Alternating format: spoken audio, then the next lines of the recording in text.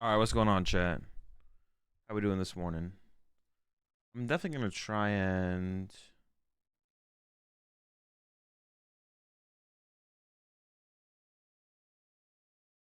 next time I'm gonna start the stream a little bit earlier for these regionals for sure. Who we missed most of the day too. There's still top four and top four and finals to watch, so we're gonna be watching that. Appreciate the 7 months there, Pritz. Appreciate the 20 months there.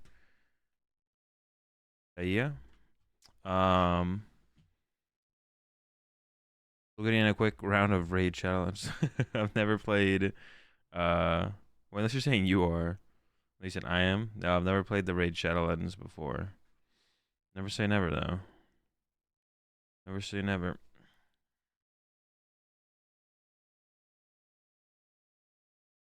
I missed the last of last night's stream. Ting Lu and oh, I was just playing Ting Lu because I was only playing Ting Lu, because someone challenged me to a game with channel points. That's it. That's the only reason I was playing Ting Lu. Ting Lu's not good, but you know what does appear to be pretty good is Charizard. There's 5 Charizards in top cut right now, that's just a lot of Charizard, to be honest. Yeah.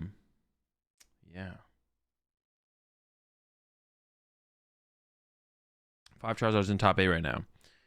Did I peep the rumored list? For what? For who?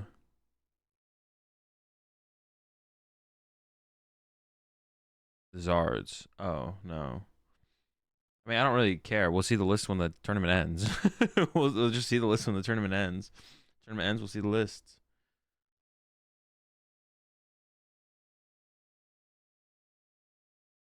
Yeah.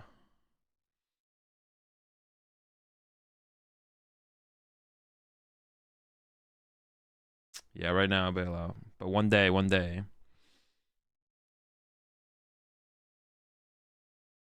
It's unique. Yeah. I heard it was someone mentioned it yesterday that it's a someone mentioned yesterday that it was 4 Sealstone build with Entei. 4 Arven is interesting. That is a lot of Arven, but I guess you're trying to abuse it like cause it allows you to like find like the choice belt and the vitality band if you I assume they play those. Then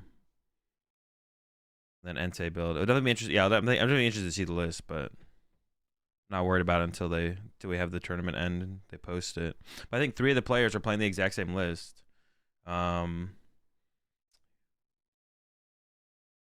I think 3 of them are playing the exact same list. So it's Zard, Pidgeot, no Arceus. Instead, they have Entei in there with the 4 Sealstones. About to be a game changer. Yeah, that's really cool to see though, for sure as well. You know, just see like some evolution, innovation of the current meta. So it's really cool to see that's happening. I'm kind of doom and gloom sometimes a little bit too much, and I want to like commit more time to like trying to work out stuff like that myself as well. Just like pick up a deck, try it with a build. That's why you guys in chat can be so annoying, because I'll be like, yo, I'm gonna try out this this deck with this, and you're like, no, you have to play these cards. That build sucks. Like, I gotta ignore chat a lot as well. Because like one of the first builds of Charizard I tried to build was like a Mew build with like no Arceus. I don't even think I had Pidgeot in there. And chat was like, no, you need Arceus, you need Pidgeot. You gotta play this, you gotta play that. I just gotta like gotta zone out chat and be like, but let's just try and make the best Mew Charizard build we can, you know? I gotta be like, take a deep breath. We're just gonna try something different.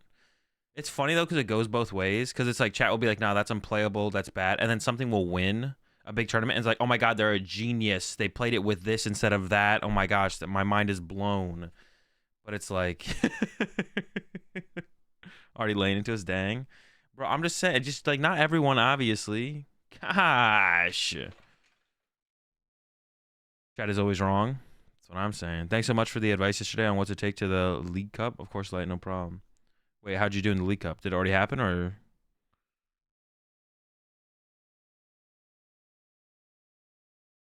Playing 280 HP Pokemon is why you lose to more matchups. If you don't play them, you don't have better I mean, they're replacing the Arceus that has 280 HP for a Entei that has 230 HP, but it's still worth 2 prize cards. So I don't know if that's why. I don't know if that's why. I did Ming. It actually, yeah. I saw someone else talk about that deck. I'm definitely down to work on that Baxcalibur archetype this week, to be honest.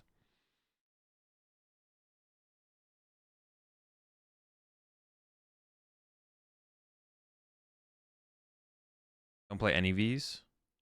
I mean, maybe. I don't know. It could be okay. I'm not invested in trying to come up with the next best way to play Zard, to be honest. Personally, like at right now, I'm gonna take a look at. I'm curious to see what the build that Azevedo and Petrucci played, but not a meme. I knew it. I mean, it doesn't mean it's not a meme. Yeah, I saw someone else talking about it on Twitter. It's definitely a deck that I've been curious about the potential to try. I don't think we're gonna do it. I don't have any really plans to what we're gonna play with today, to be honest. I think Zard did well because all the top players played it. That's it. I mean, that's always going to be an impact on why decks do well. But to say that's the only reason is kind of... To say that's the only reason is kind of ignorant. And also that would mean there would be no point in preparing for a Pokemon tournament at all. And it would just be like your skill at the game would be the only factor. So there's no reason to actually play one deck over another. Like, that'll always be a factor. But just saying... Chalking it up as to just that is... bad way to view it, because then preparation and deck choice just doesn't matter, which is just not true. So so it is part of it. What does well, what the best players play has a higher chance of doing well. But you took it too literally. You know what I meant? What do you mean? I just took it for what you said. You said I think Zard did well because all the top players played it. That's it. Well, you even like qualified your statement with "that's it." What do you mean? How am I supposed to take that, Dream? You literally said I think Zard did well because all the top players played it. That's it. Like, you could have worded your like how else am I supposed to take that? Like, you literally qualified it with "that's it." Like, what? The "that's it" cooked me, my bad. Yeah. Well, even if you didn't have the "that's it," the way you should have stated it would be like, Zard seems solid, probably not broken, and of course, like, you know, the better players playing it is going to have an impact on its result. But that's what you meant. What I just said is what you meant to said, but what you said is what you said. Listen, I'm gonna take you guys at your words in chat. So you guys just got to learn how to like better ask questions or better state your statements. Because I'm just gonna take you as what you said. That's what I meant. No, I know that's what you meant now. Yeah, I'm gonna taking you guys at what you say. So gotta get better at stating statements and asking questions. Yeah, I think you said the same thing, but you predicted more Guardy. Me? At this tournament specifically? Did I? Did I even do any kind of predict? I don't think I... You guys asked me questions about the tournament the other day, but I don't know what I said. You understood him, just wanted to be an English teacher? No, I didn't understand him. I literally took him at his word, but when he immediately when he said, you took it too literally, you know what I meant? And immediately then I knew what Dream meant when Dream... Yup, on Uncommon Energy. Oh, what did I say on Uncommon Energy? Oh, like who would do well? You think you should approach best of one tournaments different than best out of three? Not really. I think there is like a little bit of nuance to best out of three, but best of one. But to be honest, in all my years as Pokemon, up to this point in all my years of Pokemon, I have not come up with what is in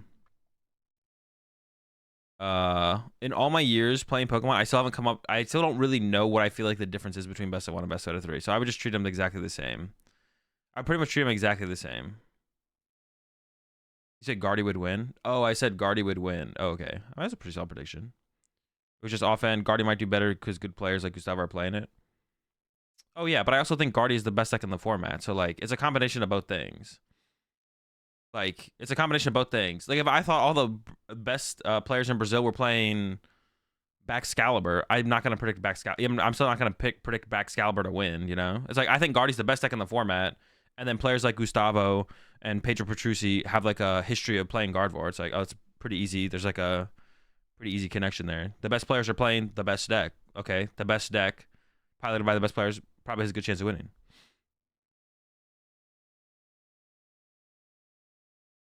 You're getting Ming. You're getting close. You're gonna have to get your time out here eventually.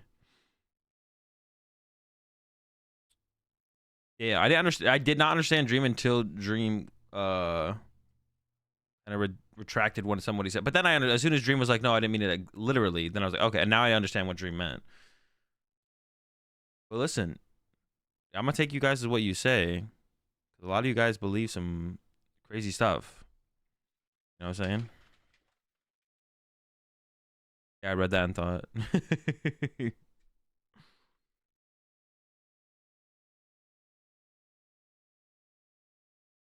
all the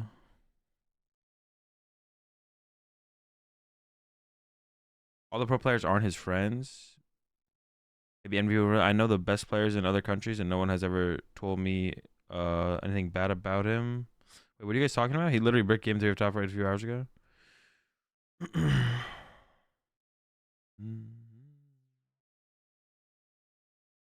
Why is EU why is the EU TO 22 tournaments? 22, I mean, that's just the name of their that's just the name of the tournament organizing group or tournament organizers thing. D-Wick is saying Petrucci is a cheater with no arguments. Yeah, you can't. Yeah, I mean, there's so many people who just wanna. Yeah, just saying someone's a cheater is so cringe. Like, if you have a reason why you think, if you have a reason why you think someone's a cheater, or you have something you want to come forward about, you can come forward about it. But just like being like, yeah, they're a cheater, or the people who think like all top players are cheaters, is a cringe. Like, yeah, if you want to like, I mean, I'm not saying specifically in my chat right now, but if you want to make a tweet about a player and be like, this is what happened. And also, if you like wait, like it also have to be something where it's like it just had to have happened. Like if you're like if you're gonna come 10 years ago when I was in juniors, I played against. It's like, bruh, like, come on, like, I mean, I'm not saying that they maybe didn't cheat in the moment, but it's like nothing's gonna. Who cares? It was 10 years ago, bro. Like, if something happened recently at an event, I'm sure everyone in the community would like to hear if you thought someone was a cheater. Like, but then bring it forward and say something. But also, people are really bad about bringing forward these allegations. One reason people don't like to bring forward allegations against top players because they think that it's a bad look for them to like accuse someone who's like more known or bigger than them in the community. You just have to say it in like people are just really bad at like you have to just say it in like a not neutral way, but be like, listen, I played against this person. This is what happened. And anyone with like who's like a reasonable person will be able to read a reasonable post, and maybe they don't think you're right. Maybe they don't think that, like, if you think Pedro cheated, they'll read your post and be like, I don't think Pedro cheated here. But anyone who's a reasonable person won't like attack you for it, and anyone who's an unreasonable person who would attack you for it, who cares? Those kind of people aren't worth your time anyways to begin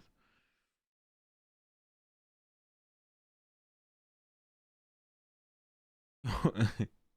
Wait, are you being serious or not, nerd? I can't actually tell if you're being serious. No, that did not happen.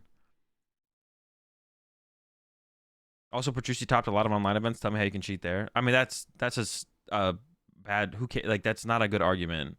Like, most like, if just because someone's a cheater doesn't mean they're not good.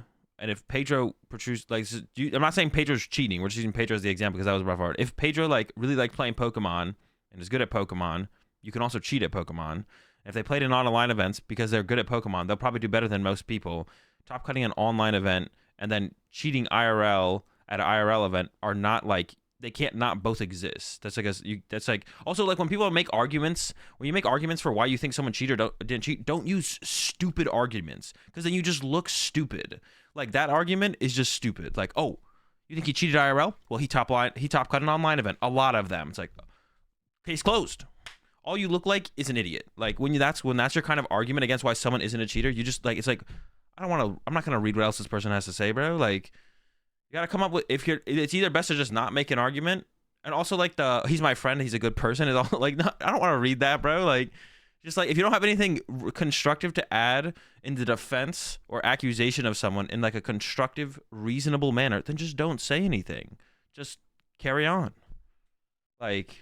And once again, I'm not saying, we're just using Pedro as an example because that's what someone said in chat. We're not actually saying Pedro's a cheater, like, but like, just go next. GG, go next. You're all right. He could be a cheater. Yeah, that's what I'm saying.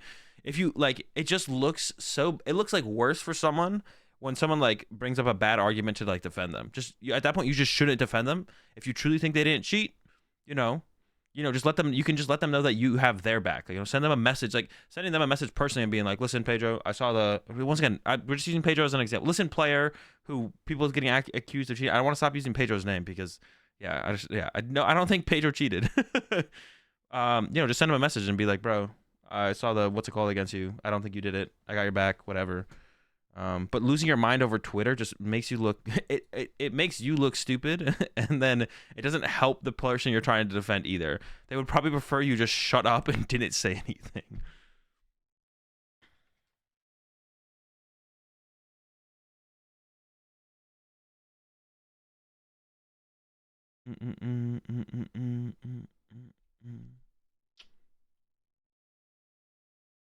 Even if you cheat, you can't be throwing games. Wait, what does that mean?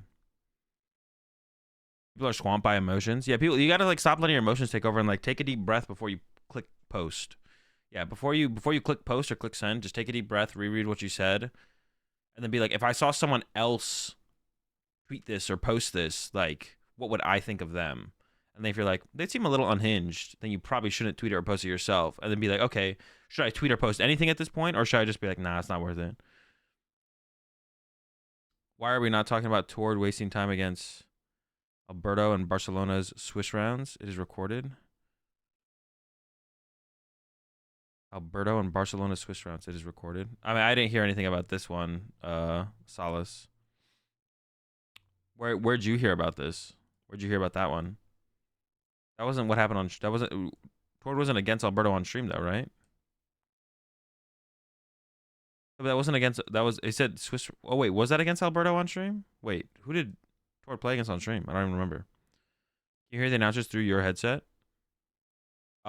Sometimes. Usually you can't make out what the announcers are saying, but if I ever feel like I can hear the announcers too loudly or hear what they're saying or theoretically could, then I tell the judge that I can kind of hear the announcers. Yeah, I already talked about that, Solace. I already went over that on my stream. We're not going to talk about that anymore. We're just going to yeah. Yeah, we already went over that. I'm kind of burnt out on talking about it. If you want to hear my full take on it and analysis of it, it's on my VOD channel on YouTube or probably in the VOD here on Twitch. So you can find it there. We can only go so far with this. In round 10, Tord played against Alberto on stream. It wasn't round 10. It was like round 7, wasn't it? No, maybe it was round 10. You might be right. I think it was round 10. It was like round 1 of day 2, right? At first, I thought it was day 1. I don't know why. Is it because the announcers are too close, or is that mic? You can just hear them through the headset. I'm not. I can't hear the announcers like the. I can just hear them through my headset. Whatever is being projected out to the crowd from the announcers, you can hear through the headset sometimes. So you should then I tell the judge you need to turn up the white noise or whatever.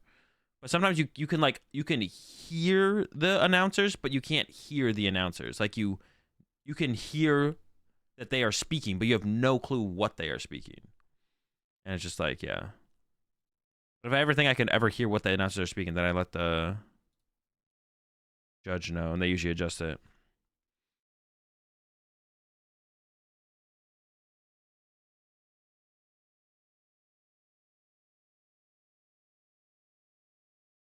You know how important time is in MTG? So important that the World Championship stream doesn't even show time left in a round.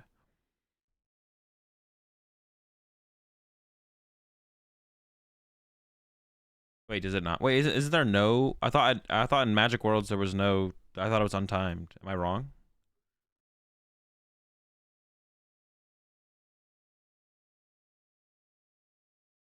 Someone in chat the other day said that like Magic top 8s at major tournaments was untimed. Is that also true? 90 minutes, best of 5. Are we not watching the regional anymore? No, we are. We're waiting for top 4 to start.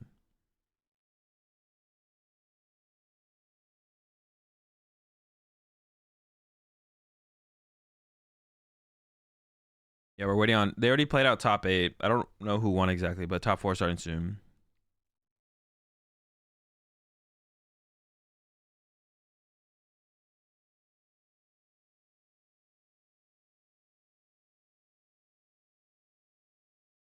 Yo, appreciate the 19 months there, Shiny. All right, we'll get to see some of the cool Zard deck in this one because that's the there. You want to hear?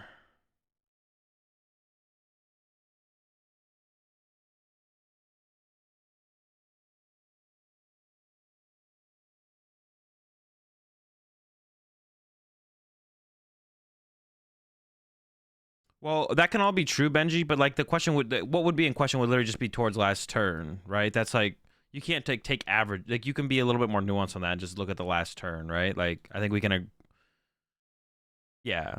You can think Tord did nothing wrong, but like taking the averages amount of times. Now, could just someone eating up more time has nothing to do with the last turn, right? It would just be on the last turn, right? And I'm not advocating for Tord to get, like, in this, what I'm saying to you right now is like, I'm not advocating for Tord to get a penalty or not get a penalty. What?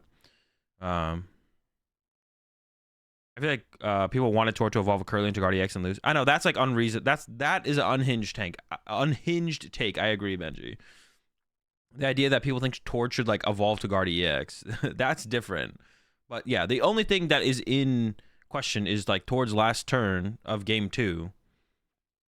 And the question is just based on the current rules in the Pokemon TCG, should there have been a warning given out for that situation? That's like that should be the only question people ask. For sure. And I think it's close. I personally think it's close. But like, yeah, it's being like, this is how much time each player took, and these are the averages. Nothing. The question is literally just towards last turn. Like, you could go back to any other player's other turn and be like, there also should have been a penalty here. That's fine. But the thing that's in question is just like towards last turn. It's like jumping to anything else isn't like, you could jump to other things, but like it's irrelevant. Like, you can still just talk about that turn. You know what I'm saying?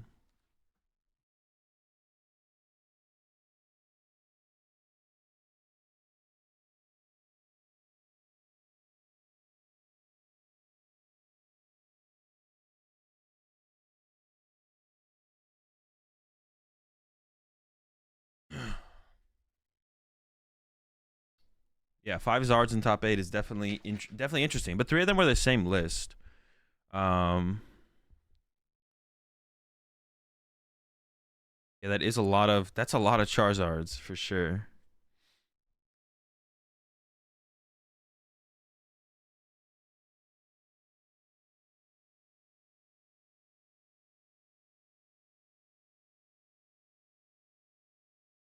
A lot of Charizard, man. A lot of Charizard. But you love to see it, to be honest. You love to see it. That's like the kind of cool. That's like the cool kind of shifts in the meta you want to see. It's like one tournament, one Charizard squeaked into top 8. Cool new lost one, but then like next tournament, 5 Charizard in top 8. Like that's the cool stuff. That's what you want to be seeing. Like cool new ways to play decks doing well, and then even like big meta shifts. When is the next NA regionals? Not this coming up weekend, but the weekend after. So 2 weeks from now, basically. Prize money or just points? Points and prize money. Points and prize money. Pokemon tournaments would not be worth going to if there was no prize. Like they would be, but like they like yeah. You gotta have like some prize money. I mean, a promo card being worth like $10,000 as opposed to getting actually $10,000 also. I don't know how I'd feel about that. Like, what if Pokemon switched to a purely effective promo based payout system for prize? Like, it would just be such a step back, right? Like, it would still be such a huge step backward.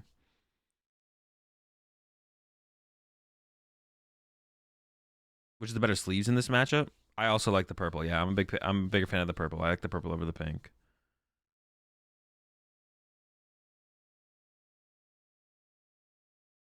All right, so it is. I know on the right side here they're playing Charizard. I don't know what they're actually playing on the left side here. But so far so good for William. Going first, open the Pidge, and then they're both purple. Well, one's like more towards like pink, and one's more towards purple. For sure. Charizard 2. Okay, so it's Charizard versus Charizard. Oh, it's a Mew Star. I thought that was a Manaphy in the active there. Dude, I hate these. I hate the... I don't hate them, but it's hard to tell what they are. I literally thought that when they were... Leonardo was going through their hand, I thought that Mew was a Manaphy, and they were deciding between Manaphy or Lumineon to start with here. So I was like, How are they showing it? The record is 10. It's 10-1-4. Just add a 1 in front of the 0. It's just like cut off by the camera, it looks like there. There's a retreat. Here comes the Mew. I assume looking for Battle VIP pass here. There's at least an Ultra Ball. That's not as good. I'm actually curious to see if it even gets played this turn. It might be saved. I think William is debating whether or not to even play it versus just save it. If you top deck like a rare candy here or Mew into a rare candy on the next turn, then that could combo with the Ultra Ball to become like a candy Pidgeot or a candy Charizard. But a little bit of prize fixing here. Dude, why did they... Is it two different? Is it one? Okay, it's one judge. I thought it was two different judges, like spreading out the prize cards together. I was like, bro, you got two judges to fix the prize cards here. I do appreciate them spreading them out a little bit more to make it a little bit easier for the stream to tell how many prize cards are remaining. So I do appreciate that, but it looked funny. It looked like there was two judges doing it. Double battle VIP pass here for Leonardo. Is it Leonardo? Leonardo, yeah. For some reason I was trying to say Leandro, but no, it's Leonardo. Double battle VIP pass, Pidge on the bench, Mew in the active. Really good start here for Leonardo, but is going second. And sometimes that's just the difference makers, going first versus going second, especially in these mirror matches. It's a little... I'm curious to see how this plays out, though, to be honest, because I'm not like too familiar with a Charizard mirror match. Like, if you take I also like does either player play does the Vitality Band matter in the math, actually? 300, 330? Not really, right? But yeah, taking the first prize cards puts you on odd prize cards to begin with, which means if you're on odd prize cards, then you have the potential when your opponent goes down to one prize card remaining, your Charizard can 1-hit KO their Charizard, but their Charizard won't 1-hit KO your Charizard. So I feel like a big part of this matchup has to be boss KOing the Pidgeot. Yeah, boss KO Pidgeot as soon as possible, and then start hitting them up with Ionos afterwards. I feel like that's probably going to be a pretty big deal in the mirror, I would imagine, but I'm actually not sure. Also, you maybe don't want to put down too many one prizes so your opponent can actually boss KO your one prizes as well. Might be something. Oh, are they playing an exact mirror match here as well? Is it an exact mirror match? I did see I know like William is playing like the Entei build with 4 Seal Stone. And I guess Luminion as well. Or maybe Luminion. But I thought I saw the Lost City in Yeah, Leonardo's got the 4 Seal Stone and the Lost City. So I think it is a 60 like or 59 card mirror or something like that. Vitality Band managed for one-shot Pidgeot. Yeah.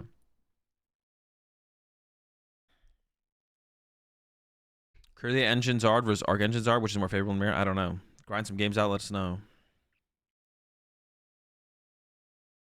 All right, shuffled up. Triple Mander on the field. There's a choice belt. There's definitely a choice belt on the list then. Has a rare candy and a vacuum. Here comes the Mew. Oh, didn't actually fill up the bench there, leaving a bench space open. Interesting. There is the Radiant Zard as well. The rare candy grabbed, but no target for it in the hand. And William does have an Iono in hand that's probably going to get played, so it probably won't matter that the candy's in the hand here. I think that was the pass over. Over to William. Like I said, less established board state, but is a turn ahead. So that might just be a difference maker. So I don't know. Like, do we take the knockout here? 60 card mirror. They are teammates. Okay, I saw Vinny tweet out that there was 3 of them are like 59 cards. So I wasn't sure if it was the same 60 here or not. There's Ultra Ball. I think William is probably debating, do I use Mew right now to try and get a rare candy or not? Or do I just play the Iono and go from there? There's another Pokemon in the hand, though, I think. Is it a Charizard? Maybe there is a Charizard in hand. 1, 2, 3, 4, 5, 6. Well, I think if there was a rare candy, it would have been Snap Pick Rare Candy. So I'm assuming there's no rare candy in the hand there. Thinking about the choice belt, it looks like maybe just the discard off the Ultra Ball, to be honest. Oh, no, there's a rare candy. Well, what are we debating here? What is the debate here? You got a rare candy. You have a Charizard in hand. I think we're cooking. You have an Ultra Ball as well. It might come down to using Ultra Ball. I don't know if there's actually a Charizard in the hand. And maybe William actually wants to set up the Pidgeot first and then hopes to set up the Charizard after the Iono, which I think makes sense because I think that is the Charizard in the hand there. So instead, you might Ultra Ball candy out the Pidgeot. Is valuing the 4 Seal Stone pretty heavily here, even without having a V Pokemon in play. That's interesting. I feel like that could be a reasonable discard because you probably don't want to put a V Pokemon in play in this matchup anyways, because then it becomes an easy target for a boss KO. There's the Charizard in the hand, but yeah, I think William is probably valuing... Oh no, if you candy out Pidgeot, you just go get another rare candy, right? And then you candy out the Zard. Oh yeah, of course. You literally have it in hand to go candy because you have the Zard in hand. Yeah, the 4 Seal Stone value here is interesting. Discards an Arven and a Fire. I kind of like using Arvin here, though, right? Why would we get rid of the Arvin? Maybe get rid of the Force Sealstone and then keep the Arvin and use the Arvin. Yeah, I kind of like using Arvin here as William. Because what did Leonardo do on there? I guess Leonardo has a candy in hand from the Mew. Maybe you want to take that candy away and then KO the Mew. I'm down with that, to be honest. But I think Leonardo here has like a 5-card hand. Yep, there's the Pidgeot grab. Candy out Pidgeot. And then use Pidgeot, grab a candy, candy out Zard. There we go. Here comes the candy chain. The Mawile in the list as well here. Curious to know what matchup the Mawile is for. I guess you can use it against Lugia, and you can also use it against Lugia, and you can use it against the Guardy matchup probably. 1 to the Mew to retreat it, and then 2 to the Charizard. Yeah, looking at this, to be honest, I think the Force Sealstone from William makes a little bit more sense to give up. I don't know if you keep the Arvin or keep the energy. Keeping the energy probably makes more sense. Like the Force Sealstone is like good. I guess it depends on how many William plays as well, like how much you value this. I did hear that this is like a list that has like 4 Arvin in it. So then keeping it around to be able to find it whenever you want makes sense as well. Another Mander to the bench. There's the Radiant Zard in the hand as well. Yeah, here's a retreat. Get that first prize card. So we are just going to go for the first prize card here. Like I said, this does put William on auto prize card. So I think William's going to be looking for like a boss KO follow-up pretty soon. But yeah, the Force Sealstone, I'm not sure how I feel about the Force Sealstone not getting discarded. But like I said, if you got that many Arvin in the deck and you only play 1, keeping it in there as an out off the Arvin does kind of make sense. And then what was the other thing I was curious about? The play choice there from William. Oh yeah, Iono versus just like playing the Arvin instead as William. But you do know that Leonardo had the rare candy in hand, so you probably want to hit him with the Iono there. Taking the rare candy out of hand makes a decent amount of sense.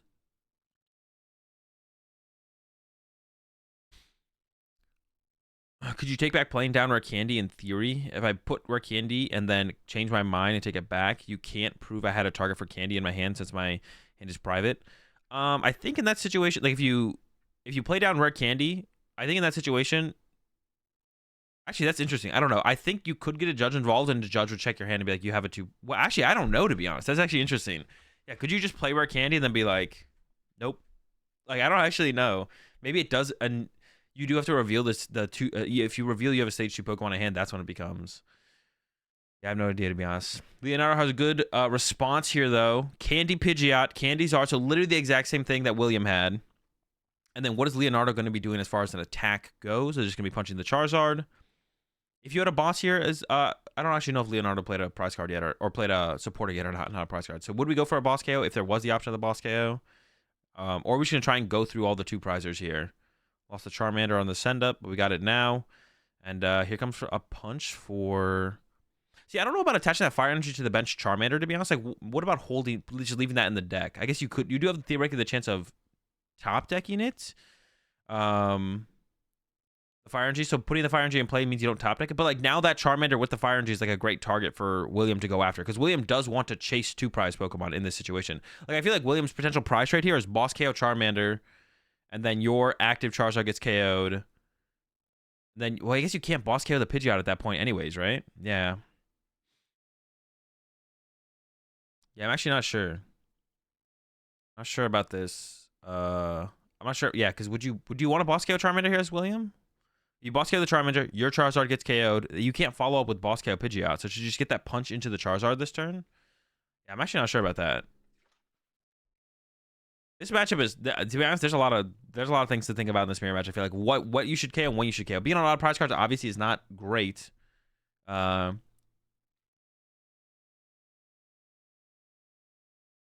don't think William knows what what he wants to do. It definitely needs to do something though. William was it was mentioned in chat as well. William did take a long time on that Ultra Ball on that second turn there. Probably too long.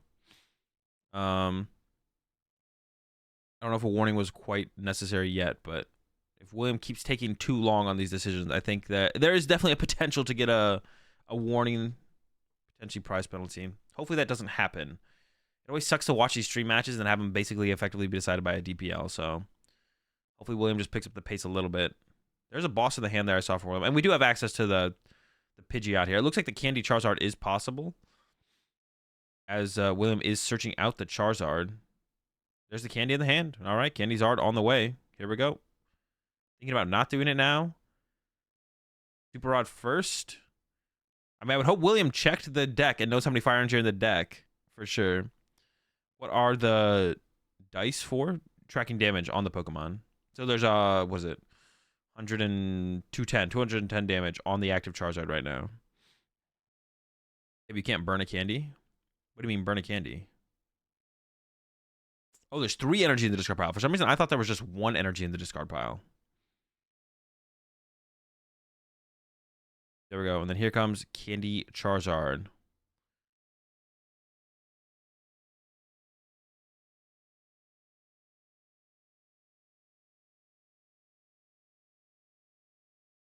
And yeah, 3 Fire Energy out of the deck. And is going to get all 3. So I assume 1 is going to the Mew here. 2 to the Charizard, 1 to the Mew. I assume all 3 of those are not going to the Mew like they are currently placed. Grabs 3. They also don't go to the hand, but William's correcting that. Oh, 1 to the active. Are we going to run this Charizard to the bench here? That would be the only reason to attach this to the active here. Is going to try and... That's interesting. I guess that does make sense, because if you get to down to the point... If you do get down to the point where your Charizard are getting 1-hit KO'd, and is going for the boss play, so is going for that boss Charmander like I mentioned. That's what I was saying. Should Leonardo actually get that Charmander out of the deck? I'm not sure.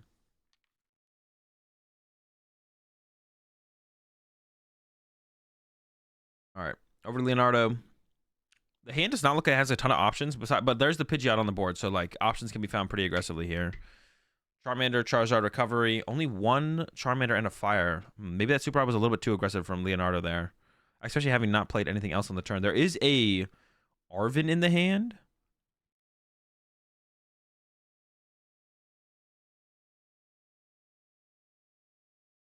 Not sure what they're counting here. Here's the Pidgeot use. Are we going to go for a draw supporter here? Or are we just going to continue to go with our setup stuff? He is going for the Iono, it looks like. So wants more than what the Arven would get him. Yeah, the Arven's really not doing too much for you, to be honest, when you're not trying to put a V Pokemon in play to use the Forest Seal Stone. So it does make sense. There's the Shuffle. And then, yeah, the Iono will get played right after this. I don't even think any of these... You could play the Vacuum. Oh, there's nothing to vacuum away, actually, to be honest. So I guess we're not playing... Where's the Iono? Is it under the Super Rod? I assume it has to be there. I have no idea where the Iono went. I hope it's there. 6 year for Leonardo. Found some rare candies. I don't know if there was any Charizards in the hand. Has a fire as well. I don't even know if I want to attach this. Oh, attach it to the Pidgeot. I was going to say, I don't know if I want to attach it to the Charmander. Is this Charmander under threat to be bossed, though? I guess is a question, right?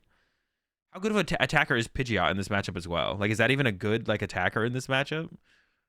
Here we go. Here comes the 210 again. And this is what William wants. William wants all of the Charizards to be 2-hit KO'd by Leonardo. So I like that. The force of the 2-hit KO there does make sense here from William. You could even go to the point where you could like attack with Pidgeot, to be honest. That would have been an interesting choice there from William, actually. What if William had attacked with Pidgeot EX instead? Would that have been better? I feel like that would have been better, right? Attack with Pidgeot EX, KO the Charmander, then this turn retreat to the Charizard EX. Yeah, so attack with Pidgeot, boss something, force the hit onto the Pidgeot. Because Pidgeot's going to get in 1-hit KO range before the Charizard does. Yeah, I think that was the better play there, actually, from William. Because then this turn, William could retreat it to this Charizard, sent it up, and then attacked with the Charizard. So I think I would like to have seen that, actually, instead. Attack with Pidgeot EX to KO the Charmander.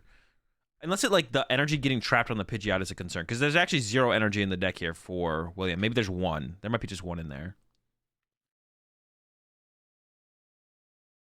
Yeah, because the Pidgeot's going to get in range sooner. Kill Zard, it's good. Oh, the Pidgeot. Yeah, I guess that's true. The Pidgeot at this point is KOing. It's only KOing the active Zard, though. Just losing your Pidgeot just sounds really, really bad. But I guess it's not going to get KO'd in this situation. Yeah, basically, it seems like this matchup, you're just trying to run between your 2 prizers as much as possible and force your opponent to hit them. Hit the 2 prizer, run the 2 prizer away, send up a new 2 prizer, force your opponent to hit it. Because eventually, as the prize cards actually get drawn, we are going to get into situations where 1-hit KOs happen, but you want your opponent to have wasted attacks on hitting everything before KOing it. Kills the bench one too, right? Oh no, you are right. Yeah, for some reason I thought it was doing less damage. But no, you are right. It does KO the bench one as well. So I don't see that Iono. I assume it's under the Super Rod. I hope it's under the Super Rod, because if it's not, then it somehow got put back in the deck. Like, I don't think there's anything malicious going on. I think it would have just been a mistake.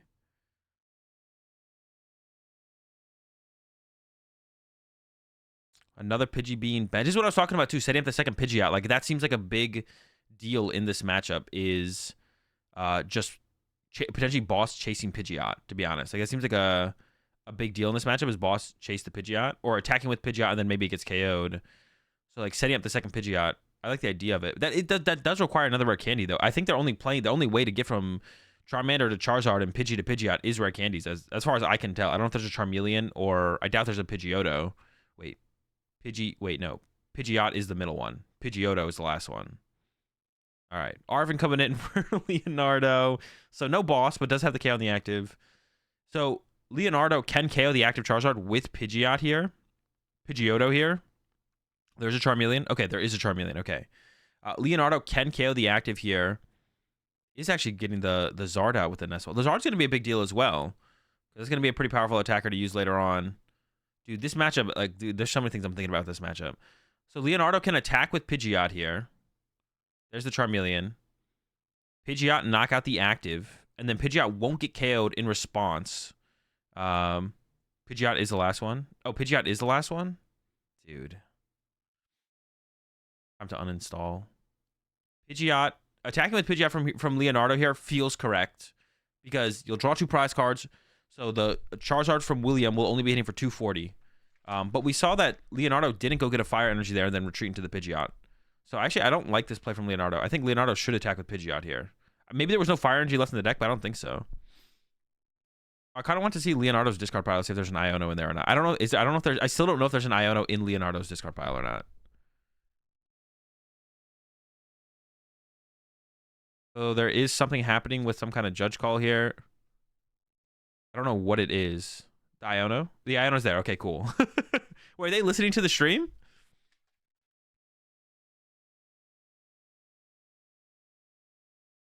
Yeah, the Iono's there, so that's all that really matters.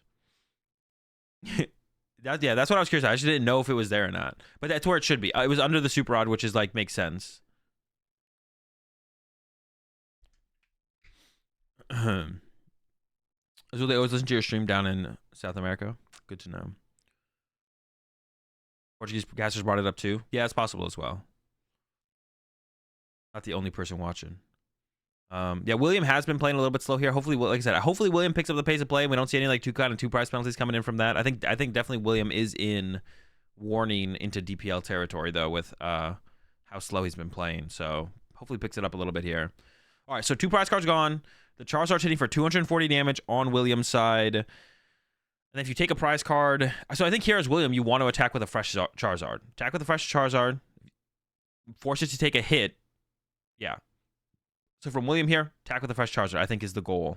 And then you're set up to really win the prize trade from there, I feel like, as William. If you attack with a fresh Charizard here, you should be in a pretty good spot.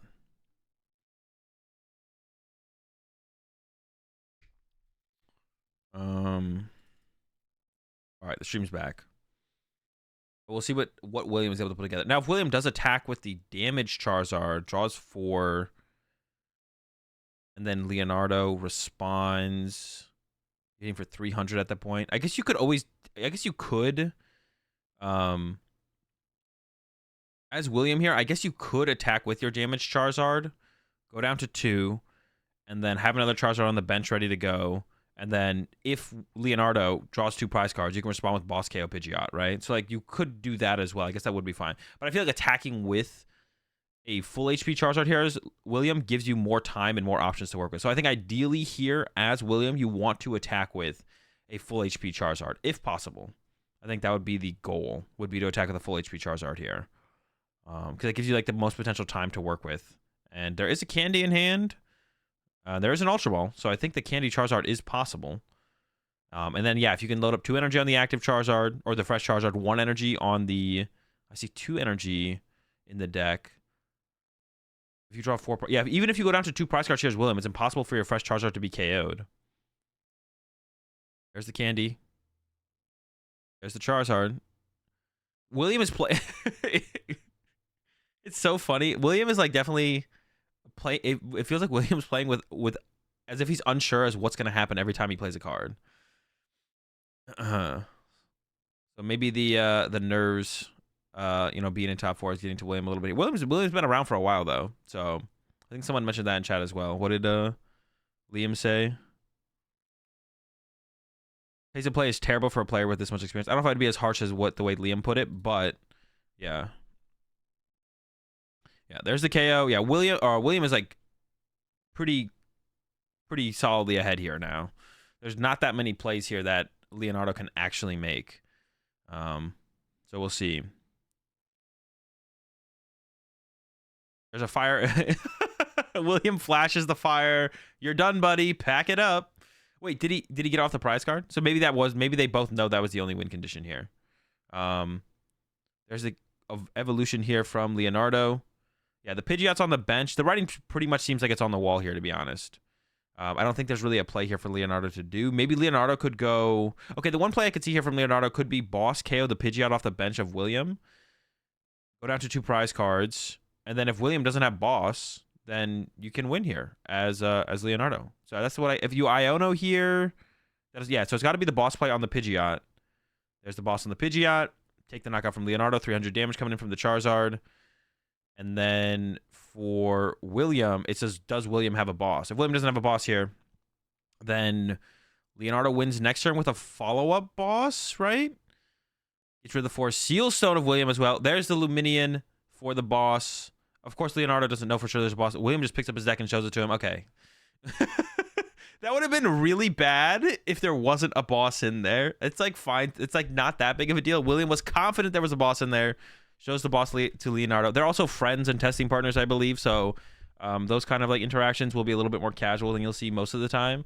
But it would have been really funny if William like picked up his deck to show Leonardo the boss and it's just not there.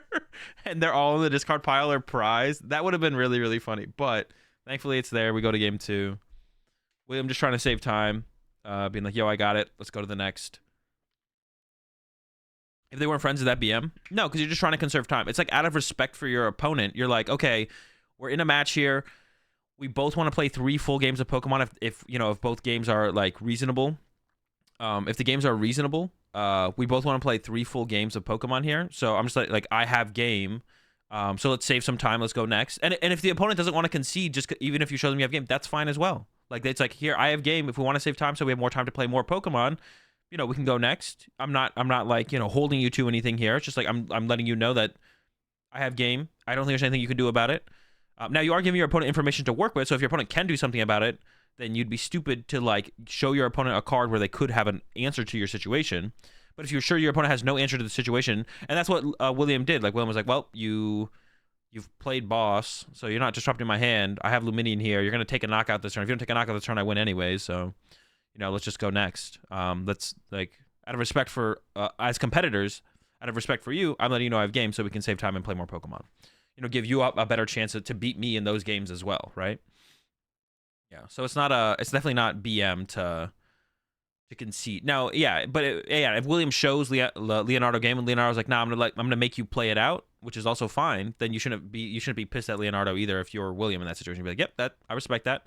You want me to, there's a potential that I could mess up my sequencing or make a mistake. So yeah, I respect that. Dude, who says that? What about this? Blabber D's. Like, what do you expect from that? It's scummy, but what if someone showed their deck like William did and their opponent called a judge? I don't think you should show what William did. You should not do unless you know the person and you understand and you know that they're not gonna like call a judge on you. You should not do what William did where they showed the deck. You should not do that unless you actually know the person and you're like decent friends with them. You like saying you have game and showing the Luminion like William did is fine, but at that point, like if Leonardo didn't know William, Leonardo shouldn't concede and be like, oh, you showed me, you shouldn't show me the deck there, So yeah, you shouldn't concede. You definitely should not concede. If your opponent is like, I have Luminion for boss, and they're like, well, I don't know if you have boss in your deck. You should definitely be like, yo, don't show me your deck. Just let me play on my turn. You can use Lumini on your turn, right? It's a little bit different if like William just has boss in hand and it's like, well, Leonardo, you play boss, I have boss. It's like, oh, okay, you have boss for game next turn, I'll concede, right? But the Luminian process of I have Luminian, I have boss on my deck, let me show you my deck is like, you shouldn't do that, and you shouldn't expect your opponent to do that. You just should not do that unless you know the person really, really well. There's a little bit of a difference. Yeah, the attach pass starting off here from Leonardo is tough. Yeah, what did the gravity person say? You blabber so much. Like, why would you be here then? Just, if you don't want to hear anything, just go to the official stream, and if you don't want to hear them talk, mute it. Like what? Like if you're not here to watch me commentate over this game, then why would you be here? I assume if you're here in my stream, you're here to watch me specifically talk about Pokemon and talk about this game. But that means, but if you could just go to the normal stream and just mute it, then go do that. But like, yeah, or just mute my stream if you can't find the other stream, because you definitely seem to be struggling at stuff in general. If you can't find the normal stream, then you can tune into my stream and just mute me. I'm down for the extra viewer. Bump my numbers up. Bro went to the Yapper Academy. Bro, I stay yapping. If you don't like it, you can leave. I don't give a fuck. There's a lot of Zars in top 8. So really rough start here from Leonardo, like we said. Just attach past the Entei. Does have the potential for a turn 2 attack at the very least. Double Charmander from William. I don't know how good the rest of William's hand is. Didn't get a Pidgey, which was interesting. But of course, I guess you're scared of like Boss KO Lone Mander, so you don't want to play into that. There's the attach to the Entei. Did Leonardo use the Fleet-Footed? I assume must have used Fleet-Footed there. Wait, is it called? It's not Fleet-Footed though. I forget what it's called. Can't see the cards because of the glare. It's Charmander on the bench here for William, and Radiant Zard is the one that you can't see. Manaphy in the active, and then Entei in the active here for Leonardo. Entei V. Now there's a Charmander on the bench for Leonardo. So does play the research, finds a Charmander, has a Nest Ball in hand, so could get another Charmander or the Pidgey. I can't tell what that other card is by the vacuum though. There's a vacuum in hand as well, but I can't tell what the other one is. That's a good choice there, Colin. Goes with the Pidgey. I mean, the chance that William has Candy, Charizard, Boss KO your lone Charmander is pretty unlikely. And even if William had that, ooh, I guess the choice belt does kind of hit here, doesn't it?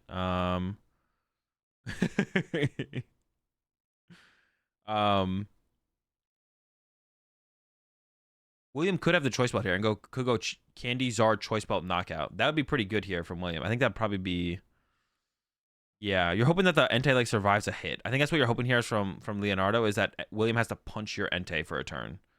Now there is escape rope in the list here for both players, I believe. So there could at least be an escape rope KO 1 prizer from William on the next turn. Or that might be a little bit easier to pull off, but doesn't Entei have 230? Yeah, it has 230. So it would need the choice belt. The choice belt would have to get involved. The choice belt would have to get involved. It'd have to be, because Leonardo's drawing a prize card here. So draws a prize card. I guess Leonardo could not take a knockout. But I think you just assume William doesn't have the choice belt here. You can't play as if William has choice belt here without Pidgeot in play. No, does go with the pass though. Well, I guess like Arvin would get there, right? Arvin for choice belt plus Candy, as long as the Zardo and Ultra Ball's in hand. Yeah, so Leonardo's gonna makes that call. Is like, no, I don't want to give you the choice belt KO. But is that correct? Doesn't that just put Leonardo behind and like gives Leonardo less options moving forward? There is the escape rope in hand here as well for William. So William has like the exact counter to this, which is the escape rope play. Oh, wait, but there might not be a... Actually, it's not that great here for William. There's the escape rope, but there actually isn't Candy Zard in hand. This Ultra Ball actually has to get an Entei for William, and then he has to use the 4 Seal Stone to get like a research here, I think. Yeah, so that's not good here. I feel like not attacking is trolling. I feel like it is... I don't like it either. I'm not a huge fan of it either. It might make sense. We'll see how it works out in the long run. But I feel like as Leonardo, if you're always assuming your opponent has everything, then they just beat you anyways, right? He got choice belt from Arvin turn 1, no. Oh, did he really? Okay, that would definitely actually sway my opinion, actually. No, it's 4 Seal Stone. No, it's Stone. Oh, okay. Not attacking was pretty good. I don't hate it. Like, there's reasoning behind not attacking. The question is just, is it better than attacking? There's definitely is solid reasoning behind not attacking. Or Luminian, bro. Oh, I am trolling. Yeah, Luminian, it does make way more sense here. Because Luminian gets your supporter. Yeah. But now William's just going to get the first prize off an escape rope, it looks like here. We'll see. So there's the Luminian grab. Wait, how does this work? Luminian, and then we use Luminian. It's probably just going to be Luminian for research attach 4 Seal Stone, play escape rope, push up Charmander. is what we'll probably see here from William. I don't know. Yeah, I don't know. It's tough. That's a tough call. Yeah, there's the escape. The escape rope makes this so unfortunate for Leonardo. But I don't know. Like the escape rope's like not that hard to find when you got like 4 seal stones and yeah. The escape rope is like not that hard to find when you got like 4 seal stones and favoring giving up the Charmander to hit with Entei next turn. So now we'll see Choice Belt active, Luminian for research, attach 4 seal stone, play research. I guess we could see an Iono instead of a research. I'm trying to think if there's never a way where Arven works, right? Or maybe there is. We do see William going. Oh, wait, I guess Arven does work, doesn't it? Because you can get Arven for candy. Yeah, Arven for candy, and then 4 seal stone to get the Charizard. Okay, so I guess Arven does guarantee it. You do have way less to work with on your following turn. I don't hate the idea of research here from William. Because did have a 4 seal stone in play. But I guess on the board state in general, you're still ahead here. I don't know. You don't even have your Pidgey established. I would have hated to see the research from William, as long as it was in the deck, to be honest. All right, Candy Zard. It has a choice belt, and you could have still attached a choice belt to the active to have the. I guess it wouldn't really be an answer to the Entei anymore, to be honest, because at this point the Entei's punching your Charizard for a 2-hit. Yeah, at this point the Charizard's punching, or the Entei's punching your Charizard for a 2-hit. I'm curious how many switch cards the deck actually plays. I wonder if like Leonardo could trap the Charizard in the active, not indefinitely, but maybe for a little while. When the active, Leonardo knew that he got the Seal Stone. I mean, no, he had the Seal Stone, yeah. That's more difficult. Yeah, but more difficult doesn't mean it's worth it. Just because you make something more difficult for your opponent to do doesn't mean it's correct to always go into that line of play. Simply making something more difficult for your opponent maybe just always loses you the game. Like, does not getting that prize card just like literally just always lose Leonardo the game now? Like, does Leonardo just always lose because you don't have that prize card? If you always lose because you don't have that prize card, then it's probably better to have taken the prize card, right? Like, just because like you make it harder for your opponent to do something doesn't mean it's correct. Or just because you can guarantee one line of play over giving yourself a 50-50 chance, but you put yourself in a better spot in the 50-50 doesn't mean the guarantee is correct. Yeah. If the Mander ever evolves, you have the energy. I think attached on Razard there would have been better if the Mander ever evolves. You have the energy. Yeah, I could see that. The Mander ever evolves, you... I don't know, but it allows you to... But I guess manually attaching wouldn't really matter. I was going to say, it allows you to like manually attach.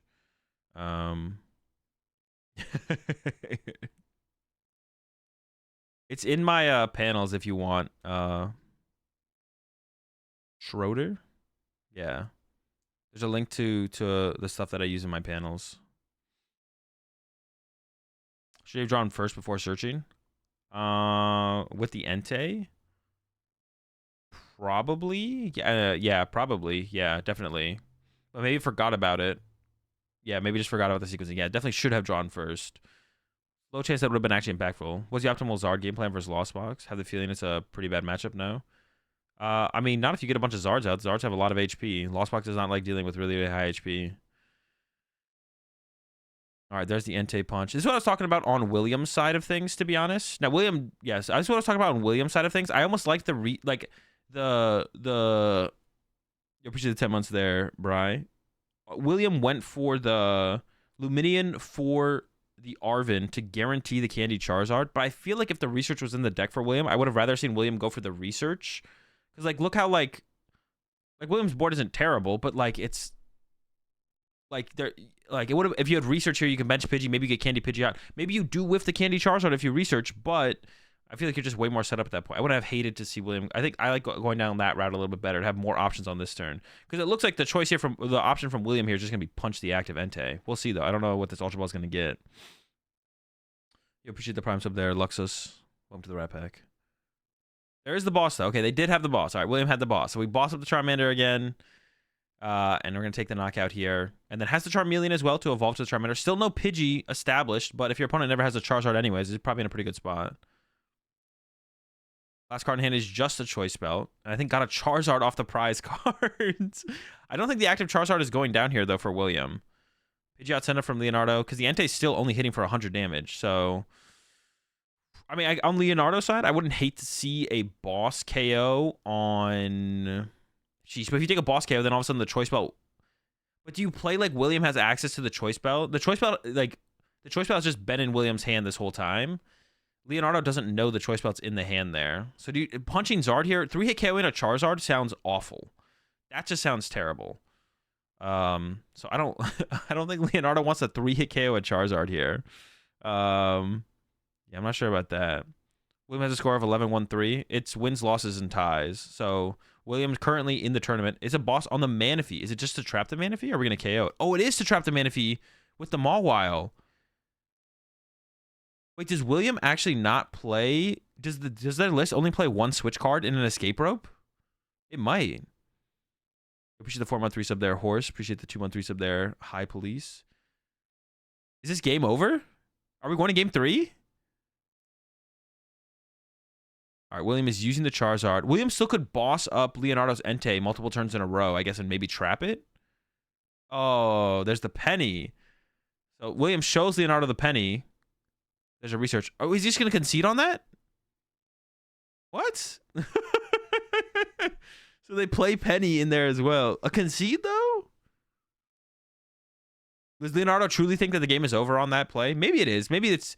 I don't know. Like you may as well play it out though. Like if I was Leonardo, I'd be like, I'm gonna make you play it out. Like, like Leonardo was very comfortably behind in that scenario for sure. Yeah,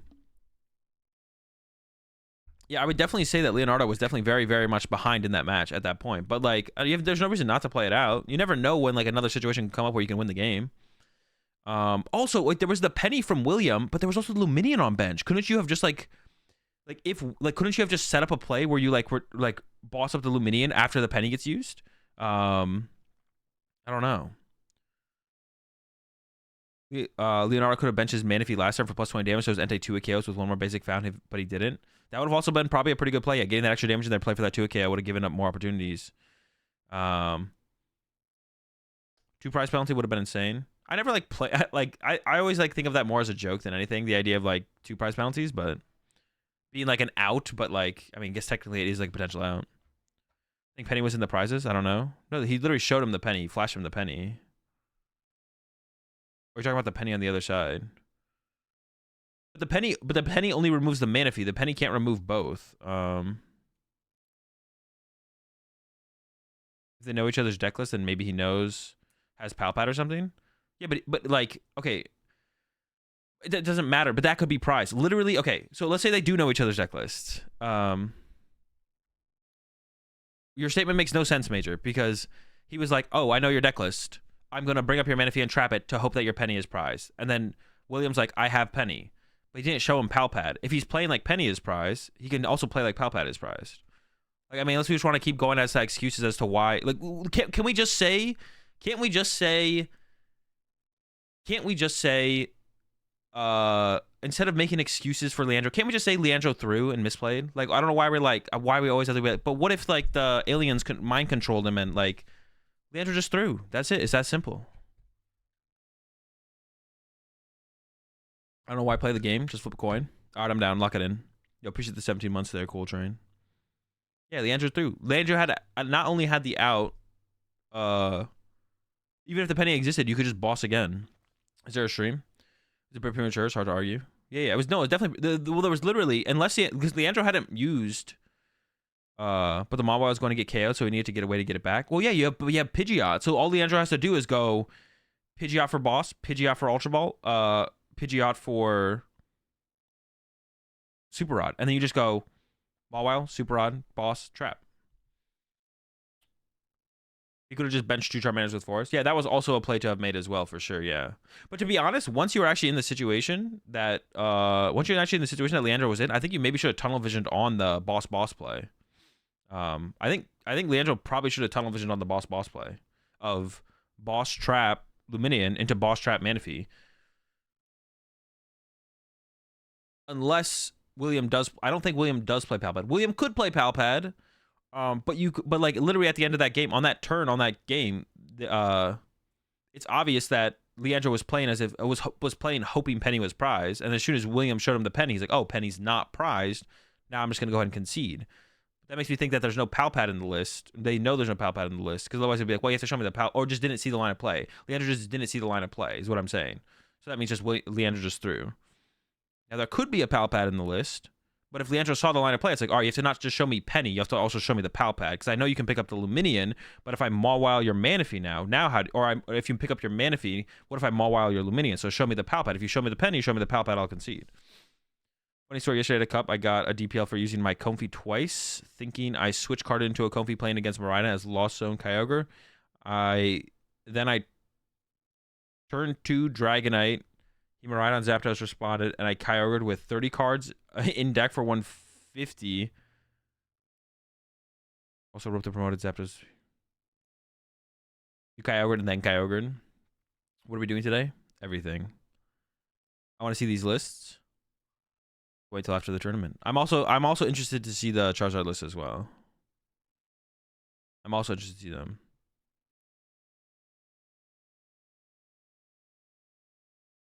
No, but we know that he plays Super Rod. I don't think he had played his Super Rod at that point. We know that he plays Super Rod. Yeah, we know that he plays Super Rod. It could have been prized. The Super Rod could have been prized.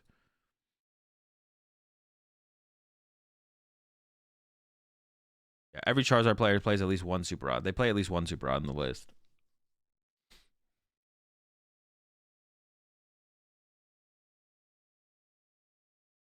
Super Rod could have been prized. That's true. Yeah, what Leonardo should have done was just bench more Pokemon and then actually set up the 2KO on the Charizard. Yeah, didn't so you Travis, I mean, maybe the other Charmanders were prized, but yeah, could have at least benched the Manaphy and then found Super Rod next turn theoretically and then loaded the bench up with Charmanders.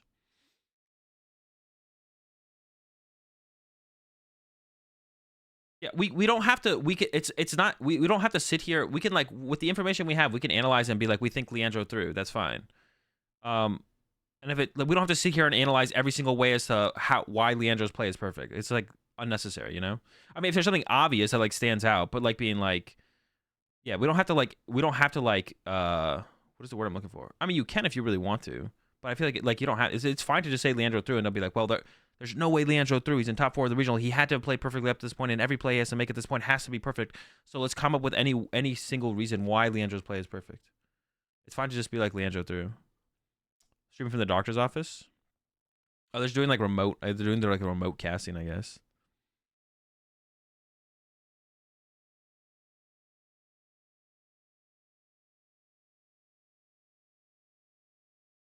Yeah, I need to go pee, so I'll be right back.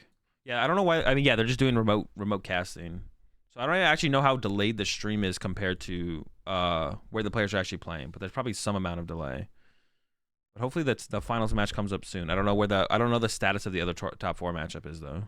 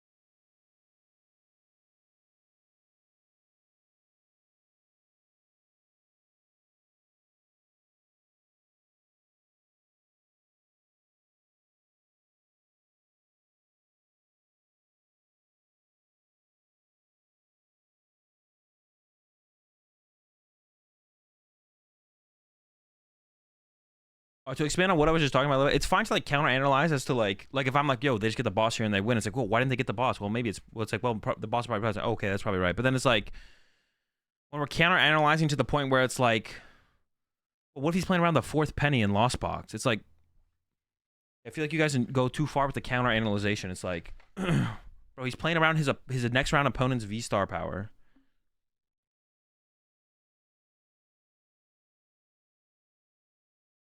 Standings. We're about to go into the finals. It's William with Pidgeysard versus either Charizard or Lost Tina. Lost Tina's probably gonna win the tournament, to be honest. I think Tina is favored against Charizard. Yeah, so Lost Tina's probably gonna win the tournament. That's my prediction.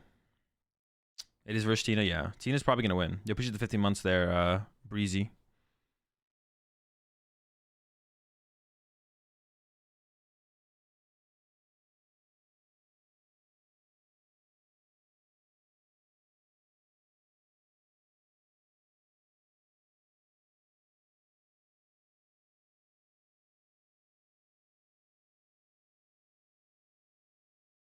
Tina is definitely favored for 2 more weeks against again. Are you talking about specifically against Charizard? What does 151 give to Charizard that makes Tina unfavored? Well, every time you say this, Jake, it always comes out. It always ends up coming out flat.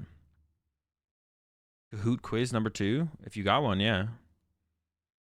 70 HP. Oh, the 70 HP char. Does that actually? Does that matter that much? Oh, maybe I'm trolling, but I feel like it doesn't matter that much. I feel like being able to just like KO one Charmander and put 60 damage somewhere else, like is spawn trapping Charmanders that big of a deal? Like the Tina deck doesn't even like Sableye till turn 4 or 5. Like maybe I'm trolling, but I feel like just like the Sableye killing a Charmander, then setting up a Tina to die to 280, or setting up a Charizard to die to 280 is like enough. Also like Path plus Roxanne.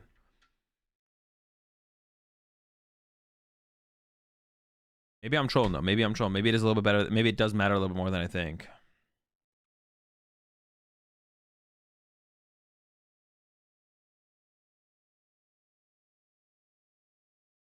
Yeah, William got the dub.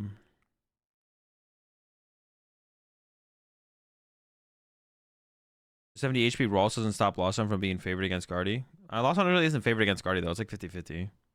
Well, I guess with this version it doesn't matter much, but with Charizard it does because you can't ever attack with only one prizers in play.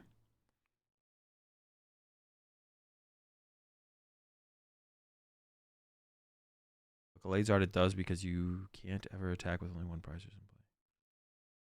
On what side? Halucha? I mean, you're not fitting Halucha into Lost Tina. You don't have the bench space for that. Like other Lost Box decks can do it, but other Lost Box decks have to already come up with a way to KO the first Charizard that got set up. So you're already worried about that first Charizard before you can even worry about. You're already like heavily concerned with getting through that first Charizard before you can worry about like spawn trapping Charmanders. Because once that first Charizard's out, that's sometimes all they need.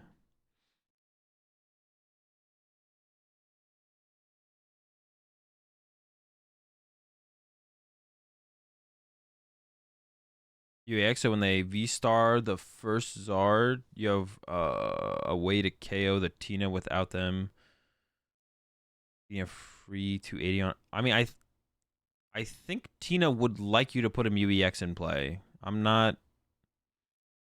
think Mew EX is a good counter to Lost Tina. I think they want you to put the Mew EX in play because that's just an easier K. It's the same thing for 2 prize cards. Like if you Mew EX at Tina, they just go, oh, okay. Instead of having to deal 330 damage, I just have to deal 180 damage. Okay, I'm down. Like it's still 2 prize cards. It's not the fact that you're carrying a Zard. It's just how do you get your prize cards. You can ignore all if there's 3 Mew EXs in play. I'm probably ignoring all the Zards to begin with and just going after those.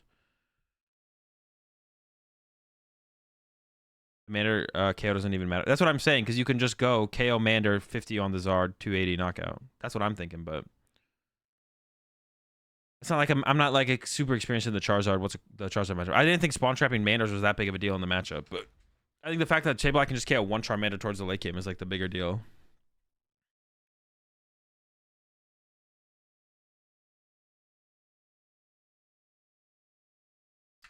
Yeah, that's all I could see as well, Galaxy. I just don't even think you play Mew in the Charizard deck to begin with. Putting a yeah, you appreciate the 213 sub there. Jaffady or Yaffady.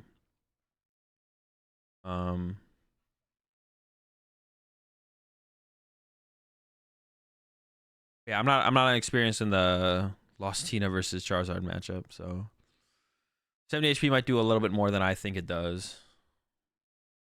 I don't know. These Charizards seem to be fine with their 60 HPs. Maybe maybe it does a little bit more than I think, but we'll see. Because like you can always just be like, because the thing is you can always just bench one Charmander, be like, all right, bench a Charmander, I have a Charizard set up, pass. And if they go save or attack, and if they go Sableye KO the Charmander, then you're like, but then they're not like threatening win because they can't KO your Charizard X. And you're just like, all right, bench Charmander. I guess at some point they can like spawn trap until they Roxanne you, which would be annoying. I guess that would be the play, but what do I think about William? I mean, I don't know what you're asking. I don't really have an opinion on William. William probably needs to play a little bit faster so he doesn't get a warning and potentially double prize penalty in this match, but that's about it.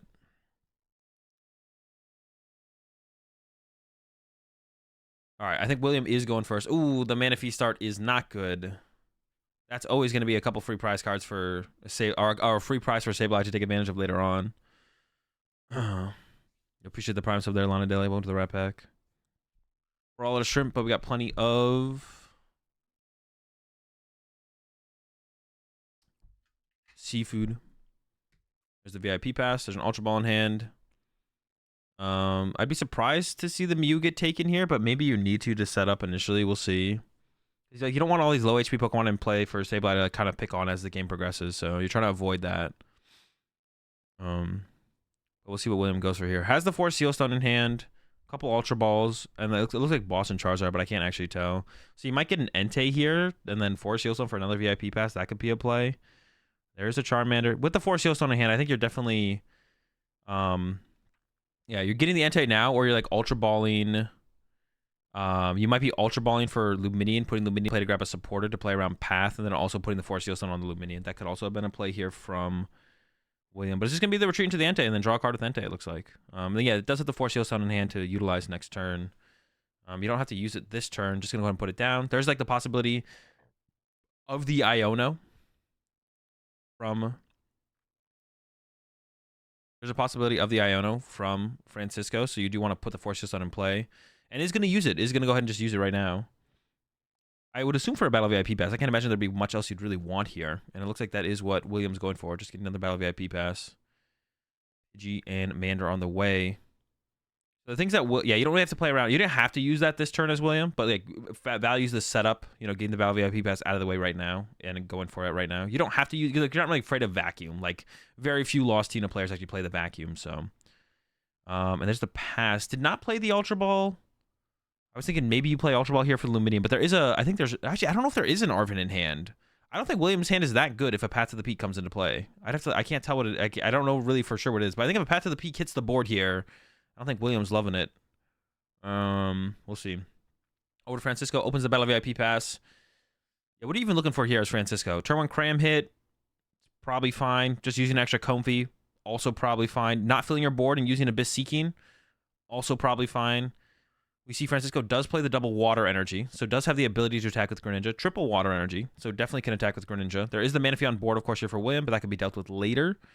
Or could be dealt with and then use Greninja later is also possible. Now, what is Francisco going to grab? Looks like Tina and Comfy are at the front of the deck here. I'm not sure what the rest of the hand is. I mean, Greninja's always going to be a good option. Looks like Greninja's probably prized, though. I don't see a Greninja in the deck here. Francisco's giving it some thought. Is that a Box of Disaster? I can't tell if that was a Box of Disaster or not.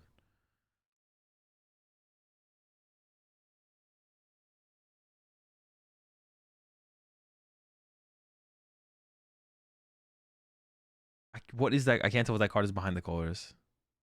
I still don't know what it is. I still don't know what it is. Double Comfy off the Battle VIP pass finally. I assume has some kind of switch cards or retreat cards to get into them. It looked kind of like a Box of Disaster, but it might just been like a shiny escape rope, to be honest, like a purple escape rope.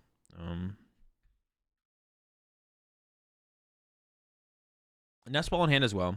And yeah, we're going to jet up the Comfy before the Nest Ball. I kind of want to see the Nest Ball get played first, because I think you're really just trying to find Culvers here. I think it's really what you're just trying to find is Culvers here. Oh, there's the Culvers. There we go. We're cooking. See, now it'd be weird if... Yeah, okay, Francisco did not play the Nest Ball first. It'd be weird if Francisco did... Oh, and there's some Tinas. There's a lot of Tinas. Are those Tinas? That is a Box of Disaster, right? I'm not trolling. That looks like a box of disaster. Someone tell me that isn't or is in chat. No, it's an escape rope. It is an escape rope. Dude, it looks... All right, so there's no box of disaster in the list. Pretty much confirmed. So goes for the escape rope. And I believe those were 2 Tina Vs. Giving up the V-Star. Definitely give up the nest ball here. The question is just like, do you give up the V-Star? So values the rope over the V-Star. I don't know. You're going to have to double comfy this turn. I don't hate... You're going to have to double comfy this turn anyways. I don't hate taking the V-Star just to have it for next turn. We're going to have to 4 in the loss zone this turn. Can definitely get to 7 the next turn if we find another Colress. Now I would like to see the nest ball be played for sure, I feel like, from Francisco. Like, I feel like you should have played that nest ball. You don't want to draw into a basic Pokemon here. I didn't hate holding it before using the first comfy and the Colress, but now I feel like we should go grab Cram with that, right? I think we want to Cram this turn. Maybe Francisco has other plans. I just don't love holding the nest ball at this point, to be honest. I think it was a Super Rod grab over the Psychic Energy there. Makes sense. Oh, it looks like it was a switch card, actually. Yeah, because you have the nest ball, so you could have grabbed the Cram, been closer to a Colress. We didn't see the Cram off the Comfy there. But yeah, I think you want to just be closer to your next Colress. So if you had seen the Cram off the Comfy there, then you're like, well, I could just nest ball for this instead. So doesn't get punished for it overall. And his thinking does go with the Cram. If the escape rope happens, it's always a prize card too, right? We're always getting a prize card off the bench. So yeah, the Cram punch here makes a lot of sense to me. I guess it does. If you go 3 prize knockout, 2 prize knockout. I don't know if that ever gets really too weird, though. The question is from William, what do you send up here? I think you want to send up Manaphy. But then there's a threat of Greninja on the next turn if you do send up Manaphy. How scared are you of Greninja? Yep, William's thinking about it. I wouldn't be that scared of Greninja here if I'm William. I would send up the Manaphy here. I'd be like, nah, you can have it. No Greninja grabbed on the initial setup here. There's a good chance that it is prized. Decent chance it could not be prized, though. Yeah, I want to see the Manaphy get sent up here. Does go with the Manaphy sent up in the end. And then we should see the double Tinas get benched here from Francisco. At least one. I guess there's a possibility you don't bench both. I guess you could bench neither, but I don't like the idea of benching neither of them. I would probably just bench both, personally, but I might just go with the one here. I always like the idea of trying to get them to the V-Stars before they can get boss KO'd. Because that's like the threat that happens is like as you just bench your Tina Vs, they get boss KO'd until the Charizard player could like get the 1 KO on the V-Star. Oh, I guess like one thing to play around here might be the boss KO on the Tina, though.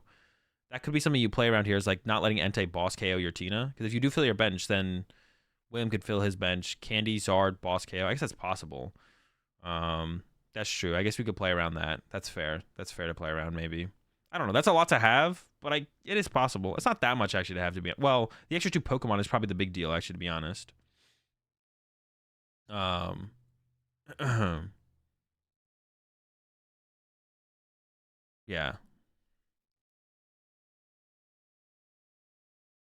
Dude, why is he allowed to have... What is DCP? DCP like that? Oh, the discard pile. I don't know. It is like a little bit out there on the on the field. I've never heard anyone call the discard pile DCP. But yeah, the DCP being there, should he be allowed to have it there? I don't know. It's not that big of a deal, obviously, but it's obviously not that big of a deal, but yeah. We can't get too ridiculous, right? So I feel like DCP sounds like a drug. It does kind of sound like a drug, yeah. Never had the DCP experience. All right, Candy Pidgeot's here. And then if there's a Charizard in the hand, which I assume there is if we're going the Candy Pidgeot route, then yeah, here we go. Use the Pidgeot, get another Candy, Candy the Zard, search a bunch of energy to play. I assume we're hitting with Entei here. That's what I was actually curious. I don't know if the Entei draw actually led to anything super important, but like, should we have hit with Zard instead? Because there is a possibility that... I'm sure for Francisco, probably okay with that. Like, if we can get the KO on this Entei with the Lost Impact, you'd probably want to be able to get the Lost Impact KO. I would assume. Here comes the Candy. There's the Zard. And then I assume the Entei's attacking here. I can't imagine. This Entei has what, like 3 retreat costs or something? We're not moving that to attack with the Charizard here. I don't think there was a switch card in the hand here for William. So it's going to be 2 to the active, 1 to the Zard. Pidgeot does not seem like a good attacker ever in this matchup. Yeah, I think you're always attacking with Zards or Entei. Entei in the early game like this seems okay. For Francisco on the next turn, I think Francisco ideally would like to be able to Sableye that Charmander, but that's just not going to be possible. We're not getting to 10 in the loss zone on the next turn for Francisco. Yep, 2 active, 1 bench. Can attach return to the bench as well. And then has Boss. So it does have a boss, but it's just going to go for the KO on the active here, which to me makes sense, I guess.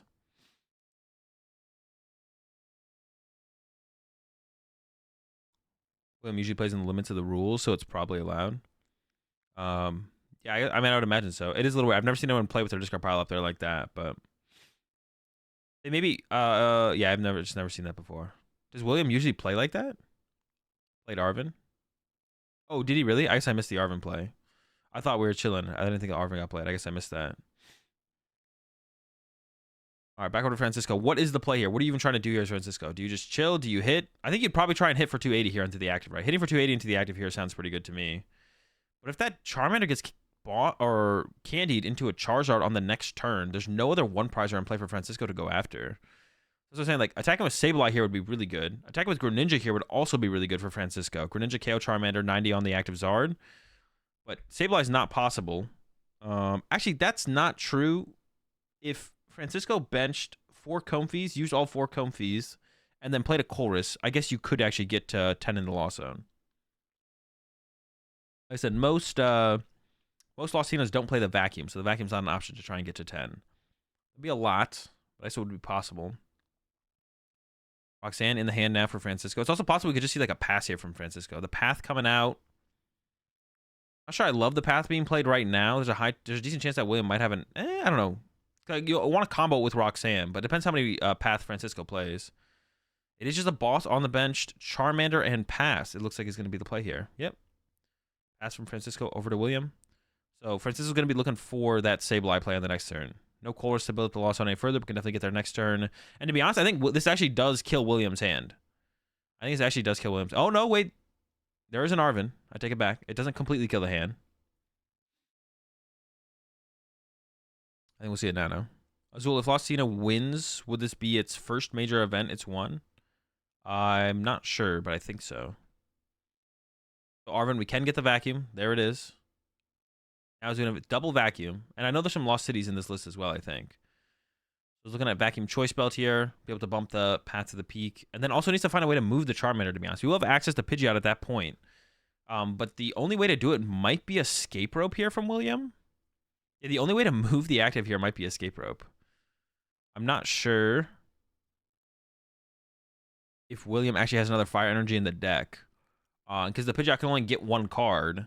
You can't get Super Rod and the Fire. Oh, there's 2 Fires in the deck. I see him now. All right, so yeah, it should be pretty clean, pretty straightforward here then.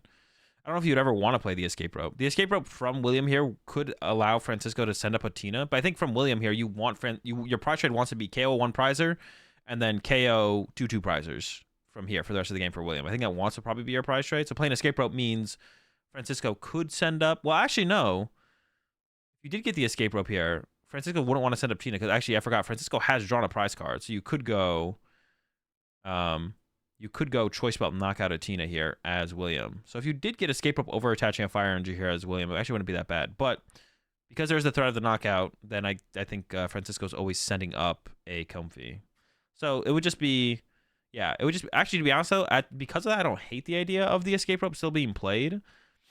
Because then you actually save the Fire Energy in the deck, which I feel like is almost better to have the Fire Energy in the deck than the Escape Rope for later. And I think the Escape Rope is giving less power later than the Fire Energy being in the deck to load up the 3rd Zard more quickly, more efficiently. Because there's only 2 Fire Energy in the deck, I believe. Yeah, there it is. Fire Energy, retreat. And we're getting a Charizard punch. Wait, what is that? Oh, it's an Entei, not a Charizard. I thought that was a Charizard. Entei to draw the 1 card. I thought that was a Charizard on the bench. I thought we had 2 Charizards set up here from William. That's an Entei. That is not quite as good. Oh, also the power of the Radiant Zard in the late game in this one with the Choice Belt. But that's like, you're going to be getting Roxanne Path. That's like what Francisco's like win con in this matchup. That's why I think this matchup is probably favored. Because I think like you just like at the end game going the Roxanne Path just like does so much. It is, I guess we could have seen the 10 in the loss on here from Francisco. I was going to say curious to go with the Entei instead, but I guess it does make sense. Yeah, it does make sense. Comfy here. Still looking for that second Colress. I think that might be it, but it has to lose another Psychic Energy. A lot of energy are hitting the Lost Zone here. Another problem with not actually finding... Another problem with not actually having the Greninja is like your energy can all get trapped in your hand as a Lost Zone deck sometimes to the point where... Because I actually wonder if I wonder if Francisco should have actually used a Mirage Gate before going to... Like, Francisco had 7 in the loss zone there, I think. 1, 2, 3, 4, 5, 6, 7, 8. Wait, how many are in the loss zone there? 1, 2, 3, 4, 5, 6, 7, 8, 9. There's 10 in the loss zone. I think Francisco should have like started the turn by going Mirage Gate. For sure. Yeah, so now we see the Sableye getting set up. So we'll be able to pick on that Charmander. Because one of the problems if you don't have Greninja is like sometimes all your energy gets trapped in your hand and you can't get them in the discard pile because you don't play Ultra Ball. You don't have Greninja, so you can't discard them. So you can't Super Rod them back in the deck to Mirage Gate them out. So I actually think that was a pretty bad missequence there from Francisco. Francisco should have like opened the turn with the Mirage Gate. There's 2 Paths to the Peak. We definitely want those. No way, really? Favors the Ultra Ball over the second. What was the other card too? There's no way. The Path to the Peak is literally this whole matchup. Yeah, I don't like that choice at all from Francisco. Yeah, not a big fan. The Path to the Peak is so much more important, right? We got to take the Path to the Peak here. No, it's the counter is counting up. It's not counting down. Up to probably 60 to 75 minutes. All right, we'll see how important this Ultra Ball becomes. I mean, you want to get your Tina V-Stars out there, but like I feel like Path to the Peak is just like is the matchup. Like I feel like Path to the Peak is this matchup on the side here from Francisco. I like the choice to attack with Sableye here, KO the Charmander, put some damage on the Charizard, I guess. I guess that's where your damage is going here, right? He has the Ultra Ball to play energy out of hand. That's not important anymore at this point because you're going to retreat the Comfey, which burns an energy. Oh, we don't play the path here. I don't like this sequence at all from Francisco. That's like not a concern now because like you're discarding energy with the Comfey retreat. You're attacking with Sableye, assuming Sableye's going to get knocked out. And if Sableye gets knocked out, that puts another energy in your discard pile, which means you Super Rod those back to the deck, and now your Mirage Gates are live at this point. So that's the 3rd Path to the Peak down from Francisco. Francisco doesn't have the combination of Path plus... Yeah, Francisco now does not have the combination of Path plus Roxanne in hand. Now, Francisco could play 4 Path to the Peak, which means there is another path left potentially. But yeah, I do not like this choice at all from Francisco. Like, if you're not disrupting their hand, like, I don't know. You did see William have to go Arvin last turn to get a vacuum. I just don't like this choice at all here from Francisco. I think we want to keep both paths. I don't mind putting a path in play this turn as long as we keep the 3rd path to then go Path Roxanne next turn from Francisco. It's not looking great on the side here for William, but yeah, I think path is just too important in this matchup. I would have disliked this less if Francisco lost owned 1 path but kept the 2nd path in the hand for Roxanne, like to combo with Roxanne. So maybe don't play this path here, but yeah, I would like to have seen a combo with Roxanne. I do like the pressure of the path overall though. I do like playing path this turn from Francisco. I like the idea of Francisco putting a path into play here, like he did. But you also want to save one to like combo with. Yeah, that's why I just like to keep both path there. I think you give up the Ultra Ball, probably go ahead and just have to find the Tina next turn. I don't know what the other card was. I think it was a Super Rod. That's also an important card. There's 2. There's a boss on the Tina. So the Tina is going down here to the Zard because 2 prizes have been drawn. There's the Radiant Charizard on the bench. The path is not getting bumped this turn. So it is ending up not getting bumped. Has the choice belt in the hand as well here from William, which I think you do play. So you have the higher threat on that Tina on the next turn. And then there's the KO going down to 2 prize cards here for William. So could win the game next turn with Radiant Charizard. Now Francisco's stressing. It's like, okay, how do I deal with this? But I think the play here from Francisco always has to be push up Tina and then Roxanne knockout. And then next turn look for boss KO for the last 2 prize cards. And then hope that William doesn't get energy plus stadium bump. I don't see another play here from... Well, the other play actually I do see from Francisco, actually, to be honest, is boss trap to Charizard. Because I don't know how easy it would be for William to actually move the Charizard, to be honest, on this next turn. But I don't think Francisco has boss in hand, so... There's the Tina send up. Top deck's a Grass Energy. Not going to change much. Does have 10 in the Lost Zone, so doesn't need to Lost Impact. Can go for the... And there's the Roxanne. Doesn't play either Super Rod before the Roxanne. That's I don't know. You maybe want to establish another Tina. Does that matter that much? I don't know. But see, imagine if William had bumped that Path to the Peak. Like, imagine if William had bumped this Path to the Peak on William's last turn. Like, Francisco did not combo putting that path to the peak and play with hand disruption. Then this game is probably just over and William probably just wins with a bench of Charizard with Choice Belt, right? So, like I said, I would like to have seen Francisco hold a path to combo with the Roxanne this turn. Like, guarantee that.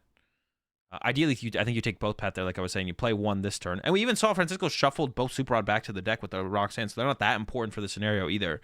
I think Francisco definitely should have given up. Francisco definitely should have given up one of the Super Rods off that one and then kept both paths. But we see here, the path did stick. Here comes the knockout. So it all just comes down to, does William have Stadium Bump plus Energy? Because that'll be game if William has that. The Radiant Zard will get the last 2 prize cards here. Star Requiem. And yeah, there's Boss Energy in the hand here for Francisco. So Francisco has game next turn if William does not win this turn.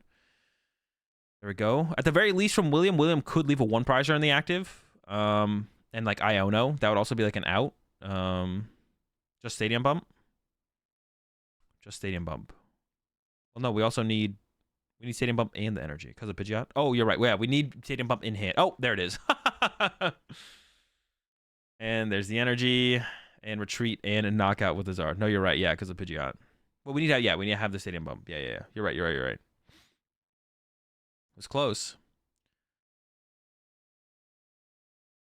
William up 1-0. Close game. Came out to the wire there. We will be seeing, I assume, Francisco go first in this one. I can't imagine you'd ever want to go second as Lost Tina, so... We should be seeing Francisco go first in this next game. And does anything change about Francisco's game plan? Don't prize Greninja. That'd be a good start. Don't prize Greninja. Value path to the peak a little bit higher. You think he needed the additional... I mean, at the end of the game, he didn't need the additional path. But you can't... but that's because of how William drew. William just didn't have an answer to path that turn. Or William probably would have had the answer to path to force Francisco to have another path. But yeah. Yeah, we want to see... Yeah, a value path a little bit higher from Francisco. Don't prize Greninja. That's a good start.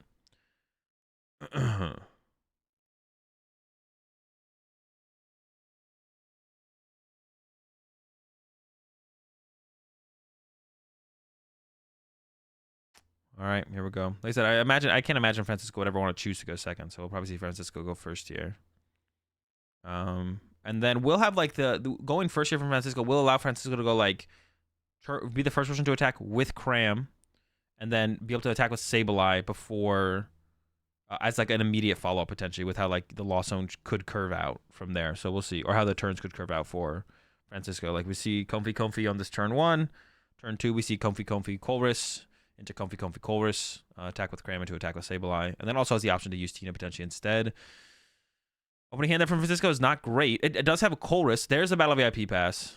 I don't even know why Francisco's like debating this hard. It's a Colress and a Battle VIP pass, but you just always take the Battle VIP pass. I'm pretty sure the rest of the hand here for... Yeah, there's no outs to Pokemon. I don't know what Francisco is debating here, to be honest. Like, you have a Colress in hand, unless I'm trolling. Maybe Francisco is just trying to play it off as if this is a really hard decision to not telegraph to William that there's a Colress in hand. I guess that has to be the play here from Francisco. Francisco doesn't want William to know that there's a Colress in hand at the trade-off of having the Battle VIP pass in it. So this is... We've been having, like, a lot of bluffing debating in Pokemon here. But, like, this theoretically just shouldn't affect William's play. William should... If it's just correct for William to... He's trolling. He's not trolling. He's attempting to bluff William into thinking that the Colress was really, really good, but the Battle VIP pass was also really, really good. But as soon as William sees this turn play out and is like, oh, your only out to basic Pokemon was the Battle VIP pass, then you always take the Battle VIP pass there, and it doesn't matter what the rest of your hand is. Kind of huge brain, actually. It's only huge brain if William lets it affect his play. It should never affect his... The thing is, like, William can play the rest of his next turn as if that never was a thing. Like, William shouldn't let that affect his play. He should remove it as a potential that it was possible that Francisco was bluffing. And then be like, well, he could have been just trying to bluff me with that Colress pick and just like play statistically optimally from there. It was a super fast decision. William could assume there was a Colress. This makes it so that he shouldn't assume anything. I don't know.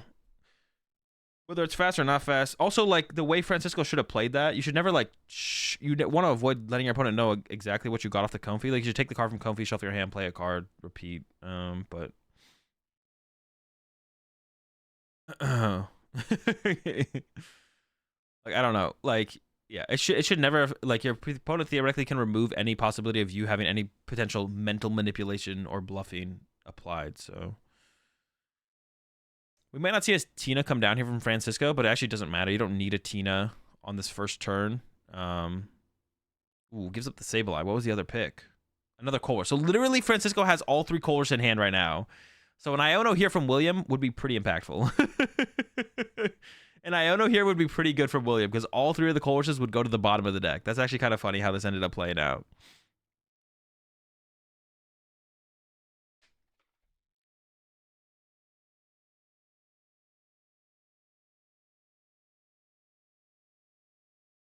You know, the decision should take at least a couple seconds. So if someone takes under a second, you know the decision was easier, I guess. Maybe you spend like 1 extra second thinking about it.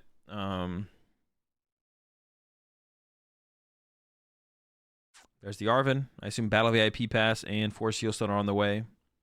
Yep, there we go. Battle VIP. And we'll probably see the Entei get grabbed off this. I don't know. There's actually a lot of Pokemon search in the hand here for William. Has an S-Ball, has an Ultra Ball, has a rare candy.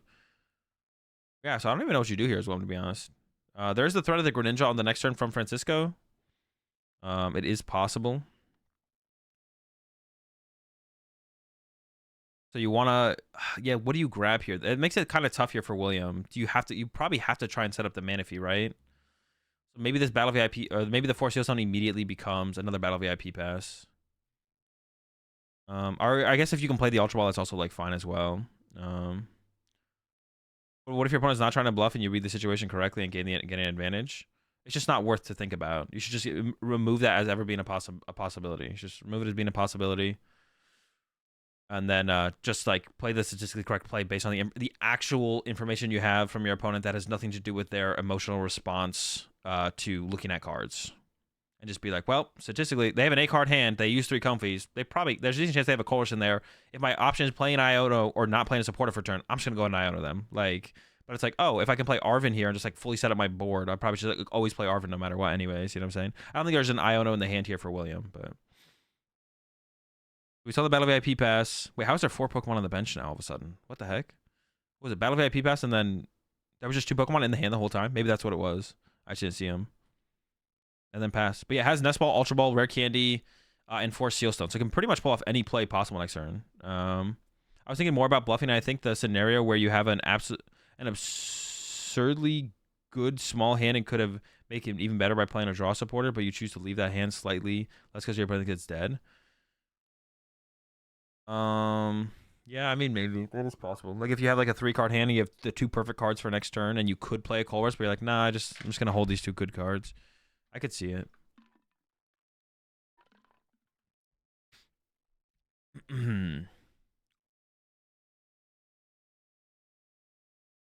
right, we see the chorus coming in for Francisco. Thinking about giving up the big debate here is the boss. The Manaphy obviously always bites the dust here. Ooh, gives up the Mirage Gate over the boss. Interesting. I think kept a Tina V and a V Star and doesn't need to start to build up towards those cards.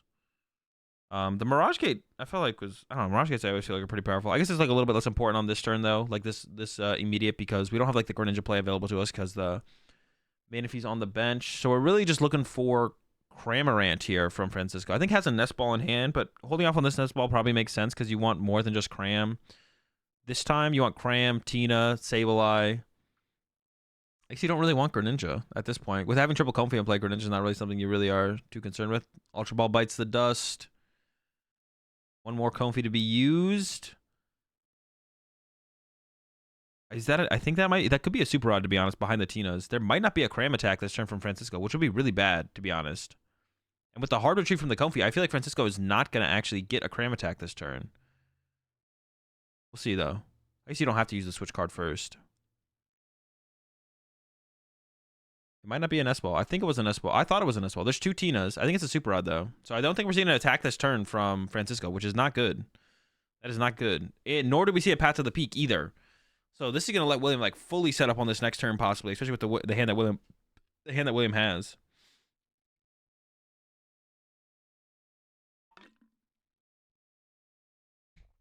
So for that scenario specifically, Jake, Yeah, or like if you have an 8-card deck and you have a 3-card hand combo and you have 2 to 3 combo pieces plus colors, you can hold the colors. But your opponent can also look at those numbers and be like, okay, they maybe just held the hand because they have colors. Like, I think in that situation, your opponent should just calculate the situation and be like, what's more likely for them to have colors, the current hand or if I owner them?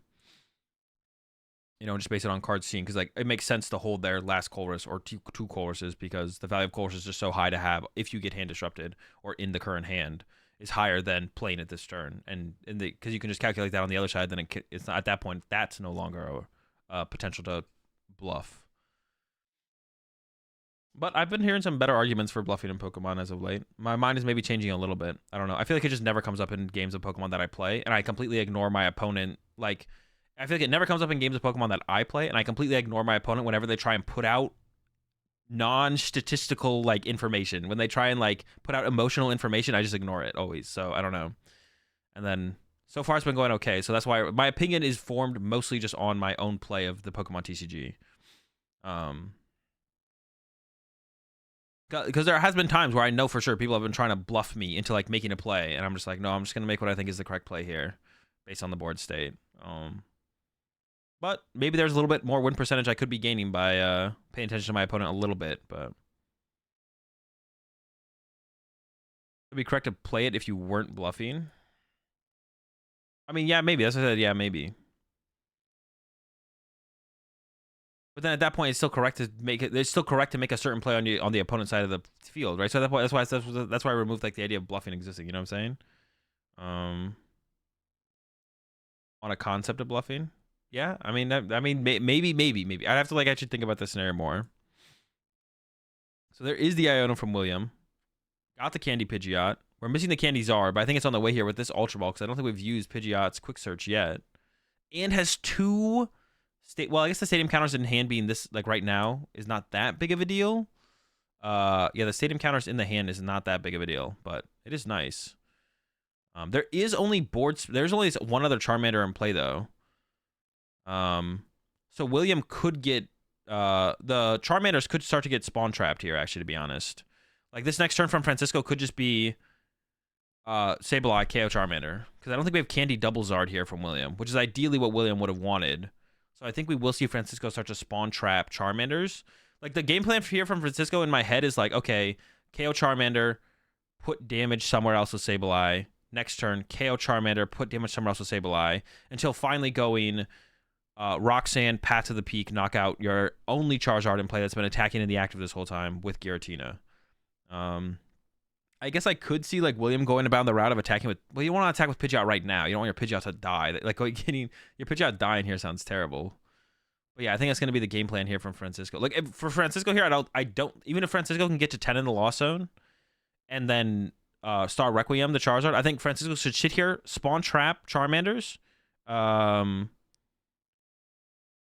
There's the Mew, just gets the Battle VIP Pass. Francisco should sit here and spawn trap Charmanders until eventually going Path Roxanne, knock out the Charizard with the Giratina.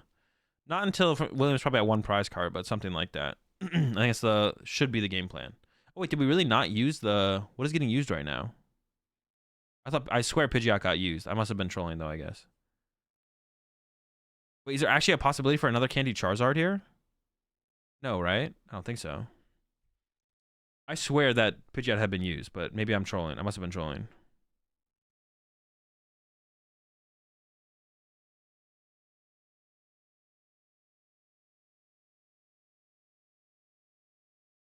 Oh, the Seal Stone. Oh, there is the Candy Double Zard. Oh, yeah, I forgot about the Seal Stone too. Well, I thought, what's it called? I thought the Pidgeot got used there. Jeez. Okay, this makes things way tougher for... Well, how much tougher does this really make it for Francisco? So now Francisco's game plan evolves to still Sableye this turn, hit both Charizards, and then next turn, go KO 1 Charizard, and then the following turn, go KO Charizard plus Roxanne Path. So it doesn't change too much, I don't think. You appreciate the Prime sub there. 556 Cringe. Welcome to the Rat Pack. We're all out of orange juice, but we got plenty of ketchup milk. I feel like Francisco's probably losing this game. No, I don't think it's that bad. Or what if, is there ever like could Francisco make like a really weird play where you like KO both Charizards at once? That's like not possible, right? Wait, actually maybe Francisco could do that. Francisco could go 280 this turn. Then next turn, boss 280 into Sableye, Roxanne Path. All right. Well, there was that nest ball fail, so I feel like Francisco is out of doesn't have Sableye unless the Sableye's in the hand. Oh, there's a Sableye in the hand. Okay. So if Francisco can pull that off, actually, that's a lot to do. But that's the play right there from Francisco. Actually, the one problem with that play, though, is William does play Penny. You can just go 2/2/2, right? That's a lot of bossing that you're not gonna have access to when you're like. That'd be hard to do, Yoshi, because like this turn you have to start Requiem for 2. I guess William's not KOing you back. Then you have to go boss KO Pidgeot, boss KO Luminion. But William does play Penny, so at any point William can go Penny pick up Luminion, and that takes that away. You can't charge Penny a Charizard EX. No. But you can Penny the Luminion or the Mew or the Manaphy and then bench another. You can Penny up any of the basics and then bench a Charmander. Yeah, I'm not talking about Penny in the Charizard EX. I'm not talking about Penny in a Charizard EX. If you could do that, that would be broken. Penny would be a broken card. But you can Penny any of the basics and bench another Charmander for the threat. For sure, 280 this turn if you can get there. Yeah, and also like the Tina V-Star can't be KO'd. The Penny Lum is pretty hard. Yeah, like, and William could just do it next turn as long as William recognizes that as the play here from San Francisco, from Francisco. So yeah, I think no matter what, Francisco should punch for 280. I don't think we should start Requiem here, though, Francisco. Start Requiem doesn't seem great, but it might be the only option, to be honest. Also, Francisco might just be passing this turn. We'll see. Tina's favorite end of turn action, I'll pass. No! I was joking, bro. Lost Tina and passing turn, bro. Name a better duo. That's so unfortunate. Yeah, nothing developed once again for Francisco. Now it's getting a little out of hand, I feel like. Now it's getting a little bit scary. Now, what should William do here? Boss Punch Tina V-Star looks good to me. I kind of like Boss Punch Tina V-Star. Could just take the KO in the active. I don't hate that either. Looks like William is lining up an Iono, which I don't know how good at playing Iono this turn actually even is, to be honest. Like, Francisco's last turn was... Francisco did play a Colress, but, like, didn't even attack. I don't know. At this point, Francisco's looking for gates and rods, and probably didn't have them, otherwise would have played them that turn. Like, Francisco gating to the Giratina V-Star here is probably the correct play, because you just want to get the energy out of your deck, but... yeah, so if Francisco did have a gate there, you probably just play it. Yep, there's the boss. Okay, so just like used the Pidgey, but still had the boss in hand. Okay, or maybe search out the boss. I honestly stopped paying attention for a second there. Whatever, we did the boss play. I like the boss play here. Put the pressure on the Tinas. That's the thing about Lost Tina as well. It can be really hard for Lost Tinas to recover a Tina past their first 2 Tinas. So even though like Francisco could super odd this Tina, oh my gosh, that's a lot of energy. Even though Francisco could recover the Tinas, and we see Francisco actually prioritizing, it looks like a Tina V there because of this play here from William. So now you need to like try and create the threat of 3 Tinas from Francisco. I'm so close to saying San Francisco every time, but is there no switch card or gate in the hand, dude? Francisco's just gonna have to give this Tina up. William just gets a free KO on this Tina. That is so bad. I don't see if it's possible. No, it's not possible. But if it is, William attacking with like Pidgeot here would have been pretty good. This is rough. It's not the Roxanne. Is that even a no? No, it's still possible. Francisco can still make a comeback here, though. The comeback is still possible. Obviously, this is not a good spot. It's not where you want to be as Francisco, but I think the comeback is still possible here. Even like punching with Cram would have been nice. Just doing something. Sableye damage sounds the best to me, but does he have no Colress left? No, he's been playing a Colress every single turn. Colress this turn, Colress last turn. All right, now what does William do? Is there ever an argument to boss again? I don't think so. I like the idea of playing Iono this turn a little bit more from William, because at some point, even if your opponent really didn't do a whole ton on their last turn, even if there wasn't something done last turn,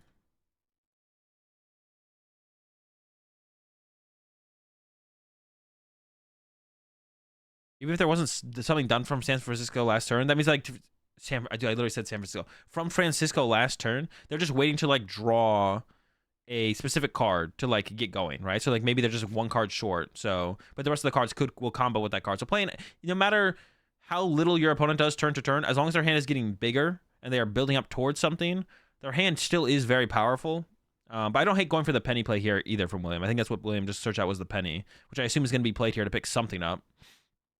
Goes with Luminion pickup. Is that the correct pickup? Should we have picked up Manaphy there almost? I feel like Luminion is going to be hard to get chased after, but this does allow William to... Is William scared of like the boss line here though anymore?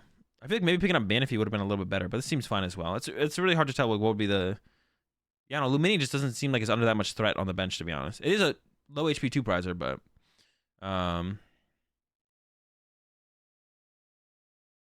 Nest Ball from Francisco. But there was no basics in the deck last time for the Nest Ball, so I imagine this is going to be the same. Yep. Plays the Nest Ball. Nothing to grab. What is the play here? 3 prize cards left for William. I mean, you honestly, depends how many Roxanne Francisco plays, but you probably just want a Roxanne punch here. Roxanne Star Requiem seems fine. Into 280 the next Zard. Clean it up with Sableye after that. Or you have the ability to clean it up with Sableye after that. There's a Roxanne in the hand. There's a Sableye in the hand as well. So we can see the Sableye come down. Thinking about recovering the Giratina V-Star. Do need to find that as well here. So you can bench Sableye, Super Rod the Tina. Maybe put some energy back. I don't know if you want any energy back, if there's any to grab in there, because you don't really want to draw into energy. The Sableye should probably get benched here, though. There's the path. Okay, we're building up towards some kind of... No, why are we not benching Sableye? Bench the Sableye. Wait, do you ever not bench the Sableye here? Why would you ever not bench the Sableye here? There's just no way, right? Am I trolling? Or is Francisco trolling? I think Francisco's trolling, right? They play Palpad? I don't think so. Yeah, I don't think there's a Palpad in the list. Yeah, what reason is there ever to not just bench the Sableye now? You want it later, possibly. I guess you do put 3 1-prizers on your bench, but William is never bossing you. It's just not happening. If William can boss you, you've already lost a different route for sure. Okay, double Tina in the hand. Has an energy, has a boss as well. Maybe no way to recover Sableye, so boss KO would lose. No way to recover Sableye, so boss KO on the Sableye would be bad. Yes, that is possible. That's like the only thing though, right? Boss KO on Sableye. But now we have to refine Sableye with like 0 Nest Ball left. Francisco has like 0 Nest Ball left in the deck. You already have to be hoping your opponent is not doing very much turn to turn from here on out. Also needs to discard that Jet Energy to retreat. The judge caught it though. Yeah, we have like 0 Nest Ball left from Francisco. Francisco literally burned 2 Nest Ball and got nothing off them and then put Sableye back in the deck. Like, how are we ever finding the Sableye again, right? All right, Pidgeot send up here from William. There was the Star Requiem here, which is probably correct at this point. So this really just comes down to what William drew off Roxanne. Can at the very least punch with Charizard, but it's not a knockout. It's only hitting for, what, 240. So not getting the one-hit KO. Just getting a punch. It will allow Francisco to then use Lost Impact on the next turn. Hit it for 280. I think William would ideally, or Francisco, would like to ideally retreat to the other Giratina. Yep, it's just retreat and punch. William does need 3 prize cards. This Charizard cannot be one-hit KO'd here. It's not possible for this thing to get one-hit KO'd. So I think if Francisco can, like ideally, it's probably not possible, would like to retreat to the bench Tina, switch to the bench Tina ideally, and then hit with that Tina to knock out the Zard, or to do 280 to the Zard, and then go into Sableye, and then Sableye clean up the Zard, and then also KO, I don't know, the Manaphy, or probably the Mew, and then KO the Manaphy later, something like that.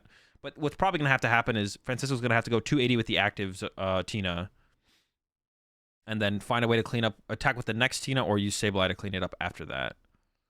Has the Greninja now as well. The Greninja was prized here the whole time. You'll appreciate the raid there, Cash.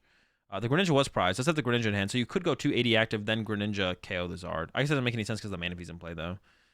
Yeah, here we go. Attach active, 280. On the knockout here from William, we'll get 2 prize cards. But if the Zard is KO'd... Well, actually, to be honest here, all William has to do is KO a Zard plus set up Pidgeot to respond to a potential Sableye or boss KO Comfey. So that's going to be how this one goes from here. So yeah, we really need to... Francisco really needs to try and find that second Roxanne. The more I see of this matchup, though, to be honest, I definitely feel like this matchup is... Does Francisco play Horn? No Lost Tinas play Horn, usually. I don't think Francisco's do anything different. I was saying something. Yeah, like watching this matchup play out, I do think that this matchup does seem favored for Tina for sure. But the lack of things being done from Francisco in the first 3 to 4 turns of the game definitely is piling up here towards the end. But even from here, this point here, like, this does not look like they dap out of a spot for Francisco, right? I don't know. This doesn't look that bad for Francisco. Like I said, like, we're just kind of a Sableye away from Francisco getting back into this game. But are we going to be able to find the Sableye? Like I said, I like the idea of Francisco benching the Sableye. There was the argument of, okay, then it gets bossed. But if your Sableye is getting bossed, to be honest, then your Tina's not getting hit, and then you can just try and power through with Tina potentially going loss, impact, boss, loss, impact, Pidgeot. So the more I think about it, the more I think it was correct for Francisco to bench Sableye. You would maybe have to find some rods and some gates to get the Tina there, but top deck Pidgeot. So I think the hand is still dead here for William. Does have Candy. Candy, Pidgeot. Double. So the last 2 cards in hand are Candy and Pidgeot. But we'll get 2 prize cards here as well to work with. So 4-card hand to work with. Francisco definitely wants that second Roxanne this turn. Second Roxanne and ideally Sableye, KO the Charizard and KO the Mew because the Mew could find like a vacuum. There's the Greninja. Can't use it because of Path to the Peak, of course. Not that many cards left in deck. Looks like around like 10. You ever not Sableye here? I guess, no, you always Sableye here, right? Because it has to be Candy Zard to KO, and Candy Zard would KO anything at that point. Comfy? There's a switch card. Is there a Sableye? I don't see the Sableye in the hand. Is there a Roxanne to get into the Sableye? Not looking great for Francisco. Could also, oh, the Cram is gone as well. Cram KO, the active here, actually would be like something, but Francisco got rid of the Cram earlier. Yeah, even Cram KO, the active here, would have been something. There is I think there is the Roxanne. Has an escape rope as well. I would like to see the escape rope get played to use another Comfy here. Because like right now you have the Psychic Energy in the hand. Goes with the switch card instead. I mean, that's still probably fine. It's about the same thing. Sableye? It's another Comfy.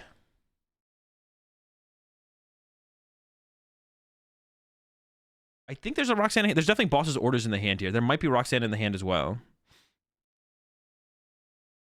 But can't find that Sableye. This is what I was talking about. I like if we had the Sableye on the bench here, because I think if William had gone to boss KO your Sableye, you're still in a winning position.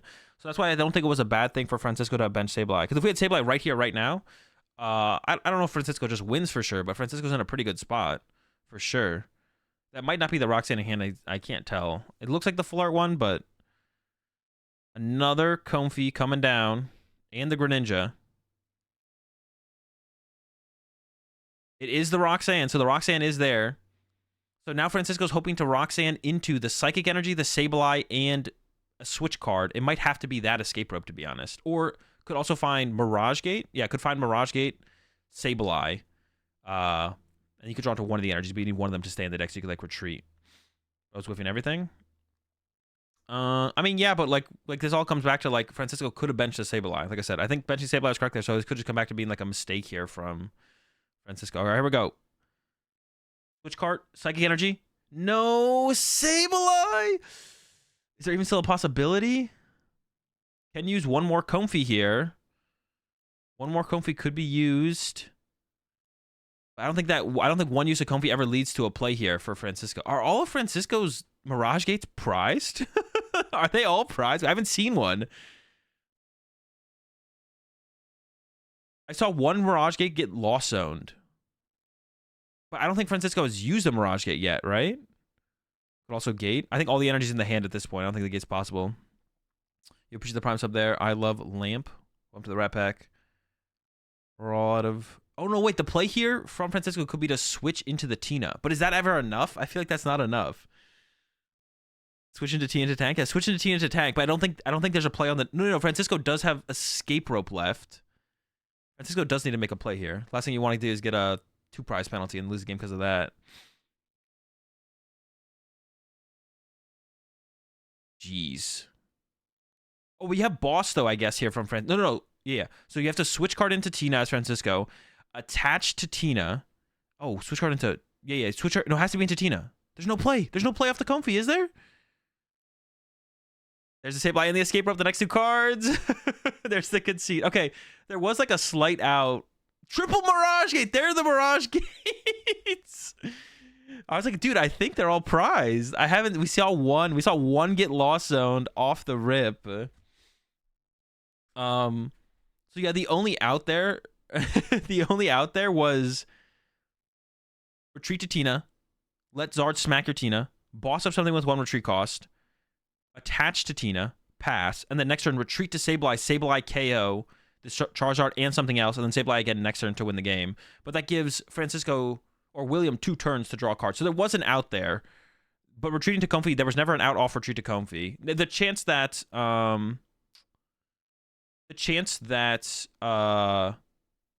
Francisco wins off the other play that I just mentioned, where you retreat to Tina, boss something, try, hope it gets trapped, is also very low, but it's at least an out overall. But yeah, there was there wasn't any great out there, obviously. How long is too long to take a single action? 60 seconds. I mean, 60 seconds is way too long. 60 seconds is way too long. Now, it's okay to like, so, and this is my understanding of the rules in Pokemon, and from what I've talked to judges before and stuff. It's okay to like sit there for like 30 seconds or even 45 seconds, and then if you go play out like 10 actions in like 2 seconds each, like that's fine. And it's okay to take more time in situations, but you just can't do it consistently. It's basically like you can't consistently sit there for 30 seconds between actions. If you do it once in a while, or if at the beginning of every single turn you take 30, 45 seconds, but then you play out everything pretty quickly after that, because you're just like thinking about everything as a whole first before you make any action, and then you make a bunch of actions in 2 seconds each or something like that, then it's like fine to have taken that extra time to begin before you did an initial action. But if you're consistently taking 30 seconds every single action, then that's like too much. But it's okay to like, it's okay if you have like a moment where it's like this is like a one moment in the game where it's a really important situation towards the end of the game, whatever it might be. It's okay for you to sit there and take 45 seconds to think about something. You just can't do it consistently. How long for prize checking in your opinion? I don't know. I don't really have an opinion on it. Just don't take more time than the judge is gonna give you a penalty for it, I guess.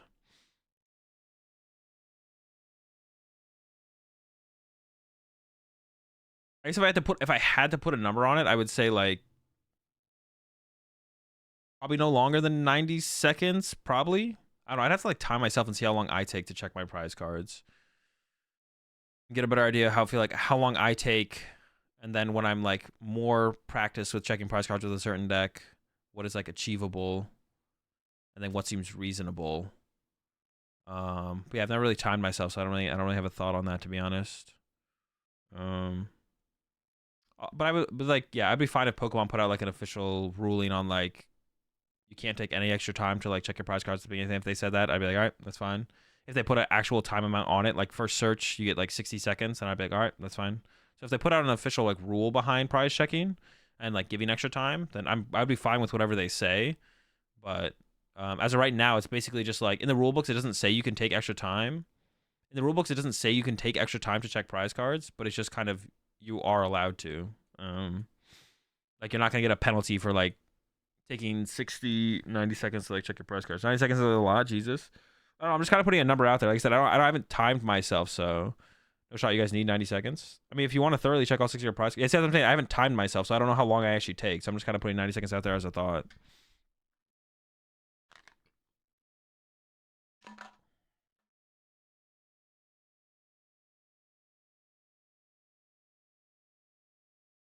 What the fuck? There's just a piece of plastic in my shaker cup. I thought it was a piece of ice. It's a piece of plastic from the ice thing in the refrigerator. What the fuck? What? What's deck 1? Charizard. All right, chat. We're gonna get into some PDCG live. What am I gonna play today?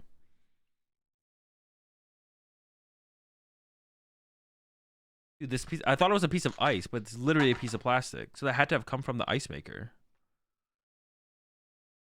What the fuck? Trying to play Zard. When the list drops, sure.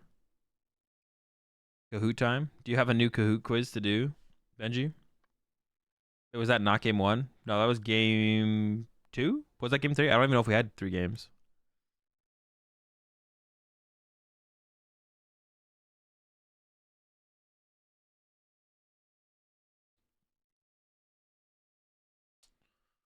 Yeah, shout out to Kopak for putting on the stream, for sure.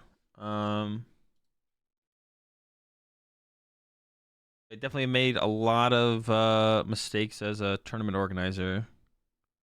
And some things are like pretty unethical, to be honest, I guess, as far as like not paying out prize money. But I mean, I don't know. Do I shout him out for putting on the stream? Maybe I don't.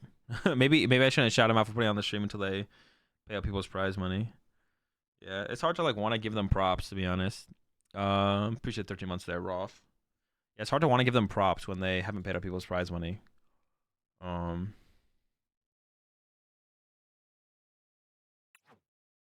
So all these Pokemon players are lying the whole time just to try and get double prize money. We played Miraidon yesterday. What do I want to play with today? Blastoise? I'm not against trying some Blastoise, to be honest. Blastoise could be cool. What do you think of Miraidon with Zapdos? I just put out a video on it today on the YouTube channel. You can go check that out. I talk about Zapdos in general in the deck.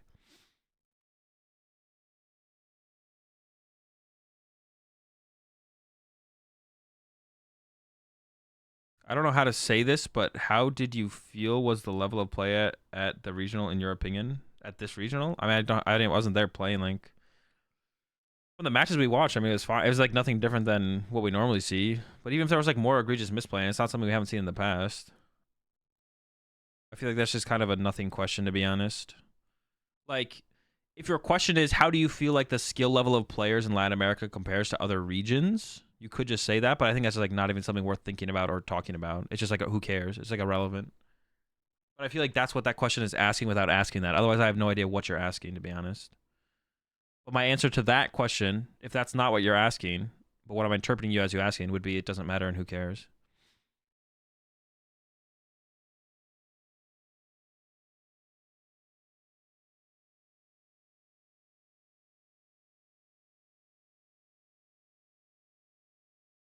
Show the Arbok deck list, please. It's in the Discord if you want it.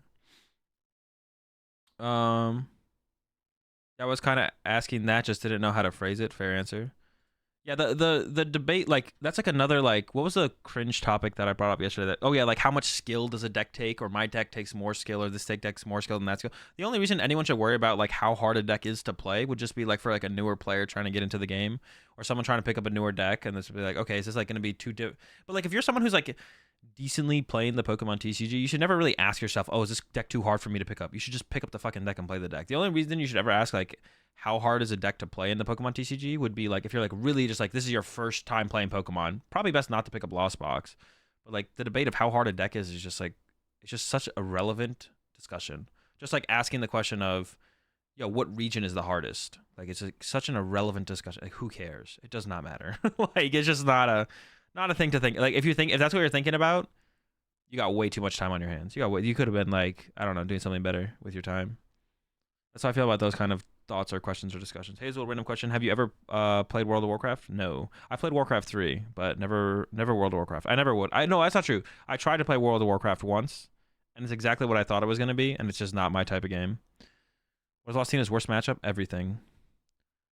Its worst matchup is itself. It's its own worst nightmare. So every time you sit down and you realize you're playing Lost Tina, you're like, fuck, I lose.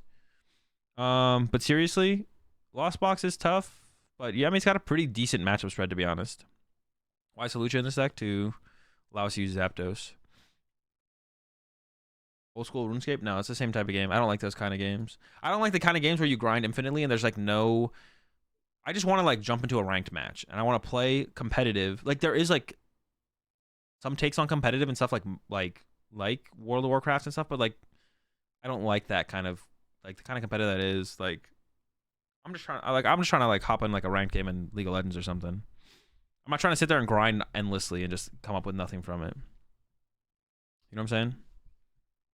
It's not my type of game. It's not my type of game. I need like more instant gratification than that. Like something like if I'm doing like a game where you can like grind infinitely, like something like Slay the Spire or like Hades, where it's like it is like technically like an infinite game you can grind, but like you know the run's over and you're just like, all right, move on to like you can go and play the next run and you're just kind of done. I was scared to ask because only been a viewer, but because to start, I don't like the how hard type of mentality either. How long would you say it took you to get used to mechanics and gameplay? I don't know. It's so hard to say because I've been playing for so long. I don't really have a reference point for that, to be honest. I kind of just like, I don't know. I don't think like getting used to the mechanics and gameplay of Pokemon is like very difficult. Like Pokemon's like a really easy, the skill ceiling in Pokemon is very high, even though people don't like to think it is. And people who like come from other games feel like it isn't because like Pokemon also has a really low and like the level for entry in Pokemon. Not only is it cheap to play Pokemon, but also like learning and understanding the game is really easy as well. But like the skill ceiling, the potential in Pokemon of what you can do is like very, very high.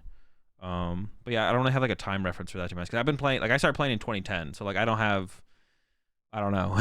It didn't take me very long, but I used to play a ton of Pokemon back in the day because my siblings used to play, so we would just literally play all the time at the house. So when we were just at home, so how was the stream? Stream was solid. Got to see the cool Charizard decks. It was broad, but I appreciate your response. Yeah. I wouldn't think about it too much as like a time thing either. I would just like start playing. If you enjoy the game, just keep playing the game basically. I think the only time to ever ask the question of how hard is something is basically, oh, colorless Lugia is what I wanted to play. That's what I want to play. I know it's crazy. I always shit on colorless Lugia. I have siblings, not anymore. Oh, wait, no, I didn't mean it like that. I was just talking about the fact that you asked the question. No, yeah, I do. I have 4 siblings. They're all fine. They're all fine. That's not what I meant when I said that. They're all very much doing okay. None of them play Pokemon anymore, though. Why was art so popular? I mean, we don't know how popular it was. We just know there was 5 in top 8. It could have been not that popular.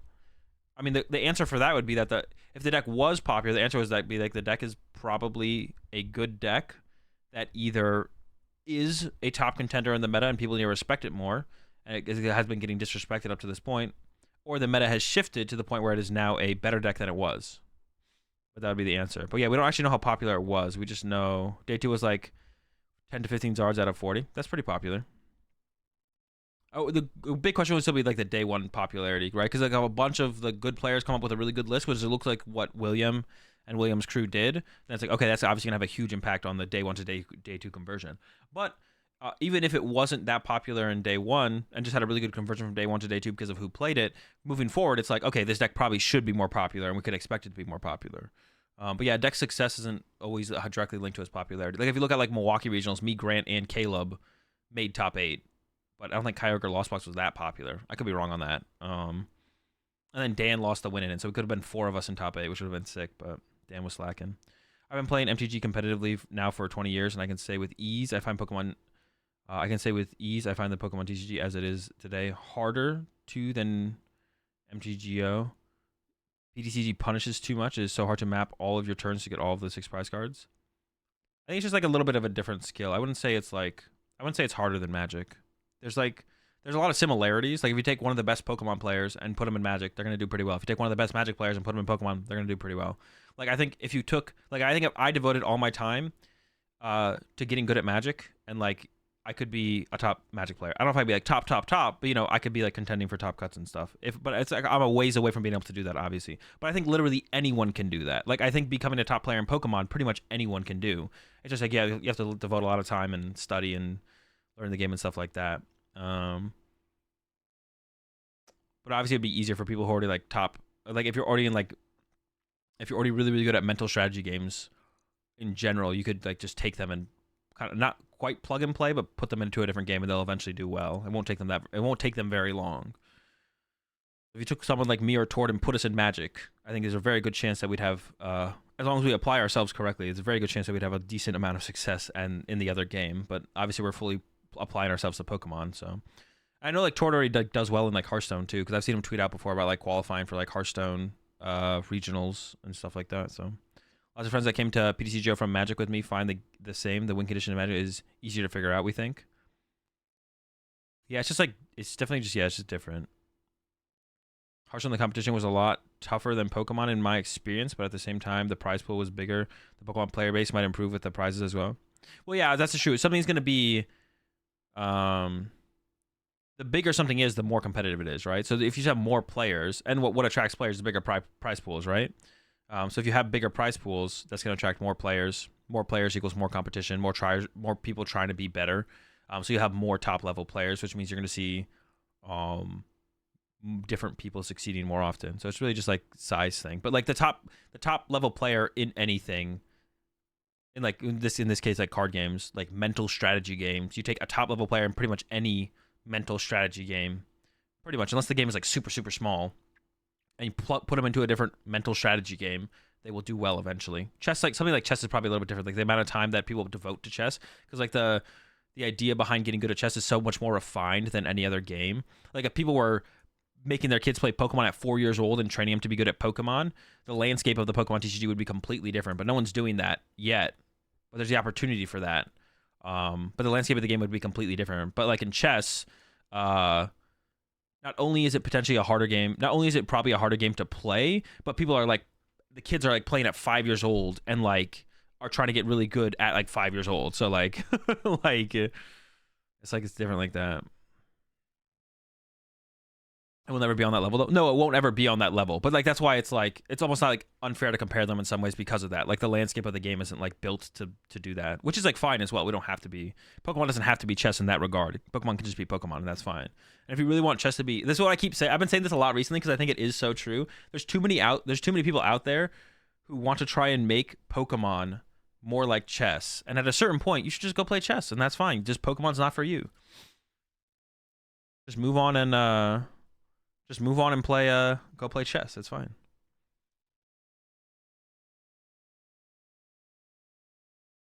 All right, so what was I saying? Colorless Lugia. I want to play some Colorless Lugia today. We got the Mew in it. We got some new stuff in it. And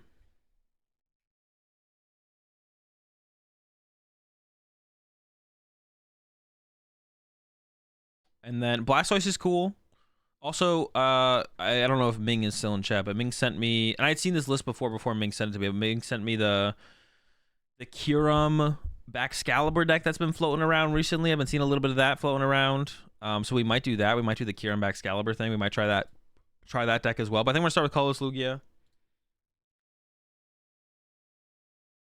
I don't think I've ever fully given Colorless Lugia like a super fair shot. I've always given it a decent shot. But you only have so much time in the day, right? So you can't play the same amount of games with every single deck. So, and at some point with Colorless Lugia, I'm just like, bro, this deck is just not it. You know, I hit that point, I'm just like, but I hit it so fast. I'm like, bro, this can't be it. No shot people willingly play Lugia. Yeah, it's all blackmail. Everyone is forced to play. Everyone's forced to play Lugia via blackmail. Bro, what the fuck is this? Zinnias? What? What's a good deck for people who are starting with the Pokemon TCG at the moment? I would just say stay away from Lost Zone decks. Stay away from Lost Zone and Guardian. Anything else besides that is probably fine. Those ones just require like another level. But don't be afraid to... The problem is... So the thing is like...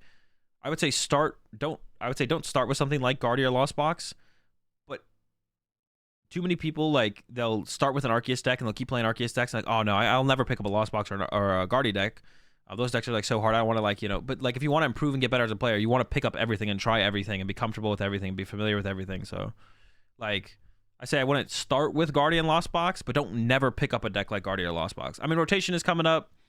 You know, if you're just starting the game now, you might never pick up Guardian or Lost Box if the deck just becomes bad with rotation, which is fine. But like in general, moving forward, when new and more and different decks come out, don't be like, no, that deck's hard. I don't want to pick up a hard deck. I'm gonna keep playing my Arceus deck. And Arceus is like a little bit easier to play than Lost Box or Guardi. But if you want to get better at the game, you wanna try everything out eventually. I say like to start off with, it's fine to like be a little bit more choosy over what you're going with, but.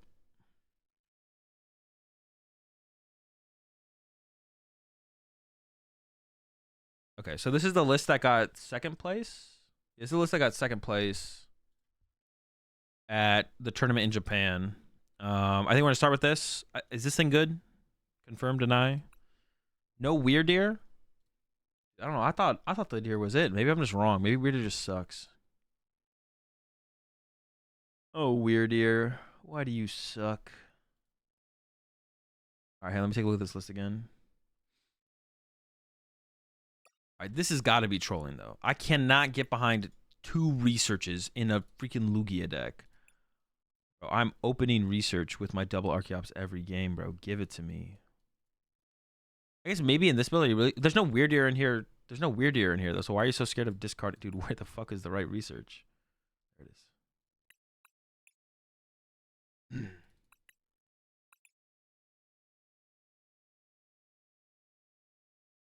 Someone's talking about like less path existing. Maybe I kind of agree with that. So I can do Double Collapse is just really good in Lugia. We still have 4 stadiums.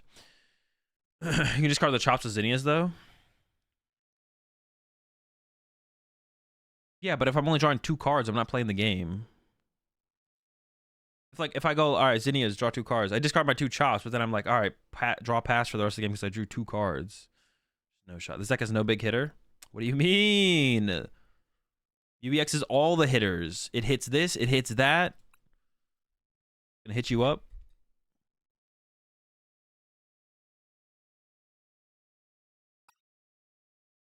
All right, I'm down to run it the way it is. Oh, I don't know if I want to play the Luxray. So Lugia Mirror, this is really good. No Weird Ear. I mean, they don't have it. Are we gonna want the Weird Ear for like the Charizard? I feel like I want triple Snorlax, but I guess this thing is also like a 1 prize attacker. Like, do you ever play triple Snorlax and? Yeah, I guess the question, like, do you ever play triple Snorlax and the Luxray?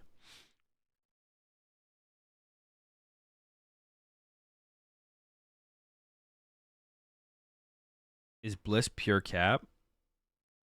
Blissey in here? That's pretty cap.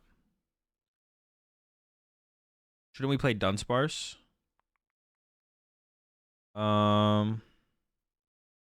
Everything that hits for weakness is never bad. I mean, if we never use it, then it's probably pretty bad, to be honest. If we literally use Luxray 0 games, because it's impossible to pull off and set up, then it's probably pretty bad.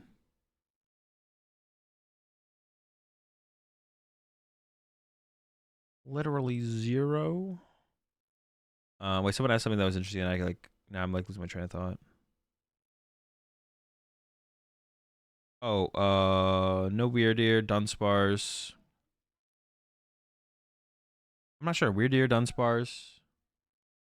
Dunsparce. Yeah, what is Dunsparce good against right now? What is the main reason to play it? Miraidon? Dryadon? Pretty good for that matchup. Manaphy? I don't think so. I don't know what we're protecting our bench from.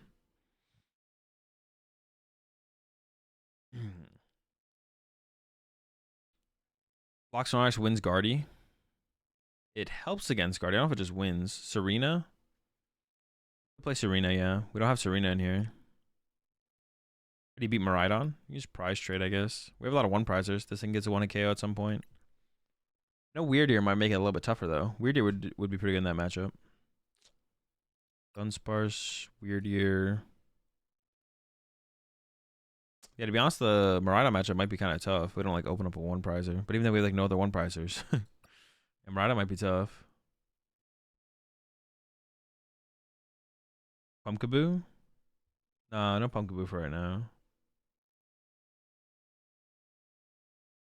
Radiant Zard over Serena. Radiant Zard has always felt so mid in here.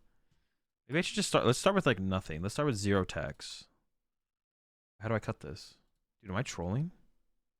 Oh, I have to close this. Yeah, no text. We're gonna have a no tech. Well, we played this, but that's like the only thing. And then you have to play this because for the Mew matchup plus it's good in the Guardian matchup. Okay, minimal text. And then I Great Balls over Nest Balls. I guess.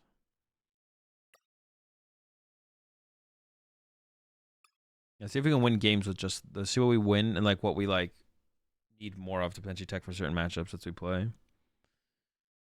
At the reversal, good call.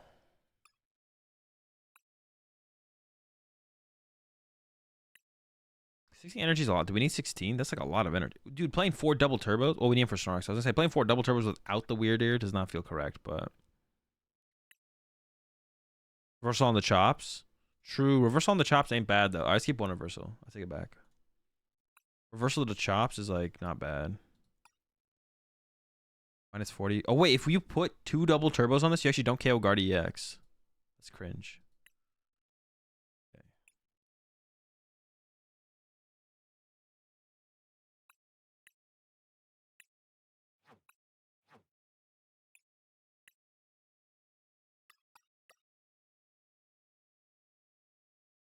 All right, let's get into some action. I am gonna go grab my protein shake real fast, and then we'll get into some games. I'll go ahead and throw this.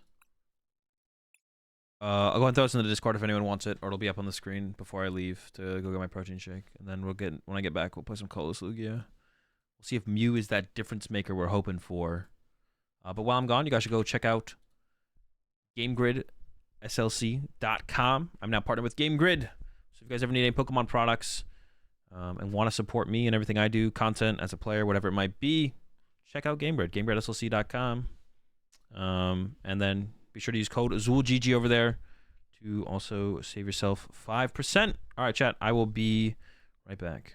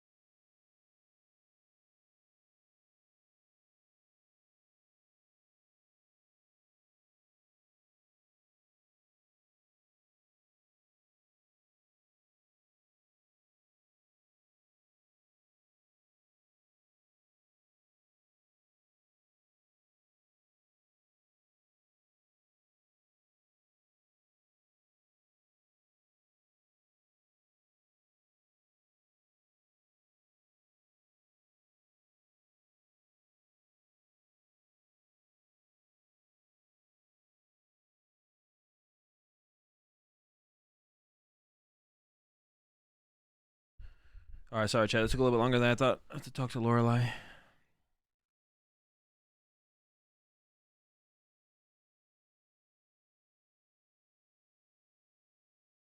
I was gonna take a dump on Lost Unbox. Yo, chill. What the heck? Well, you don't have a way to KO a Dragonite. Is that a problem? I literally don't have a. I don't have a way to KO a Dragonite. Like, how do we ever KO a Dragonite? We can't. It's like 2-hit it. Doesn't sound very good. It sounds kind of miserable. View? Oh, true. Never mind. We got the Shmew. Even the Dragonite doesn't sound great either, but we'll rock it. We'll see how it goes. Yeah, never mind. Mew's broken. Mew's broken.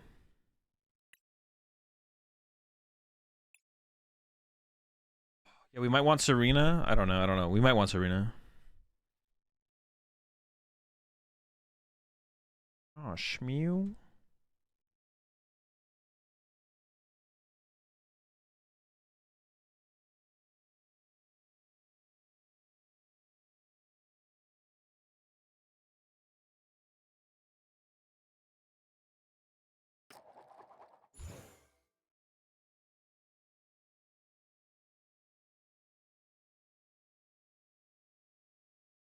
All right.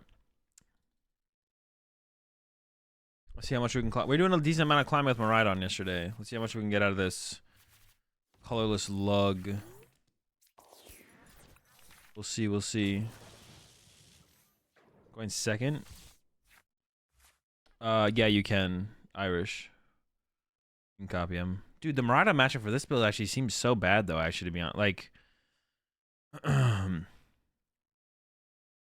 the Miraidon matchup for colorless Lugia seems terrible. Like, it just seems terrible. I don't even know what we can do to, like, ever give ourselves an advantage in the prize trade.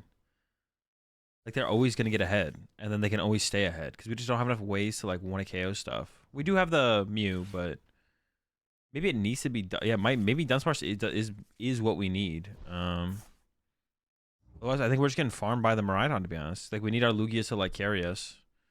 Force them into, like, big Raichu plays if they want to deal with them. But even then, the problem with that is that if they put a Bravery Charm on that, we're still not 1KOing them. I'm not sure, to be honest. 2 Mews? No, but 2 Mews isn't, like, getting us ahead in the prize exchange. I don't know. Maybe we should attach something else there. I think it would have to be Dunsparce, to be honest. I think it would have to be Dunsparce. So we can make big Lugias. That'd probably have to be the play. Dunsparce might be optimal now. Yeah, even if it is just for this matchup, it feels like it probably is correct. Tool Jammer would be a cool include. There's probably not enough stuff to warrant Tool Jammer. I don't think so. Yeah, I don't think there's enough stuff to warrant the Tool Jammer. Body me. Hit him with the generator. Ooh, the whiff. Are we surviving a turn? The comeback? Hold up. They got the Fleet Feet. Yeah, I might throw the Dunsparce in here right now for this matchup, to be honest.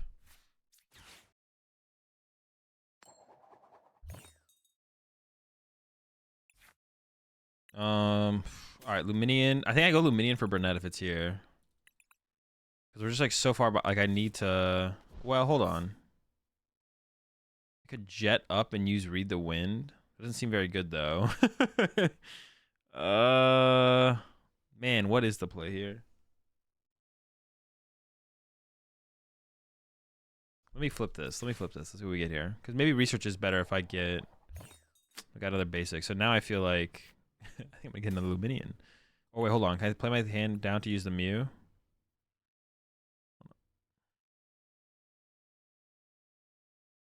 I'm not really scared of them going boss KO my Lugia, to be honest. But what if we went... Maybe we do go with the Mew here. I don't want to read the window. I don't want a 2-prizer in my active. Although they do have the ability on the bench for me to take advantage of with the Snorlax. I would actually fill my bench if I played all this down, though. I can't play everything down. I can't fill my bench here. Or can I? I could. Net. Maybe I shouldn't have gotten the Mew yet, actually. Maybe I shouldn't have done that. Oh, it's okay. Through the chops. Play around escape rope. Gotta bench this. Shmew. If they didn't get the K attack last turn, I'm not scared of like boss KO Lugia. It could happen, but if it happens, it happens. We'll give it to him. Could just attach active. That way, like threaten the Snorlax attack next turn. Just attach this here. Could attach this here. Oh, I have the gift energy on the active as well. I didn't really think about that, to be honest. All right, I'll put it here. You start for 1. Okay, we're cooking. Yeah, I forgot about the gift on the active there, to be honest. All right, so I think we can make this work here. I think this is actually... Yeah, we can make this line work. We got some stuff here. We're cooking. All right, listen, Arvin. So they're KOing my active, or they're gonna play Escape Rope, and they'll KO off the bench. Okay, so but the Bravery Charm makes things like impossible. That's the Bravery Charm is like making things not. Yeah, it's close to impossible. Like now, what do I do? So they got me with the Bravery Charm. Yeah, the Bravery Charm is tough, man. That's tough. How do you beat the Bravery Charm? The Bravery Charm feels unbeatable. Oh.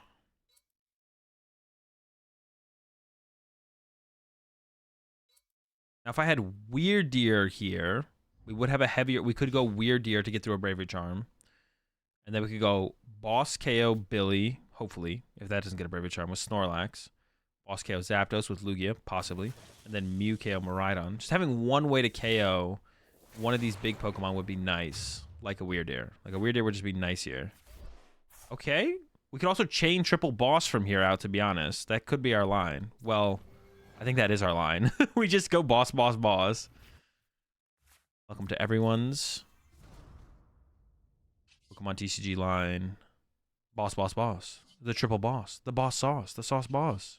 Alright, so we KO with Snorlax first. No, actually, do we? What do we KO with first here?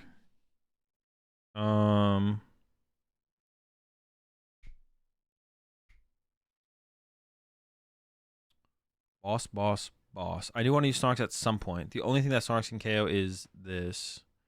But I want the possibility of Lugia to KO this, or Mew can KO this. Lugia can... Wow, how do I sequence this, actually?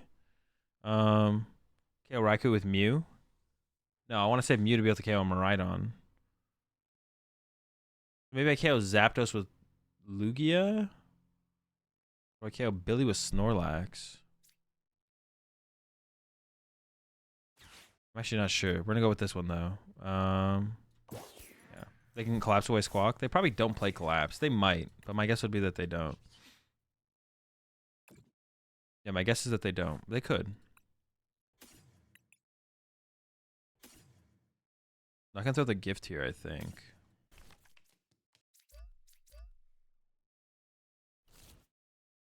Oh, maybe I should have jetted that up, actually. I don't actually know what I'm doing here, to be honest.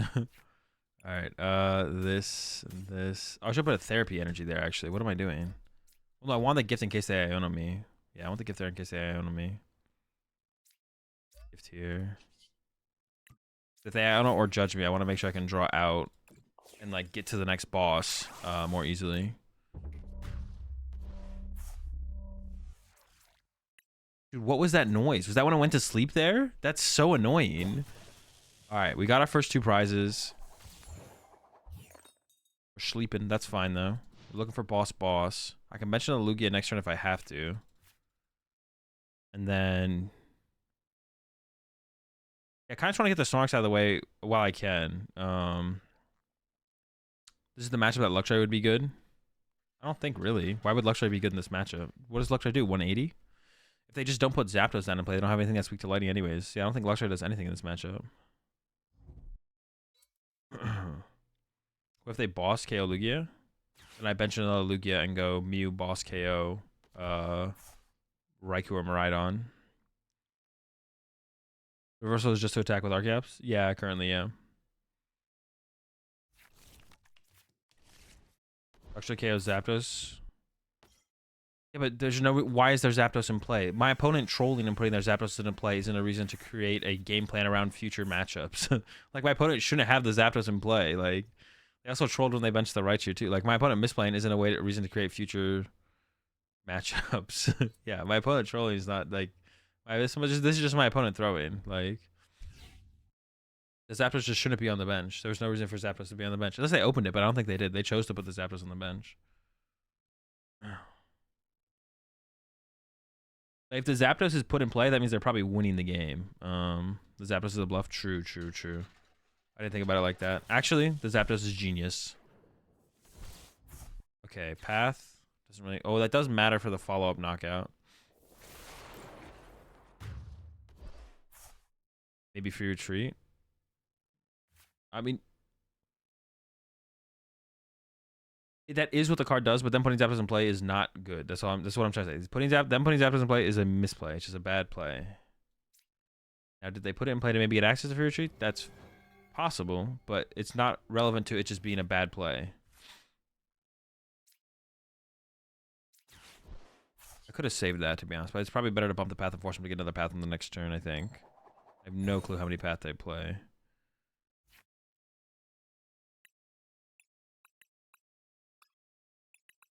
Oh, this list plays 4 boss. Oh, that's actually sick.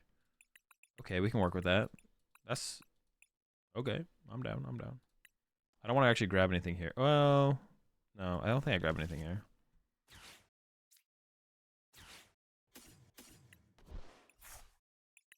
So what do I even grab here? Nothing? I put another Snorlax in play, I guess. What am I attacking with this turn as well? What am I boss KOing? What is the best thing to boss KO here? Well, no, I should put another Lugia V in play. That's what I wanted to do, yeah. Lugia V into play.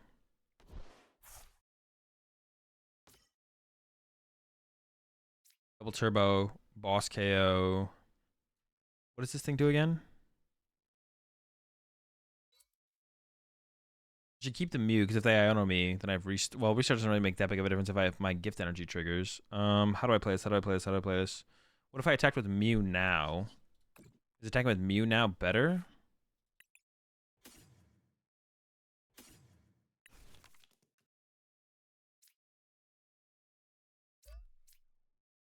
Oh shoot, maybe there should have been double turbo here actually.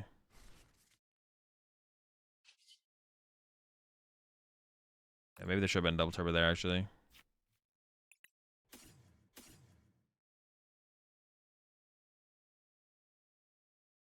There's like 3 things with 200 HP though, so maybe it doesn't matter. Okay, what do I KO here? Or do I KO with Mew is the question, right? There's no gift energy on the Mew, so I want to attack with the Lugia actually. Okay, like that solves it for me, I guess. Yeah, that solves it for me actually. So I guess we just KO the Zapdos. I should have maybe put a double turbo here. I'm actually not sure about that, to be honest. Is there anything I could even draw here? Okay, I could draw this, and then I can play this, and I can get nothing. Heads, so we just fail it. I can't evolve that anyways.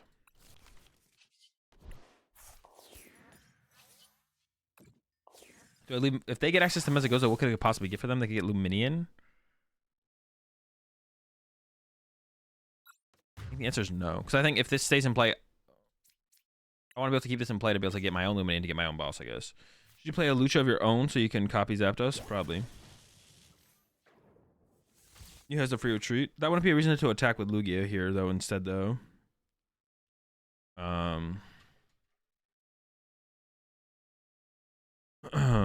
Boss KO Raikou with its own attack. No, I don't need to do that here, though, I think, right? Yeah. I could have done that, but I think that's probably worse than doing what I did. When I grab the V-Star off the Aroma, because I don't need it, but I need Boss. I need Boss, but I don't need the V-Star. I honestly maybe should have grabbed Luminion. Luminion should maybe be in my hand right now. I'm actually not sure. Because currently on board Doom, I have back-to-back attacks with Mew and with Lugia into Mew. So I theoretically don't need the Lugia V-Star, but I do need Boss. Because when they attack with Miraidon here, I either have to attack with an Archeops or... Oh, shoot. See, I should have put Luminion in my hand. I actually trolled by not putting Luminion in my hand. Luminion should be in my hand right now. I don't know what I was thinking when I just didn't take Luminion. My thought was I just want to draw the extra cards, and I'll probably draw it out to Luminion anyways, but I don't know what I was thinking, to be honest. That was such a troll. They only have 1 boss left, so they might not be able to find their last boss. I was trolling with that one, to be honest. I don't know what I was thinking. Boss? Iono. Grab the V-Star to thin. No, the V-Star never makes any sense because then I draw one less card off my gift. It doesn't thin anything. It doesn't do anything. But I guess if my gift doesn't trigger, then it does. No, but I should play as if my gift is going to trigger. I should just have had Luminian in my hand. I see what you're saying. I could have put the V-Star in my hand and then they boss around my gift, but no, I shouldn't play around it like that. I want to bench lock them. Do I punch with Archeops this turn? Attack with Archeops? I mean, it doesn't really do anything to attack with Archeops, to be honest. Yeah, it doesn't really do anything to attack with Archeops this turn. Oh, I didn't retreat my Luminian first. What the heck? I can attack with Archeops. It just doesn't really do anything. Sorry, we'll jet him up. Get in there, buddy. I'll just keep this energy in the deck. Iono. Hope they don't have a boss for game. You can jet. You have jet. We got jet. Well, they can't active. There's no gift. I need this to get Luminian, so we just punch. Sure. Dude, they're going to have boss. To be honest, I'm fine with them having boss here, though, because I misplayed. Wait, maybe I shouldn't have played the collapse to leave my bench up. Well, no, I don't want them to be able to play Luminian. That'd be a mistake to give them the Luminian out, for sure. Aww. Last boss prize. Yeah, to be honest, they deserve the dub.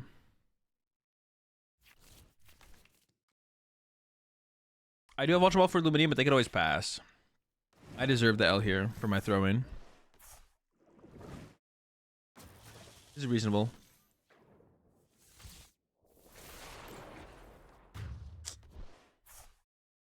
I'll use the other Archeops to thin there, because I only have one energy left and it's on the bottom of my deck.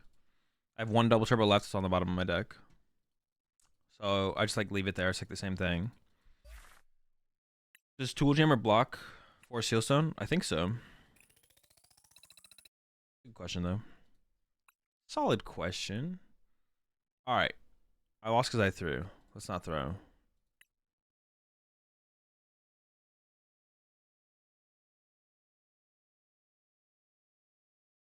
Yeah, I lost because I threw there. Let's stop the throwing. The deer made a difference? Yes, but I also threw. So the deer would have made a difference, but I also threw. The reason I lost is because I threw, not because I... Like, deer could have won me the game, but I also could have just won the game. So you should never make card adjustments around... You should always adjust your play before you adjust the deck. If your play needs to be adjusted for you to get to a sufficient win rate in a matchup or a scenario, then that should be adjusted first. And only when that has been accounted for and adjusted, should you then be like, well, even when I'm playing the matchup correctly, I'm still losing too much in this matchup. So because of that, I will now tech out the deck or change the deck.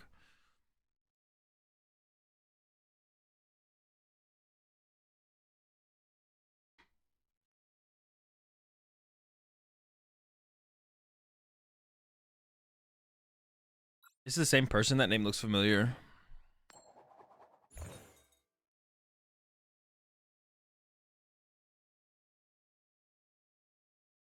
Yeah, I don't see a reason not to go first here, right?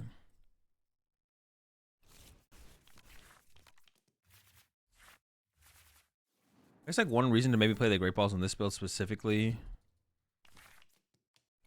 I wonder what would be like the better inclusion if for like the... Well, we've got the whole squad. What the heck? What's up, Mayor? Up against Guardy. Okay, well, I could get Iono'd here. And with the Capture Aroma heads, let's go. That's insane.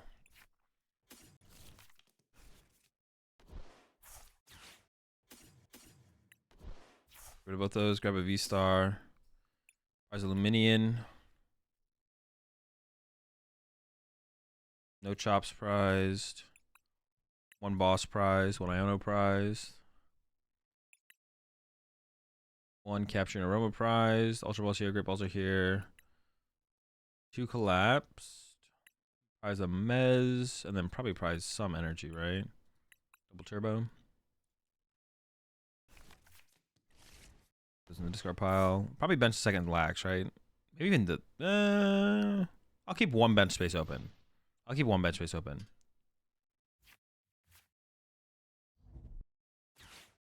Is there a reason to take Luminium from Ultra Ball? The reason to take Luminium from Ultra Ball would be to have more options on this turn, but I don't need more options. And I also don't want to put any more 2-prizes in play if I can avoid it, so... yeah, I don't really want to put any more 2-prize Pokemon in play if I can avoid it, so... Like, I'm like, this board state can last me, like, for a lot of turns in this matchup. Like, this board state specifically will last me a long time in this matchup. Like, Lax, Lugia V-Star with 2 Archeops in play. Like, I can, like, do so much with this for a really, really long time, so... There's no reason for me to go get anything else yet. And then putting Luminium in play can just become a hindrance or a liability. Also, there's like a decent chance that my opponent... I mean, they might Iono me one way or the other. Doesn't really make a difference, to be honest. It'd almost be better if I had the other hand if I knew they were gonna Iono me, right? So, I guess that's not like a good. That's not a good reason one way or another, to be honest. I kind of want to jet up and Lugia KO the Zacian here. I want to jet up and KO the Zacian with the. I'm not like 100%. Oh, the Manaphy. They have to grab that now, don't they? Yeah, that's hilarious. That's so bad. That's well, I don't know. Do they have to grab it now? I guess maybe. I don't know. Like right now. Yo, could I hit him if I top deck a Jet here though? I could hit him with the sauce. We could hit him with the sauce play if I top deck Jet. Yeah, we'll see. We'll see. How do I want to play this? All right, no Jet. There's a Snorlax on the bottom of the deck, but there's no Jet on the bottom of the deck. If I play a Capturing Aroma, I'm shuffling the deck anyways. I could just boss around the Zacian, or I could try and get into a Jet to be able to attack with Lugia KO the Zacian. I could just go Collapse, see what they do, and then go from there. What if we just ignore this? I like the idea of being able to KO this, though, to be honest.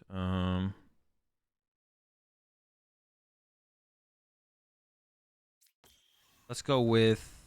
I don't know how to play this, to be honest. I'm bad. I just want to play Collapse first. What's in my deck that I would want to like thin out of the deck? I want to get another Snorlax in play, but I want to play that. And then this. I think I am just going to boss around this, to be honest. Oh, wait. We can make the play. We can make the play. Hold up. I can actually make the play. If I get Tails here, I can grab the Mew, bench the Mew, double Archeops collapsed. Yo, do we... Are they going to discard Manaphy? They would just discard Greninja, though. If I put Collapse in play, they're just going to discard Greninja, right? But if I don't threaten the Mew, then they would discard the Manaphy. Interesting. Okay, actually, all right, that's weird. Right, so Summoning Star. So if I bench the Mew, play the Collapsed, I could bench Mew, play Collapse, and if they discard Manaphy, I discard Lugia. If they just... Because they discard first or I discard first? The player who played this card discards first. Oh, they would just be able to, I would just telegraph it to them then. All right, so I'm just gonna go Collapse Boss then. That's fine. Yeah, so theoretically they can always make the correct play around the scenario. Damn, I thought I had like some genius level play here, but actually, honestly, this Snorlax being in play isn't that bad, to be honest.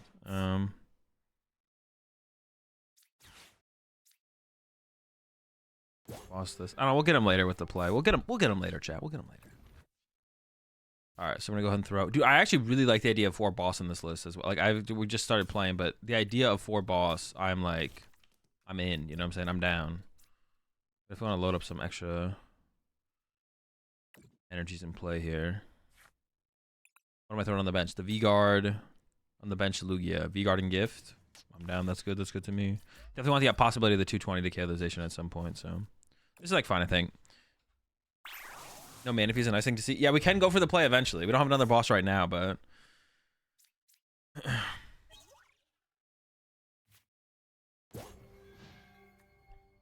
4 boss or 3-1 split? That's a good question, actually. Should we be playing 1 Serena instead of 4 boss? The 4 boss does combo better with the Mew EX now to be able to chase Greninjas, though. Uh-oh. Hey, if we top deck boss... Ah, it's looking pretty good. We top deck that boss. Yo, I want the play to happen so bad. The play is so sick. Come on, bro. Give me the boss top deck. Come on, one time.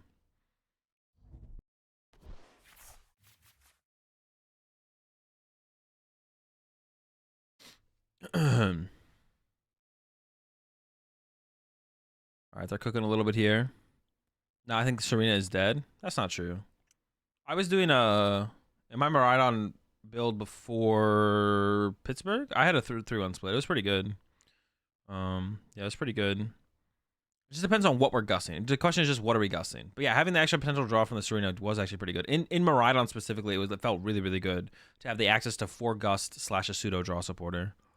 I don't know. I was a big fan of that. I could see it being the same in here, to be honest. It maybe should be a Serena because we are a lot of the time gusting these. But no, it probably is correct to play the 4 boss.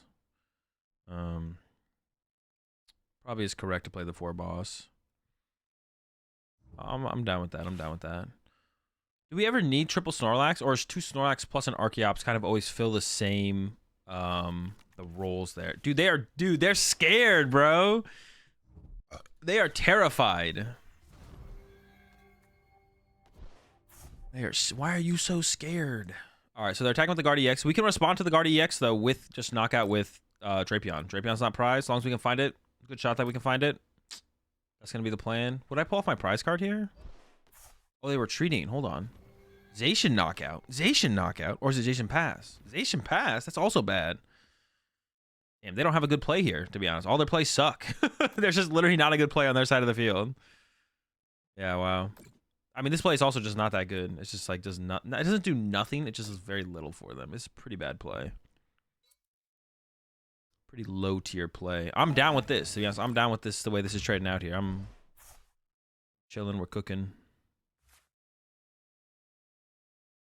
I don't know if they really have a choice. It's just, yeah, I don't know if they really have a choice. Oh, I can kill with Snorlax now. Oh my gosh. Dude, let me cook. What the heck? We definitely research here. I'm probably just giving up the Mew. I could collapse them, actually, to bench lock them. It doesn't bench lock them too hard, but it would stop something like the possibility of, like, a Luminion. Yeah, Lax getting the kill here is actually absurd. I don't really want to put another 2 prizer in play like the Mew, right? I just want another Snorlax. Another Snorlax here is just so good.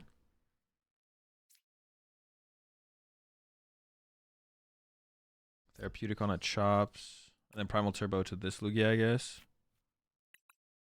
Maybe just a double Turb. I'm down with that. And then research. I should collapse, right? There's no reason not to collapse. I don't mind putting the collapse out there. I did want to bench another Snorlax. Man, am I afraid of actually bumping their... Am I going to be afraid of Temple of Sinnoh? Is Temple of Sinnoh something I should be afraid of? Or am I so set up that I'm not scared of Temple of Sinnoh just because of how set up I am? That might be it more than anything, to be honest. I'm pretty set up.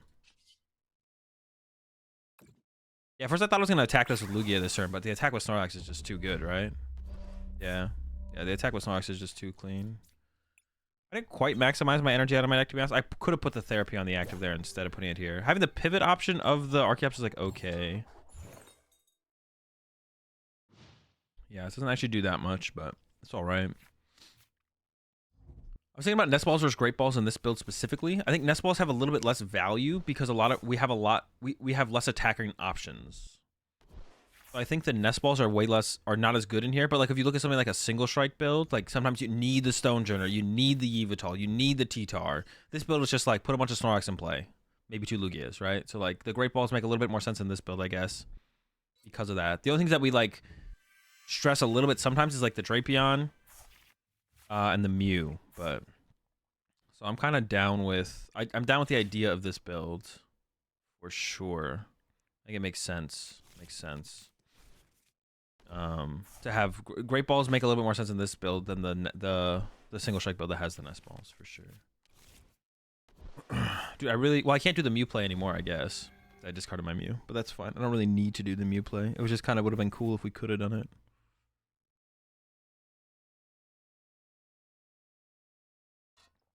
If I get Drapion, Boss KO, Guard EX, I just do it, right? Because then I just win the game. Yeah. So we'll see what this gift gives me. But we have Mesagoza plus Capture and Roman to take for it. I guess I just don't have the boss. And the gift is only drawing me 1 card as well, but here they go. They got the knockout. They didn't even need any energy on the active. Wait, did they play a supporter? I actually really haven't been paying attention. They might have Boss KO on my Lugia V-Star, but that's fine. If they Boss KO my Lugia V-Star, we're still winning the trade. So I'm not against that being their play. Honestly, I want to put a 4th gift in here. I want 4 gift. Yeah, I'm cutting that. I don't know. I'm cutting something for a 4th gift. I don't know what it's going to be. Actually, maybe not. Hey, another gift. We're gifting. So I could hit with Archeops here, to be honest. That's probably the better play. It's just punch with an Archeops. Let a bunch of energy and play and hit with Archeops. Um,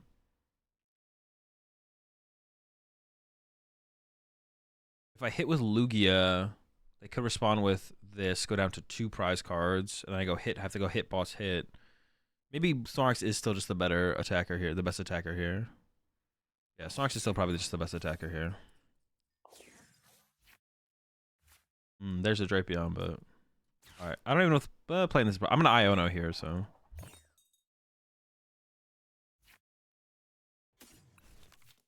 I'm not gonna give them as a Gosa, though. I want to put this gift on the active, so I should put it on the bottom. I could just attach it, I guess. So I could go attach... Is there a double turbo left? There should be. I haven't used very many. Oh, there's not. We just throw those two on the active, I guess. I don't want to run out of jets to like move my stuff around, but that probably shouldn't be a huge concern. Wait, where have all my double turbos gone? No, I guess that makes sense. I do want to potentially have the possibility of attacking with Drapion. Could I bench Drapion right now? We go boss KO, boss KO. It's probably not correct to do it. Just hit him with the Iono. I mean, I guess I should have counted their candies, to be honest. They're only down 1 candy.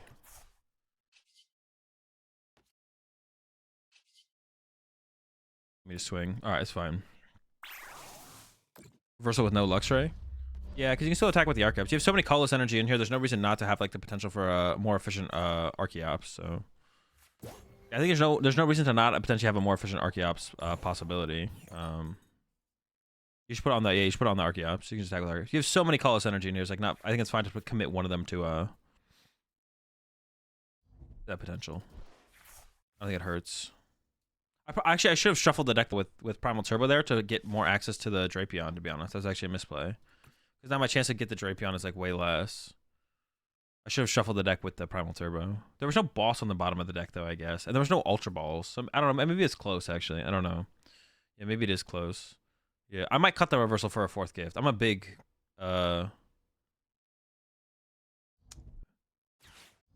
big gift energy simp, to be honest. I'm a big fan of gift energy. I love gift energy. I actually could get stuck in the active this turn. That would kind of suck. I do have 2 jets in the deck, but they might just pass here and hope I can't move. I'm still theoretically ahead in the prize exchange, but yeah, that kind of sucks. I maybe should have played my therapeutics in the early game a little bit differently, to be honest. Also, this therapeutic here maybe just shouldn't be here as well. I mean, I'm still in like a fine spot for sure. I'm still definitely in a fine spot, but I would like to be able to like just close it out here. I'm not trying to like give them more potential plays. Great Ball Boss is crazy. Yeah. My Drapion's on the bottom of the deck though right now, so Great Ball can't hit my Drapion, I don't think. Wake up. Never lucky. Top deck Jet. I think there's 1 Jet that's possible to be top decked here. Research. A Jet did go to the bottom of the deck, right though?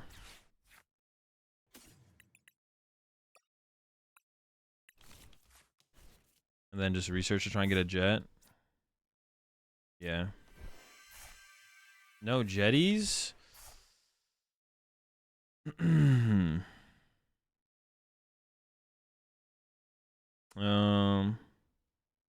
should just pass, right? Well, let me check one of these real fast. I think we are just gonna pass, but I have 4 energy in deck. I mean, yeah, like I said, I'm still ahead in the potential prize trade. The way it's gonna break down, I'm still ahead, so it's like fine. I could play this and use it to get, but I don't want to give them this, right? I don't really want to give them access to Mazagoza is what I'm thinking. Maybe it doesn't matter as much as I think. All right, I'm just gonna pass.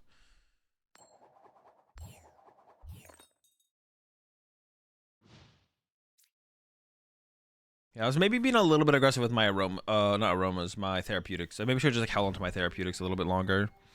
Or maybe like use them as like a more emergency type cards. I don't know. Well, there's gotta be hitting a Jet, right? Dude, where are my Jets, bro? If they KO my active, I get gift, so I'm feeling pretty good, but... Dude, if I lose this game, that'd be wild. That would be wild if I lose this game. Dude, are they gonna crest around my Snorlax? Alright, this is going too far. Dude. Wake the fuck up. Wake up, buddy. Yeah, I hope he just wakes up here. I could go Luminion for research here to try and get a jet. That would be like a fine play as well. Top deck jet or wake up. How long have I been asleep for, bro? Dude, my Sonics better wake up. Dude. All right, give me a jet then. Let me top deck jet, please. Nope. All right, let me see what I want to do here. Let me think. 3 jet left. Luminion for research is a possibility. I won't be able to use Drapion anymore if I would whiff here. Oh my god. And they could go boss at that point. They'd only do 60 more here. Should I just wait it out one more turn? I could wait one more turn, to be honest. I could wait one more turn. Dude, this guy's gotta wake up, bro. This is tilting. I could wait one more turn. Even if they put one more down, they won't get a KO. Alright, we can wait one more turn. Yeah, we can wait one more turn. Dude, come on, bro. Come on, bro. Wake up.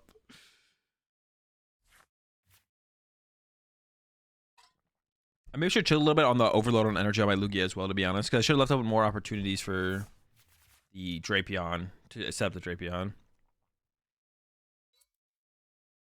Where's the Pokeflute? That's what I'm saying. All right, dude, it's your time, bro. Wake up. Dude. All right, now I gotta go, right? Now I gotta go, I feel like. I could even let them get this. Oh, let's go, dude.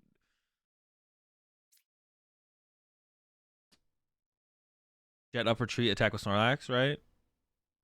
Or should I just jet up the Lugia and knock out with Lugia? Because for them to kill the Lugia, they have to put a ton of damage in play. I should just attack with Lugia, right? So that this doesn't happen. Just jet up Lugia, attack with Lugia. Yeah, jet up Lugia, attack with Lugia. Because if they knock out my Lugia, then I just win the game with Snorlax. Let's leave it bench locked. Dude, for a second there, though, it got kind of scary.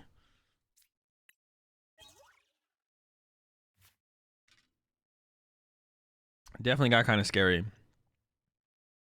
Feeling a little bit nervous. But now it should be game no matter what. If they want to kill my active, we win. Oh, I had a double turbo prize. I didn't even realize that, to be honest. So that's where one of my energies was. I even checked my prize cards, so I should have realized.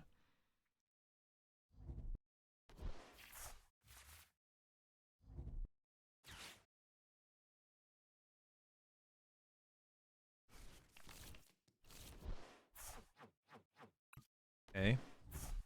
Dude, the Sinnoh, no! Wait, how does that matter, though? I'm so far ahead the Sinnoh shouldn't matter, right? Yeah, I'm so far ahead the Sinnoh shouldn't matter.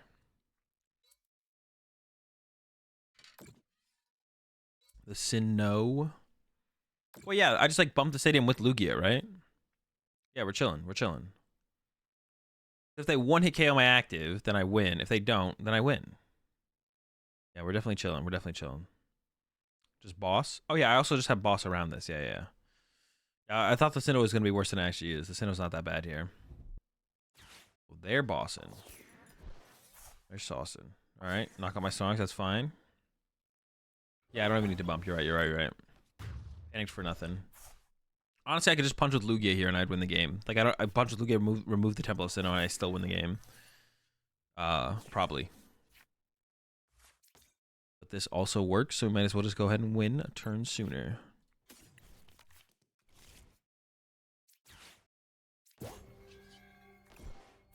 Let's go. Dude, we didn't get to do the cool play though. I really wanted to do the Mew play. The Mew play would have been sick. Woulda, coulda. What I said, I want to play 4 gift. Nah, maybe I'll just keep it the way it is for right now. We'll keep it the way it is.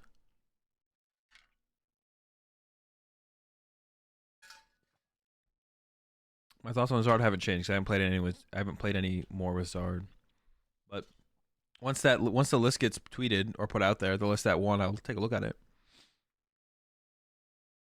Yeah, once Williams' list gets put out there, I'll play some games with it. Definitely.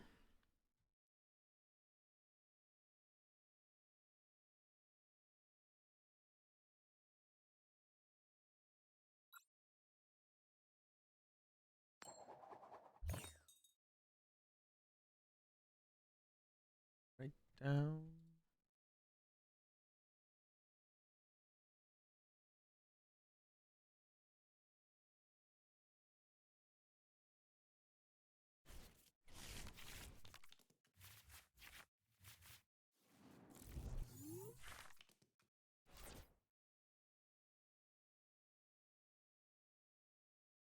Okay. Want to ask, doesn't therapeutic energy work on sleeping Snorlax? Yeah, there's 2 in the deck. I played the card. Will's list is out on Twitter. Is it? Maybe don't follow William on Twitter. I'm down to, we can grind some games with that right now, to be honest. Yo, appreciate the 22 months there. Serial murderer. Appreciate it. Almost 2 years. We're closing in.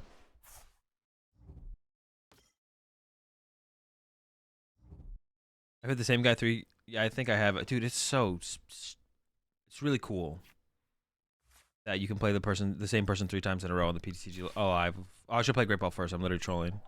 PDCG Alive ladder. See, this could have found out. Yeah, this is it. So I want to maximize my outs to Archeops. So I should have played this first to try and get an Archeops. I'm just too good at it. Just too clean. All right. V-guard. I'm gonna go ahead and throw out the claps here because I don't really need very much on my bench. Is it possible to go turn 2, knock me out? That is so unlikely. I'm gonna go ahead and say they're not gonna get shit. And we're gonna go ahead and read some wind. All these cards in the hand are pretty cool besides this guy. That guy kind of sucks. Yeah, I'm gonna say they don't got it. They don't got it like that. And we're going to be fine. Ooh, the Mirage Step. Very cool, very cool. And they want to kill my Lugia next turn. Now that wouldn't be too unreasonable. If they want to kill my Lugia next turn, that's like not too ridiculous. How do I combat this from here? What is the game plan? I think get 2. Should I just boss KO one of the refinement Curlias? The world away. Or should I just KO the active and like use Burnett or something? I don't actually know.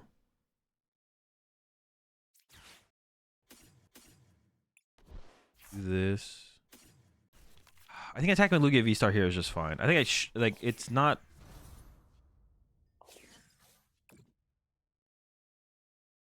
Yeah, I don't know if I want a boss though. I don't know. Getting rid of a refinement would be pretty nice though.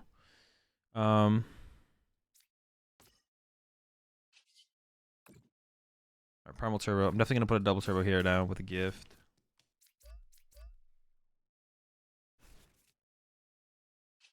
I don't know if I want a therapeutic on the Snorlax, or how soon should I put the therapeutics on the Snorlax? Maybe I just wait on that.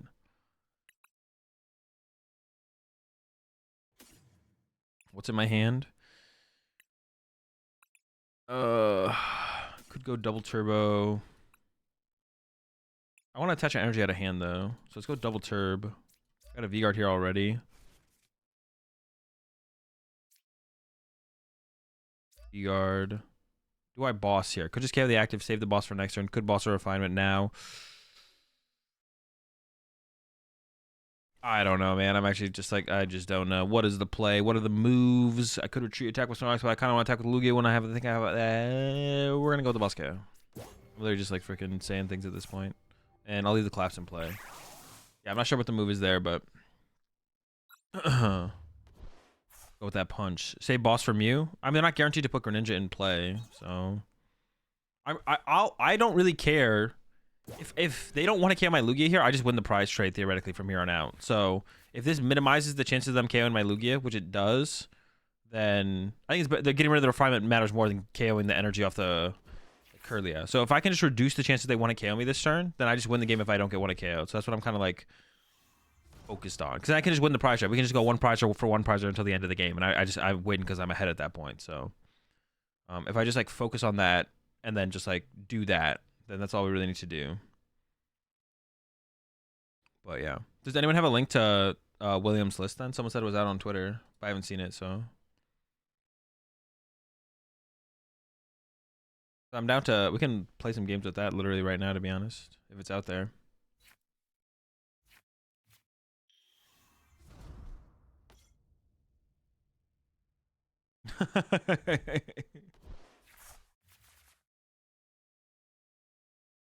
Body. I was trying to bait you all into posting links in chat so you get timed out. How's that feel? Someone who had the link, post in chat real fast, and I'll give you.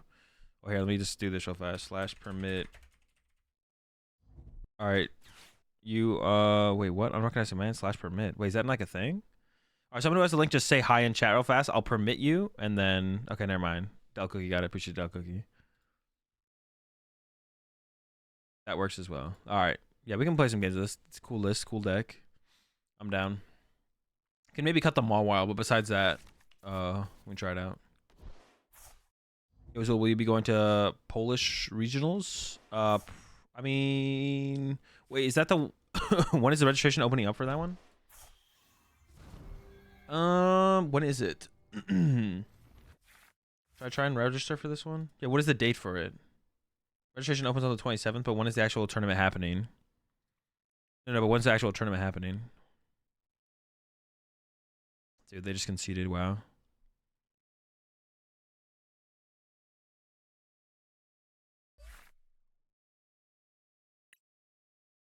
All right, let's try out this Zard list from William. The list is dope, so let's give it a shot. November 25th. September, October, November 25th. Let me see.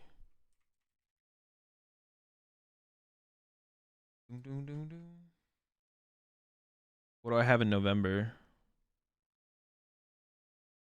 Hopefully NAIC, or not NAIC, hopefully LAIC, right?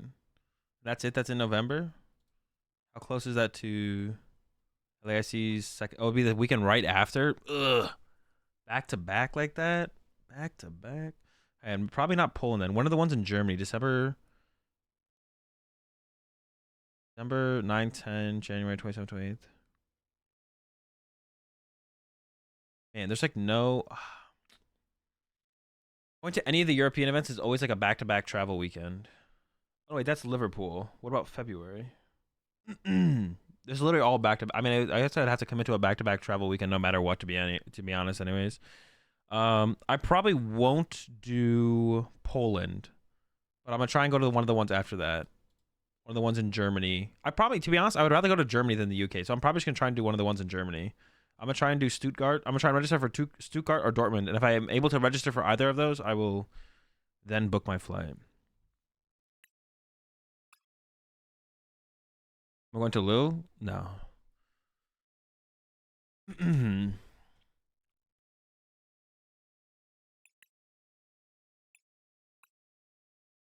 That will be my plan for European tournaments.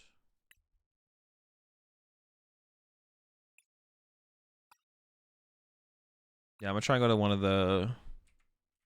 Is the UK? I've already been to the UK. I want to go. I mean, I've been to Germany too, but that's gonna be my plan though. Try and go to Germany. Are you allowed to mix and match card languages like that?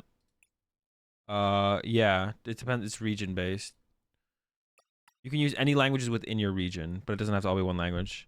Even if you wanted to, you would only have like a 70% chance to register for Poland. That is also true. Yeah, the chance to register is also like, yeah. I mean, that's why I'm gonna register before I book my flight for these, for the European events. I definitely would wait. I'm definitely gonna wait. Oh, we have the better Pidgey now too. Oh, actually, kind of insane. Does this deck ever change to the point where you play more? No, probably not.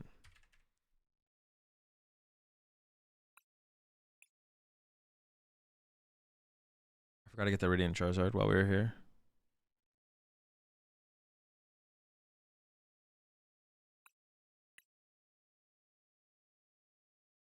The Entei is interesting. I mean, is it just something to hold the Force Seal Stone that's not Luminian, I guess? How often are you attacking with like the only way to attack with Entei? The only way to attack with Entei is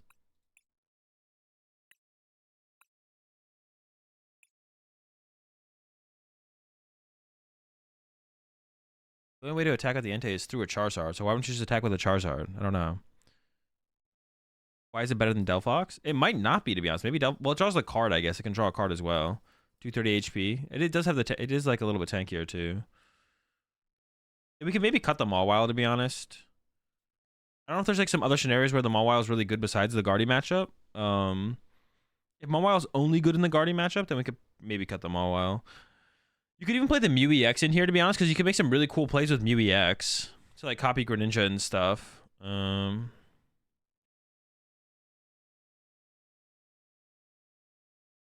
What is the Mawile good against besides? What is Mawile good against besides Guardy?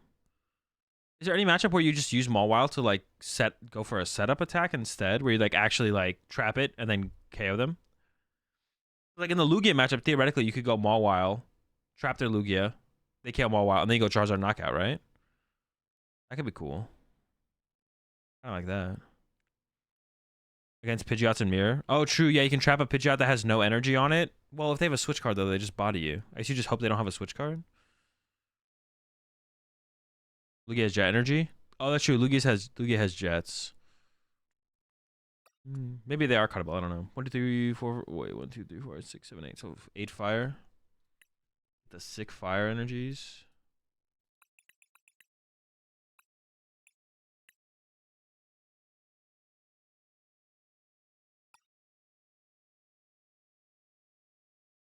Dude, a quad Arven deck? It's like we're going back to Irida times.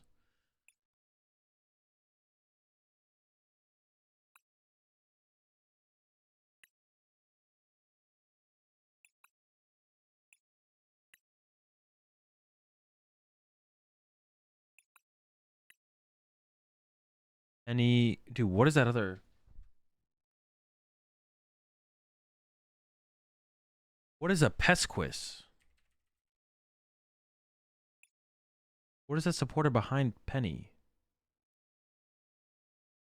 What am I missing? Oh, is it just a research?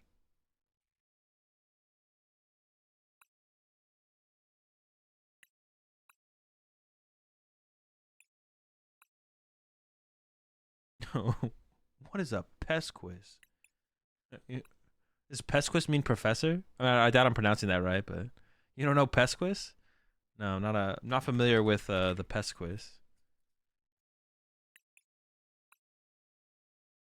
Oh, you're not familiar with Pesquis, are you?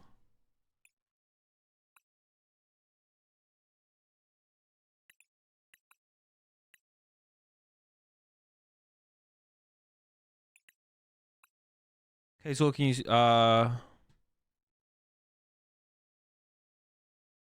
don't even know why like if I see that's not vacuum. If I see it's a message from Echo, I just shouldn't even like read it. I like start every time I start reading an Echo message, I regret it immediately. Stay high. Literally immediate regret.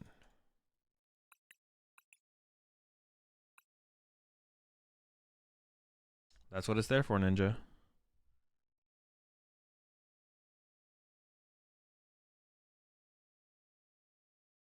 Okay, what am I missing? I'm missing 2 cards. It's gotta be something. Oh, Super Rod and Escape Route.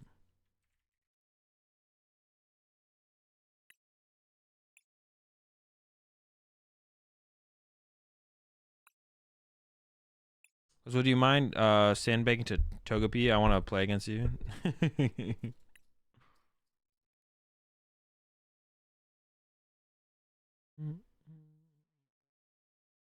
So true. Echo has literally the worst messages. What do we? What is it? Is this just like Pidgeysard? Pidgeysard. It's basically what it is, right? It's like there's no Arceus or anything.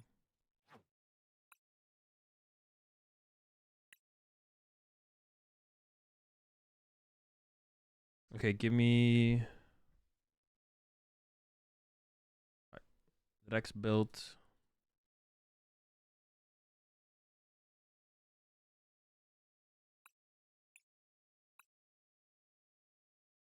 Alright, saying the friend request.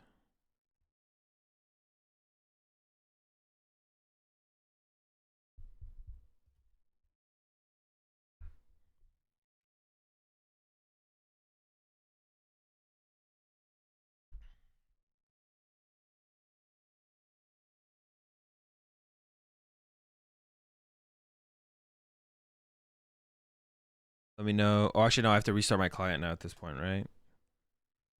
Adding someone to your friends list process on PDCG Live.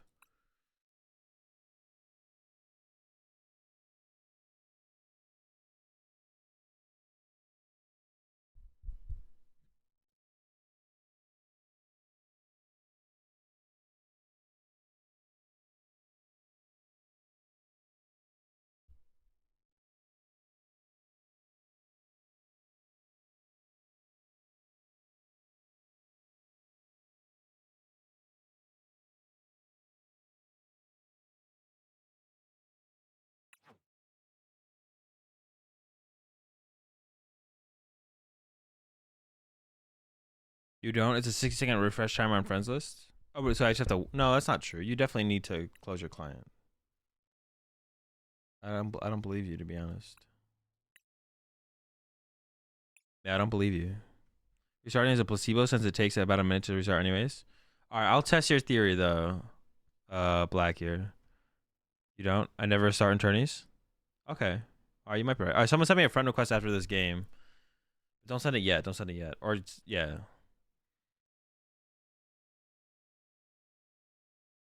Wrong deck? No, it's a fine deck. I'm not trying to play something specific against Ninja. Are you there, Ninja?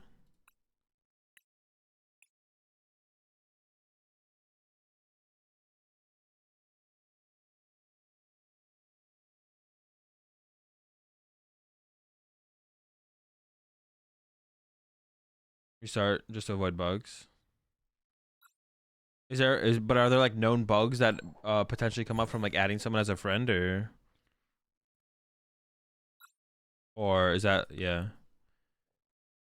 Well, I end up putting this list in your Discord or no, since it isn't your list. The Charizard list? No, it'll end up my Discord.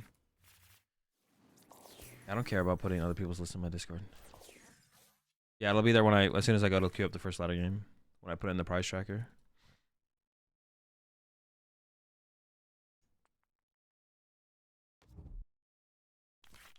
Yeah, V6 add me after. Well, add me after I'm done with this set with Ninja. All right, dude. We need a. Got him.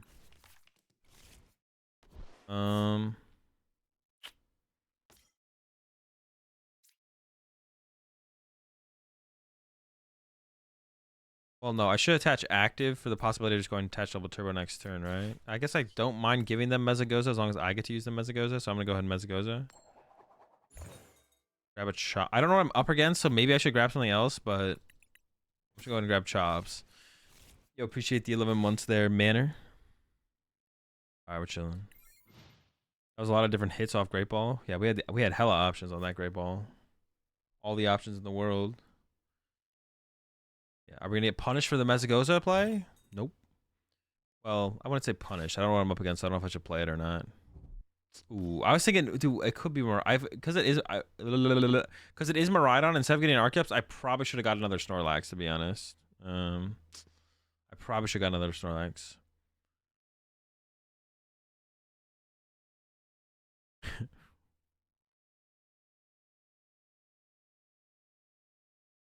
Yeah, so now I'm just gonna get this. I'm not going to definitely. I could get Escape Rope KO'd here, which would definitely suck. But is there any like colorless attacker? Is there any colorless attacker Lugia could play that like KO's a 2-prizer? That is a 1-prizer. Like, is there any 1-prize colorless attacker, even if it takes a ton of energy? I guess Charizard, to be honest, would be good. Charizard in this matchup would actually be good, wouldn't it? Yeah. Okay. Radiant Charizard actually be really, really good in this matchup. Okay, maybe I'm a little bit more down for the Radiant Charizard. Because this is the type of matchup where Radiant Charizard would be absolutely disgusting. Regigigas? No, it's only against VMAXs, though. Okay, I'm kind of coming around on the Charizard a little bit then, to be honest. You're definitely tweaking. That's for sure. We could go Snorlax, Charizard, to be honest, right? Like, that wouldn't be bad. I'm down to add the Charizard, because Charizard for this matchup would be really sick, to be honest. It'd be really, really sick to have Charizard for this matchup. Definitely down. All right, no escape rope. Please do not escape rope me. Come on, one time, man. No rope. Nice, nice, nice. We can win the prize trade from here on out, to be honest. We drew really well here, actually. This draw was actually kind of sick. Kind of disgusting.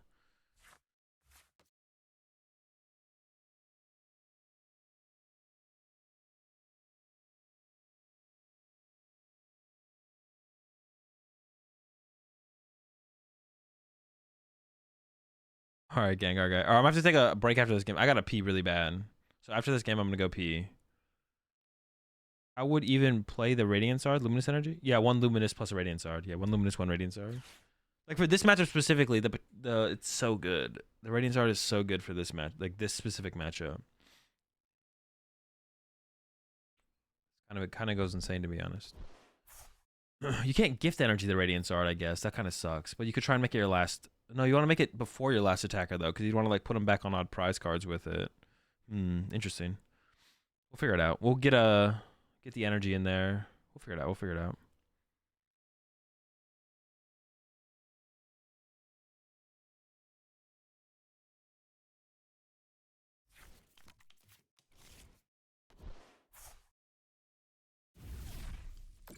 What? They didn't even KO me?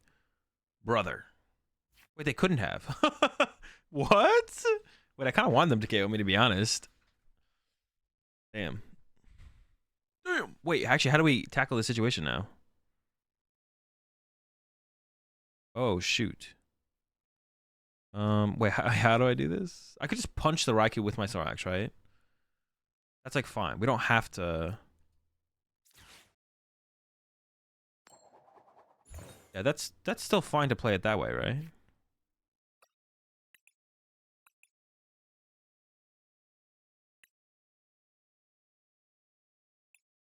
I can't really ever play here, but I don't think there is a different play. Just punching with Snorlax does seem fine though. I'm like not against that.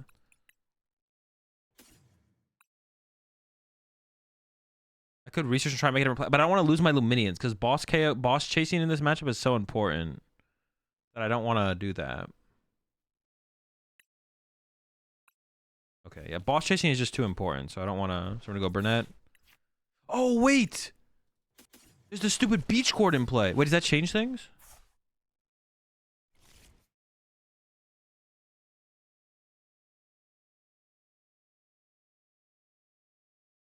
Not really, right? I was like, Snorlax takes 3 retreat. 1 energy here. Or 1 double turbo here. Double turbo. I'm still not getting there. No. Alright, that's fine. I did not calculate for the beach court. Because I was thinking about... I don't know, I was thinking about something. I was thinking something. What was I thinking? Who knows? I do want to put a gift on my Lugia here, I think, for sure. We're going to go... Double turbo active. Because simply hitting for... Using a double turbo here seems fine. And then... On the bench Lugia, I think I'm going to put just a gift. Because if they do want to go for a boss KO on my Lugia, I want to be able to get some reward for it. Then we slap for 160. Alright, but if they do boss KO, they probably have to use this Raikou, not Snorlax. So, there's that. Yeah, so this should be fine. This will be fine. There's a basic single prize Lugia from Celebrations that has 20 times the amount of energy on both Pokemon for what it's worth. It's probably not good enough, right? Chansey from Scarlet and Violet. What does it do? Chansey from Scarlet and Violet. Yeah, because like if there was something like that, that would be interesting. If there was something like that, that would definitely be interesting. Where I could like put like a weird ear, but not a weird ear, basically. But it would have to be still somewhat efficient for its like the Lugia is probably not efficient enough. No, I'm not in Utah. I'm just partnered with GameGrid. If you guys ever need any Pokemon products, check them out. GameGridSLC.com. Use code AzulGG for 5% off. The next turn we go Snorlax.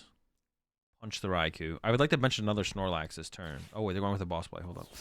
This is something I was a little bit scared of, to be honest. I was a little bit scared of them potentially bossing my... Maybe I should put a little bit more energy in play to play around the boss Archeops, to be honest. I was a little bit scared of this. Now my fears are coming to realization. But it might not matter. It might not matter. We'll see. Might not matter. If they did that play, that makes me think they have another boss, to be honest. So maybe I should Iono here. Yeah, it makes me think that they have another boss. Oh, I shouldn't have used this yet, though.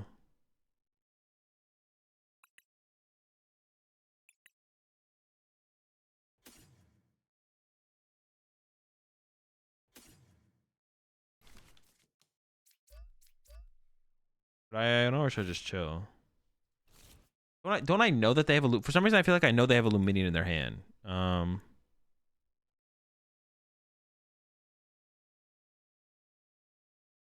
Goes up, soft off.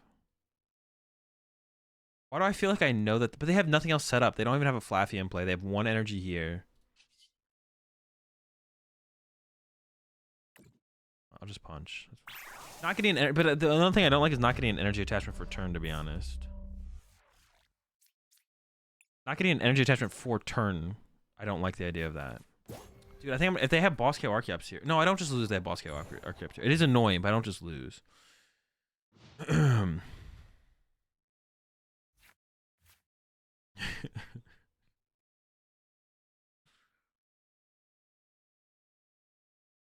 They searched for Luminion turn 1. Yeah, they did, right? But they don't have enough energy in play to actually pull off an attack, so I don't think I'm like scared of the attack happening for sure. It could happen though. It could happen. I want to go next turn. I want to go Snorlax Boss KO Mew though, but while it has 180 HP, because that could change on the following turn. Okay, we're chilling. Yeah, now I think I just win. Now I think we just win the game. So I have to go Arvin. Their first boss, I guess it didn't make zero sense. It depends what was prize and what they could pull off their prize cards. If they have the potential to like go boss there, that's actually pretty scary to be honest. There's so many places they have to put this. I don't know where they're actually going to attach this. There's so many places they want to put the charm thing. It's like if they put on the attacker and the active, then I can boss KO out the bench. Yeah, there's like too many places they want to put it. There should be a dub here to be honest. Charizard would make this matchup way better though. Maybe even favorable to be honest. I'm not sure. It would make it way better though. Right now it's not a bad matchup, but it'd be really, really good if we had Charizard in here, I feel like.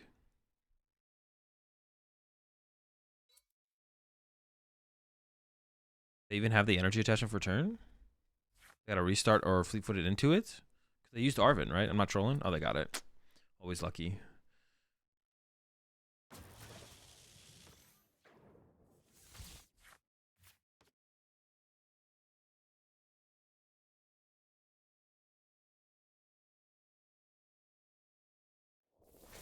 Alright, so we gift for what? 2? Sure. I want to give them Mezagoza. Mezagoza doesn't really do anything for them. The Luminion's in their hand, right? Yeah. So I'm just going to go Boss KO the Mew with Snorlax. Oh, but then where does the game go from there?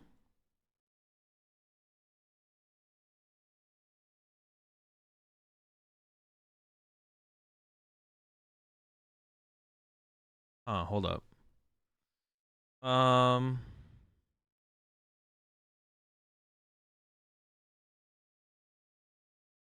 Yeah, wait, what the fuck am I doing here? I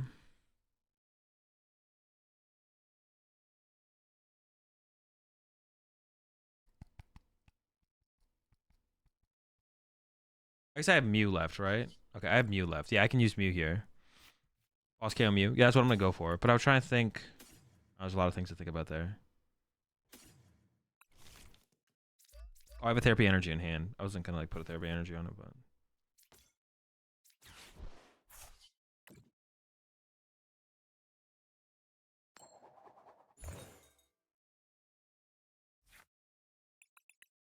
I was like thinking I was running out of ways to like take knockouts. Because if they boss KO this, and then boss KO to 2-prizer, but this should be fine. With this kind of setup, we should be fine.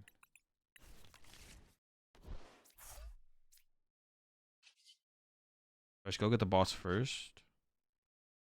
Should I restart for the? Actually, okay. I mean, I like the jet. That's good, but I think I should have just gone Luminium for boss and drawn 2 off the restart. To be honest. So now, then I can go KO Miraidon or KO Miraidon. Man, you have to be really careful with your bench in this matchup as the. But I honestly, if the Miraidon player bench manages properly, I feel like I always lose. Like if I play up against a Miraidon player who bench manages like optimally, I feel like I always lose. Or it's like that much. It's so much harder.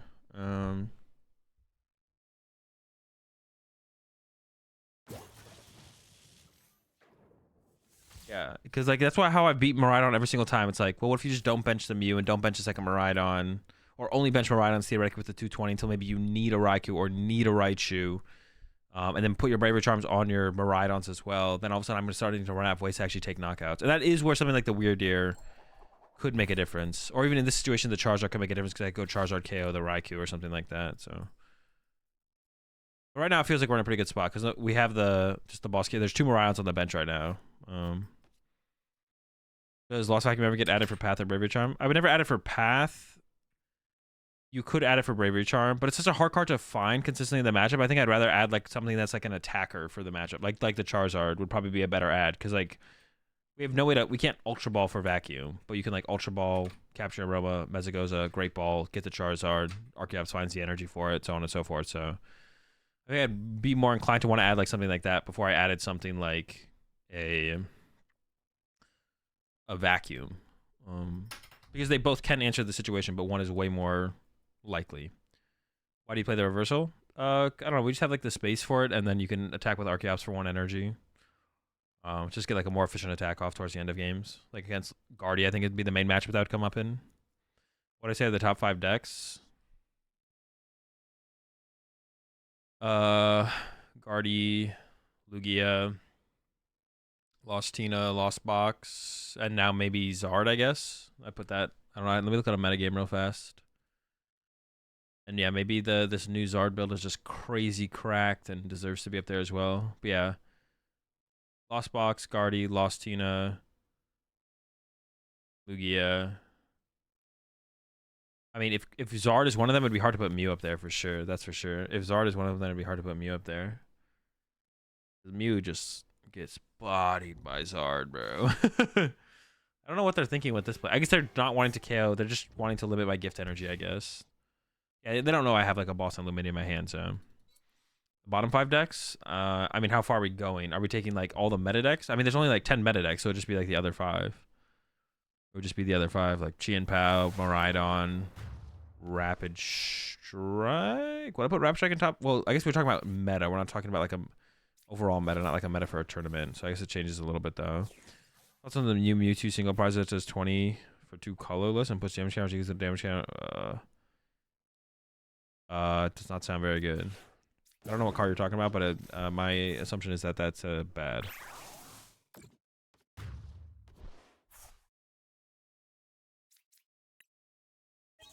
You have to like link me the card so I can actually read the actual card though. All right, I'll be right back. Ninja. I need to go pee, and then we'll get into game 2 in 3. Oh wait, no wait. I was only doing 1 game against you, right? Yeah. Who's up next? Gengar guy. Oh wait, actually V6. Are you still in chat? Send me. I want to see the friend thing. Yeah, V6. Send me a friend request, and let me know when you send it, so that I can like time it how long it takes for it to show up. Because I don't think I'm friends with you. GG's, Daniel.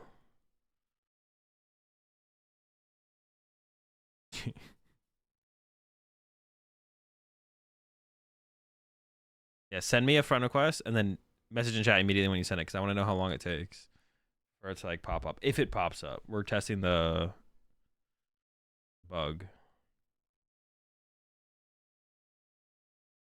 When are we playing in tournaments again? I don't know. Maybe when I get back from maybe in November again. I don't know. Definitely not anytime in October. I'm doing too much traveling in October to care about like trying to play in tournaments probably. I'll just want to like when I'm like I'm able to like make content, like stream and make videos. I'm just gonna want to like chill and play decks that I want to play. So.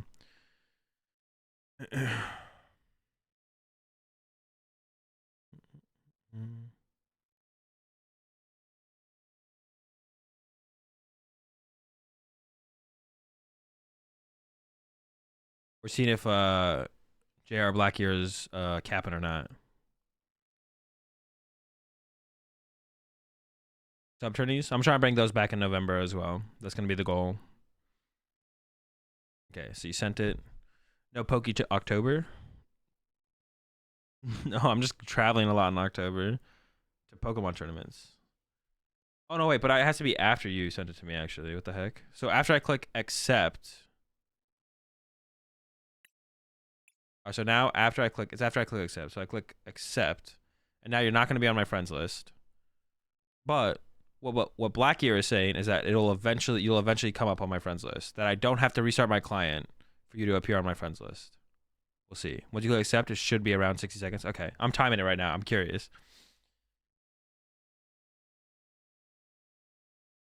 Do I have to like close it and open it? Do I have to like do this? It's doing like the refresh. Oh, there, you did pop up. Okay. Dude, I swear it didn't work that way. So now, with V6, you didn't reset your client, did you? If one of us resets the client, that's what I've been known as like that. You didn't reset your client though, did you, V6? You just left it?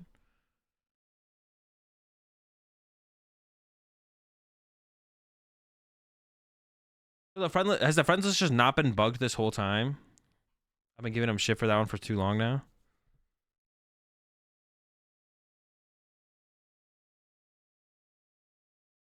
Is there a way for special conditions to ever be a thing in this game?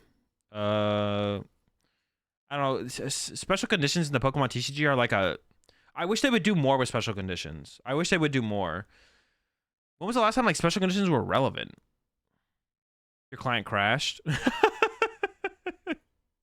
Maybe that's why I sent it over, because your client crashed. Yeah, when was the last time special conditions were relevant? Like they're always always barely like. There's the current Snorlax that we have to flip 2 coins, and sometimes it stays asleep and it sucks, and you don't have a switch card, and sometimes it wakes up. Yeah, I wish it was just like, I wish they were more relevant, to be honest. Paralysis loop, that's true. Paralysis, like the Articuno, the paralysis Articuno deck, that was a thing. But man, I wish they were like more relevant. Galarian Weezing. I mean, Weezing's poison attack. See, that's the thing about like Galarian Weezing's poison attack. It was just like, the good part about Galarian Weezing was its ability that shut off your opponent's abilities. No matter what its attack was, is what you'd be attacking with. So the fact that it was poison didn't matter at all. I'm like, when is the last time special conditions were like abused for the purpose of like trying to use those special conditions? You know what I'm saying? Like trying to play cards that use them or amplify. It's just not very often, right? It is the Articuno deck, I guess. I wish they were more prevalent in the Pokemon TCG. I wish special conditions were a bigger thing more often. Because it feels like it's like a wasted mechanic in the game. Like they exist, but like are rarely ever come up. But there's like, so how many of them are there? 4 or 5? I can try to get one more time. No, it's not a big deal, V6. All right, gang, all right, give me 1 second. I'm gonna run to the bathroom, and then I'm gonna run to the bathroom real fast, and then we can play a game, play a match. While I'm gone though, chat, go check out Game Grid over at GameGridSLC.com. My newest partner. If you guys ever need Pokemon TCG products, be sure to always go check it out over at Game Grid and use code AzulGG for 5% off. I'll be right back.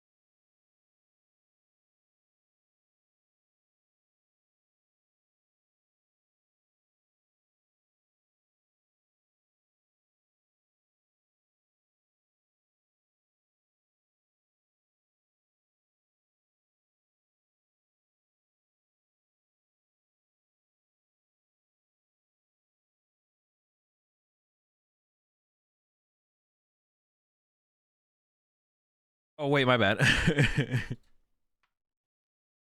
Are we sorry? So I don't have to? No, we came to the conclusion you don't have to restart, Gangara. No restarts. No restarts. No restarts.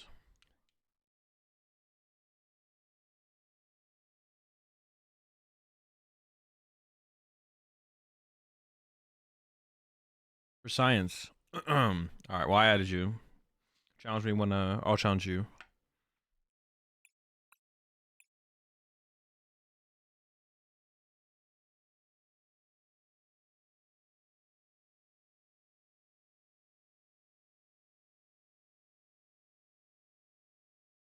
Yeah, I just want to see them do more with it with special conditions. It feels like they're just not come up often enough. Maybe they don't need to. I don't know.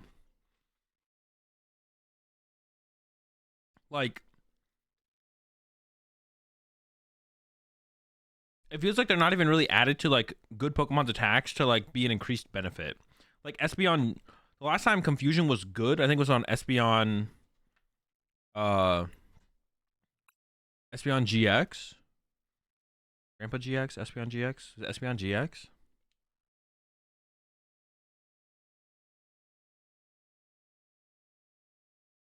You can map, but I'm just gonna refund you your points because I don't have it out. It's in the garage somewhere.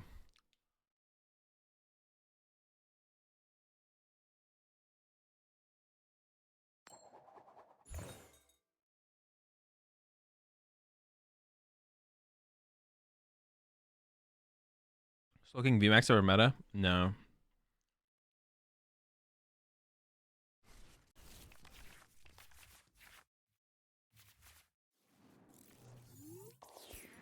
All the good ones are on coin flips. I just don't get. I don't know. It'll just be like, yeah, it's been so long, right?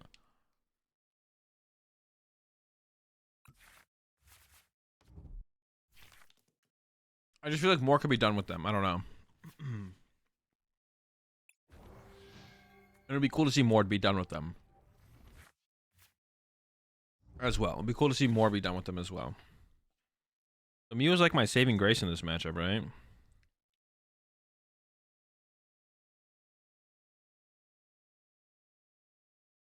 You're fired, Soda. Don't come back to the office tomorrow.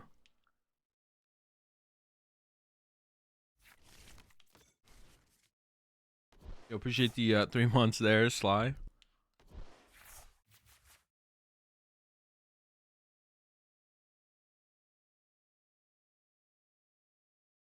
I have no idea, Sand.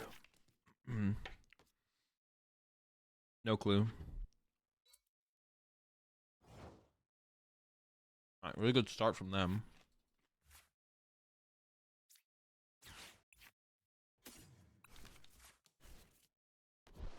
All right, hit him with this.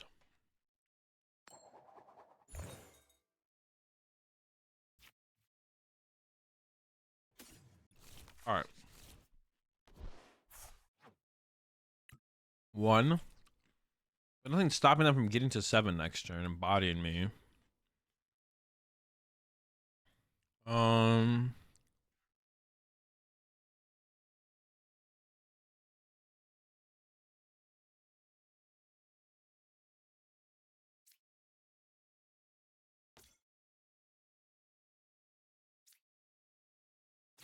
I could go like get rid of this, get rid of this.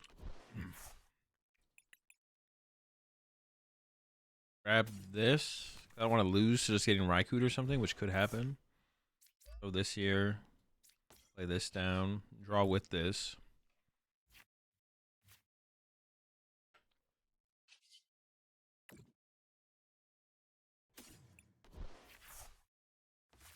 Seems fine. Maybe should have kept Illuminion though.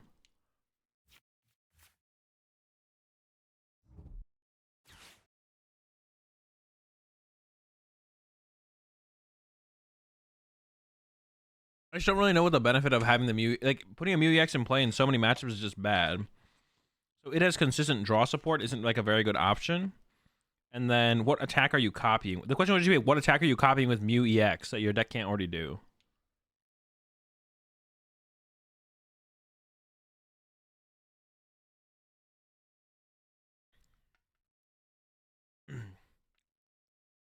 Yeah, what attack are you copying that your deck can't already do? I'm not sure.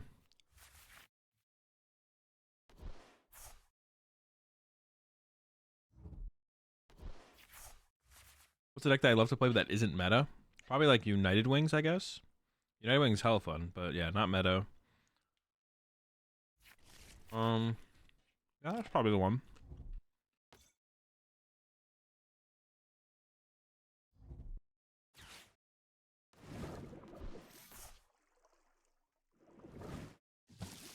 All right.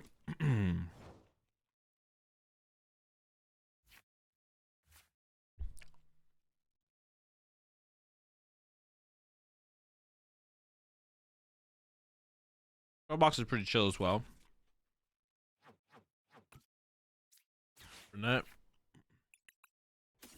What do I even attack with this turn?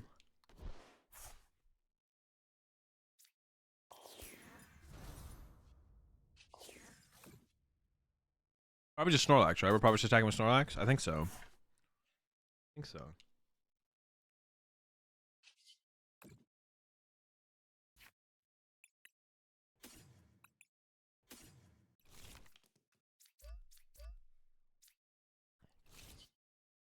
And then how am I retreating my active? We're still a jet up there. I don't want to like ever put this back in my active, probably. I could play the Ultra Ball to draw with the Mew, but the Iono and the Bosch are like the two options I want, so.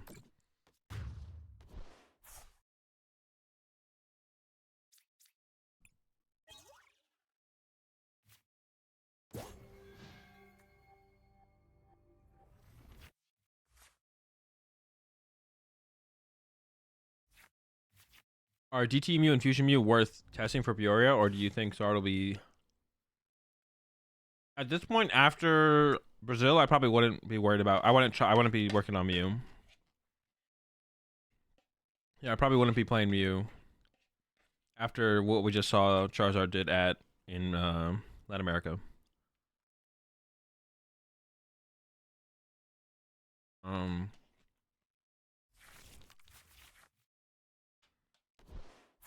Yeah.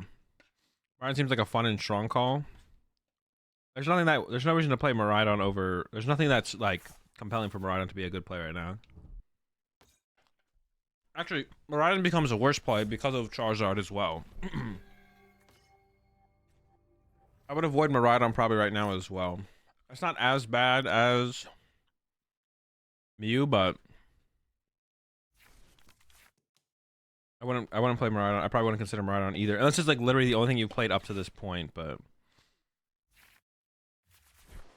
probably be a decent amount of Zard hype going into Zard hype heading into Peoria now.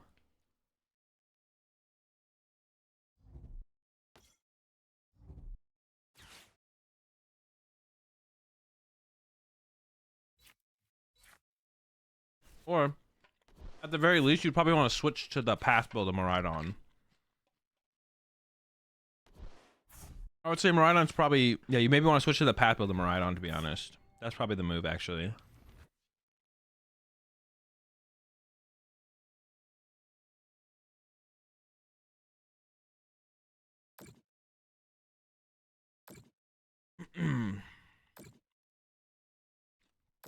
Bro, we're going to give him the Mew play right here. The Mew hands. Moving my Snorlax is kind of annoying. Top deck Jet.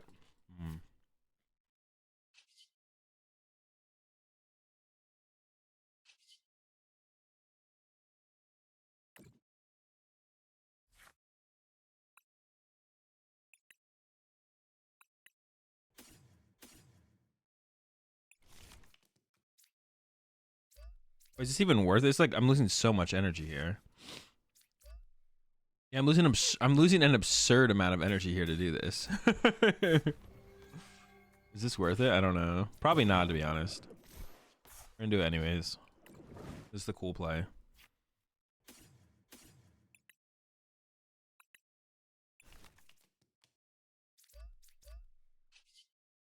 KO both Comfies, right? Yeah, I don't really care about the Sableye. Wait, is it letting me do 90 to each? Okay, no, corrected. Oh, wait, I have to discard energy? I forgot about that part of the attack. I thought I was keeping my energy on my Mew. Okay, that was probably not worth it, to be honest. But it's the cool play, so... I forgot I had to discard energy off my Mew. I thought my Mew was gonna get to keep its energy.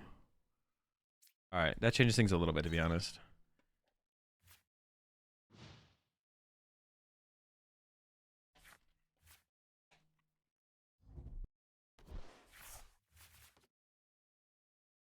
Yeah.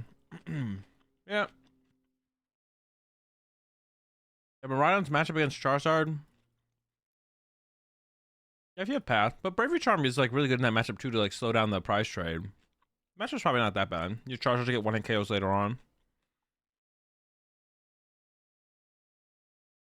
I would say maybe switch to the Path build of Miraidon though. Charizard's gonna be popular for sure. I would say that.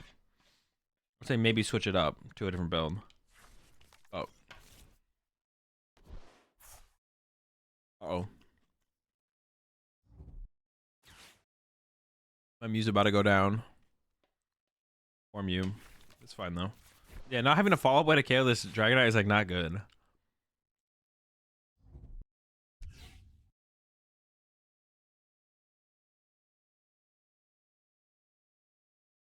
Maybe I should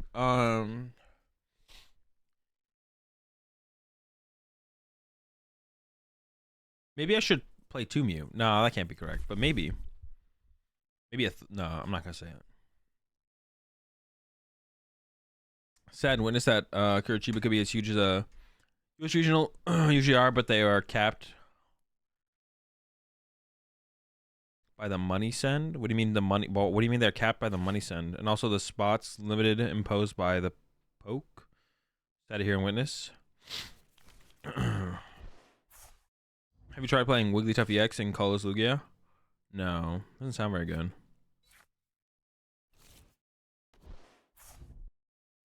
Can our Mew use Lost Mine?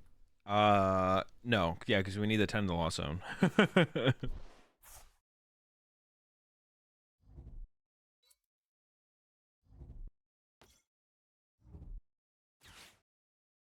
Not quite sure what you're saying there, Alex, but I'm pretty sure everything you're saying there is pretty misinformed. I'm not 100% sure what you're saying, though. Pokemon send a specific amount of cash to the organizers and determines the spots to the tourney, apparently, here in Latin America. Oh, I mean, maybe that is how it's done. As far as I know, that's not how it's done. As far as I know, it's the tournament organizers who run the event who have the control over how big a tournament is. But I could be wrong. Was it right to go after your Archeops, or should I have gone for your Lugia? It was fine to go after my Archeops if you're gonna boss back-to-back KO the Archeops, but you didn't do that, so I think it was probably a misplay. Man, we're kind of in trouble now. We're definitely in trouble. UX and Turbo Lost Box? I don't know, I haven't tried it. Doesn't seem great, but it could be okay. How do we win from here, man? It's not looking good.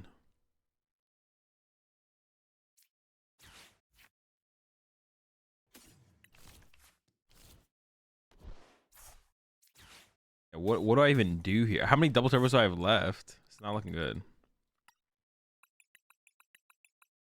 0?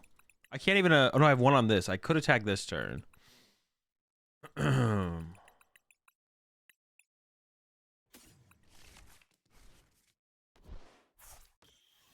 so we're just gonna play the Iono and hope that a Mirage Gate play doesn't happen, but it's so likely to happen. I don't know, they're not 2 Mirage Gate and a Rod. All they're in the discard pile. Place our Stadium. Maybe we should have drawn with the Mew first, actually. I don't know if I want to shuffle my deck. Yeah, I don't know if I actually want to shuffle my deck.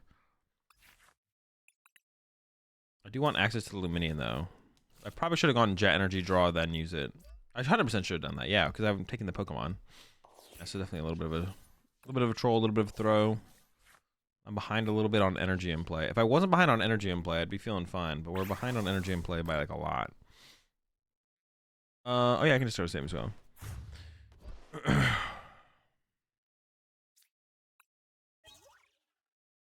The venue that Curitiba had like 5 times more space than the single room they use could have been like a 1K regional at minimum, but they either chose to not spend or were forced limited to such a small regional. I mean, my understanding is that, yeah, I don't take this for granted for as far as I know, for like Europe and North America at least, and I would assume Latin America as well, is that like Pokemon is like, all right, all Pokemon does is provide the prizing for tournaments. They just provide the prize support. And then they're like, all right, tournament organizers, we expect you to put on, like, we're entrusting you to put on a good tournament, and then if you do, then we'll like hire you again to do more tournaments. But it's weird for Kopag because Kopag is also like the people who print the Pokemon cards in Latin America as well. So like they print the Pokemon cards and then they also run the regionals. But I would assume it's the same deal where it's like I would assume it's the same I assume it's the same deal where it's up to Kopag to make the tournament as big as they want to make it. And then yeah, I would assume it's up to Kopag to make the tournament as big as they want to make it.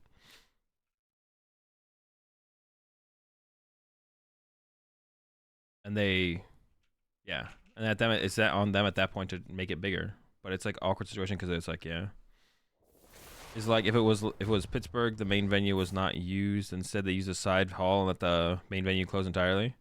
I mean, none of that matters, Alex. The point that none of that matters.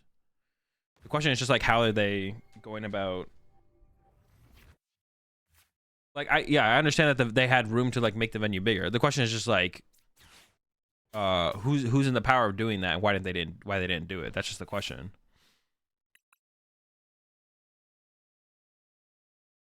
Yeah, that's the question. The question is who's in charge and why didn't they make the tournament bigger? Because it's obvious that the players would have been there if they had just made the tournament bigger.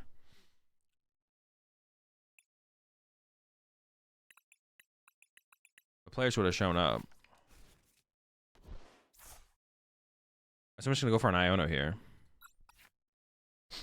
We win if we get the DTE, right? I don't have a DTE left. Also, I would have only done 180 into the active. If I had DTE plus boss, I could have KO'd the Dragonite, but we need like retreat to the Snorlax for a turn. Oh, I need to like bench the Pokemon actually. I'm kind of trolling. I need those Pokemon actually. Do I even have basics left now? I have a couple. I could boss carry the Dragonite, I guess. So we can go retreat. Patch.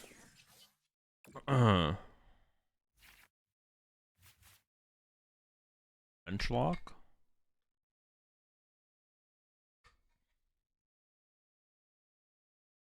I'm just gonna pass. Would 1,000 players really show up in Brazil? I don't know how big the scene is there. I mean, how many did they have for this tournament? Like 400, and like registration sold out instantly. So maybe not I don't know if 1,000 would show up, but more than 400. Yeah, I don't know if 1,000 would show up, but more than 400.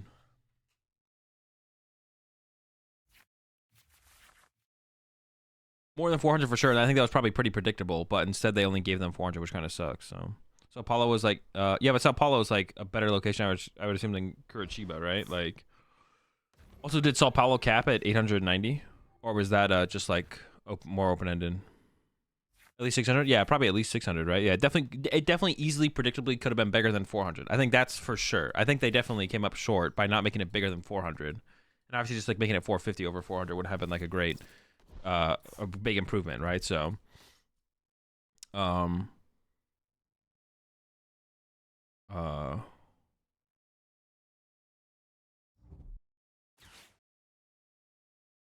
I didn't mention another one prizer. But they can't KO this, can they? Oh no, 120. Yeah, they can. They have an energy. They actually just can't. They don't have the energy though. Wait, what happened here?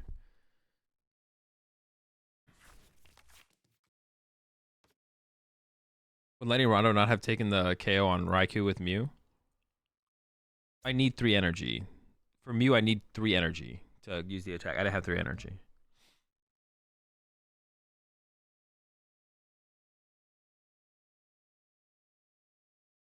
South America does not have many regionals, so 1K in the regionals is not hard. It's not too hard. I mean, but there's never been a regional that big before, right? So there's no proof that you would actually get that many players to show up.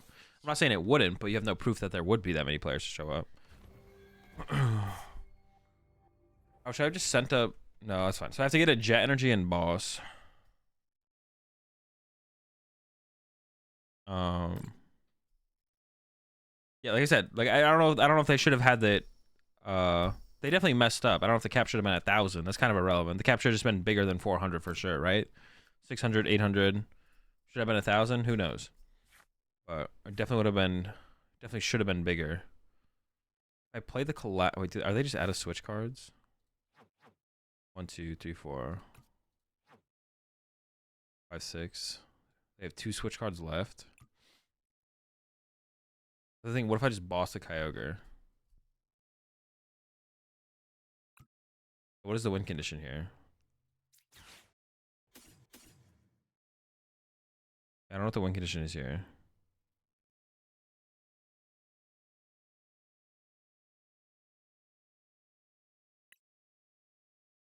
It's still what I need. Jet boss. Jet boss.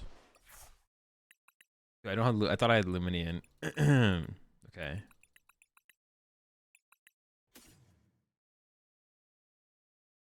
What? What was I saying for their switch cards? 1 switch card, 1 rope. 2, 2, 3, 3. I could attach this and just go for the boss, but I don't think that wins me the game. I think I need to get Jet Boss here.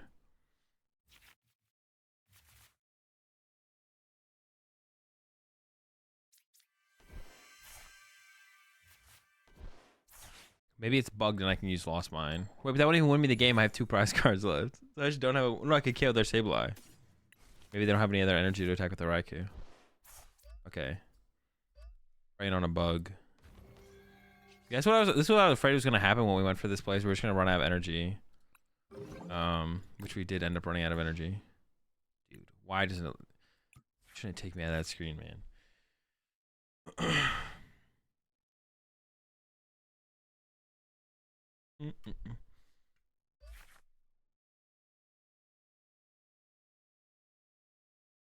The main problem for Curitiba regionals was that after the capacity was reached, they didn't try and make any effort to get extra spots for a bigger tournament. I mean, do you know that for sure? I mean, it does seem that way, but I guess you don't know that for sure, for sure. All right, game 2, game 2. I tunnel vision on the Kyogre play when I think I could have just won with Raikou a turn earlier. I'm pretty sure you could have Gengar guy, yeah. I think you had the play there for sure.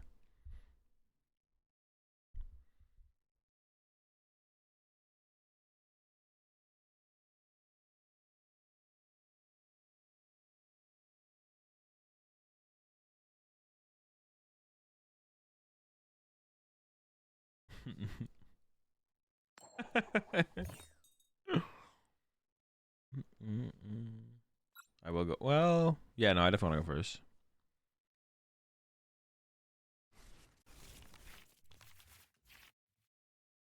Yeah, so I actually destroy. I mean, I have a little bit of experience in the Archamber Mirror, so I don't know if it's like completely fair, but Echo got wrecked in the mirror for sure.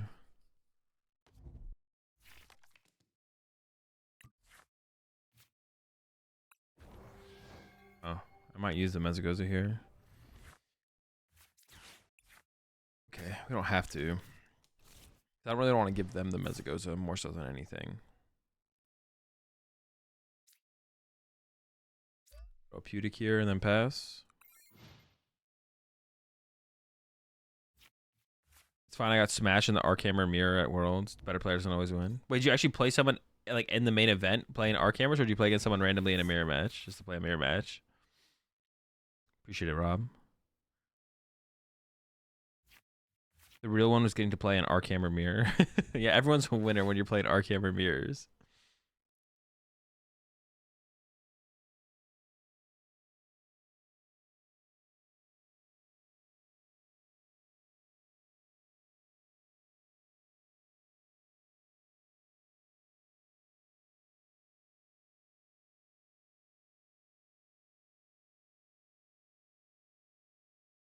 Round 2 at 01 was Archamber Mirror. No shot. Are you actually serious, Seta? That's actually so funny. So you started the tournament 02 after Archamber L. That's so funny. I saw that, Alex. That was definitely interesting.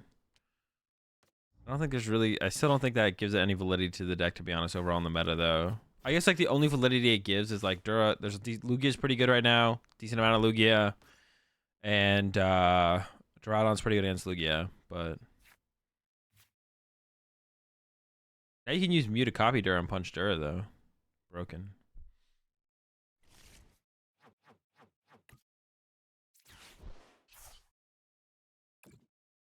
I don't even know if I should attach the energy here before. Like if I don't draw into a V star, but I draw into a double turbo, I'd probably rather just be able to attack, right? Probably. I think I just research it all. I don't know. Maybe I can count on getting the V star. Did get there. I also got the double turbo. I got it all. I got all the options. Actually, I'm gonna go with this to discard. I think I'm just gonna keep the. I honestly might just play the Burnett next turn and thin out the deck more. That wouldn't be actually be that bad of a play.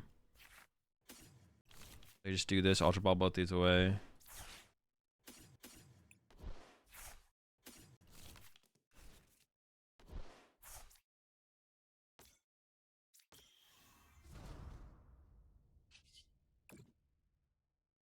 All right, a little bit cleaner of a setup in this one.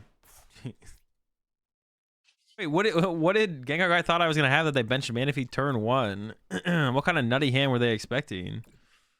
That would have been insane if I had had like a play there. What the heck? I do kind of want. I don't know if I need to load up any energy here, to be honest. We're kind of already here though, so let's like do something here. Let's do something here. I don't know if I should keep some double turbos around or not. I don't know. You played Luxray? No. Reversals just for the chops. I could see. Yeah, we could add. I mean, we could add it. It wouldn't be bad to include, but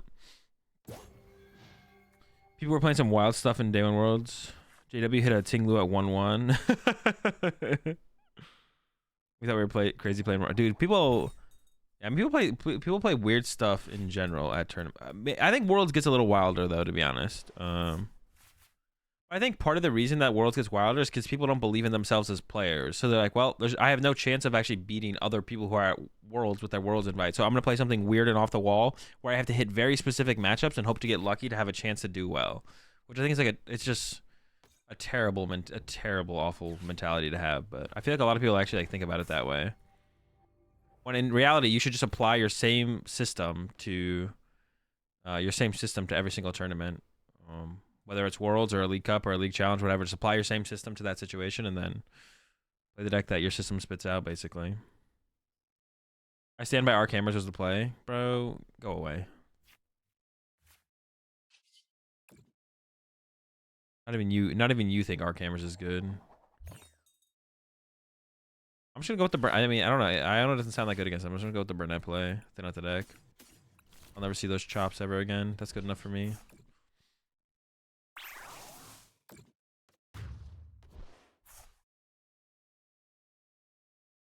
Frank Persick played Soul Rock Lunatone at Day 1 in Worlds. That's what I mean. Like, and Frank's justification for that was everyone's gonna be playing their best decks and playing their best, and it's at Worlds, so everyone's really, really good. But like, that's just not.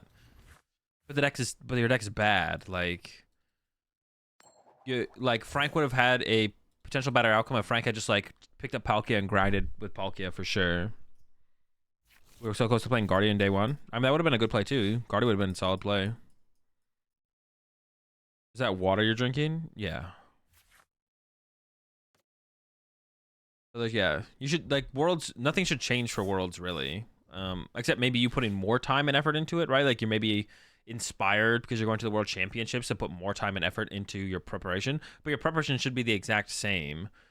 Like you should be just following your same process and system that you've been following up to this point. You should just, now you're just doing it at the World Championships. That's basically it. And there is like but another way to like kind of expand on that a little bit so you guys get a better idea of what I'm talking about is like, let's say you would have come up with a better deck if you had another week to prep past the World Championships. It's just like when the World Championships comes around or whatever tournament you're going to comes around, wherever you are in your process is just what you go with. So if you had one more week, maybe you would have played a completely different list. Maybe you still would have played like for Jesse's case, like maybe like Jesse played Miraidon at Worlds. Jesse played Miraidon at Worlds. That's where he was at in his process.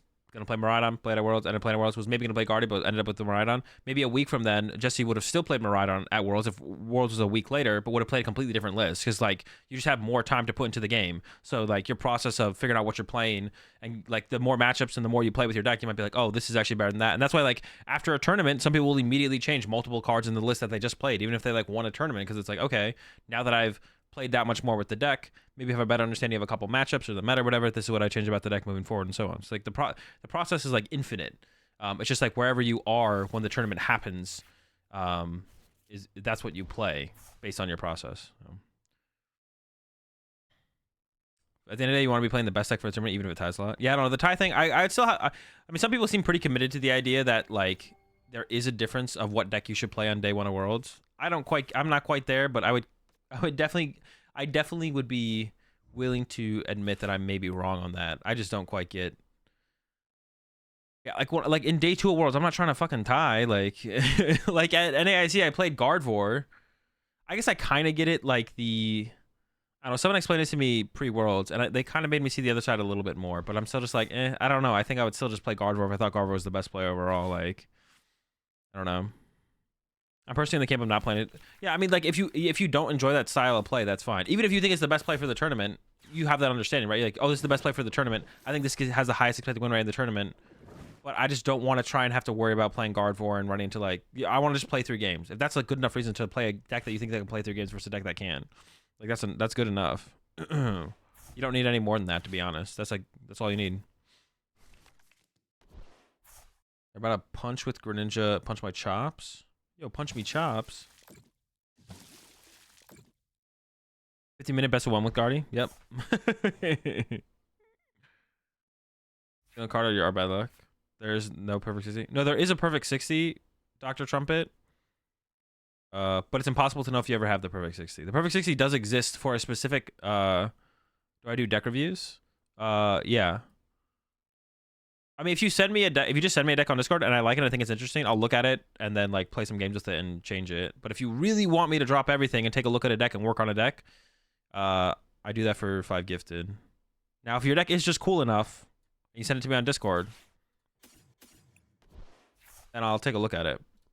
But do I even play the Iono here? I feel like I'm not even tempted to play the Iono yet.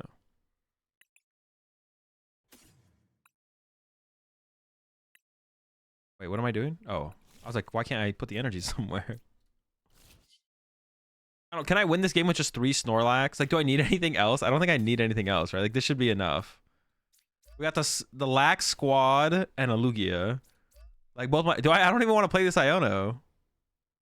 We're chilling. We're swinging.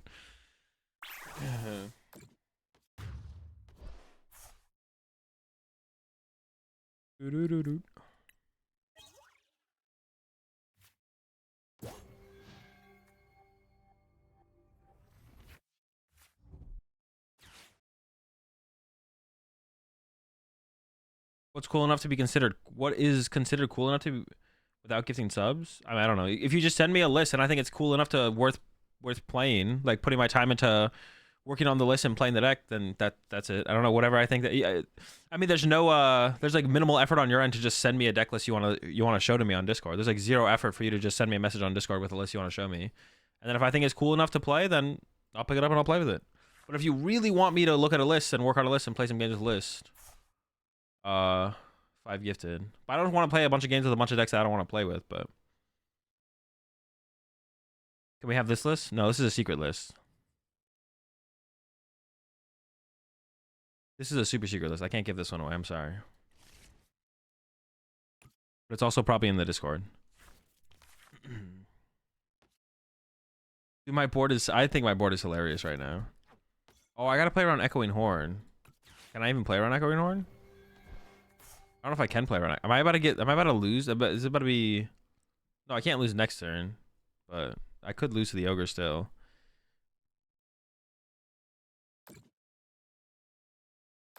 So pretty much good list equals free, shit list equals. Well, no, if it's just like if you just send me a good Gardevoir list, I'm gonna be like, cool, and then not do anything with it. You know what I'm saying? Send me a broken Klefki deck. All right, let me see.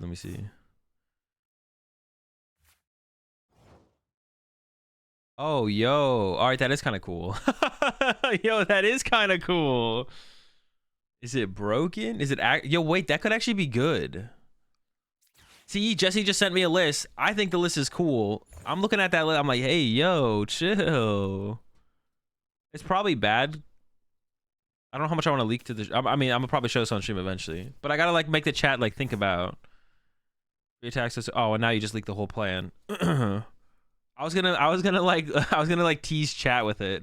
I was like not gonna fully say what it was. Leak it all? Nah. Jesse already leaked more than enough. Jesse leaked more than enough. If you can't do anything with that, you're lost. You're lost. I don't want to think. I mean, you don't do that anyway, so don't worry. You'll be all right. Arc hammers.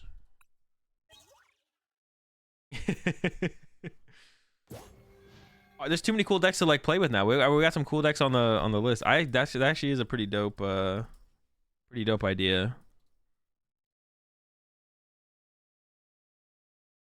That is a pretty dope idea. Now it probably won't be good because, I mean, Zorak V-Star is just not very good. But it doesn't mean it can't be cool. It definitely looks cool.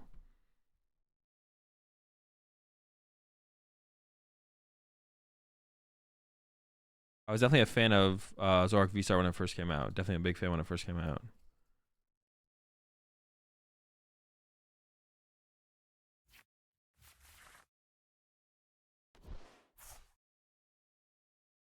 I saw the idea from one of Shemansky's articles he posted. Like, yo, Shemansky do be coming up with some interesting decks, to be honest. I consistently, like, Shemansky always be coming up with some interesting stuff. Usually none of it's like quite good. Like all the stuff is usually not quite good enough to probably play in tournament, but it's like always pretty close. Like that Lost Box deck that Shemansky was playing prior to Pittsburgh was interesting. But then Shemansky just ended up playing what, Rapid Strike, I think.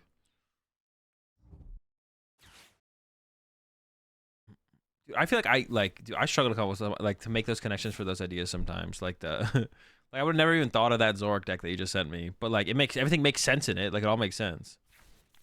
But you got to start with the process of just being like, okay, how do I make this card good? Okay, what are its bad matchups? What are the scenarios where I need it to fix? Like, well, I just get kind of bodied by loss on decks. Okay, what if we somehow make Klefki work? All right, get Klefki in there, yada yada.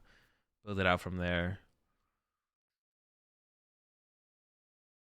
There's honestly too much. Have I tried Scizor Lost Box? I have not.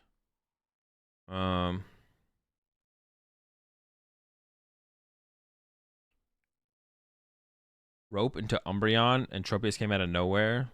Dude, that's stupid Tropius. Tropius is actually like decent right now too, actually. Tropius might be the play in Lost on decks. Rapid Strike and Lugia, but it's still winnable if Klefki sticks to them. Oh yeah, Rapid Strike. Well, no, yeah, Rapid Strike you definitely lose. Losing to Rapid Strike is fine though. Can you really not beat Lugia? Oh, you're weak to fighting. True. All right, Gengar guy, game 3.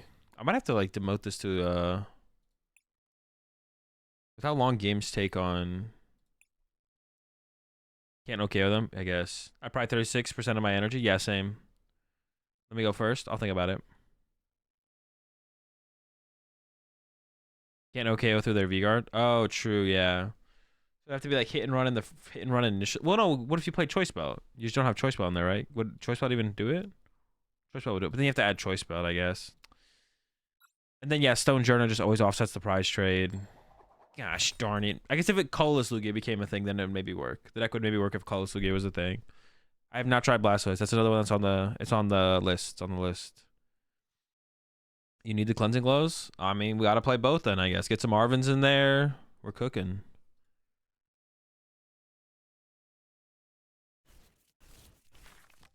Uh-oh. My opening hand is not good. Help. What are we even looking at doing here now?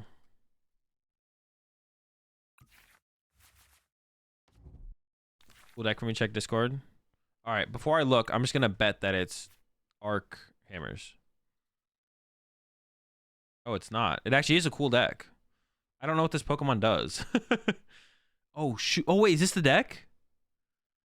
No. Dude, what was I... Alright, someone help me out here. I remember being really hype about using the leftover Snorlax combo with something. What was the deck? I was really hype about the idea of using Snorlax plus leftovers to do something. What was it? This happened twice. Rotom V, but it doesn't work with Rotom V because Rotom sends them to the Lost Zone. Malamar? Wait, what Malamar? Maractus? What does Maractus do? No, I had that. I like put that out there as like a thought process behind the card being decent eventually. Yeah, okay, but that wasn't what I want to combo with. Maractus? Oh yeah, wait, someone pull up Maractus. How do you do this again? Card. Maractus. Wait, what is the set? What is the set that Maractus is from? The Voltorb Senior? Yo, can we get some Voltorb Seniors in here, bro? What the heck?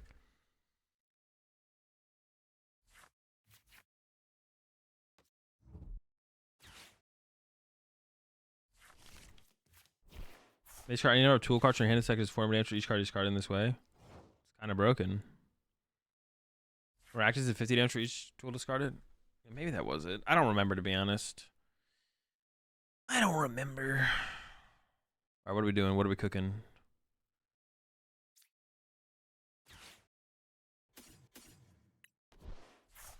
Can I actually make this work where I get the dubby chops?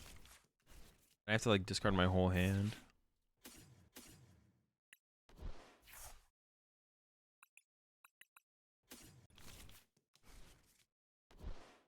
But what do I do after this? I'm just kind of like playing these cards out. I'm not really thinking, to be honest. You for 3? Dude, what am I doing? Got Luminium for something here. Luminium for research, I guess. Yeah, honestly, I just started playing cards out. I was like, we're going somewhere with this. Where are we going? Probably research. Honestly, instead of keeping the Snorlax, double turbo retreat to Snorlax. That's probably that's what I was thinking of doing. If I get escape rope, I'm getting kind of. Well, I can try and get another Snorlax in play here, actually. That's fine. Heads, so we just grab this for next turn, and then I still want this thing to die to Raikou. That doesn't sound very cool. I guess I'd rather thin out this if I get to a point where I'm thinning something out of the deck. Yeah, I guess Raikou's kind of slapping here. If it happens, it happens. Yeah, now if they escape rope, I guess I just have to give up the Luminion in that situation. That sucks, but let it ride. Colorless Lugia? Yeah, it's been chill so far. It's been chill. No complaints, no complaints. I've already had some thoughts. It's like, I've got like no tech cards in here. I've already had some thoughts of like tech cards that we could include. I don't know what I really want to play in here though, to be honest. Like, Luxray, Radiant Charizard. Yeah. Wuchien Vileplume? Isn't that just bad Fortress? Yeah, isn't that just bad Fortress though? Don't you want to Fortress to be able to use the first attack? At that point, if you're just like trying to accelerate energy in play, there's got to be like better attackers, right, to do with Vileplume. Are we playing the deer? No, I don't have the deer in here currently. So far, I haven't really needed it either, but I'm definitely not against including it.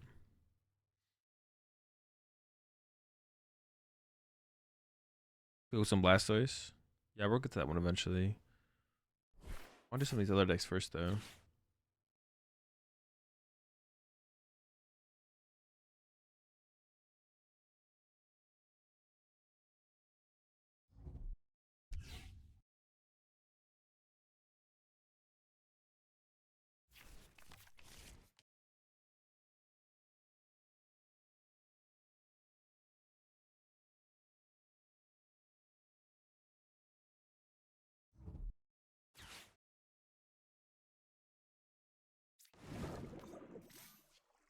If you play deer, we in the chat can yell "Fear the Deer," and that would be hype for us. So maybe consider that. All right, I'll take that into consideration next time I am deciding what to put in my deck. Should I also consider what I put in my deck at regionals and major tournaments? So like, what if I get on stream, then you guys can chant something when I use the card? That'd be hilarious if I got on stream and I just like included like a Rattata in my deck. And I just like benched it. Like, I feel like back in the day, it wasn't hard. Like, you could play like a 60th dead card. It feels so hard. Like in Pokemon today, it feels like every card is so much more important than it used to be. I don't know if that makes. I guess maybe because games are faster. So if you ever see a card that just like, the more cards you have in your deck that are dead is just like more punishing because of how much shorter games are. That's probably what it is. Because like way back in the day, if you just like had an extra, I don't know, silly card, it wouldn't be like the end of the world. But the current day and age of poke, ooh, that's a good top deck. Current day and age of poke, it definitely feels like it's a little bit more punishing, probably. Yeah, it's true. Also, like, everyone's deck is, like, better. In the current day and age of Pokemon, everyone's deck is better than what it used to be. People's decks used to suck, bro. I mean, people's decks still do suck. But like, everyone's decks suck way less. To be honest, the biggest thing that's holding so many players back is... I don't know if I want to say it's, like, ego, but... It's like the idea, so many players have the idea that they like want to specifically play something that's different for the sake of playing something different. They don't want to be a like a meta slave or yeah. But that's like fine. If you want to do that, that's fine. But like people get but it's funny when I see people get like frustrated at their results and stuff, and it's like, bro, you're literally on purposely playing a worse deck. Like what do you how can you be annoyed that your performances are poor when you're purposely playing a bad list? Like, that's when it's like, that's when I'm like, I don't know what's happening here anymore. Now, if you just want to play a bad deck to play a bad deck, that's one thing, and you know it. But then when you get like frustrated, your deck is bad. When you're like, maybe you like play a Guardy deck and it's like you have a bunch of junk in there because you like playing those cards, and then you're like frustrated, you're losing. It's like, bro, you could just copy towards list. Like, no one's gonna fault you for copying towards list. It's not that big of a deal. But I try to remember not everyone is super competitive. Yeah, not everyone is super competitive. This is very true. Not everyone is as competitive. Everyone wants to make the next truth. And I think you should do that. I don't discourage people from like trying stuff. You should try stuff for sure. But you also have to have if you want to improve, you have to have a realization when the thing you're trying is just bad. It's their pride stopping them from getting better. I guess it is a little bit of pride in those kind of situations, to be honest, yeah. I don't know. I've just never had that mindset. I've never really cared about copying people. I'm like, well, if they're doing it better than me, why wouldn't I copy them? You do want to be the innovator though. That's like that you do want to be the first person to play a certain tech or a certain deck. Like you look at like William with that, right? With the Zard list that he and his crew played, like they did super well. They had like a really cool, innovative Charizard build. And they did really well with it, right? They had like that was like a huge advantage to have was like being able to play that build. I'm getting escape rope. I mean, I should just send this thing up, right? I'm sending up a chops. Why am I scared of sending my Snorlax though? I don't know why. But yeah, there's like a balance to it too. Yeah. I mean, if you like you're playing a bad deck, you know it's a bad deck, but you just want to play a bad deck, that's chill. That's also always chill.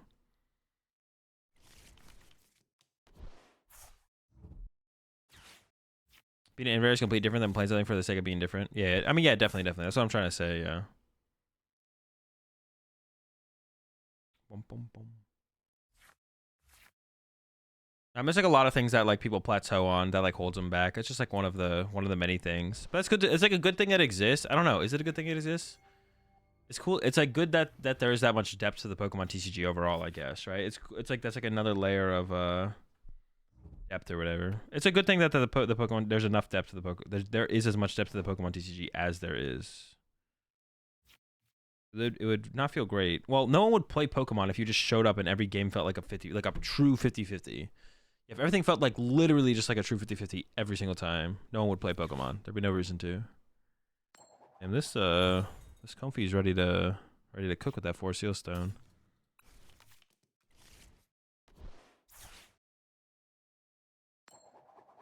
So what do I even do from here? I'm ahead on the prize trade.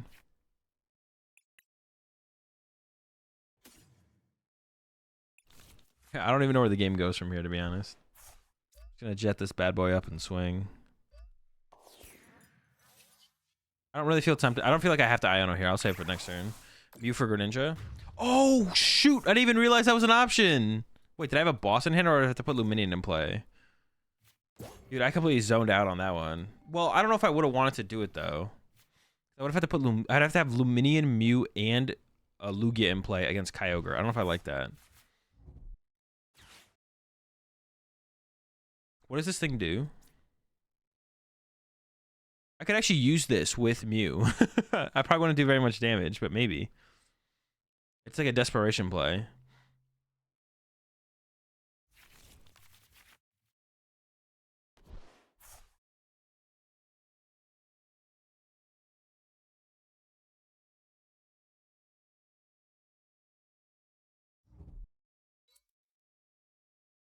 Probably a bad play, but kind of funny. Yeah, it's probably a bad play. It is definitely funny, but.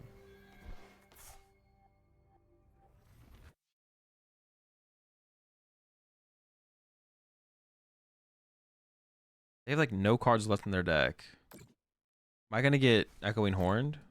Oh, I do have Luminion in there. Can I fill my bench with one prizers? I don't know if I can actually. What about a collapse? They're down a stop. They're down Clara. 2 Super Rod.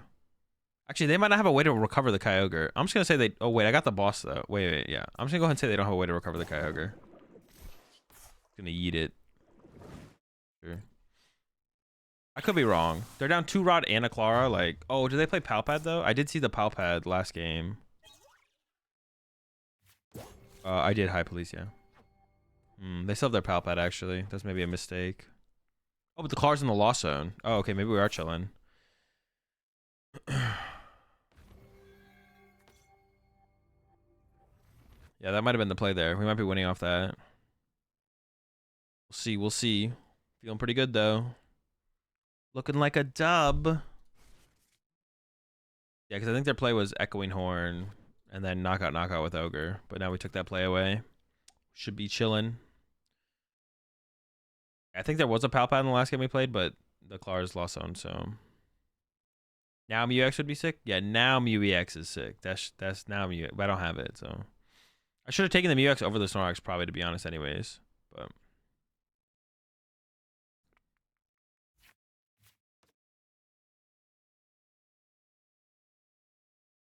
This matchup feels like it's probably bad, to be honest.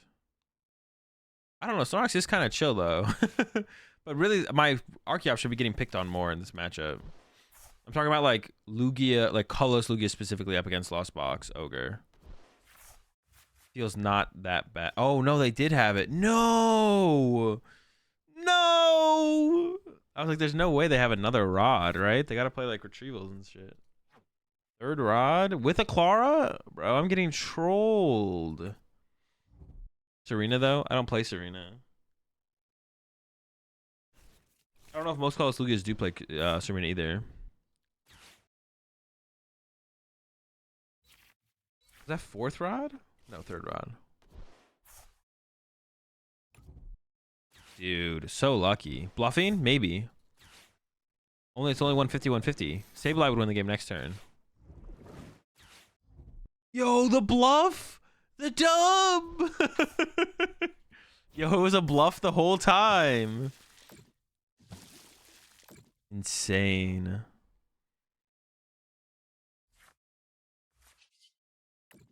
Dude, Gengar guy cooked again.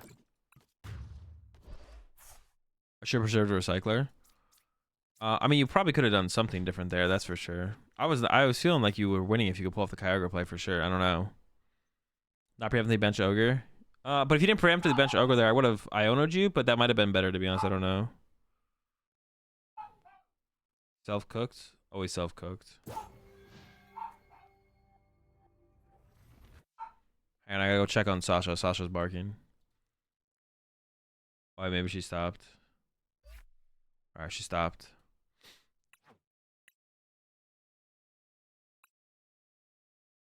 Alright, let's try out this Zard deck. This is the Zard deck that just won. This Zard deck just won the tournament over in...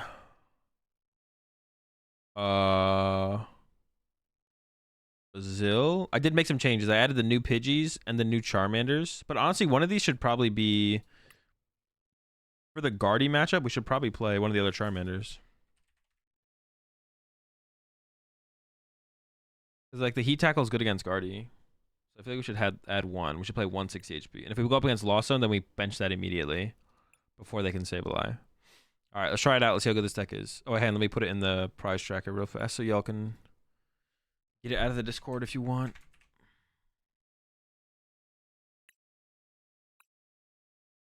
Bark back.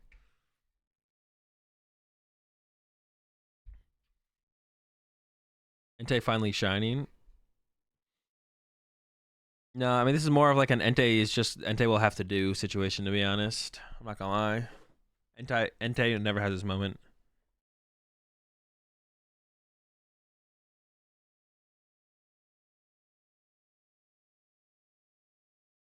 Yeah, true. The attack's pretty sick. Try riding one more energy, then hit the ogre off the ninja. It doesn't matter, gang. You got rocked, bro. Just admit you got rocked. You were done. You're cooked. You're never winning. Free dubs, free dubs, free dubs, free dubs. All right, heads. This is the best Entei deck? Yeah, probably. Every legendary dog V has finally won a regional. Wait, has Raikou won a regional? Oh, yeah, it definitely has, right? It has a loss. Oh, wait, actually, yeah, it has, right? I don't know, actually. Has Lost Box won a regional? Or Lost Box with a Raikou won a... Whoa. We should say major tournament. It doesn't have to be specifically a regional. Joan Dub? I didn't play Raikou. Hit it has? Wait, what won in Pittsburgh? Oh, there was a Raikou in there, yeah. The ICUI one, I didn't play Raikou, even though we probably should have, to be honest. If I'm playing Control, how do I know how many cards in an opponent's deck if I'm trying to deck them out? You pick it up and count. Yeah, you can literally just count their deck. We're going first? Yo, dude, this hand is disgusting. This is a free dub, buddy. Hey, but should I ever go for... Do I just rely on the Mew hitting another Battle VIP pass? Or just I could go just Pidgey-Mander, right? Pidgey-Mander here works. Because then I can go... Pidgey-Mander does work. What could the Mew even grab? This or the... I mean, using the Mew would be really nice. I'm not gonna lie.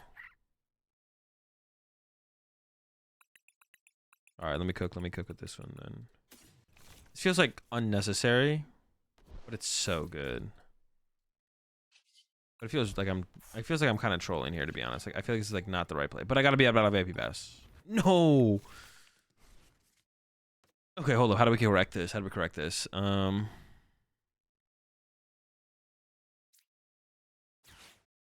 this. We don't need choice belt. Crash card, anyways. All right, Pidgey. Now we're cooking.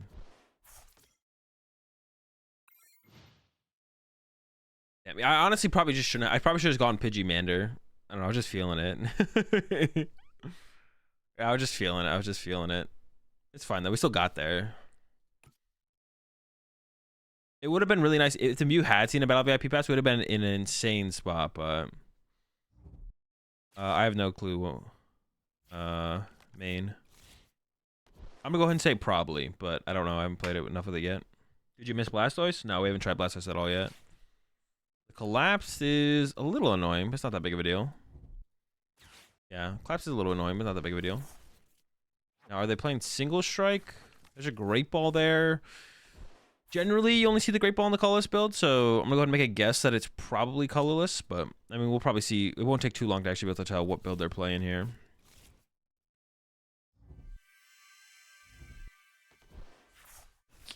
Still, we don't know for sure yet. I don't know for sure yet. It's kind of funny that 4 different versions of Charizard X have seen success. Yeah, the deck's cooking.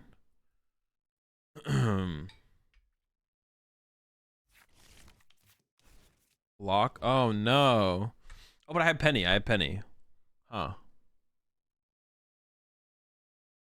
But I only have 1 penny. Interesting. So I have 1 penny and 1 escape rope. Alright. That's annoying, but we can deal with it. Can I get the boss KO on it this turn?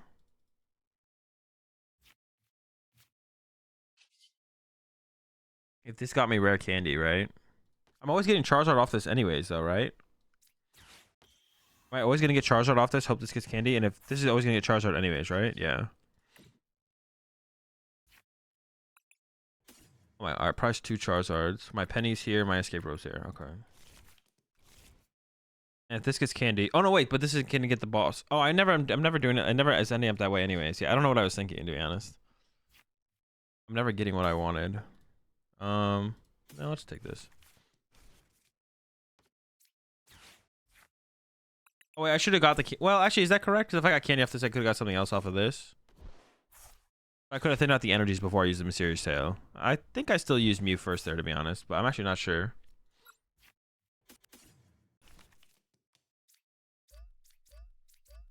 Yeah, I'm not actually sure about that. I think I'm just gonna hold this energy. I don't think I need to play it. I could play this now. They have one chops and like they could boss KO this if I put this down. Maybe I just hold it for now. I mean, holding is probably about the same as playing, to be honest. I guess I could get Iono, but if I get Iono, I think I'm chilling. So. Yeah, they're gonna go for some kind of block Snorlax shenanigans. Is there a reason to like play the block Snorlax just so your opponent can't retreat? Like, does that do something? Or is it there just as a win? Is it there like specifically as a win condition? It kind of feels like it's there as a win condition. I don't know. I don't know if it actually is or not. This deck is interesting because, like, yeah, because it plays 4 Arvin. Like, yeah, this feels like it plays very similarly to like an Inteleon deck where you literally just search out what you need on the turn, and that's literally it. And then you just like repeat that process. Very cool. Yeah, it feels literally. You know what this feels like? It just literally feels like Palkia Inteleon. This literally just feels like a Palkia Inteleon. It is pretty cool though. It is pretty cool for sure. Alright, so what's my win condition here? Just KO through their active? I think if I just knock out through their active, I just win, right? So I think I can just like go down that route. The first 2 prize cards here. Yeah, I'm never scared of them like getting a big 1 KO on me, so like a weird green Zard. Yeah, I guess, sure, yeah. Weird green Zard is another way to put it. That's fair. Yeah, that seems fine. I'll allow it. Oh, I kind of want to. I was like planning to use them as it goes. I'm not gonna lie.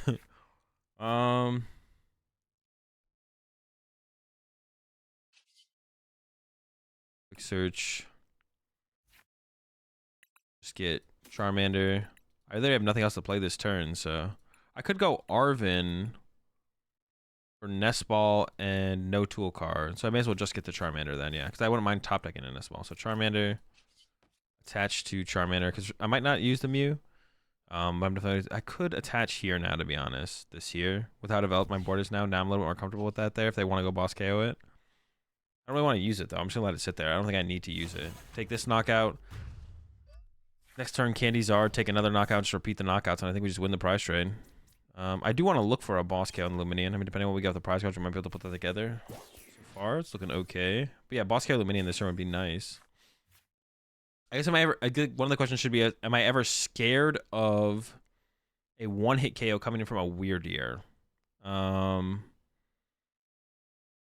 do have the Radiant Zard in the deck, so that could like throw things off, I guess, at some point. Yeah, that could definitely throw things off. Oh, they're Ionoing me. We'll see where this goes.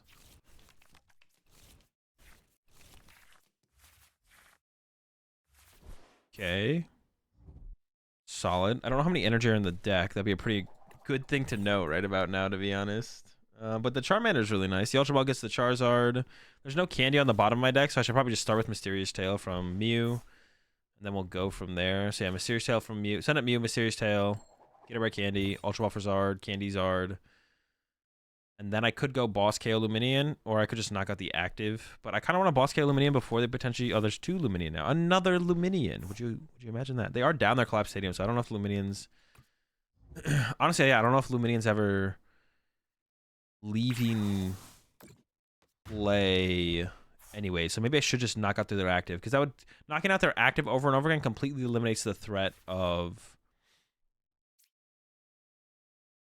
I don't really want to, well, that's fine. Nah, knock out their active over and over completely eliminates the threat of Weird Ear, right? Pretty much completely. Alright, this first rare candy every time, then Ultra Ball away VIP pass. And Entei, because I can play that, probably. Charizard. And how many energy are in here? 3. Dope. I don't need all 3, though, right? I only need 2. Oh, no, I can put the other one on the other bench, Charmander. Then I have my Super Odds in the deck as well, so I can get more energy later as well. So 1, 1, 1. And then, like I was saying, I don't think... I haven't played a supporter yet. Quick search. I could just play a research, to be honest, and just draw a bunch of cards. Like, Boss K Luminian doesn't seem like it does that much here. Like, I'm not that concerned with doing that as a play, I don't think. I could just use research and just see a bunch of cards. Or could I Iono them? I know they have the Luminian in hand. Maybe I do the Iono. I'll get the Iono here. I don't know. I get to see some more cards. I don't need a C7 card. Seeing some cards would be kind of cool, I guess. What if I also... No, they have Jets left. I was like, what if I hit him with the the Mawile that turn or something? That's not necessary.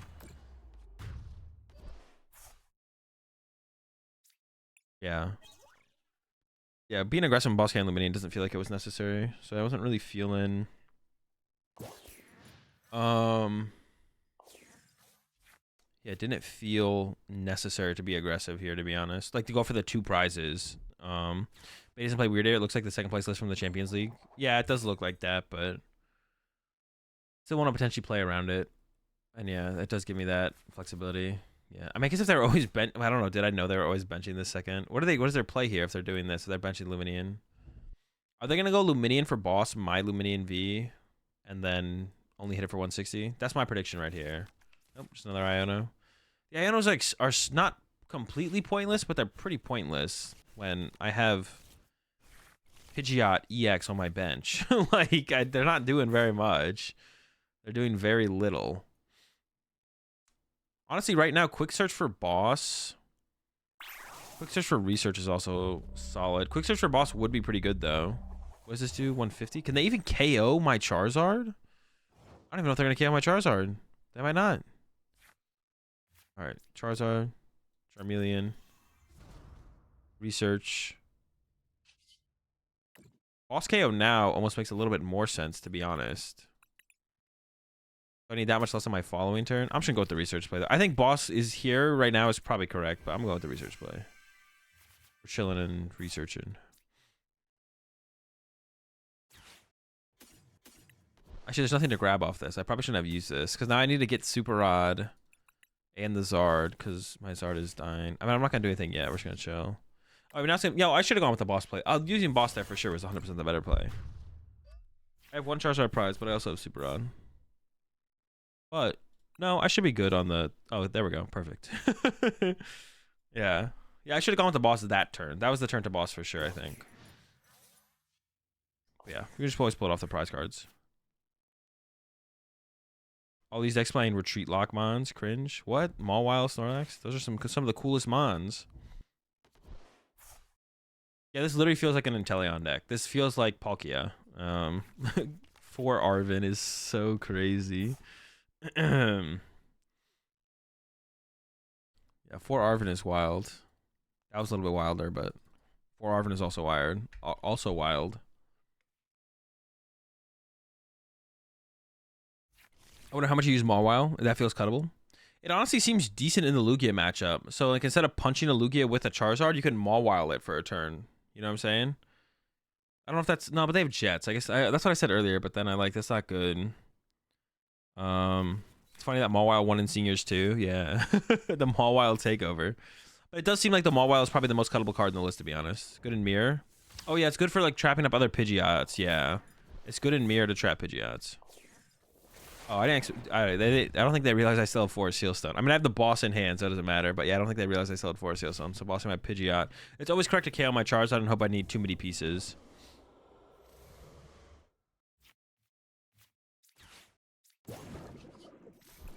Oh, that's feeling pretty good. That first game was feeling pretty good. Broken deck? Broken deck? Probably, maybe. Probably not.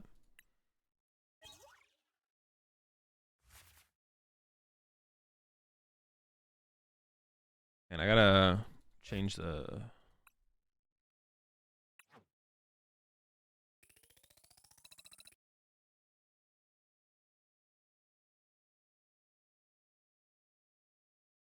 I had to... Did you have an out if they blocked your Pidgeot? Yeah, I could attack with it. I had Super Rod to attack with it, or I had an escape rope left. So we could still move it around for sure. I had to turn down the AC in here. It's getting kind of hot.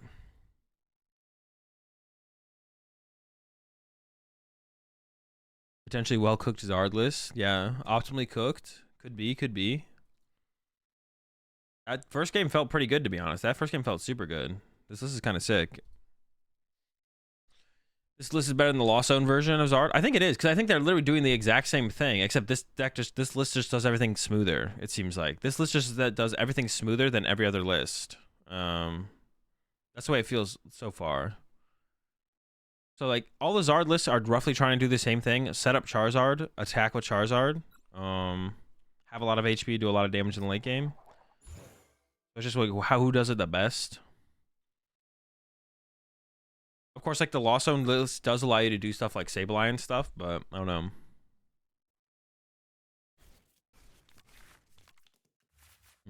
So opening hand's not great, but I don't know what if we're going for. Honestly, I think we're going second. So Lost City and Crystal Cave. So it looks like it's a Mew deck. Should be fine though.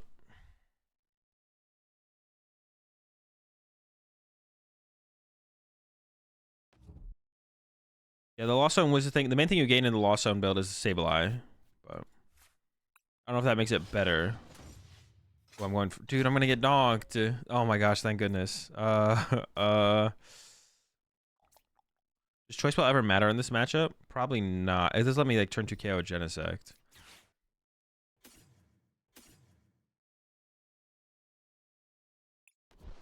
If I just play the game, I win. So we should focus on playing the game.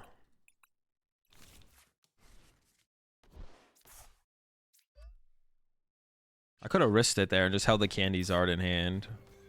But that's probably not good enough because like they could like path turn 1 or something. All right, now we're chilling. Now we're really chilling. 30 damage for discarding Stadium is better, so I want to get this one out of the way first. Get a Pidgey as well. All right, now we're fine. How did Zard get so many? How did Zard get so many pros versus cons? Feels a little broken, yeah. What do you mean? How did Zard get so many pros versus cons? Entei is good in Miraidon and Lost Zone box matchup. Entei is good in the Miraidon and Lost Zone box matchup. I don't even think it is. Why would I want to attack with a 230 HP? Well, Miraidon can do something for our first initial knockout. Like, it's not really that good in either of those matchups. Why would I want to attack with a 230 HP 2 Prizer when I can attack with a 330 HP Prizer? Although, I guess the thing about Entei is, like, maybe your Charmanders get spawn trapped, and then you need to use Entei to have just, like, some other relevant attacker set up. That could be the only thing I see. But if you can just get 2 Charizards out against Lost Box, you just don't bench anything else, and then you penny up something, and then you Iono them in the late game, and you just win. Surely Miraidon's favored?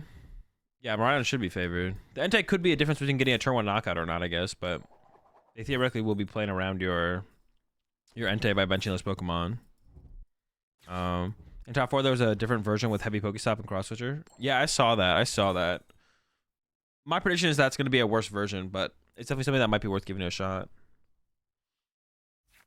All right, what do they got here? Well, I mean, they should have the attack here. They have the Psychic Leap, or they could attack with Melodious Echo.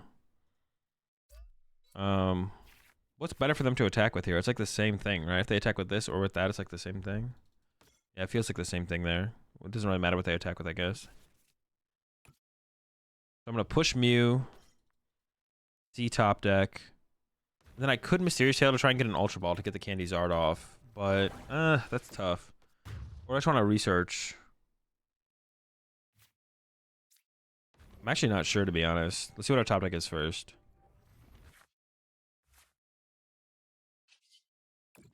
Ultra Ball. Pretty good.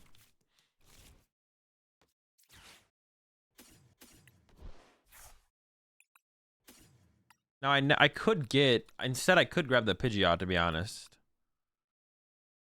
I could go Candy Pidgeot, attach Active Research. That sets me up better for, like, the late game. Because I would have to draw into, like, a Charizard. And it's so likely that I get Candy Charizard if I grab the Pidgeot here. The only thing that really bad could happen is I could draw into literally all my energies. Okay, maybe because of that, I shouldn't do that. Okay, let's grab this.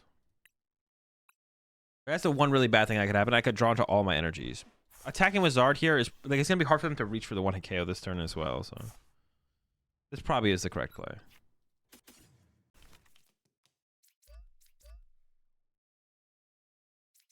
Probably. Okay, so I can go... Hold on, let me think for a second. The lock said something about Spite Ops in chat, and now I'm like... now I gotta, like, refocus up for a second. I was consumed by the Spite Ops comment. Of course, we were drawing into the Candy Pidgeot. Honestly, the Candy Pidgeot was probably the better play. The more that I think about it, I like the idea of Candy Pidgeot a little bit more. The more I think about it, the more I like the Candy Pidgeot. Now, should I recover the energy right? Dude, there's all of my energy in my discard pile, except for one. Now, should I recover 3 of them now? If they like judge me next turn, I don't want to find the Super Rod, but then I could like draw into all my energy, but it's really unlikely that I draw into all my energy. It's probably best to just play the Super Rod now for triple energy, because there's nothing else I really want to ever recover with the Super Rod. I don't need more Charizards. We just need to make sure we keep attacking with Charizards. We have all the Charizards we need in the deck. Appreciate 61 months there, Lock. I was first seed at my cup today with Lawson Spite Ops EX. But Lawson top 4 to Turbo Lawson. The Spite Ops, bro. What does Spite Ops do again? Oh, KO's Charizard, right? Let's go, bro. How does Mew win this matchup? You don't. I mean, it's a really bad matchup. You don't. You cheese. You have to like play for full cheese strategies. Like if you go first as Mew, you go for turn 2 attack plus Judge Path. If you go second, you go for turn 1 attack, probably plus Path, to be honest. Like you just play for the full cheese. And then you try and save everything to be able to 1-hit KO a Charizard. But even then, like the matchup is just terrible. It's just a bad matchup. I don't even know if there's any way to fix it, to be honest. Even playing the Excelgor, whatever it's called, whatever it does, it's probably not worth it. But yeah, I don't even think that does enough, to be honest. Like this isn't gonna, yeah, this doesn't do anything. What are they gonna Psychic Leap, set up Oricorio? I mean, that's probably what they're gonna do here, to be honest. Yeah. They do push the Choreo here, so they sign for the 2K, but I'm gonna go boss KO. I'm gonna boss KO the thing with the Force Seal Stone here, I think. We can just go. Ooh. Okay, I think we just set up the second Zard and basically like I'm just gonna like yeah, like this is probably the correct play, to be honest, as well. Like we're gonna go like this, get the right candy. Candy the Zard. Load up 3 energy in play. I'll throw one on the Mew, why not? Mew's a cool guy.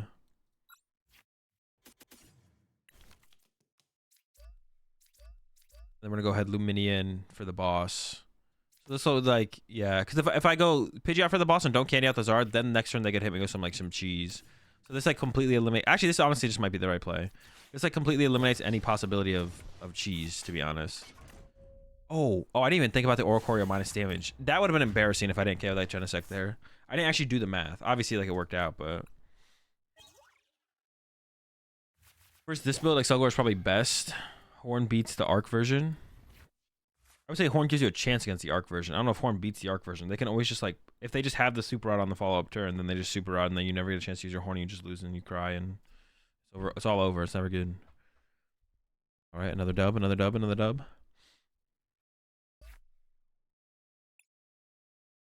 Imagine putting a Grass Pokemon on your deck. Yeah, must avoid at all costs. It's like too cringe to want to do, but what if Zard is that broken? Dude, this crazy, but that's so cool. Dude, I love that Zard dominated the tournament in Brazil. That's just so cool to me because, like, I mean, Zard was like, people were trying it out. It seemed okay. It's fine. It's a meta deck. That Lost Home build made top 8 in Europe. It just, that's so cool. Like, it shows that's a good example of, like, healthy, I wouldn't say a healthy metagame, but healthy card depth. That, you know, we're this deep into the meta. And then, we're not that deep in the meta, but you know what I'm saying. And then all of a sudden, this like deck pops up and dominates the tournament. Like, it's so good. Yeah, I wouldn't say it's an example of a healthy meta, but of healthy depth to the card pool. It would be nice for the. We just need rotation set. I'm not gonna like try and. Lost Box has been here too long and is too powerful, but it's so cool that the Zard deck's cooking like this. Yeah, okay. All right, Jose. How many Arceus did you have in your build at Pittsburgh? I've been reconsidering Arctina Superior for next cups. I don't know if I would go that far, but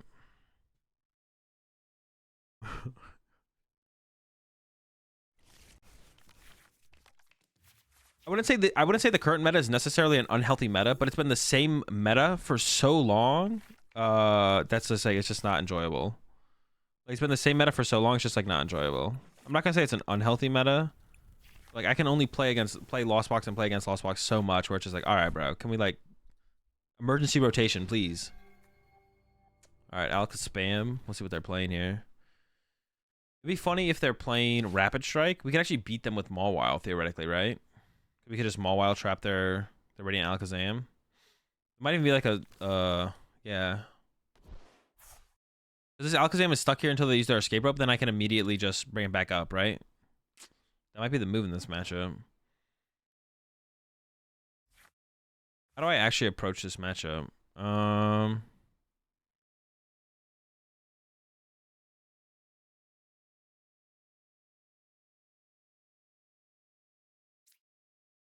So we'll do this. I'm gonna grab VIP pass, and of course the Force Seal Stone.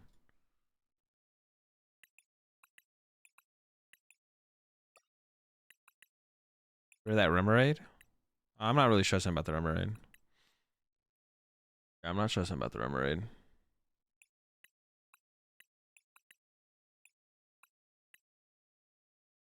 There's an Arvin. 5, 6, 7.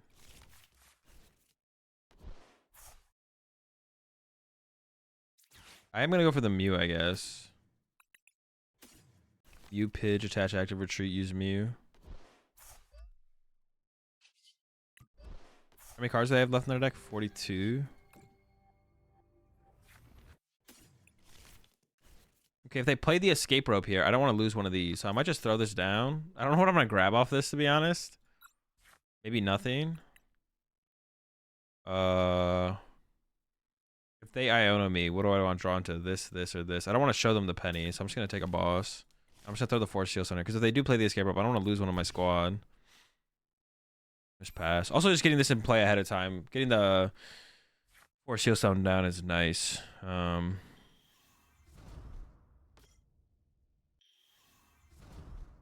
Okay.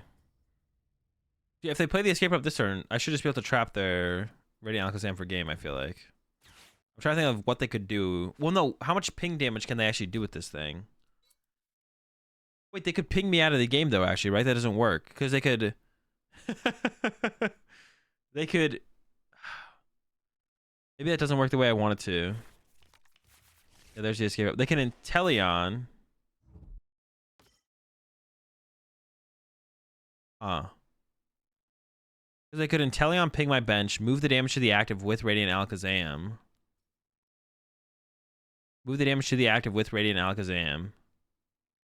And then KO my Mawile.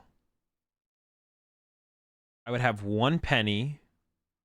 I'd have 1 penny and 1 Super Rod to recover the Mawile. And through the pings, they can do 6 times. They can do 10 pings worth 200 damage. Oh, do I survive that? Does the Metacham give an extra turn? Well, I can't use Metacham if I'm trapping their Alakazam in the active. So I think it does work, to be honest. I think the math works out if I have everything in my deck. If I have everything in my deck, I think the math does work out.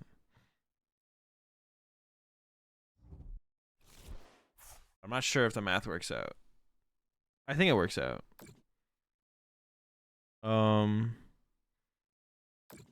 But I can't do it this turn.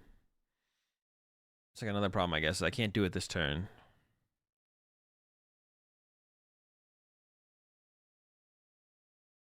I'm gonna boss. Yeah, I'm gonna boss our Alakazam this turn for sure. I will boss our Alakazam this turn because it is it'll be stuck for at least a turn. I'll just boss and set up here, to be honest. Man, they're already moving the damage around, bro. They're already cooking. I think I can trap the Alakazam. I think I can do it. I think we can do it here. It's kind of annoying that they're going after my Luminion so hard, though. It's kind of cringe. I'm gonna force out my Force Seal Stone.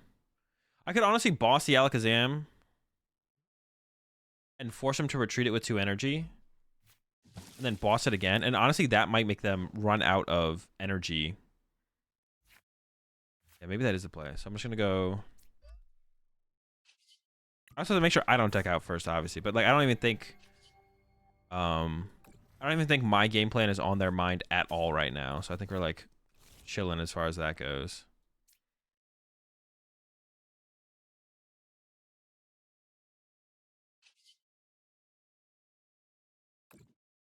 So I'm just going to go Candy Pidgeot. Boss, Alaka Spam. Candy, Pidge. I don't need a Candy out the Zard right now. I can just wait. I was like gonna use the Ultra Ball, but I can just wait. I'm gonna quick search for. I like want them to hard retreat first. Let me check for the Super Auto fast. We have Penny and Super Auto. Okay. Nope. I should be able to just grab Charizard. Okay. Maybe I should grab the Candy because I might be able to Ultra Ball for the Charizard. I might Ultra Ball for this. Now we just pass. That's fine. They can KO my Luminion off the bench, but I don't think I really care if they KO my Luminion off the bench. And then I force 2 energy for them to retreat the first Alakazam. And then I boss it again. And I let them get a hit off. And then I just boss it back up. And then I boss it a third. I can let them retreat it again, even theoretically. And then boss it up. Well, no, I don't want to leave them with too much damage in play to move around, though, right? Or maybe I am already making a misplay. Because now they have all this extra damage in play to move around to my Mawile. Is there any way to have prevented that? Huh. Maybe I am playing this incorrectly. Like, they got this 50 damage in play to work with. Extra damage they can put on my Mawile. Mawile is probably the answer, honestly. I don't know. Oh, but I guess they've already burned some Inteleon pings, putting this damage in place. So it's like the same thing, actually. Third place list, which was the same as the finals list, beat all 3 Rapid Strike he played against. I mean, honestly, just candying out Charizards and swinging might be good. Might win this matchup. Actually, that doesn't seem good enough to win this matchup, to be honest. That doesn't seem good enough to win this matchup. Maybe it is good enough. Maybe just swinging with Charizard is good enough to win this matchup. I'm actually not sure.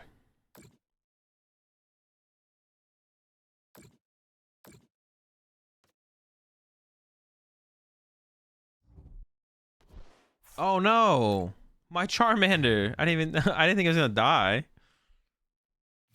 Could you outswing its fighting resistance? I mean, that's something you can do that, yeah. Maybe just like the threat of Mawile in the late game, or what if you use Mawile early just to like set up for a 1-hit KO? That'd be interesting too, right?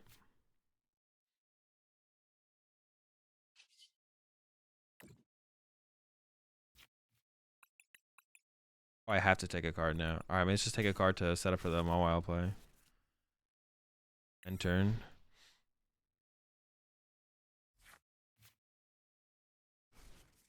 I probably should have attached active there, right? Yeah, I mean, I think the way you play this matchup is you probably use... You can use like, if you're not going for this kind of game plan that I'm going for, you can just use Mawile in the middle of the game and just, like, trap up a Inteleon or an Urshifu and then next turn KO with the Charizard. Like, earlier than them having 1 prize card left, right? So you just go trap and then knockout.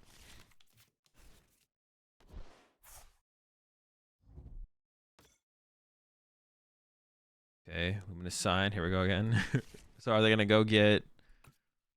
They have 20 damage. Should I just do it this next turn? Because there's Escape Rope in the deck, right? I could just do it next turn. And like Mawile trap the Rain Alakazam. I mean, if they have a second switch card, I'm sure they'll go grab it here, but... Oh, they just went with a research. Okay. So they could have probably gone with an Irida and then gotten 2 energy. Right? Their second Irida could be prized. So they could have gone Irida for retrieval, probably. Oh, they're attaching... Dude, do they think I'm going to attack them at some point? Like, I'm not attacking, bro.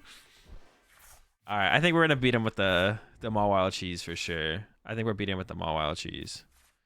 I might not even have to Mawile them though, because they're just not. I might not even have to Mawile them. Oh, don't go after my Mew like that. What the heck? So rude.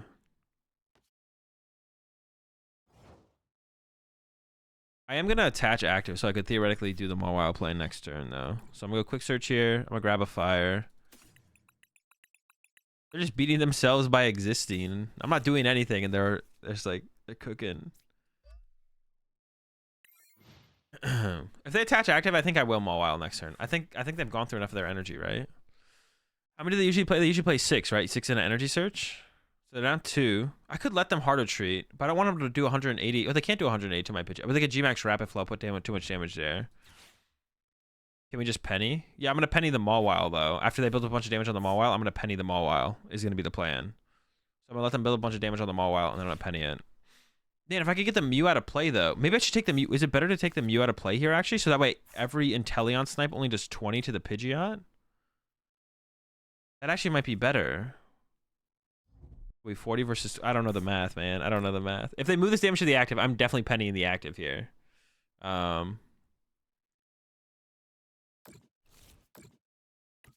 Okay, I'm definitely just going to penny this now. And then they only have one target for the snipe damage from the Inteleon, the double gunner. And I can run it back. That should be enough, right? They'd have to do 4 energy. 1, 2, 3 energy trapped in play. They have 3 energy left to do 60 to it. Okay, I think we're chilling.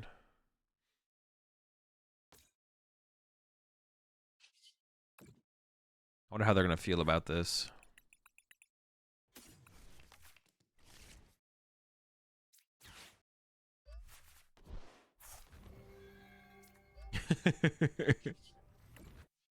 All right, and we definitely win deck out at this point. Second retrieval usually. Yeah, so they got the second retrieval plus 3, so they got 5 energy. So they can KO my Mawile, but then I can super out it back and get it back into play. And do it. But what if they Iono me the turn they KO my Mawile me? What if they Iono me? Do I lose because of that? Maybe. I maybe lose to that, to be honest. I don't know. I could. Possible. I might still be able to cheese them, though. I don't know. I could, like, thin out my deck. I think you were supposed to wait until they retreated Zam once. No, because if they retreat Zam once and KO my Mew, if they retreat Zam once and KO my Mew through Painful Spoons plus this, then they can punch this for 140 damage. And then they have 140 damage to work with on the Pidgeot to then constantly move around. So I didn't want to wait. You appreciate the 69 months there, Chip. Yeah, so I don't want. That's why I didn't want to wait. That's why I want to go now.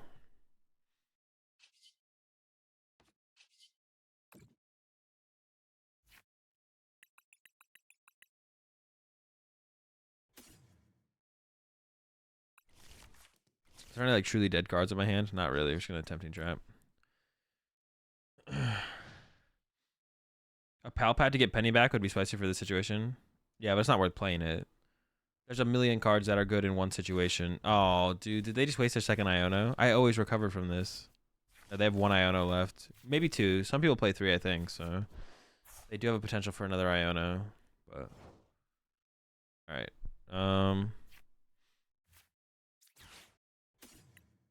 Get rid of that. May as well while we're going through it. This gets the Mawile. I have the... Well, I don't need the boss, to be honest. So this Mawile, I need Super Rod energy, right? So I need... Super Rod. I remember to click Tempting Trap and not end turn. Dude, I remember one time I had a lock set up on someone like this. Did you VOD review the Brazil Regional? I did, yeah. One time I had a lock set up on someone like this. I don't remember what deck it was. And then one turn I clicked end turn. Like me and my opponent, I was going to attack. They were clicking end turn back. And one turn I clicked end turn instead of attack, and they just ended turn back to me because they didn't realize it. Oh, what the fuck? No! The switch? Dude. Absolutely destroyed. I'm never gonna recover from this one.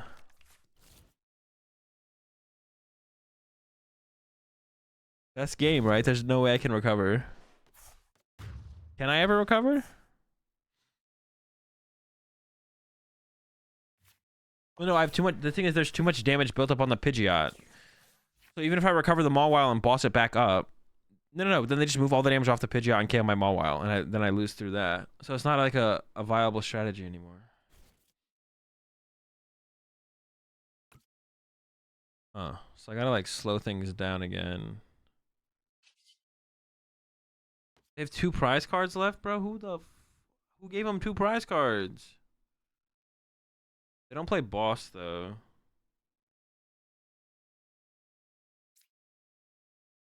And I'm thinking about how we're doing this. Come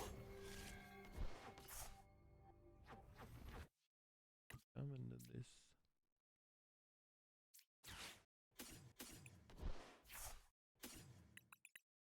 Double Mander. And then Super Rod. Probably, sure, it's good enough. We can retreat to a Charmander this turn. They retreat this, knock it out with Inteleon. Oh, wait, why can't I play this? Dude, what fucking support did I play? Wait. Dude, am I tripping? Oh, I bossed the Alakazam. Bro, what the fuck? Why can't I play this card? They don't play boss.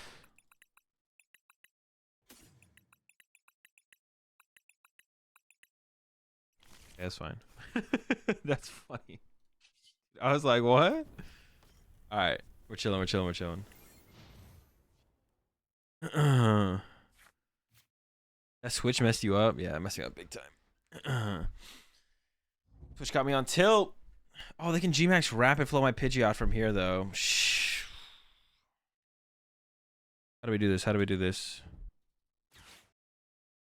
They can Gmax rapid flow to KO this.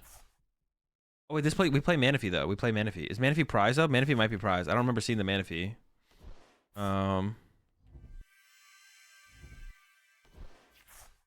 Yeah, I honestly don't. I don't know where the Manaphy is.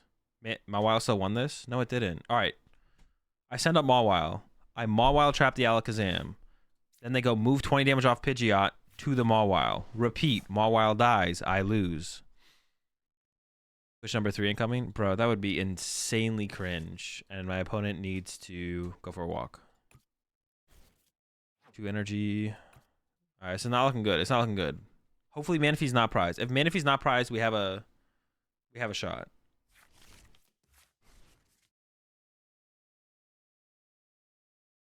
Chat says Mawile wins, so Mawile wins. You know what, chat? For you, Mawile actually would have won you this situation. Yeah, chat, for you specifically, if you're ever in this situation up against me, if I'm playing the Rapid Strike deck, and this is the exact same board state, Mawile will win you the game. I guarantee it. You should do it. It's free dubs. Why wouldn't you take those free dubs? Could have done Mawile while you set up Zard.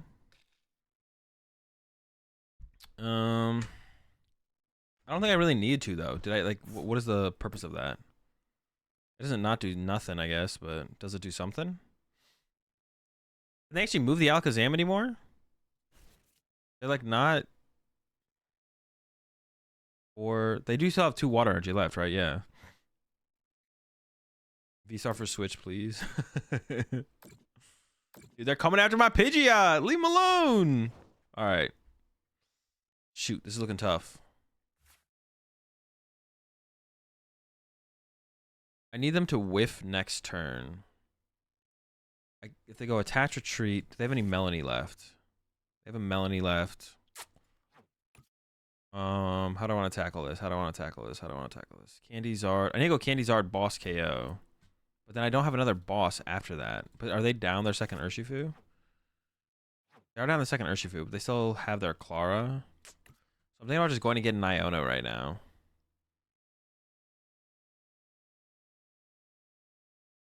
Hold up. I don't even know what I'm doing. Because KO Interactive just doesn't do anything. KO Interactive does absolutely nothing.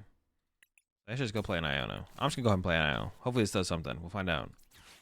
I don't want to bench Manaphy yet, though. Yeah, I should have like done something different.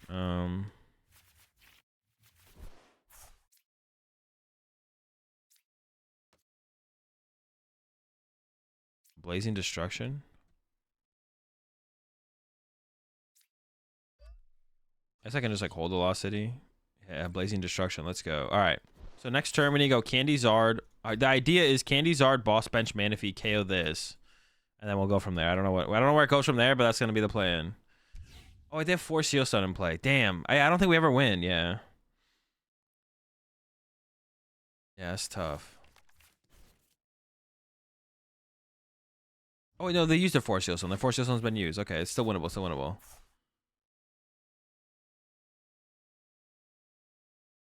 The Switch got me, bro. The Switch got me. Switch undefeated. I think I've done that. I think I've had this exact same situation happen against this deck before, where like I'm like, all right, fuck it, they're out of Switch, and then they had another Switch. Just never lucky. Okay, this next turn, yeah, if we get a top deck, we can make the play happen. Wait, no, I don't need Manaphy. If I boss KO the Urshifu, I don't need Manaphy. If I boss KO Urshifu, I don't need Manaphy. Okay, cool. Mental fully restored. We're chilling. Sure, that's fine. But my Pidgeot's so close to dead. Are they just gonna be able to KO my Pidgeot anyways? They are, right? Like my Pidgeot's just fried. I think it's absolutely cooked. Yeah, look at. He just dies to damage move over plus I'm just gonna get yoga looped, right? He's dying. Wait, how many energy do I have left though? 4. Help my boy, he's dying. 4. They have 1 energy left. All right, 1 water left theoretically. It could be prize. Have they messed up? What if I just retreat?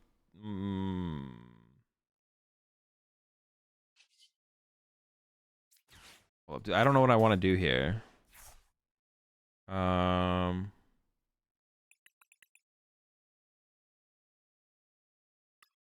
inactive does nothing. Well, now I get yoga looped. Well, no, KO inactive. Well, shoot, I could have KO'd active. I don't know, man. I don't know. They have 1 water left. I could just move this over. All right, I'm just gonna play like the water's prize. I don't want to think about this any longer. I'm just gonna play like their water energy's prize. I'm just gonna retreat. What if I just pass? What if their water's? If their water's prize, they can't move this. They can't get enough damage and play to KO it. Yeah, their water's. I'm just gonna say their water's prized.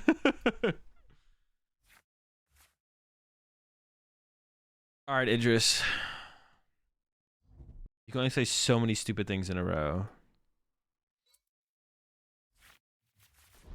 Sideboard and Cheryl, that would be the dub.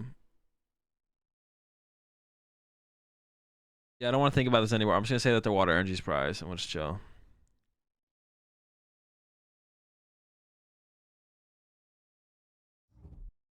No. Dude, I saw someone tweet. I didn't even know this did this. I saw someone tweet.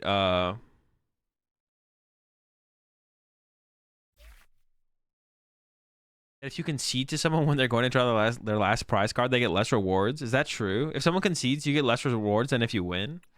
I don't want to like take away people's rewards. I mean, that's like not that big of a deal one way or the other, but is that true? I'm not trying to sit around and wait for them to like. I'm not trying to sit against a Guardy player and let them put 10 energy on their Zacian to beat me, bro. I'm dipping, bro. I'm not sitting there for a Guardy player. That's kind of cringe that that's true. Yeah, I don't like really care, but I mean it's kind of silly. But the amount of prizes you take. Oh, okay. Straight robbed. Bro, my play was so cool, and then they just had a second switch, bro. My play was so cool. Second switch card, what the heck?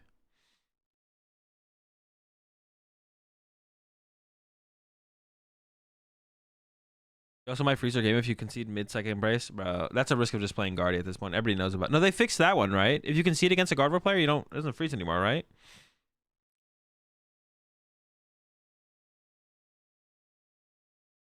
Right? Or am I trolling? They fixed that one at least on Gardevoir.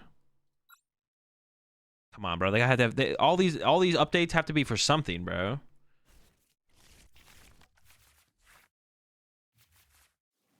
You gotta be doing something with these updates. Can still happen. Cringe. Cringe. Yo, mirror match? Zard on Zard action? I'm gonna do it with the little baby one first. I don't think I'm like getting attacked turn 1. Get off the clean mysterious tail to start our turn here. Rip a battle VIP pass. No problem. Actually, just completely whiff. Yeah, battle VIP pass. I mean, rare candy would have also been. To be honest, there was like a lot of things that would have been fine there. To be honest, getting like just an item card would have been nice. We actually don't play that many item cards outside of like battle VIP pass, Nest Ball, and rare candy, but something is cool there for sure.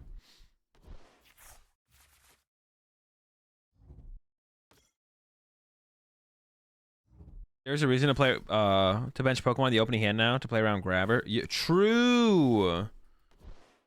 Play around Grabber. God, they're gonna get you.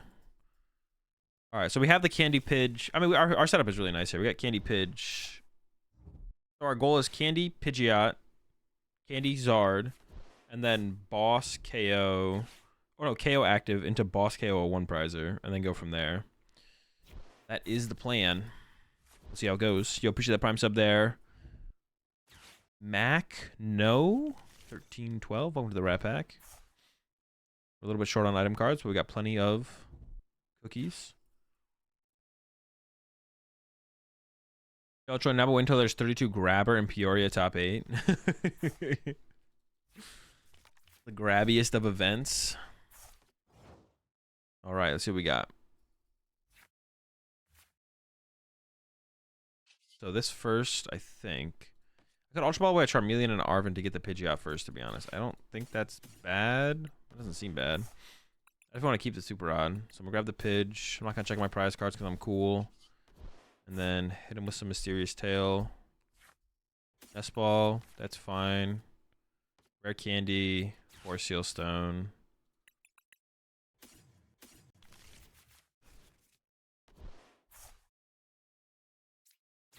Nest Ball, grab Charmander. I'm gonna do some prize checking actually, I take it back. I didn't prize anything important for the poke. Arven, prize on Arven. Penny, 2, 1, 3. Escape ropes there. 2 battle VIP pass. So I prize the battle VIP pass. I played 1 turn 1, 2 of those, 3 of those. Ultra Ball. So I priced 2 Ultra Ball, I believe. Forces there, 2 of those there, 6 are there. 6, 7. So I priced a fire. Did I price 2 Ultra Ball? Yeah, I guess I did. All right. Candy, Pidge. So I'm missing a couple prize, a prize card, I think. Ormander, Mew, Pidge, 2 Pidgeot, all there. Charizard, Arven, Penny. None of those. Research, Escape Rope. Is it Choice Belt? No. Which I don't know what it is. I need Red Candy though. That's fine. We don't have to get all of them. It's just nice to get all of them.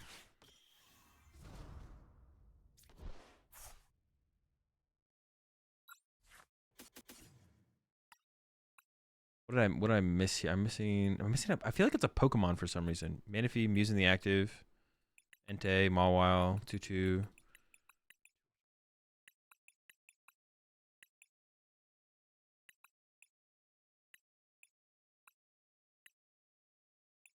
Oh, it's the Nest Ball. It's the second Nest Ball. But of course. All right, so actually, this is weird. I mean, we'll see if they even get can. They could whiff Candy's our turn too, to be honest, and we could just cook them from there. But I don't want to punch their Zard. I want to boss KO something.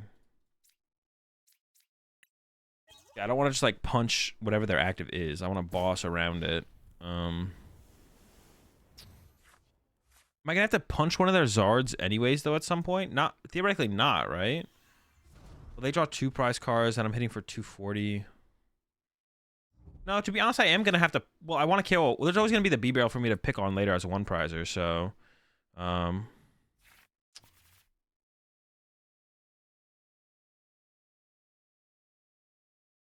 dude, we can't have everyone acting like Idris in chat, bro.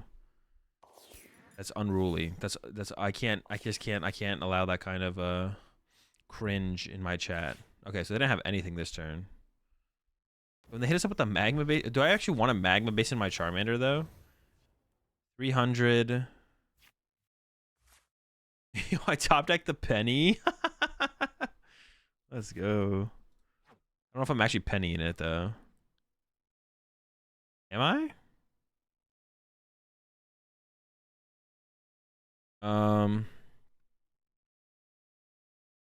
The KO on the active is just too clean. Like we just win this game. This game has like already been. My opponent's already lost. Like why are they still here? You know what I'm saying? Like what? How are we cooking this? How are we cooking this? I could just penny it. It's a little bit slow. And they just conceded. Okay.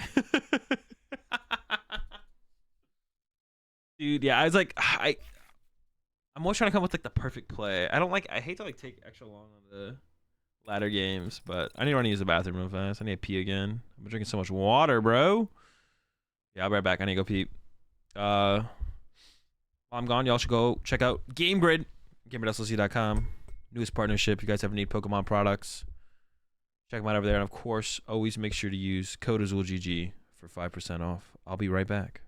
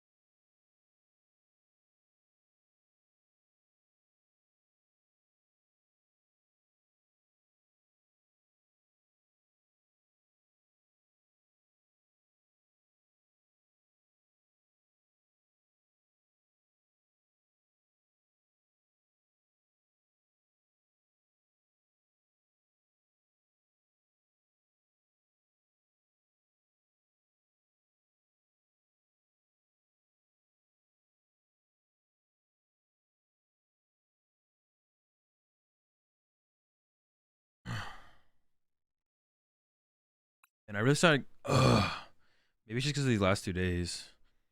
I'm really feeling like I'm starting to lose my voice. But I've been feeling that about. Maybe it's because I'm doing longer streams than I normally do. But it. Huh.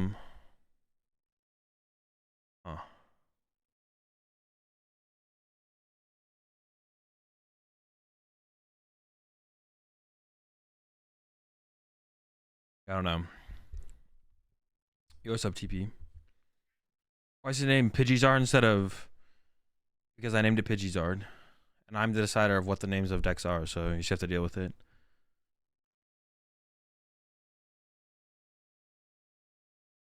You've been, that's true. I haven't, but yeah, maybe it's because I'm doing like longer streams. Maybe it's because I'm actually just streaming consistently in general, to be honest. That could be part of it as well. I've definitely been struggling with keeping up, but I've been, yeah. How'd they call this Lugia gaming going? It went pretty well. It went pretty well. Gaming go. It went pretty well. It went pretty well. Definitely a, I mean, not like a huge fan, but definitely a fan for sure. Ooh. My hand is not it. Okay. I think it's a Lost Zone deck. Alright, I want... I mean, the Super Rod honestly just feels so important, like, all the time. So, I think I'm gonna give up these two. We're gonna go for the Mew. Unless it's prized. Alright, we're gonna go for the Entei. That's fine. 1, 2, 2, 4. 4, 1, 3, 1, 1, 1, 1, 1, 2, 0, 2, 1. So we prize the Mew and the... Oh, wait. In the Mawile, I think? Okay, Mew and the Mawile. And then one of those, one Arvin.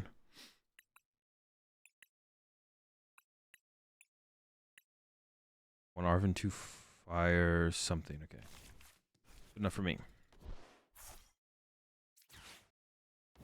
My hand is like okay. Hopefully these fleet-footeds. Okay. Ultra Ball is decent. Definitely need to go with this though. Our Alchemy. So we're just gonna get double Charmander, I think. Oh wait. I need to get the Battle VIP pass. Hold up. Slow down. Battle VIP pass. I think for double Charmander. Let me see here. What else would we ever want? What else am I missing? Man, I don't know what else I'm missing as far as my prize cards. Oh, maybe I'm missing the Charmeleon actually. It might be Charmeleon. No, Charmeleon's there. I know Charmeleon's there.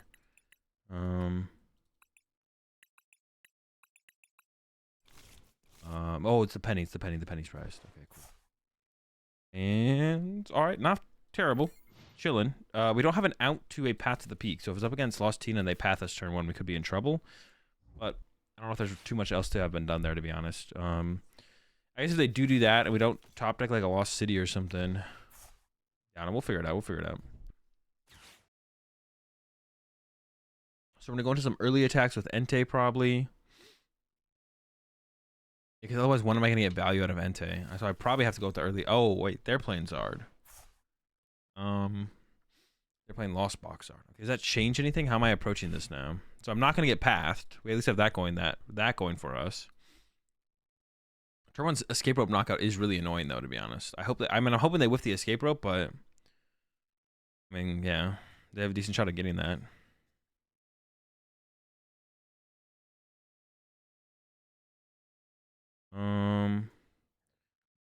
I feel like the Entei is almost better as a Pidgeot V. I could honestly see that, but I think in the early game having like another attacker to work with, I could see that.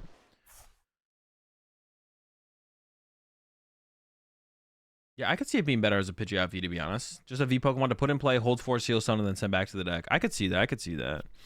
I think there are situations against Lost Zone decks where like we want something to attack with early game though, and then they start spawn trapping our Charmanders, and then we kind of can't get out of this. Like they're just camping our Charmanders over and over. We can't get up to a second Zard, and then that's when we can be attacking with Entei and then leave our Charizard, the one Charizard we're able to set up on the back line. But maybe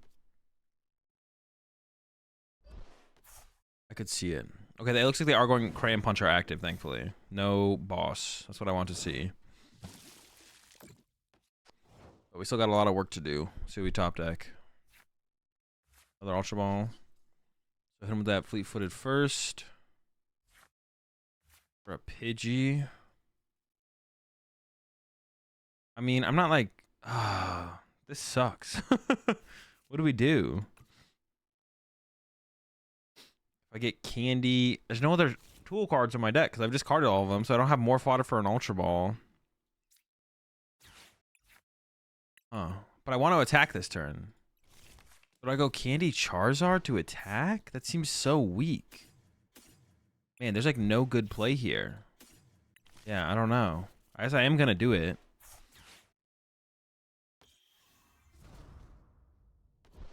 Oh. Yeah, no good play. Hope for a good top deck, I guess. Because I couldn't have candied out the Pidgeot into the Zard, right? That was never a possibility? I don't think so. If I got Candy Pidgeot, I only searched one card. I'm just not there, yeah. I'm just not a fan of the 3 retreat cost. I mean, theoretically, you're putting in the active because you're attacking with it, right? So... It was when I saw in a stream you showed your box of cards. Is that the same box that that's in your stuff I take to events link? No, that's the other box that I used to use. I should probably update that. I don't know if that box is, if you can find that. But the box that I use is like one of the Pokemon boxes, the one like the plastic Pokemon boxes that has a bunch of dividers in it. Yeah, the 3 retreat cost of the Entei as well can be, I don't know, like you usually put it in the active because you're using it to get the fleet-footed. Also, like, honestly, the fleet-footed to draw an extra card is like, this deck doesn't see cards. Like, you do have the Pidgeot that can find you anything, but sometimes one of anything isn't enough to get you plays put together, especially in the early game. So the extra card from the fleet-footed is like pretty impactful, I feel like. I don't know. It feels pretty impactful at least. Here it feels like we're just gonna lose, but I'm gonna try my best here. We'll see how it goes. Candy and Fossil supposed to work? Yes. It sounds like it's bugged on PDCGL right now. I've heard a lot of people complain about it.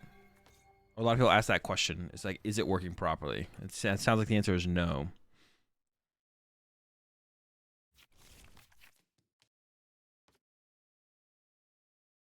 Yeah, I mean, I have to play some more games with it, but I could definitely understand. Like, because for you to attack with an Entei, you usually have to candy out a Zard. Oh, nice. They whiffed. That was actually huge that they whiffed there. If they didn't whiff there, then we'd be in... I mean, to be honest, my hand still sucks, but... This fleet-footed could be gas. Dude. Oh, no. All right, this prize card could be gas. I could have... No, I can't retreat there. The heavy retreat cost. Prize card. All right, Mew's not bad. I do like having Mew around. And our Charizard does have 2 energy now, so we can at least attack with it. Mew something as well. We can bench the Mew next turn. Still need... I don't know. To be honest, like top deck research would be probably our best top deck here. Ultra Ball for Luminian research. I mean, Iono would be okay, but Iono doesn't have a great chance of getting to the Candy Pidgeot, so... I'm thinking about Boss's Orders to bring up Entei when it's not convenient. Well, then Entei just shouldn't be on your bench. Yeah, Entei shouldn't be on your bench unless it's like being used to attack with. And then also you do play a penny. So if they bring it up and punch it, you can also penny it out of there. For some reason it's on your bench and you want to move it. Would help with both Entei and Radiant Zard. I mean a little bit, but it's not a very good card. I think the Lost Cities are probably too important for the matchups that the Lost Cities are good against. They just go in with Sableye here. I'm okay with that, to be honest. Oh, no, I guess it depends what they're Sableyeing, though. They can KO... Oh, no. They can KO my Charmander and my Pidgey. All right, maybe I'm not okay with the Sableye here. All right, that sounds awful, actually. They are cooking. Did they get no energy when they put the Zard in play? Where's their fire? Is their fire energy all in their hand? Oh, there's 2 in the Lost Zone. That's funny. Yep. My Pidgey and Charmander are dead. That is unfortunate. All right, we'll be okay. Time to go to 60 HP Pidgeys. Nah, our Pidgey is supposed to be a Pidgeot before they can use Lost Mine. Definitely, the 50 HP Pidgeys are still correct, probably, for the Call for Family attack.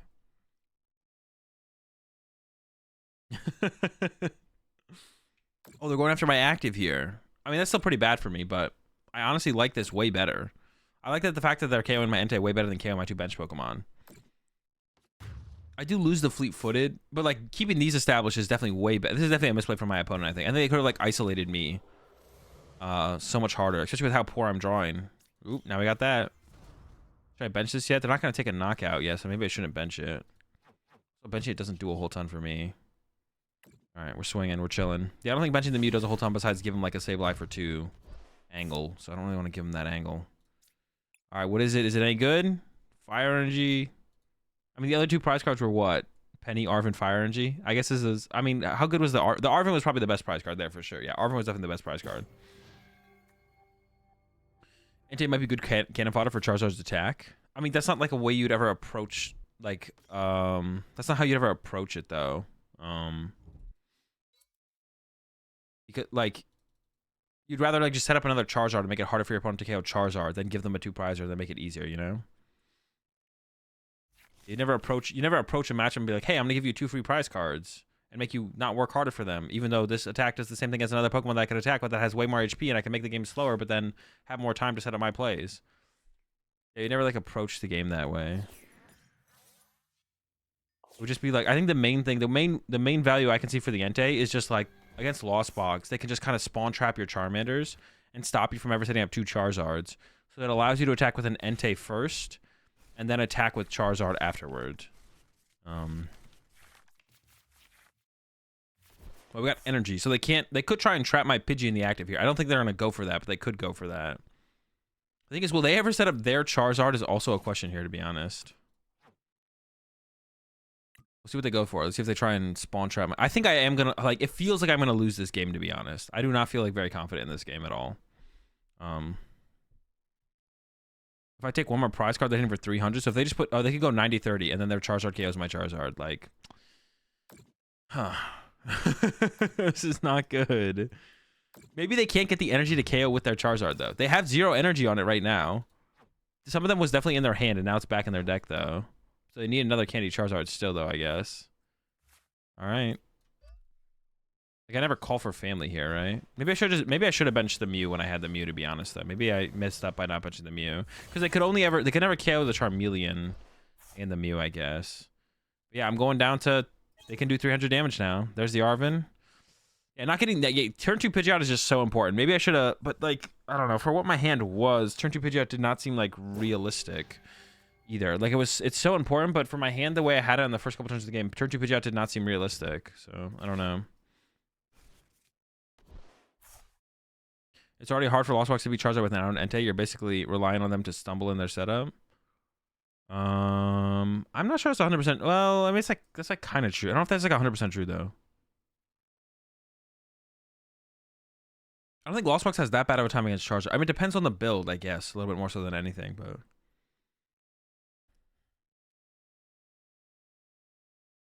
With Turbo? Yeah. I mean, Turbo probably has to like add Tropius now or something, to be honest. I honestly think some kind of build. I want to work on a Lost Box build that like doesn't play 2 prizers. Also Sablezard I think is like feels pretty good right now. Okay, if they whiff this turn and we top deck something, I think we can win this. Otherwise, I'm still not feeling great, but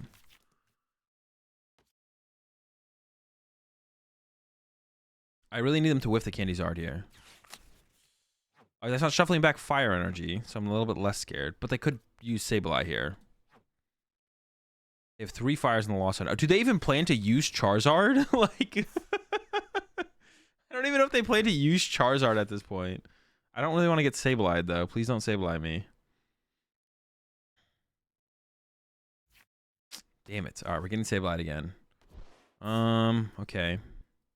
Oh, no. Wait, okay, but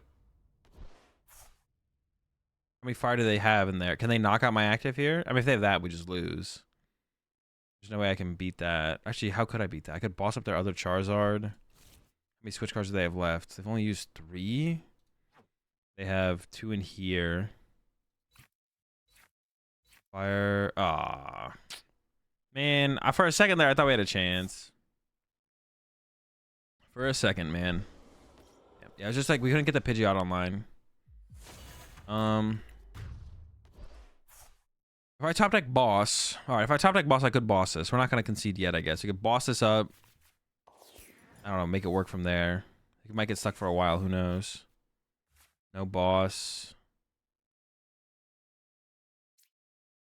I can Arvin for. Nope. I was gonna say I could Arvin for Escape Rope. Of any other play? Nah. Damn. To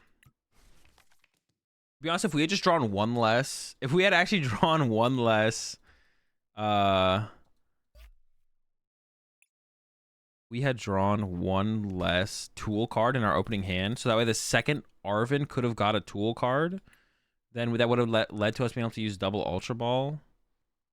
And then double Ultra Ball, so we can go Ultra Ball for Pidgeot first into Ultra Ball for Charizard.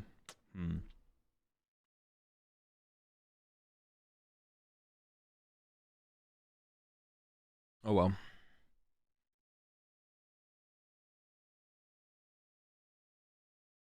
Yeah, I kind of like the idea of Sablezard right now. I'll have to try it out. Cyrus played an interesting list at Pittsburgh that was like Super Turbo. That's what I've been seeing mostly from Sablezards lately, is like Super Turbo, Pokestop builds. I don't know if I like that, but might be a deck that I want to work on a little bit. I miss when Tropius was in Lost Box decks in Zamzeta. I mean, Tropius seems like it might be a good play right now. Might be the move right now for sure.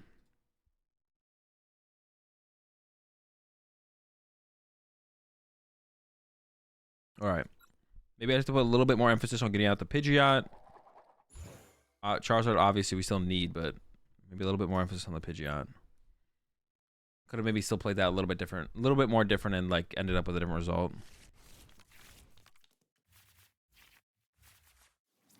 Okay. We need a top deck. Please. Turn 2 call for family, I guess. Pretty good. Why play Tropius when you can play Spite Ops? Yeah, good question, actually. Good question. We could be playing Spite Ops EX.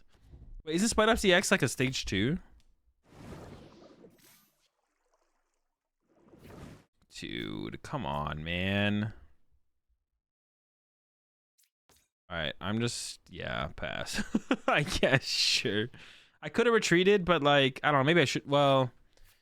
I don't know, it kind of all comes down to escape rope counts, I guess. Like, how many escape ropes they draw into as they go for the turn 1 attack. I'm just gonna go ahead and say this is fine. Ooh,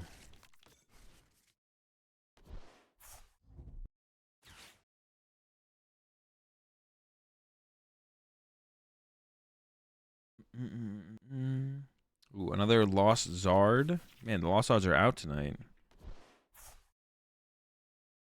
And with that turn 2 call for family, we're cooking. Okay, maybe they don't have much to work with either. Okay. A battle of the bad hands.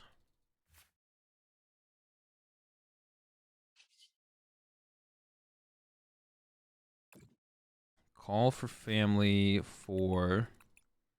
Dude, I prized... Come on, bro. 2 Charmander. Entei. I was going to call for family for Entei because I have a 4 seal... Do I grab... No, we should get Mew Charmander. And I prize a Pidgey, too. What? All my Pokemon are prized. All right, they're all... The rest of the big squad's here, though. Okay, okay. I was going to get Entei because I have 2 Forest Seal Stone in my hand. This will have to do, I guess. 4... 5, 6, 7, so I prize an energy. Okay, I prized one other thing. I don't know what the other thing is. Maybe it was Choice Belt, actually. It might have been Choice Belt.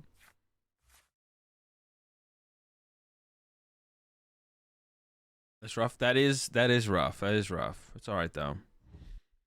They got the cram attack. Damn it. All right. Okay. Okay. I was hoping they wouldn't get the cram attack. I was like, maybe they're drawing that bad.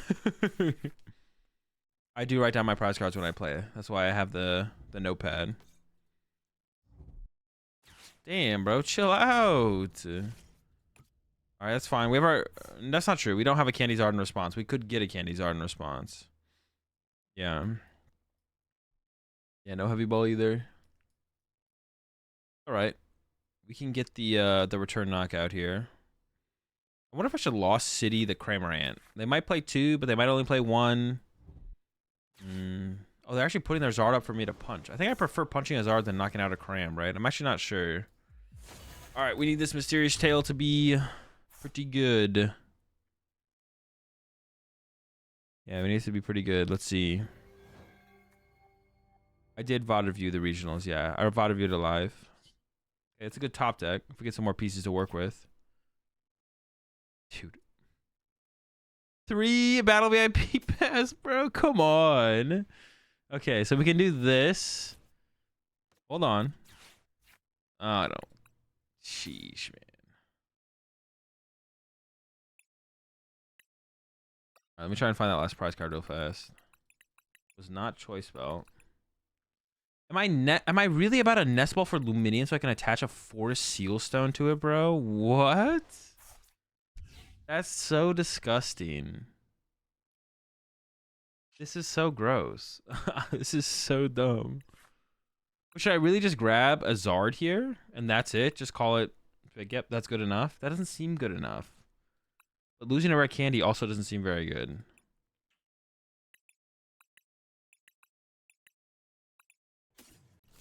Man, I mean, none of this seems very good, to be honest. With how many Pokemon I prize as well, maybe... Should I escape rope here for a prize card? Yeah, should I escape rope for a prize card here? I'm tempted to. I need to get a Mander off the prize cards anyways. Yeah, sure. I mean, they're just going to push up Cram here, but that's fine. I guess I'll Lost City as well. I may as well put their Cram Rant in the Lost Zone. Maybe only play one, so this might remove it from play. I do need a because I need that Charmander off the prize cards for sure. Maybe Charizard just sucks. That's your first message in the chat. All right. By Zeal. First time chatter. Maybe Charizard just sucks. Maybe you're timed out. I don't know. Find out next time. Nestball, Luminian, Force Heal Stone for Penny Scoop. We're cooked in this one. The new energies do look dope. Yeah. Usually when it catch me playing hollow cards, but they look so cool. They look so good. Like, to be honest, the visual team, who's ever on like the visual side of things for PDCG Live, they're doing some good work. Like the new anime, like even though it feels bad to be playing the gameplay of the game to feel so bad while the visuals like are being improved, it feels like backwards. Like if they are like separate departments and separate teams, like there's nothing you can really do about it. But like the new damage placing animation and the healing animation, like those are all really cool. And like the new energies look dope. Like, you think you would just hit into Zard? No, I have to find a I need to get a Charmander on my bench. Like, you would have hit into Charizard and then you would have lost because they would 2-KO your Zard and then the game would be over. But we need the Charmander here so that we can respond. Otherwise, we just fall way too far behind. We need to KO. We need to get the KO there to draw the Charmander, to bench the Charmander, to then they punch us, we punch them, they knock us out, we get Candy Zard because we got the Charmander off the prize cards. But yeah. But if we just go there and do the 2-hit KO back and forth, they KO us before we bench a Charmander, then we just lose. No.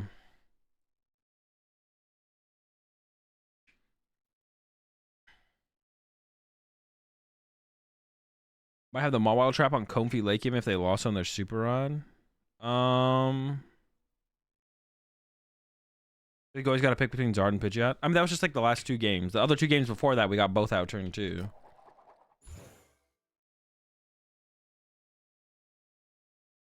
I mean, it's just like 2 games in a row are just not great. It's not the first time it's happened with a deck. Probably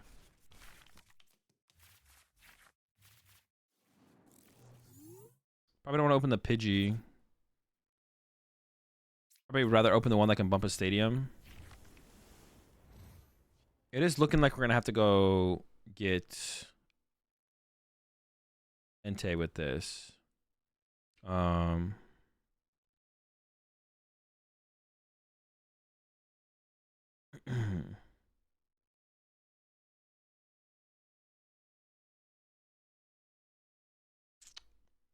you think the meta will change now?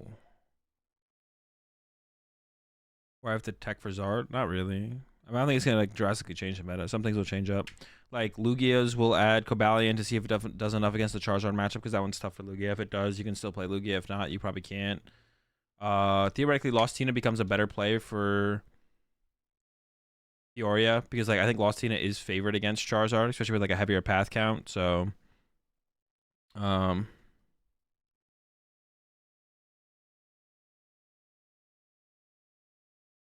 is Chien-Pao worth buying right now? No. Chien-Pao is was it Chien-Poo? Yeah, it's not good. All right, we're up against the Miraidon. Good matchup. I mean, I gotta go for the Entei here, right? I don't have to go for the Entei here, but I probably should go for the Entei here. Entei's prized. Damn. Maybe I should go for Ultra. Now I should try and get an Ultra Ball off this for Luminion for next turn, right? That's fine. That's fine. We're chilling. We're chilling. All right, Entei's prize. Yeah, I don't really want to. I mean, I could. I don't really want to battle VIP pass for Luminion. That sounds so miserable. I don't want to do that. You can't make me do it. I refuse.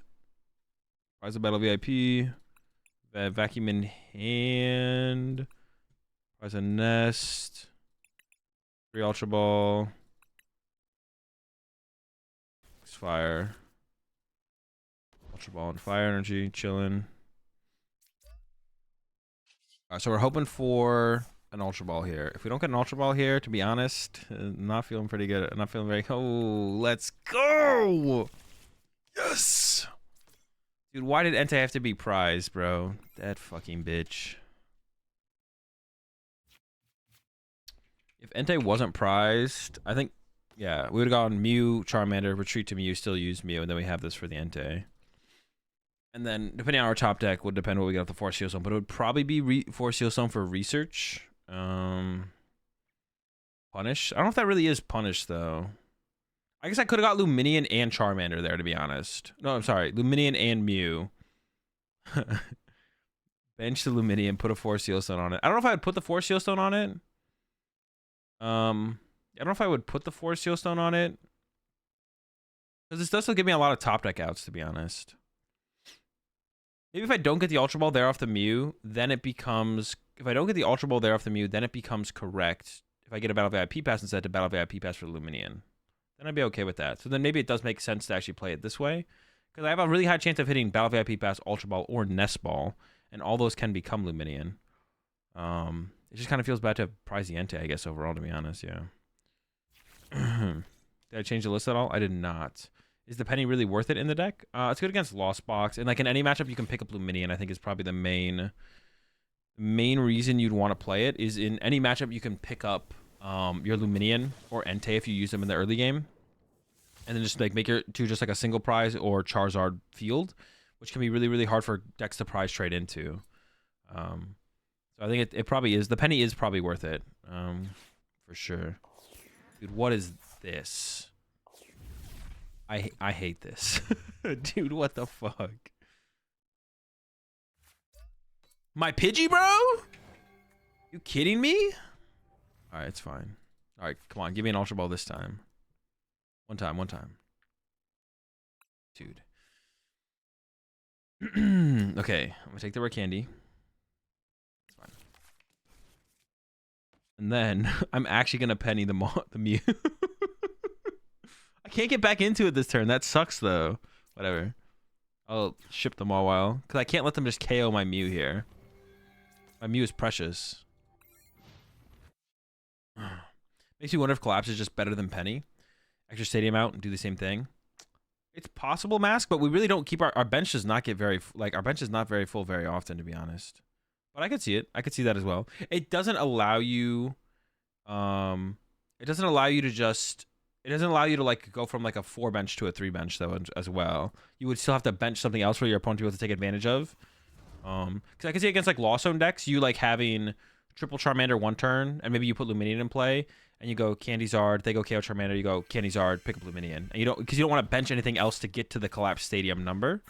But it really just depends on how it plays out and when you're trying to get that liability out of play. The biggest thing is like when are you trying to get the liability out of play?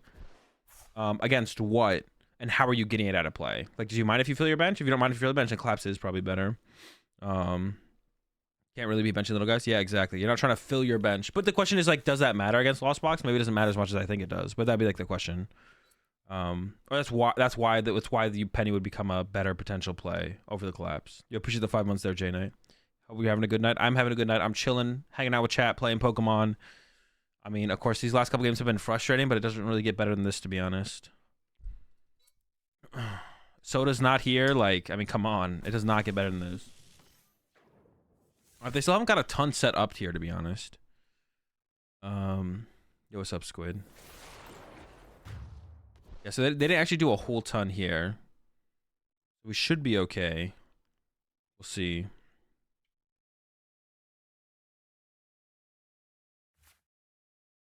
I mean, I need to hit an Ultra Ball off this. But they're not except for like Raichu to one-hit KO me or anything. Dude, come on. Yes! Let's go! Alright.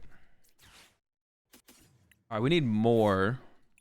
So I'm gonna use Luminion here. Do we have our research? We do have our research. We could also go with an Iono. But I almost want to save that for later. Actually, I'm not sure. Let's go with the research. Screw it.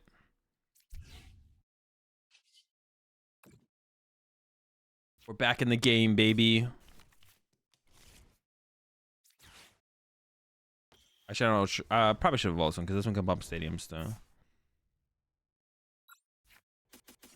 Dude, the Mew is like such. Is like. It almost feels like I want to play 2 Mew in here. How impactful the Mew is in this game. In these games. It's wild. The card's broken. Okay, hold on. Let me think. I do want a Pidgey. I do want the Radiant Zard. I don't need the Charmander, right? Like, I can Ultra Ball away. Dude, I literally drew, like, nothing here, to be honest. Pidge. I don't know. I could have also, like, saved that. No, getting the Pidgey down is pretty important, right? Yeah. Yeah, getting down the Pidgey is pretty important there. I gotta imagine, like, that's probably the play here. We do have the Radiant Zard here at this point as well. Okay, Ultra Ball. The other thing I could have done was get Charmeleon, to be honest. I could have got Charmeleon here and evolved to Charmeleon, but then my hand just has nothing in it. I don't know. I think as the game progresses, Pidgey's going to become pretty important. Using Iono there, there's definitely a good argument to use Iono there. All right, I'm definitely glad we did the research play. They're starting off. If they're starting off their initial turn there with Judge. All right, my hand is not great, but they might just be punching with Zero Aura here. They might just be going like Flaffy Battle Claw, and then we have Boss KO. Would I Boss KO the? I would probably. Well, if they don't use their Force Seal Stone, I'm gonna Boss KO the Raichu, for sure. But I don't know if they're gonna use it or not. We really want top deck. Yeah, top deck Ultra Ball is the play for sure. Give me the top deck. No, don't Force Seal Stone. What could you be getting? Now I'm kind of scared, to be honest. Kind of scared. What do they got? Generator. Are they going to try and reach for the one-hit KO here? They maybe are. It seems like a weird thing to do, though, if they don't have like another generator in the hand already. But then you should start with the first generator, probably. Like, using the Force Seal Stone ahead of time to thin out the second generator out of the deck does increase your odds by a little bit. But I'm not sure it's worth it for the trade-off. I'm actually not sure about that, to be honest. Alright,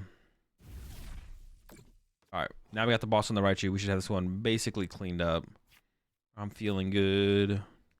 Well, actually, to be honest, if they do knock us out next turn, I'm not feeling that good. I take it back. We at least have this. I'm not feel. Actually, I take it all back. I'm not feeling that good at all. We're still very close to just like losing this game. But if they don't have another Raichu, then we're feeling good. It really comes down to if they have another Raichu here, to be honest.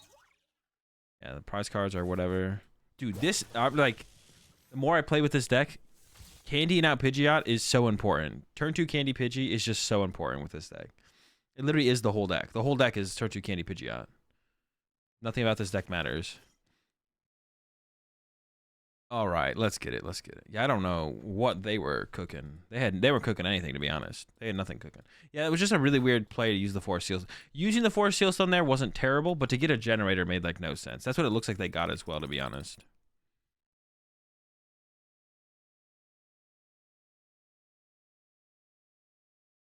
You're right. This isn't called Lugia. I updated the stream title.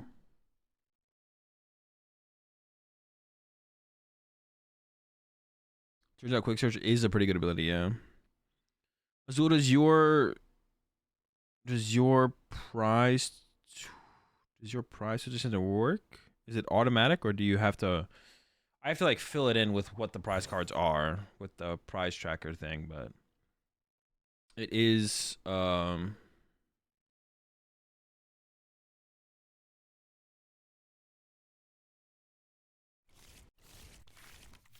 Yeah, I appreciate the primes up there. DNA. Well, at least I have the 4 shield stone to go with my Luminion start. That's so sad. I appreciate the primes up there. DNA. Welcome to the Rat Pack. We're out of candy, but we got plenty of cereal.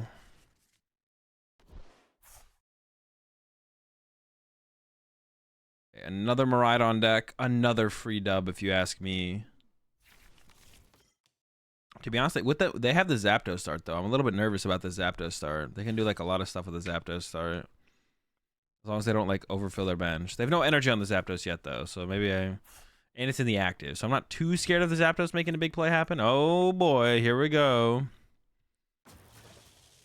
They could be cooking with that Zapdos very soon. Yeah, they have the bench race for the Lugia as well. Arvin. A prize choice belt. Rare candy, 4th rare candies in hand. Dude, I priced 3 Charmander? Bro, this is so dumb. What? And my Mew? Dude, what am I gonna get off this thing? What? And 6 fire, so I priced a fire energy and something else. What do I even get off this? I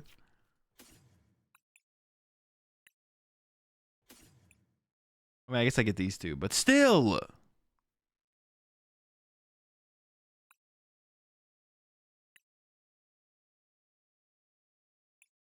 Dude, this is so bad.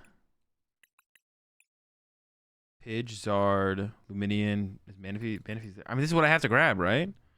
I could escape rope into the. Escape rope into Entei. Hold up. I don't know. Is this correct? What am I? Oh, I don't have escape rope. Oh, I'm harbor treating. I don't know why I thought I had an escape rope.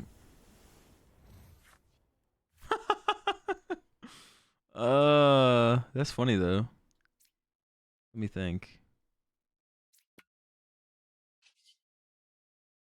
They can't KO the Entei with like any of their Pokemon. Yeah, I don't know why I was thinking about escape rope specifically. I was like locked in on that escape rope play though. All right. I'm afraid of the Zapdos play, so I should probably they play the Zapdos, so they probably play the Hawlucha. So let's just do that. Okay, I don't know. This is like okay. That's annoying though that I priced triple Charmander. It's still annoying. But I should hold this in case I get an Ultra Ball. It's good Ultra Ball fodder.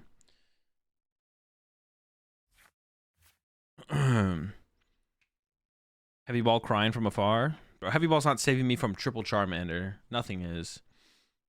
There's a guy that plays at my locals that doesn't really look like he cheats, but he has a rep of getting some really sus good draws, and we don't really know what to do because we can't technically prove he's cheating. Honestly, at a loss. I mean, honestly, Alpha, that just is like, your statement in the chat right now of that is just, in my opinion, it's just, I don't know, like, it's just a stupid statement. Like, they get really good draws. Like, how are you ever, like, what does that even mean? What did you just say? Just like, if you catch him doing something, then he cheated. But if not, he's just playing Pokemon. Like, what does that even mean? That's like, what do you mean? Because he gets some really good draws. People who play Pokemon draw really well all the time. The fact that you're like so suspicious of someone like being a cheater, like, is just silly. Like, that's just silly. Either you seen them cheat, like, yeah. Unless you got some other way of telling that they're doing something weird, like, that just seems like a silly. Like, to like draw this conclusion.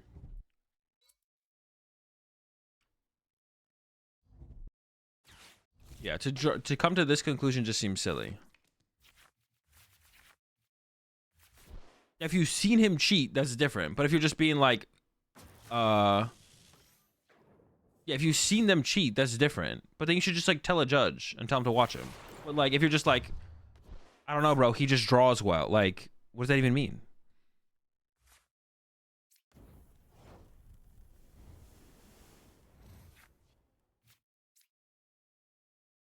All right, bench this. We get a really unfortunate Iono. I'm just like tired of hearing like people constantly bringing up like cheating stuff. It's like, listen, bro, if you see someone cheat, go tell a judge that they cheated. That's it. Like, people always want to try and catch the next cheater and all this stuff. It's just it's exhausting. It's exhausting and cringe. Like, see someone cheat, call a judge. If you think someone cheats, let a judge know. Think someone cheated, let a judge know.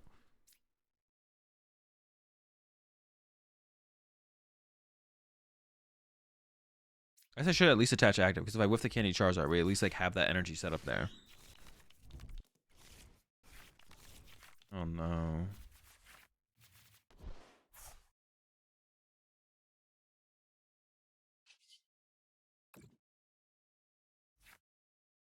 Man. All right. Well, I don't have another. I would go get a Charmander with this nest ball. But you know, it'd be like that sometimes. I just hate the whole these players are doing well, therefore are cheating vibe. Yeah, a lot of people do that kind of stuff. What's the most you've ever had to call a judge on someone? Not very much, to be honest. I don't know. I think, dude, I don't know what sometimes I feel like not you. I'm talking you as in, like, the general community.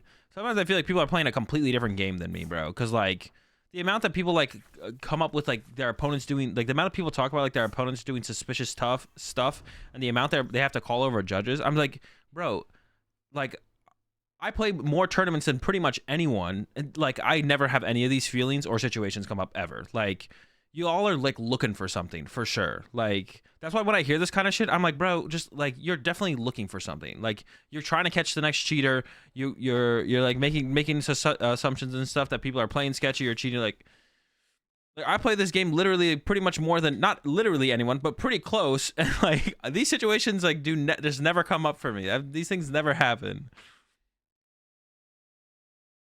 Like, y'all are like playing a different game. Like, that's pro player privilege. No one will ever cheat against you. There's some truth to that. There's some truth to that. I'm not gonna lie, Rainbow. There's some potential truth to that.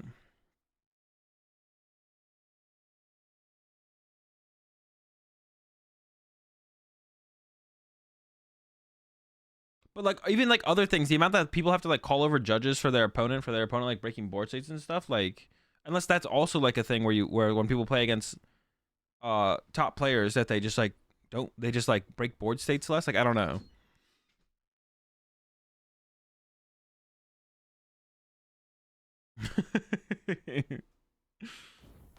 Damn, bro, that was a long boss's orders.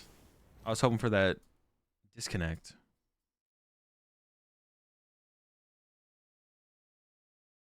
Okay, I can make that. That's maybe reasonable. Maybe players are less likely to call a judge against a top player. That's, or not call a judge, less likely to cheat. Because I've definitely had, well, I mean, not in like a bad way. I've had more judges called on me than I've had on my opponents, I think, last season. Not in like a bad way. It's like, it's me fucking stuff up, breaking board state by accident or whatever. Although it didn't happen very much one way or the other. Now, like, he shuffles very weirdly. Also, it's not just me who believes he cheats. Pretty much everyone there agrees this star. Well, what do you think he does? What do you mean shuffles weirdly? See, I don't know what you're saying when you say that. People do just shuffle weirdly.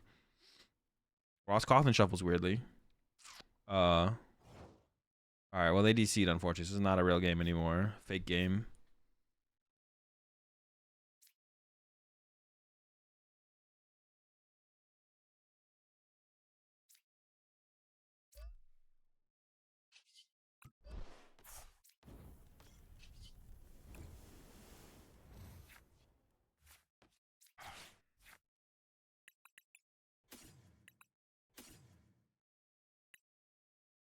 All right, let's go through. Oh, I'm going to still set up optimally here because I don't want to get bodied by them coming back to the game and literally cooking me, so.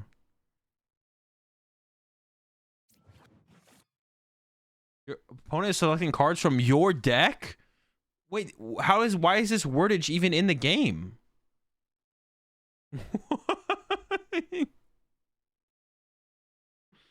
What? Why is this wording even in the game? Am I about to get disconnected?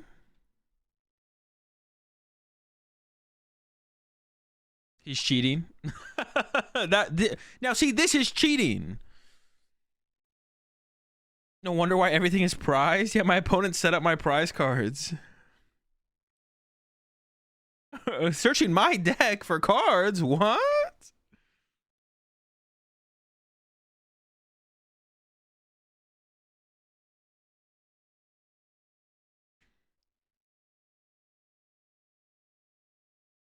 Actually, you know, to be honest, like I've talked about that before as well.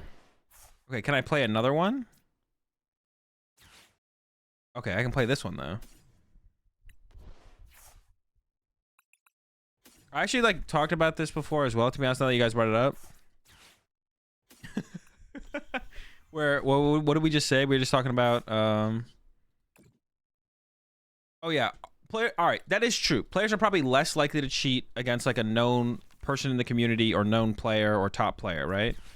That is fair. Yeah, I think if people play against me versus Joe Schmo, and they are gonna cheat or they are looking to cheat, they're probably less likely to cheat against me than Joe Schmo, right? That's fair. Okay, that's fair. But to be honest, bro, if someone tried to cheat against me, I would not notice, bro. I'm not paying attention to anything ever. Like, if someone really tried to cheat against me, to be honest, they would probably get away with it because, like, I'm not. People might be thinking I'm paying attention, but I'm kind of zoned out. I like watching the other games next to me too, while my opponent plays their turn for the most part. It's like when I know exactly what my opponent's gonna do on their turn, it's like it's boring to watch them. I'd rather watch, you know, someone else.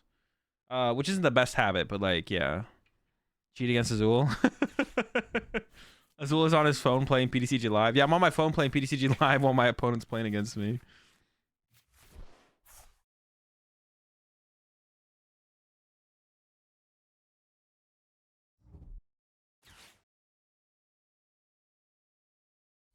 To know, same.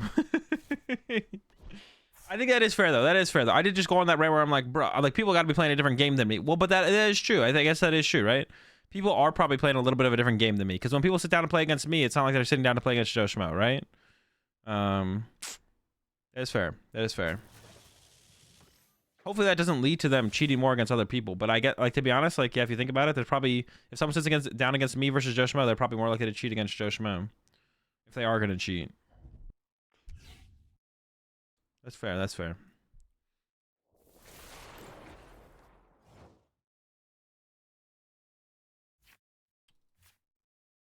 Damn, this hand sucks. Do I even KO with this? I don't even KO. I don't KO anything right now, do I? I could just boss Flaffy, though. I still didn't get another Charmander.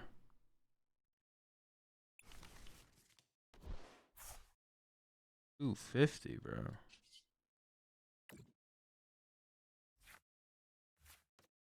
Attach retreat. There's nothing worth attach retreating over, though. I'm just gonna go boss KO Flaff. Right? Or am I trolling? You KO with belt? Oh, wait, no, you don't. Yeah, I don't. You almost had me there for a second, though. You almost had me. I could Penny. Boss is probably better, though. I could Penny, though. I could Penny.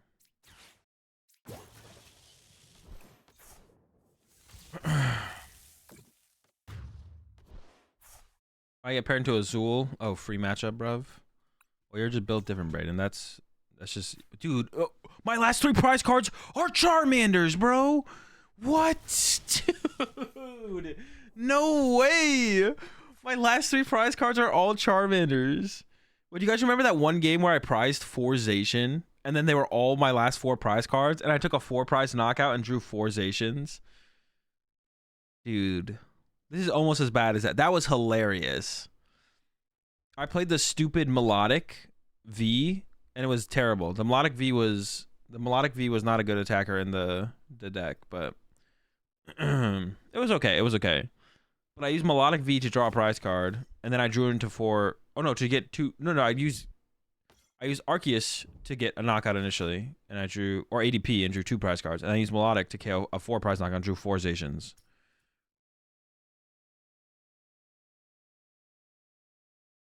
Dude, why is that even a sentence? Like, why is that even a sentence that's like available to like be put up there? That's so weird. It's like they know the bug exists, so they put a text with it. Like, that's so weird. How does that make any sense?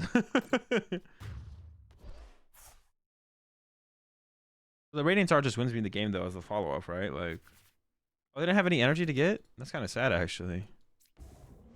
That's kind of sad.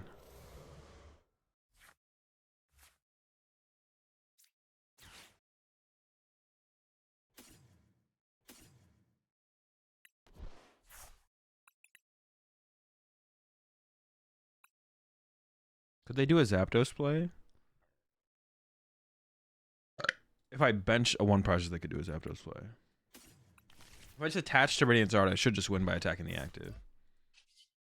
What should I even quick? I mean, there's probably I could boss the Miraidon. Honestly, boss Miraidon seems like the best play. There was 3 energy from play. Yeah, I mean, I don't know if there's a better play, but we're just gonna go with this. I'm kind of tuned out of this one as soon as my opponent was searching my deck, and they passed for a turn. So I don't really care about this game anymore. The subjects of the statement are just variables and are filled automatically.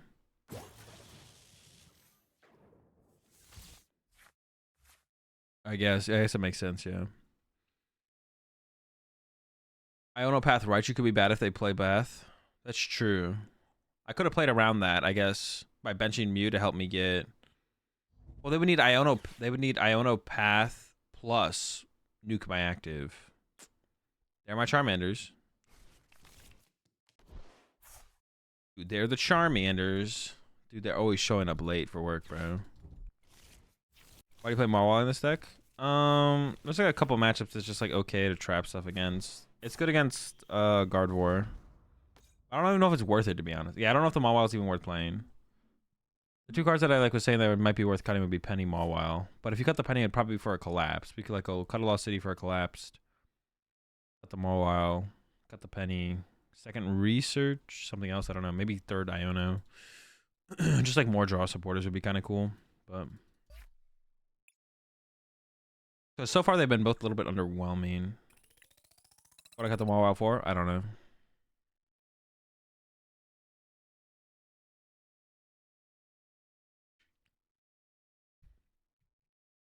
The Mawile's for the Guardy matchup. I don't know if you need it to beat Guardy. That's why I'm like. That's why I don't know if I don't know if I like the idea of it, because I don't know if you need it. I don't know. Second Mew. I mean, second Mew would be like something. It is Bonnie. Yes.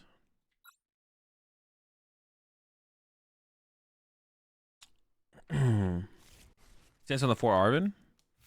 I mean, it's like okay.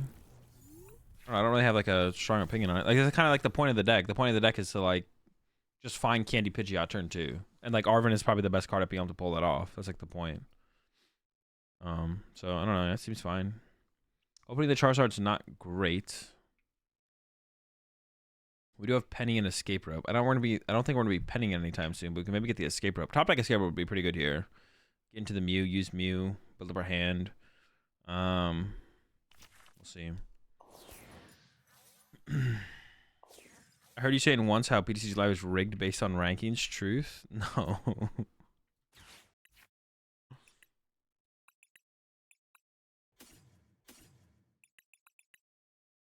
Oh no, I don't want this. I want this, I think. If I top deck a Force Seal Stone, let me take a peep at everything real fast. There's a Charizard.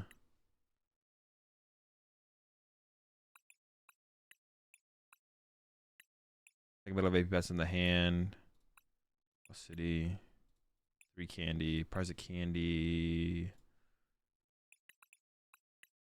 5 energy. Okay. 5. So price 2 energy. Okay. We're gonna go back in though. Check some more. Mander. Pidge. They got most of the squad. 4, 1, 2, 1, 3, 1. Nest balls. Both nest balls. Escape rope. Broad. Choice spell. What else do we prize? I don't know what else we prize, to be honest. Kind of blanking. Penny? No. What the heck? Okay. Do I just go Charmander? Do I get the Mew? I guess I do get the Mew, right? Yeah, sure. Oh, but now I don't have room for double Charmander, actually. I don't know if I should have done that. Actually, I don't know about that, actually. Yeah, I'm not as big of a fan of that as I thought I was. Because I don't have room for Luminion and a Charmander. I mean, Penny could come up at some point, I guess, but I don't love that. I could attach to Entei because it's possible I get into, like, Escape Rope. Because I think I'm benching this no matter what. Not benching this feels so bad. Alright. This does lock me out of Luminion. But now, yeah, it also locks me out of Ultra Ball, right? Yeah, for some reason I thought this wasn't locking me out of Ultra Ball, but this does lock me out of Ultra Ball because I can't Ultra Ball for Luminion. So maybe instead of Mew there, to be honest, I should have just grabbed another Charmander. Instead of Mew, I should have grabbed another Charmander, and then yeah, now I just locked myself out of Ultra Ball for no reason. You appreciate the 5 gifted subs there, Victor. Always appreciate the support. Welcome to the pack. Meme Del Cream, Blade Magician, not Bladder Magician. Mio, Naya, that's Bistro, and Teeth. Welcome to the pack. Welcome back to the pack. We're all out of vanilla, but we got plenty of... Oh, look at that. Chi and Pow. Alrighty then. Yo, the call for the fam? Yeah, dude, why did I board lock myself like this? I shouldn't have benched the Mew. It should have been double Mander, no Mew. I've literally trolled myself. Now I'm a top deck Ultra Ball for punishment. Nope. Alright, I guess we're just chilling. You want them to take its first prize anyways? Maybe. I guess, like, yeah. Oh, wait, dude, they can just, like, Greninja. No, I don't want them to. I'm gonna get Greninja. Why the 60 HP Charmander? It's good against Guardy, because for 1 energy, it just does 30 to, like, clean up a Shiny Arcana Gardevoir knockout. So I think it's correct to play 1, probably. I mean, you do have, like, this attack you can get to with 2 energy, but 2 energy is so much more than 1 energy. Dude, what? They just bench locked themselves out of second Excalibur. Can we just spawn trap the Excalibur now? We should be able to, right? I don't know if we're gonna be able to do it this game, because... Dude, they got the whole squad in here, bro. Is the 101 Squirtle, like, for a certain matchup? Where's that, like, really good? You got the whole squad in here, buddy. I don't know about that. Yeah, that deck is way too squatted up. Oh, do I send up Mew here, or do I send up... I was going to send up Entei, but I should probably send up to Mew. I don't know why I thought I was going to send up the Entei here. Another Charmander. Come on. Money! That's not even that good. Actually, it's okay. I can fill my bench and take the knockout with Entei, I guess.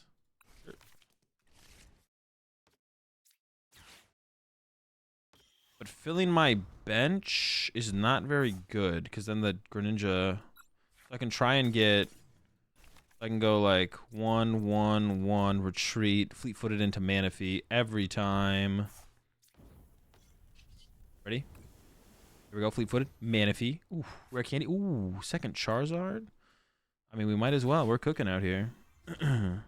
They still have the Greninja play, so I might as well... Well, I have to bench it to get the KO. I just was hoping for a different result. Honestly, I maybe should have put 1 on the Manaphy there. Well, actually, no. That Manaphy's on my Mew. Mew's probably going to die. Do we ever lost City? I don't think so. Punch. Yeah, this is, like, pretty bad, though. Like, we just lose... like, yeah, the Greninja play is just, like, so brutal here. I don't know how we recover from the Greninja play happening. They might not go for it, though. Maybe they don't go for the Greninja play. Maybe they can't go for the Greninja play.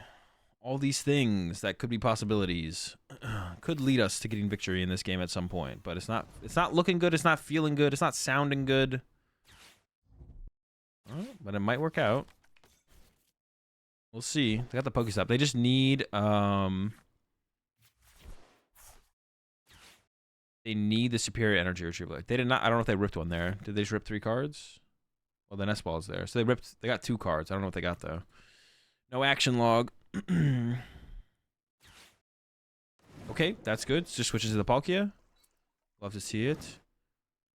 There's no way they couldn't have gotten the Greninja play here. They got it. There's got to be some level of trolling going on here. There's just no way that they didn't get the... So there's some level of trolling is happening. And I'm just going to boss KO their Excalibur. Oh, wait, they literally have Star Portal. They literally have Star Portal. What? I'm gonna rip the stop as well. I'm just gonna do it. Nice. I guess I wasn't getting any of them anyways. Fail. Gotta be the super odd, right?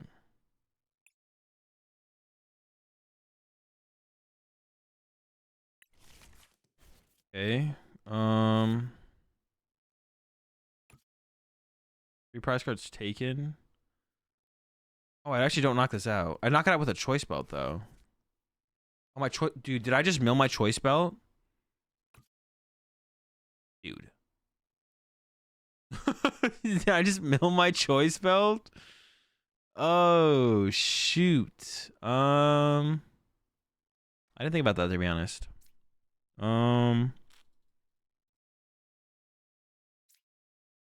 I think I do have Luminian in deck, yeah. Yeah. We can still go Luminian for boss. Boss KO the Chi and Pow, right?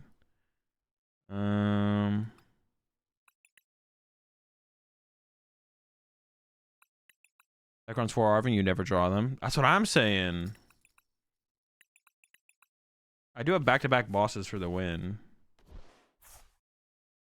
This is not a great situation, to be honest. We can do this. We can go for the boss. Boss KO Chi and Pow. I could boss KO back Salva doesn't do a whole time because they can attack with this thing. They can Star Portal to the Greninja. Makes it like way worse. I'm gonna go boss KO this, let them Greninja, and then I'm gonna top deck boss or Force Seal Stone, slap it on the Luminian, boss KO the Palkia. Just how it's gonna be, you know? Have I ever super routed there? No.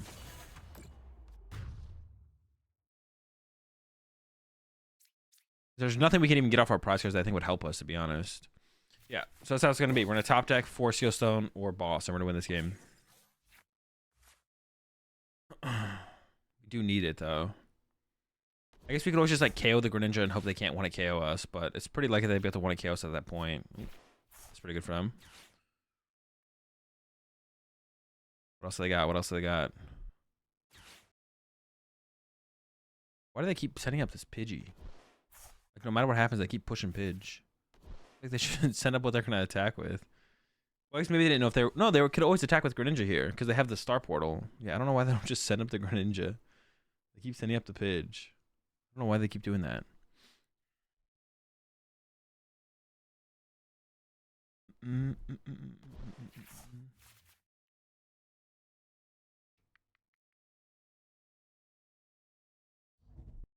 Yo, what's up, Leonardo? Congrats on the top 4. No, the 4 Arvin is good when you draw them, but I've been struggling on the drawing of them. They're good to open with. But yeah, they're good to draw. As long as you don't find them. Alright, they got the bird out. I mean, dude, there's no way they don't realize they can use Greninja. There's no way they don't realize they can use Greninja. Honestly, I should have done a little bit differently though. Yeah, it's fine. There's no way they don't realize they can use Greninja. I mean, you've literally had players searching your deck. You've been through it all. That's true. Oh, wait, this could get a little weird. Okay, so I mean, it's the same thing. It's the same thing now. How many subs for you to eat 400 rotisserie chickens all at once? Like in one sitting? But that would take so long. It's like that's like a stupid question. That's a stupid question. You got to come with a better question than that, Kangar guy. If you don't come up with a better question than that, I'm timing you out. But they overbench now? I don't know. I don't really think they overbench at all. What is that? How'd they overbench? They just went with the gust effect now. I guess they might not have the gust effect. No, I don't think they overbench at all, right? I think they're chilling. All right. Oh, dude, I actually top decked the boss's orders. That's so dumb. Dude, I did not think we were winning this one at all. I was like, I was fine with that. I was like, all right, we lose this game. Who cares? We move on. We go next. And then, bam, top deck boss's orders. Let's go. Free dub the whole time. All right, 400 gifted subs now, Gengar. I top deck the boss. That was the deal, right? They could have played around boss. How could they have played around boss?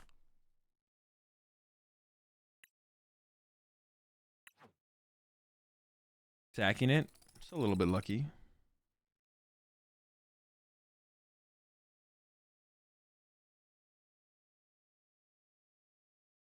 Oh, the 2 prize except Palkia hit 270. So are they just not going to draw a prize card then, Stev? Like, what do you want them to do? Just pass? What's their play then? Hit charge and then attack Greninja? And then they hit Charizard and then attack with Greninja. How many prize cards do they have left? Do they have one prize card left after that? Oh, you're right. They could have done that, I guess, yeah.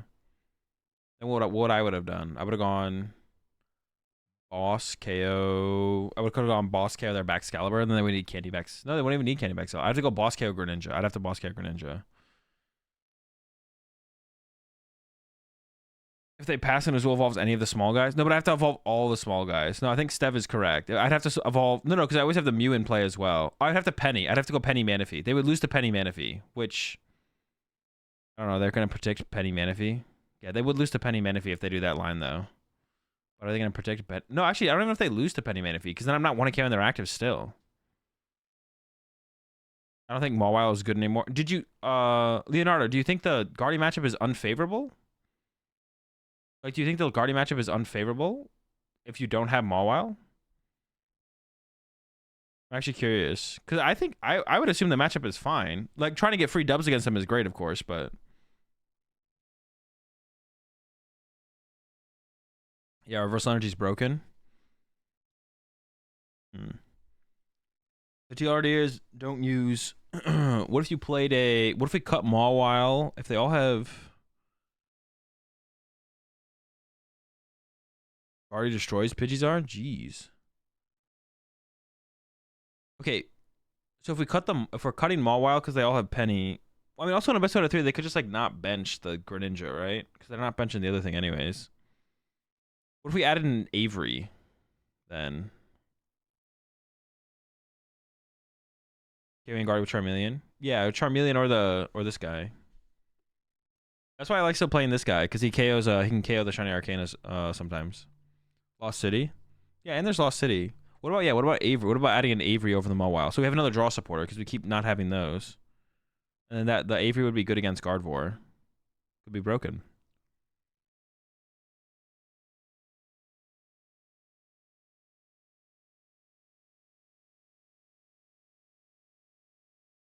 Yeah, maybe. Add Mew EX to copy Greninja against Guardy. I was actually thinking about that. Go Candyzar to your Mew EX boss. Dude, that'd be kind of sick. Bruh.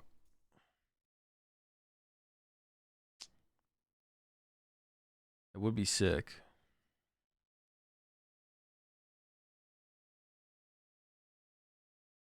At least on ladder, like, I mean, even in like tournament, who's gonna bench a Manaphy against a Charizard deck?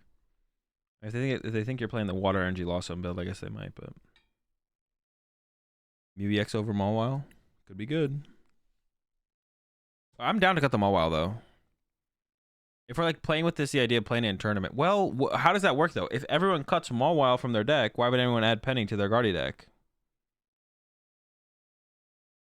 And I like to be able to beat Guardy without cheesing them though, because like theoretically in game 1 they bench Greninja, maybe you win, and then game 2, game 3 they just don't have to bench it. But maybe that's enough to give you a good enough win percentage against them. Because if you always win game 1 against them, I mean that's pretty good. If you could start every set up 1-0, I think you would, right? Even if it was like unfavorable, even if your deck had an unfavorable matchup.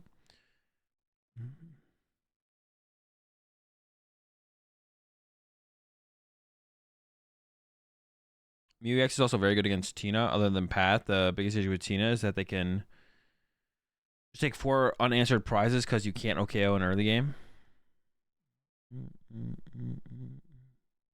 I could see that because the Lost Tina matchup does seem tough. Okay, let's try it. Let's add the cheese. Let's add the cheese while.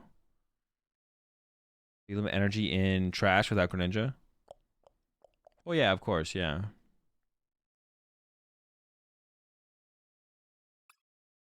That's right. If they bench it, we got him with the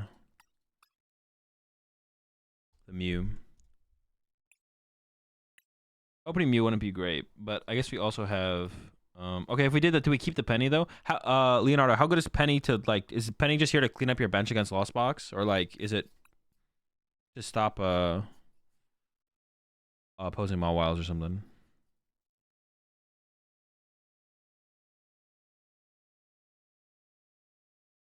You can play the spell tag tool thing. I mean, Box of Disasters. Oh wait, we could just play a box of disasters. Well, the Mew is kind of cool. Vengeful Punch.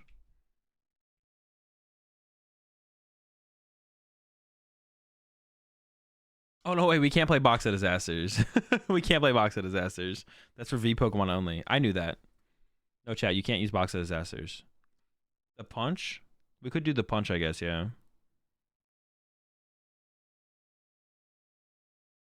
Zacian gets around punch, right?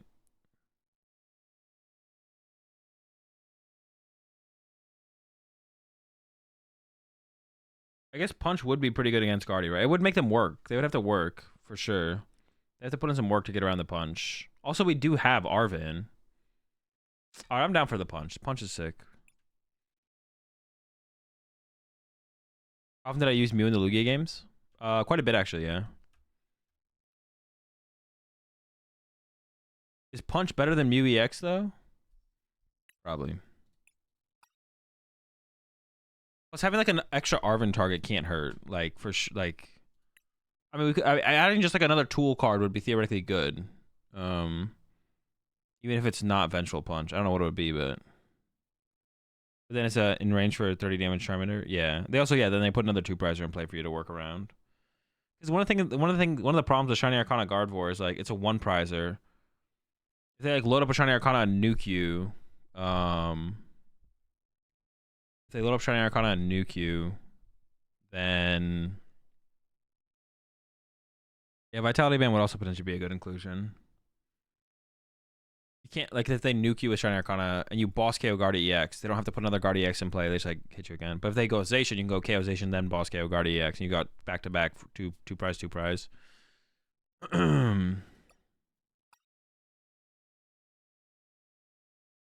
So what you're saying is Guardy is broken BDIF still, as long as they actually play a way to not get Mawiled. You have to deal with the baby Guardy when you want to be bossing. Yeah, exactly.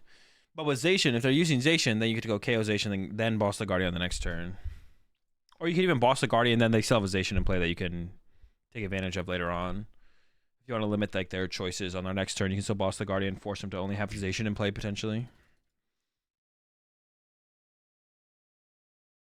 I'm down. I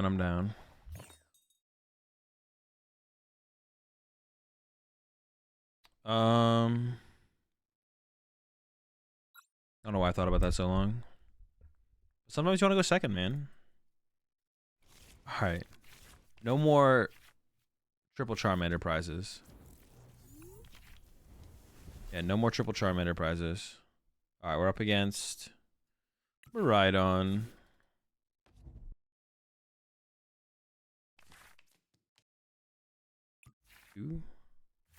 Ander. Alright. Hand's okay. It's not, the hand is not great, but opening Entei feels pretty solid in this matchup because they can't really go after. Alright, Fleet-footed. Give me something, bro. Give me something. Okay. So I can go Mander, Pidge, attach, hold the forest.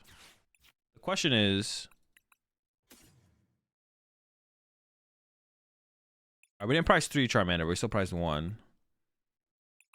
And we cut them all out. I gotta change the list. 2 Charizard. Pidge. 4, 1, 2, 1, 3, 4, 2. A force in hand. 5. So I prize a Lost City. And 2 fire. And 1 more thing, but I'm not sure. Super Odd, maybe? Yeah, it is Super Odd. Okay, that's fine. A lot of energy prized. I could not play the 4 Seal Stone. Some Miraidon players play a vacuum, but it's very few. There's no way for them to KO the end. I think we just throw it on there, to be honest. If they got me, they got me, but I'm just gonna hope they don't got me. I think there's a higher chance that we get judged or Iono'd than they play a vacuum and then also find the vacuum. So I'm gonna go with this. If you really want to get cute, you can go Mawile plus Panic Mask. Wait, how does it? What would that do, Brayden? Mawile plus Panic Mask. Oh wait, is Panic Mask better than Vengeful Punch? Actually, I don't know. I forgot Panic Mask was a card.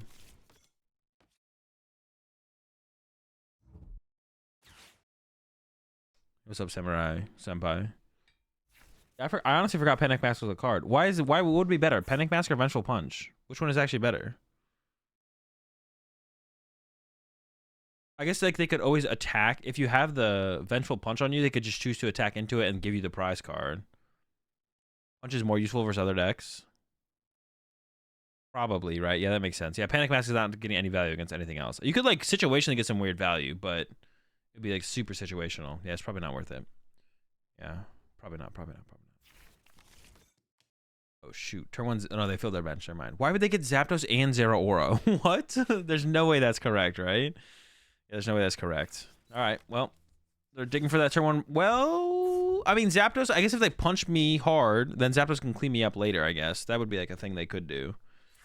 Yeah, that's like a thing they could do. I don't hate that, I guess. Yeah, it allows them to do that. All right, there we go. They're generated up. I don't actually know if they have attached return or not. I'm gonna come up, punch my active for 220. All right, I'm down. Judge. All right, that kind of sucks. But we do have the 4 Seal Stone. Honestly, like research is probably our best draw here. This is okay. Let's see what the Fleet Feet give us. Oh, I don't know if they have a Bravery Charm. Setting up. I've been like not. Oh, but I can't fill my bench. Am I gonna be able to fill my bench to actually KO them back? This 1, 2. Candy's art doesn't KO them. It always is this. It's always the Charmander, I think.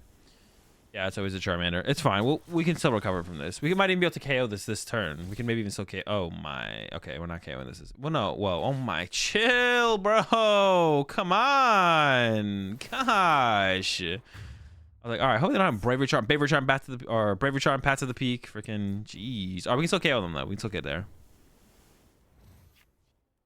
Just everything, bro. I'm not scared of the Zapdos. I need more Charmanders in my life. We're chilling. Bench that, attach active, choice belt here.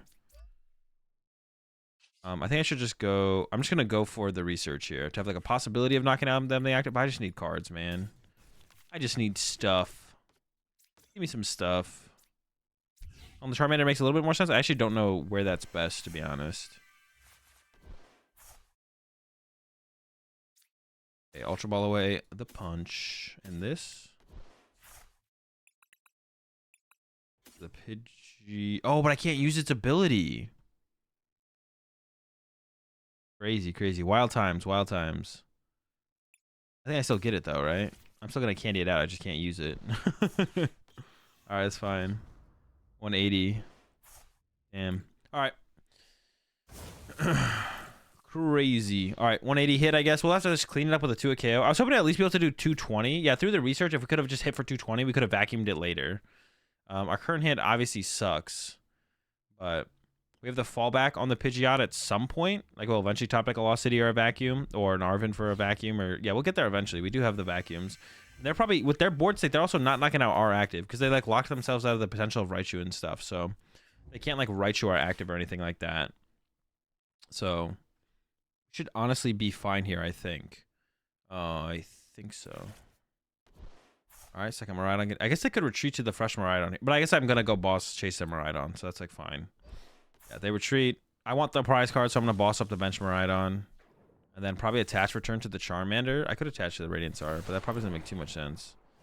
Oh, they could do the stupid play with this thing now. They do need a lot of energy to actually pull that off, so. Mander, I need prize. Dude, to be honest, no, that's not true. I do have Lost City prized. I need Lost City. I don't have any good. I was gonna say, to be honest, I don't have any good prize cards. But no, I do have Lost City. The other ones are like not good. Fire, Mander, Pidgey. Oh, okay. Lost City, Super Rod. Those are probably the 2 best prize cards to get. Yeah. Well, I mean, the Super Rod I don't really need yet. If I just got a Fire and Jet, the prize cards, that would have been fine as well. Lost City is the important one. So 33%. That we pull Lost City there, and we got him. So we're gonna go Lost City, Candy, Zard, attack. I guess. Well, we don't even KO. Well, if they've drawn. No, we actually do KO the Miraidon. Okay. Actually, we probably just. Well, that's not true. Actually, we're like in a situation where we're basically just winning the game. Not quite. We're pretty. They could also have the Zapdos player. If they have boss KO my Charmander with Zapdos and KO these 2. Oh my, chill. Wait, they're just gonna boss KO my Mander no matter what. Wait, no, they could go after my Pidgeot here too. It's all bad, to be honest. What? Dude, the play is too nutty. The Lugia KO on my NTV on the bench? Bro. Wait, that's just like... These plays are crazy. You're gonna go down to 2 prize cards? Okay, they do activate my Radiant Charizard, though. But the Radiant Charizard doesn't even KO this. I need a vacuum. Okay. Maybe I shouldn't have attached to Charmander. Do I think Rad Greninja is better than Charizard? No. I can get vacuum. Yeah, they are going down to 2 prize cards here. I need a lot. Even if I don't get vacuum, if I can just punch them, then I can vacuum it next turn. That's just fine, actually. Lost City. I should have held the energy. I probably should have held the energy, to be honest. I shouldn't have attached it. I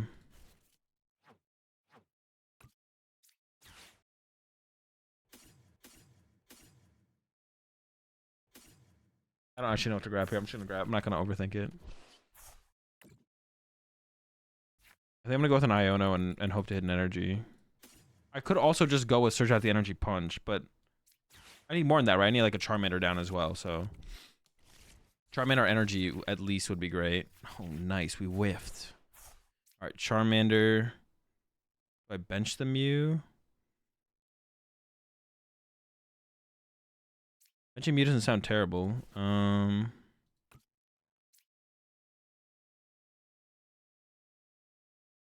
It could backfire. But this thing's weak to lightning anyways, right? So am I losing to this thing just getting bodied? Maybe. I guess we'll find out. The Lugia and Miraidon. I mean, everyone plays it with Zapdos. It's like not something... Oh my gosh, bro. Dude! Come on. Let me get a little bit of value out of the Iono, bro. Immediately into Path freaking... Path Research. Chill. Cape Rope. Alright, that's fine. Send this thing up. Dude, I need like an insane top deck. Yeah, my top deck here has to be crazy. So they're gonna come. What are they gonna do? I guess they gotta just probably just attack him with Miraidon. If I do get Candy Zardoff, I guess I have a shot here. Yeah, but what I need like top deck. I don't even know. Not looking good though. Oof, and they got the Flaffy set up. I mean, it's possible their hand's not great if I do KO this Miraidon. It's possible their hand is just not that great if I KO the Miraidon. They might not have much else to work with after that. We will see here.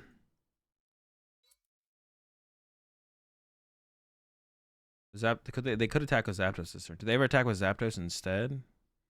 Knockout Mew 90 on. I guess this is fine. I don't think this doesn't do like that much more for them though. It's like the same thing I feel like overall. Yeah, it's just like the same thing overall for them. Top deck. Do I have anything this can get? I don't think this does anything, right? Charmeleon, retreat, knockout with active. Yeah. Jeez. Let's go. Dude, we was never able to stabilize in that game, man. We never stabilized.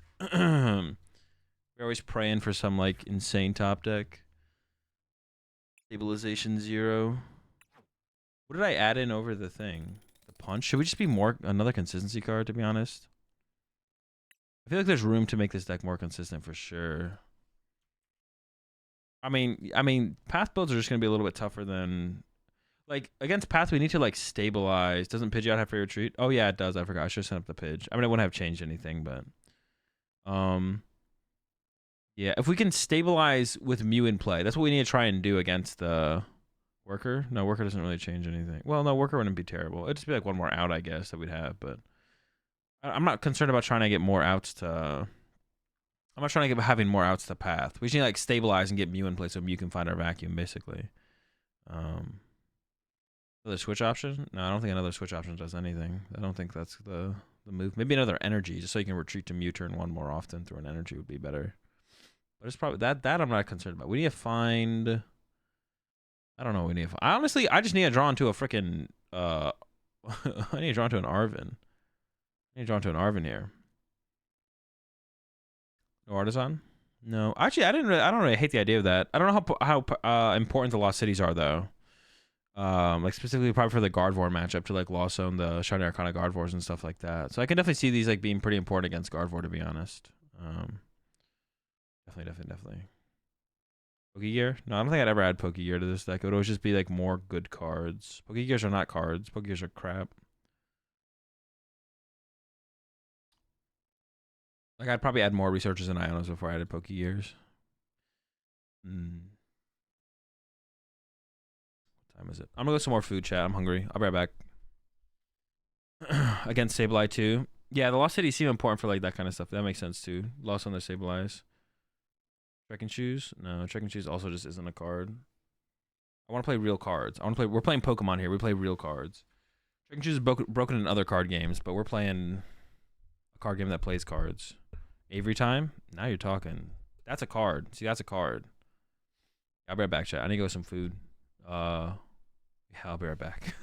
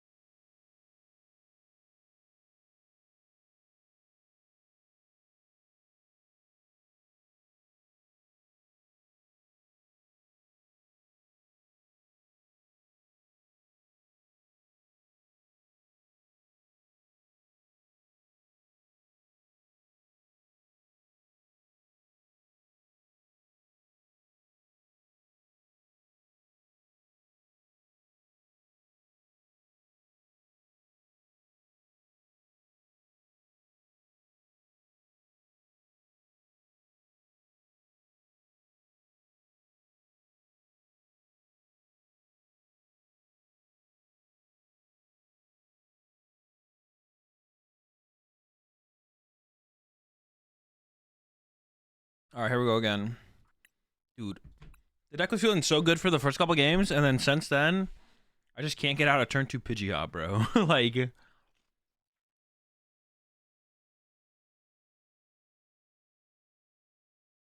I literally can't get off a turn 2 Pidgeot now. I don't know, something was going wrong in every. Some games, again, some of the games are weird. Like the triple Charmander prize, Entei-Beam prize one was really good. I don't know. Gotta keep cooking. Gotta keep cooking. Remember, chat. Always stay cooking. Triple Charmander?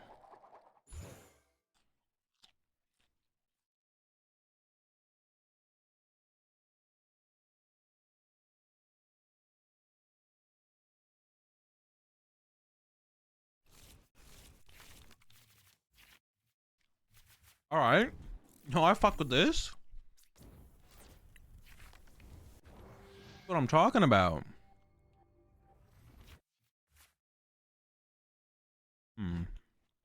Alright.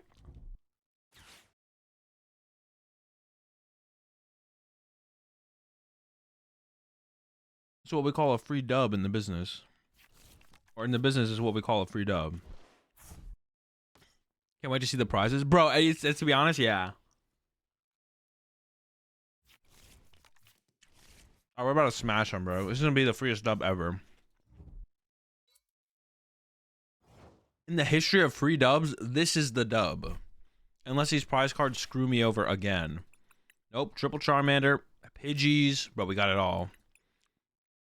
Zard, Pidgeot. To be honest, though, how do I want to play this? So what do they do? Just they just do 120 to the active. I want to keep the boss. Honestly, the extra boss might be a big deal in this matchup. 5, 6. So I prize 2 energy. Dude, we'll stay pricing 2 energy.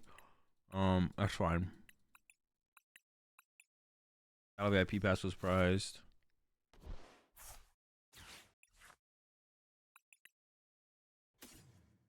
Yeah, I'm just gonna do this. We're just gonna do this. Retreat to the Mew. We'll use the Arven for turn. Because, yeah, the bosses are, like, really important in this matchup, so. Oh, my gosh. No one say anything. Nobody say anything. I don't want to hear it, all right? I don't want to hear it. Shut up. Don't say it. I know what you're thinking.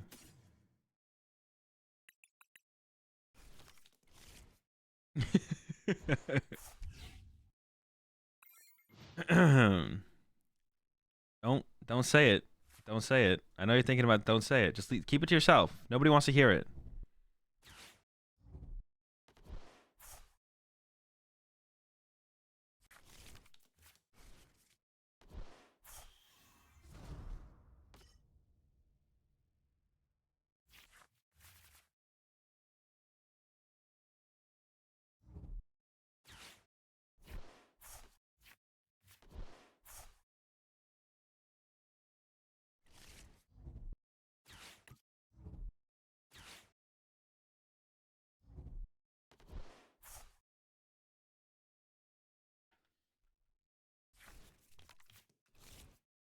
Yep. We have Charmeleon to get around Mimikyu. Mimikyu is easy pickings. Free dubs, if you would.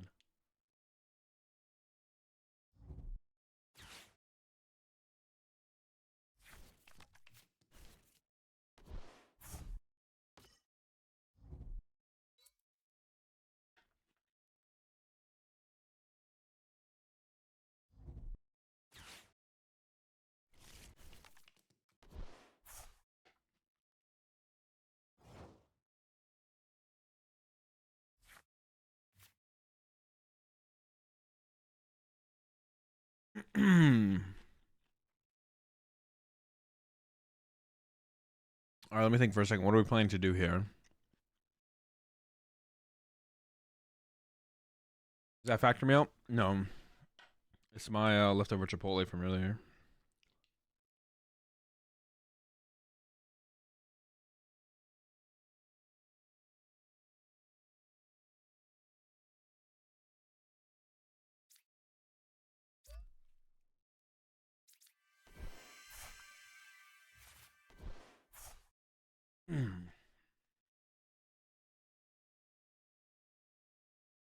Dude, what do I just like drew nothing there, huh? Oh no, I prized my Charmeleon. Not the Melian, bro. I don't have anything here. Honestly, I got nothing. I get candy this out. We have to wait though. Yeah. Dude, what the heck? Yeah, we're just chilling. We're chilling.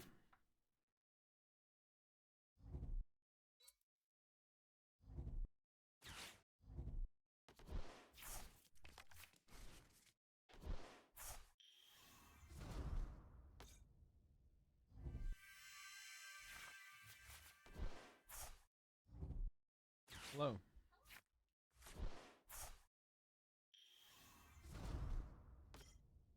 Bye.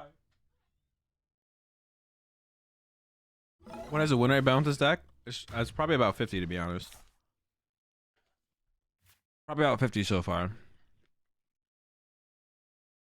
But not great.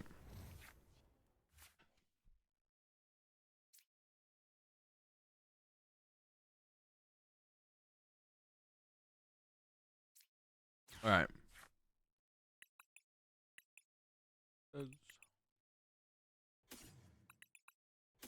All right. What is the plan here? What are we doing?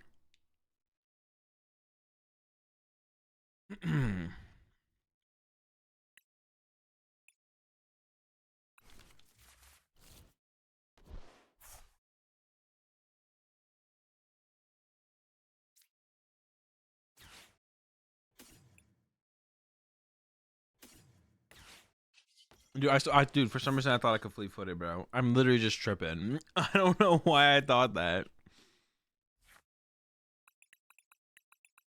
I'm forgetting what I'm up against here.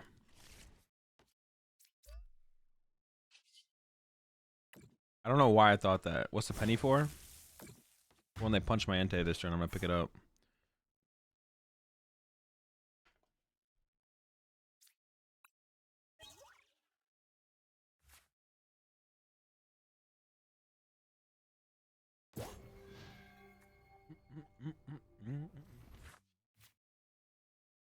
Have they not fixed the bug yet? The infinite currency bug?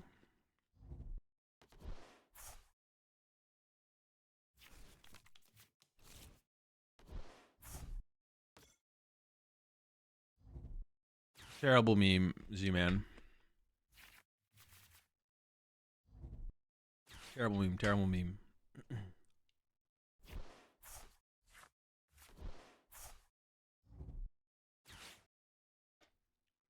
I would not recommend doing that. I wouldn't be surprised if they did something like, I don't know, like there's just no reason to do that. Like they might do nothing, but like they also might permaban your account. Like what's the point? What's the point of doing it?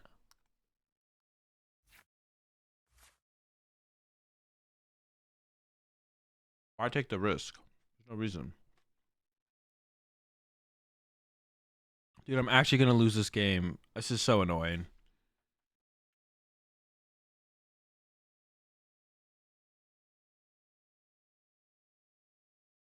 I'm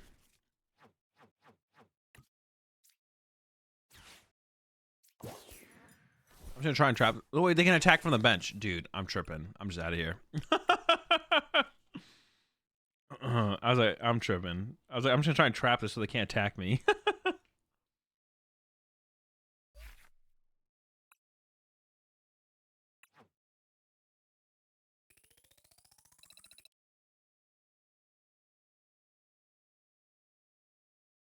Not worth, man. Right here. Dude, I just couldn't draw a combination of cards, and that's what I'm struggling with.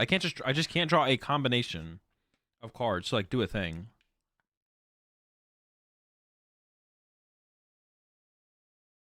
What about a jack? I mean, but that means you're using Luminion to go find it. But I mean, that's not a bad thing, but I guess you could force Shieldstorm for the jack as well. I could see it. I could see it.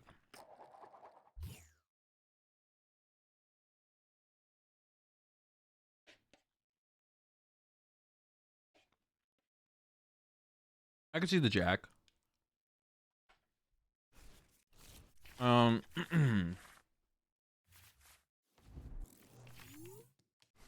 not on anything, Reggie deck. All I did was buy 400 packs of celebrations. My account is 100% legit.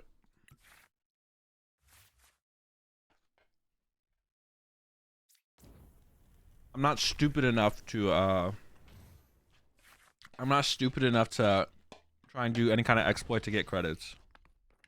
It's not worth it to get your account permabanned, potentially.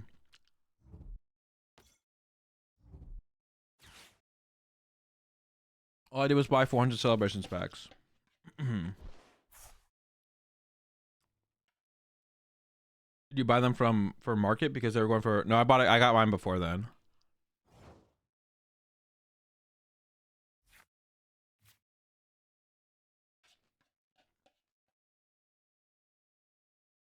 I have no idea how much they're worth right now, but I got mine a while ago. Not ahead of everyone, like when they were super cheap, but yeah,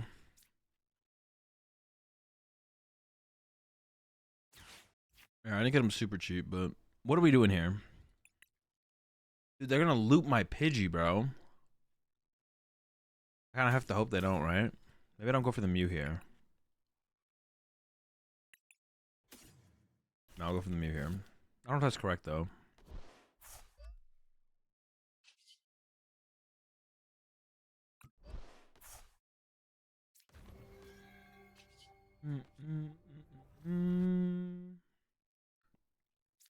What am I trying to do here?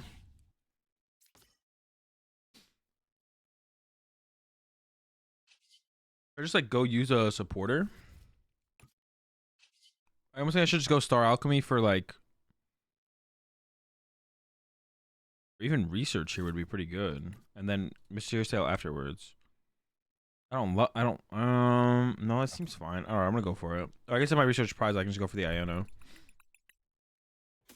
Maybe I go for the Iono anyways because they have a 7-card hand. No, but I want the Iono for later in the game. I don't know. Maybe I should disrupt their hand. I'm not sure.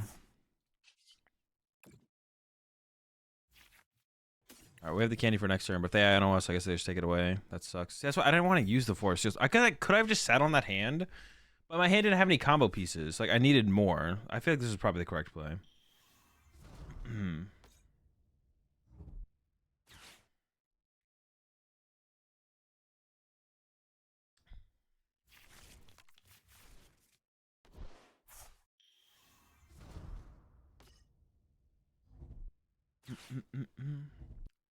Yeah, they can loop the crap out of our bench right now.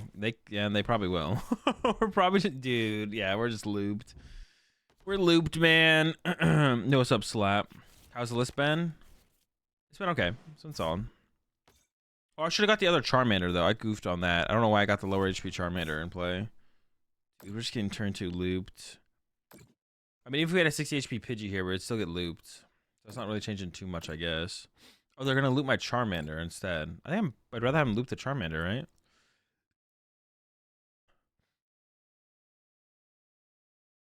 They're not done yet. They could hit us with the focus. Is that a draw? So they discarded an Iono. I assume that last card in hand is a draw supporter. What is that card in hand that they would discard an Iono off the Ultra Ball? Did they already play a supporter this turn? Maybe I'm tripping. No, they did they play the Irida? They played the Irida. Okay. Any reason to run the 60 HP Charmander? It's better into Guardy, but that's about it. I don't know if it's worth playing, but it is better against Guardy. Because against Guardy, you can go, like, if they KO you with a... Dude. I'm just kidding. Dude, they're just bodying me.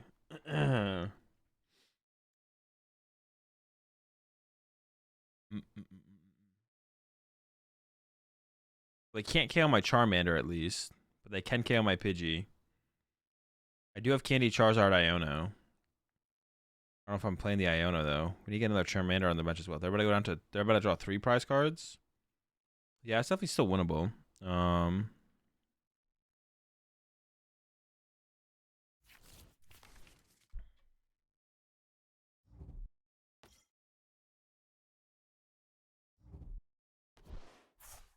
Another double gunner.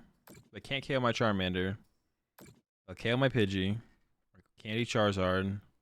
I assume they have a Rapid Strike energy. I mean, they still have the Artillery, so they can get there.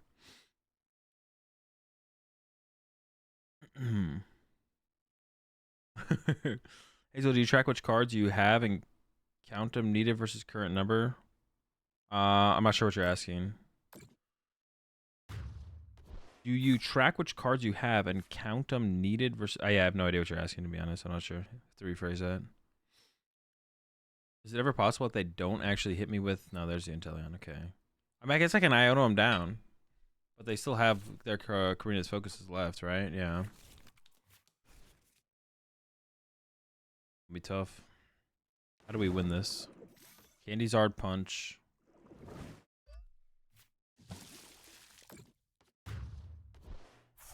All right.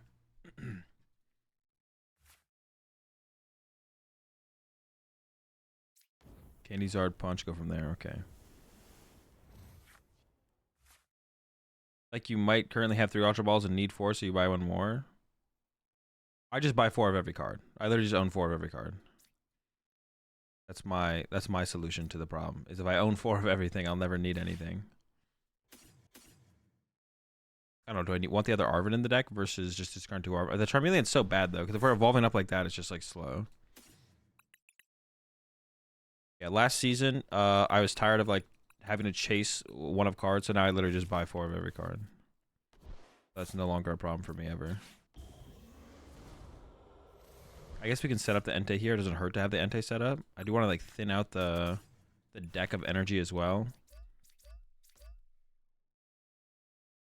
There was a point last season where I like was finding myself going on my way to order some obscure basic Pokemon just in case I need to play a deck, and I was like, bro, this is just cringe. And then I just like now I just buy 4 of everything. Dude, dude, if we can't set a Pidgeot, this deck actually just sucks. Like, how do we win? We don't. We lose. 3 prize cards left. All right. I'm gonna get Pidgey. They're not gonna kill it, and then we're gonna top deck Rare Candy. Punch.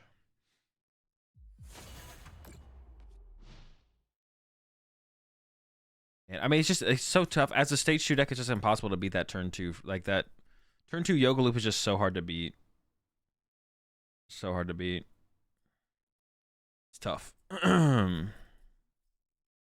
Yeah, top deck. We can top deck, or we could top deck Arven. I think I'd be fine with top decking Arven here as well, to be honest. That'd be fine. It's also possible I get Yoga Looped. They could Yoga Loop my Pidgey, and then maybe even G-Max Rapid Flow follow up KO my Entei, to be honest. That's tough. This matchup does just feel tough. Well, I mean, I don't know. They hit the rapid. I don't know. I would have to play this matchup more, actually, to be honest. One of my theories in this matchup has always been that they can just like avoid taking knockouts, but if you set up Pidgeot, if they don't get like an explosive start like my opponent had here, dude, jeez, man. They got it all! Did they even have to use Ocarina's Focus? Am I tripping? They haven't even played a supporter yet, right? They just had that in hand? Like, what? Did I just Iono them into Stadium? Oh no, they used Octillery to get the Stadium at the very least.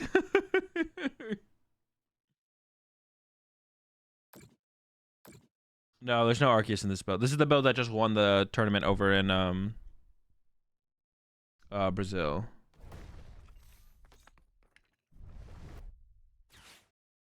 Let me get the turn 1 Inteleon V attack. Like, okay, girl, have fun, Yoga Loop.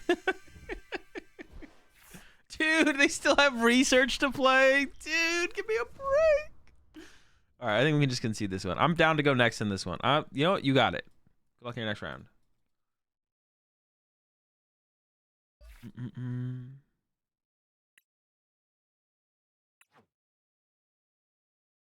Mawile would help in that matchup, though. I don't know, like, how much. It would do something, though, for sure. It would do something.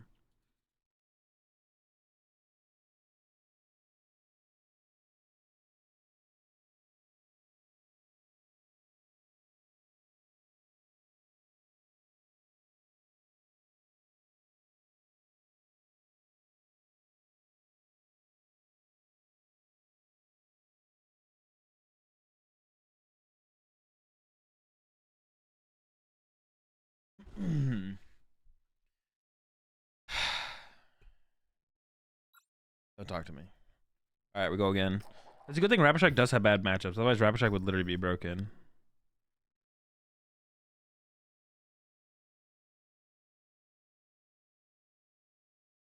Or you could disable the avatars. I agree. Yeah, I think. I mean, they should just be able to like. You should be able to like turn off emotes. I don't know why you can't just like turn off emotes. Be able to do that.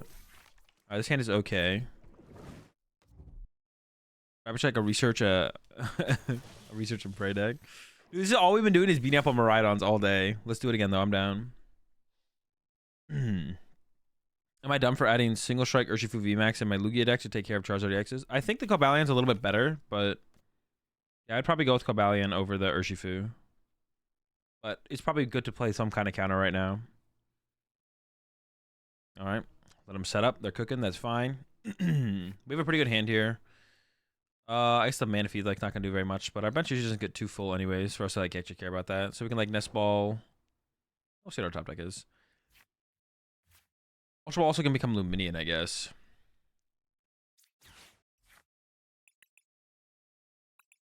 Pidge, Charizard. What's our hand? One Pidgeot prize. All right, Pidgeot prize. Okay, now we go 4, 1, 2, 1, 3. All that's here. 2 rare candy. Ooh, I prized 2 rare candy. That's not good. Ultra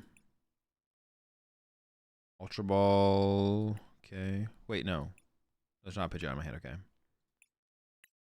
Or Seal Stone prized. Dude, always, dude. Consistent, bro. There's always 2 energy prize. What the fuck? All right, Mew. I should have clicked on that first when I was going through. To be honest, I could just go Luminion for research here. Like, Escape Rope. Ultra Ball these 2 Luminion research. Super on them back Luminion research. Is that just a play? I'm kind of down for it, right? Seems good. I could also have gone for... No, the research is definitely... I could have gone for the Arvin to get... Nah, the research has got to be better. Just like 7 cards topped off by a Mysterious Tail has got to be insane. Well, I could have like... I don't know. Am I actually scared of like running out of energy? I shouldn't be, right? 6 energy in there. I haven't like... I'm not like... I haven't discarded any or anything like that. We should be good. I do also need to dig pretty deep here to find the rare candies. Yeah, we prized 2 rare candies, so... Gotta find those candies. Ultra Ball, that's fine. We have the Arvin that can find the Force Seal. I mean, the hand's good. The hand's good. And even if that, I guess I'd be a little bit scared of Judge, to be honest. Yeah, Judge would be a little bit annoying, but especially because we don't have the Force Seal set up in play. Lost City is good against Gardevoir and Lost Box, stuff like that. All right, got the Raichu in play. Another Mareep. I honestly think even I've been doing this too with Miraidon. It's like I probably shouldn't Miraidon for Miraidon. You don't need to like fill your bench turn 1.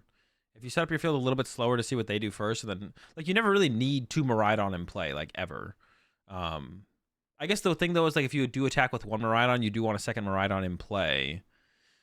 That way, when they KO the Miraidon, you can use your other Miraidon to replenish your bench. So I guess that's the only point where you'd want 2 Miraidon in play is when you're attacking with a Miraidon, you want a second Miraidon in play. But I feel like I do that with Miraidon myself, where I'm like getting too many Pokemon too quickly.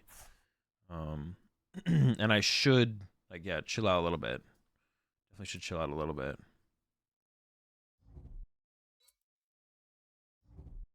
Escape Rope. I can give up Mana Fee for... What? The Escape Rope is so bad here, though. Shouldn't they just knock... What are they doing? Unless they're actually going in with a fast charge. Why wouldn't they just KO my Mew? KO my Mew is so much better. That was actually a terrible play from them. Unless they're actually going to go, well, now my hand sucks, so... Was it really that bad of a play from them? I don't think so. It seems fine to me. Dude, what is this hand? Where are the Arvins, bro? That's the real question. Where are the Arvins? That's all right. They are taking the knockout, so we will have access to Mew here, which the rare candies actually are there somewhere. They're on the top half of the deck. That's what I'm trying to say. Rare candies are on the top half of the deck. Ultra Ball gets nothing. Rare candy, please. Dude. Okay, we're fine. We're fine. Okay, what do we do? What do we do? I don't know how much the Vengeful Punch ever matters in this matchup. It could matter. Oh, I can get the boss on the Flaffy. Oh, they played their Escape Rope. We can boss Flaffy here. Okay, so we can go Ultra Ball. Get rid of these. I could get rid of the Nest Ball instead of the Vengeful Punch, but I'll probably play the Nest Ball. Get the Charmeleon. Nest Ball. For another Mander. Bench Charmeleon. Boss the Flaffy. And pass. Yeah, I mean they could still play switches. Some people still play switches, but they're down at least one of the switch cards. And if they are playing the build with the 2 switch card, 1 Escape Rope, then maybe the Flaffy gets stuck. Okay, we'll see how the Arvin goes. I mean, either this gets a switch or it doesn't, I guess. What do they got? What do you got for me? That's a switch. Why the 50 HP Pidgey? Wouldn't a 60 HP be more optimal because Sableye? If your Pidgey isn't a Pidgeot, by the time they can use Sableye, you're not keeping your Pidgey anyways. Like, the extra HP doesn't matter. Like, yeah, your Pidgey should already be a Pidgeot. Like, if your Pidgeot's not a Pidgeot before they Sableye, then you're Probably cooked. That situation could come up. Like that situation could come up, but I think probably going second and having access to call for family when you open with Pidgey is probably going to be a little bit more important. So currently, I value the idea of the Pidgey, despite that scenario, because in every single matchup, if you go second and open Pidgey and have a fire energy, call for family is a pretty powerful option. Specifically up against Sableye, or specifically up against Lost Box, where they have access to Sableye and your Pidgey is a Pidgey and not a Pidgeot, and you have a Charmander on the bench, they could get a 2-hit KO, yes. But I believe the call for family is probably the better route to go. My opinion could definitely change. Okay, we can at least hit this. We can at least hit them. Give me something. Okay, we're fine. Not a big deal. I actually like playing from behind. This is actually where I thrive. Prefer to make it more challenging for myself. Do I ever bench this? I probably oh, should I have actually put an energy on this? Because if they KO this with Raichu, I'd want to be able to respond with. I should have put an energy here, actually. That's a big mistake. So we can vacuum this Bravery Charm off later to knock them out. We still have both our vacuums left. Yeah, I should have put the energy on the Radiant Zard, because now when they retreat to the Raichu here and knock me out, which I assume is going to happen, we could have just gone Radiant Zard, knock out the Raichu. I mean, they are just a ball. Okay, never mind. There's... Oh, this still would have worked, though. I would definitely prefer to attack with Radiant Charizard. I mean, if they're KOing me with the Raikou, I can go with the Charmander knockout. We're in still in such a bad spot, though. This is crazy. But it's something, I guess. Kind of. I don't even have a 4 Sealstone target either now that they KO'd that. Alright, so Charmander up. Yeah, Charmander up. We'll see what we top tag. That Heat Tackle about to come in clutch. Eat him. Alright, we do have a Pidgeot prize and a 4 Sealstone. It's alright, maybe we'll top deck Entei. Gotta be optimistic here, chat. Gotta be optimistic in these trying times up against the Miraidon decks. They are just basically a boss KO away from winning. They got, well, they need 6 energy. They can get 6 in play right now, so attached return is 7, generator is 7, or generator is, yeah, the 7th. But the thing is, they just have so much energy in play. Even if I get a KO next turn, it's just like they have so much energy in play. They have double Flaffy set up. Like, how do I deal with this? There's a research. Yeah, I don't think I have a great shot in this one, to be honest. Dude, this is like supposed to be one of our good matchups too, bro. I can't win any, dude. I definitely misplayed in some of these games, but like this game, like what happened? They just Iono'd me into just dog shit, right? That's literally what happened. And then oh yeah, they Iono'd me. The hand was pretty bad. And then, dude, where are the fucking Arvins, bro? Where are the Arvins, bro? I literally never draw the fucking Arvins. There's 4 of those fuckers in here, bro. Where are the Arvins? Now his deck's getting me tilted, bro. Where are the Arvins? That's literally what it is. I just never draw Arvin. Why do people get so angry playing against Stall? I can get annoying, but I feel like by turn 2 you can identify what it is and try and play around it. Well, yeah, I mean, it's like annoying to not be able to play the game. Yeah, it's just annoying to not be able to play the game. Like, you sign up to play Pokemon, and then your opponent's like, Stall, and you're like, oh, okay. I don't really have anything. I mean, I can KO their active. Alright, this would be like, we need like some big... big time misclick from my opponent. Will it happen? I'm swinging 330 KO Raikou. They currently went on board with Raichu with the Dynamic Spark, but maybe my opponent misclicks. I'm doing this for my LP at this point. It's all about the LP at this point. In order to conserve my LP, I'm hoping my opponent bikes and clicks Fast Charge with their Raichu. Let's find out what happens. Okay, not yet. All right, hang on. Still possible. Play to the PDCGL bugs. There's probably a bug out there that could happen with Raichu. Maybe not in this game, but maybe it is in this game. At this point, it's becoming karma. Like, they're BMing. Like, at this point, karma's got to settle in, and they have to buy and click Fast Charge. Come on, get him, Karma. Oh, I thought they actually clicked the wrong one for a second, but Dynamic Spark is the right one.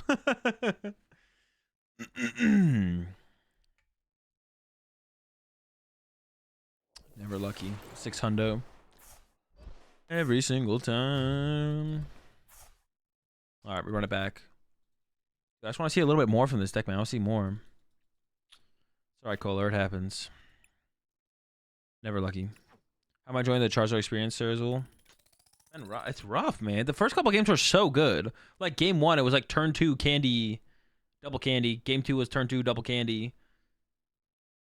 I mean, that's what the deck can do. But I'm not feeling that. I'm not feeling the deck is doing that. We're struggling here.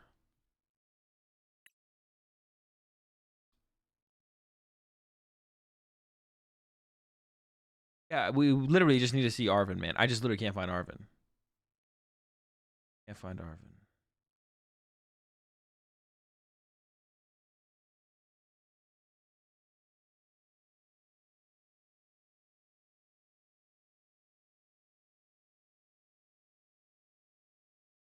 Where's Marvin, you know? 1 year? Bro, you're tempting me, bro. You're tempting me. Ban you. Cut the punch for a gear. Drawn to Marvin. We have to become Arvin gamers.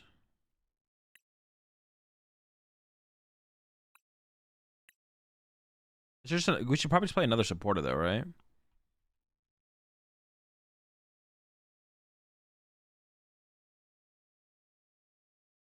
I don't know, the gear just whiffing just like is like haunting me. Like just thinking about that like makes me cringe. Like playing the gear, it whiffing, I'm like, bro, not even an Arvin?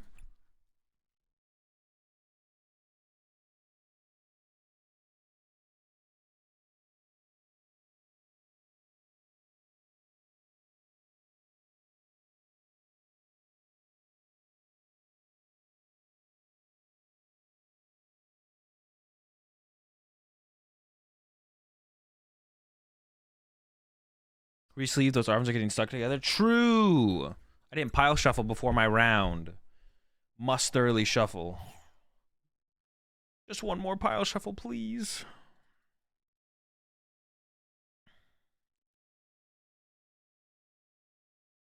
Or Arvin. Arvin 4. Gear 4. Another Arvin. Genius. Alright. Oh, hey! That's it. That's game. My opponent should just concede on the spot. Okay, we got a little bit of a mirror match, so a little bit of mirror match action going down. Okay, it's fine with me.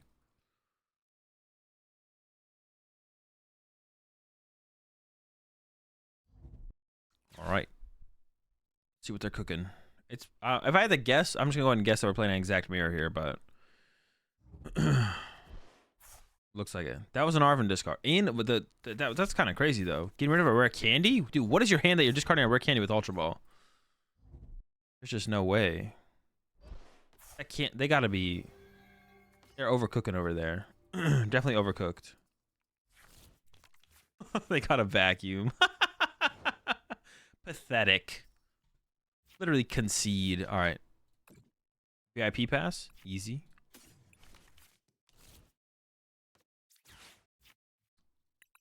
Take account of our squad. Dude, this. All right. My Entei's prize. Dude, did I prize double Pidgey? Dude, I'm gonna...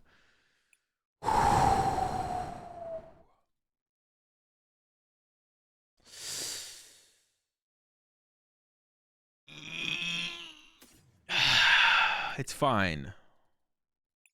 I didn't need Pidgeys. I actually hate Pidgey. Personally, I'm not a very big fan of Pidgey. 6 prize of fire, consistent. All right. So what are we doing here?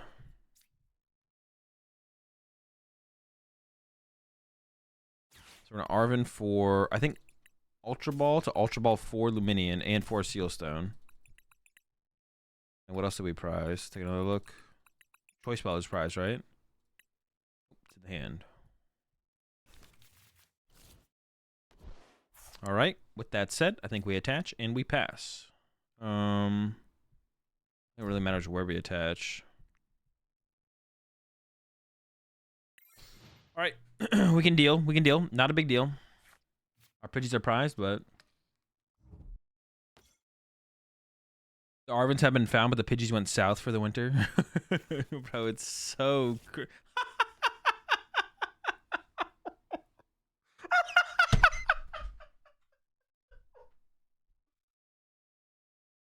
Bro, that is awesome. That is so funny, bro.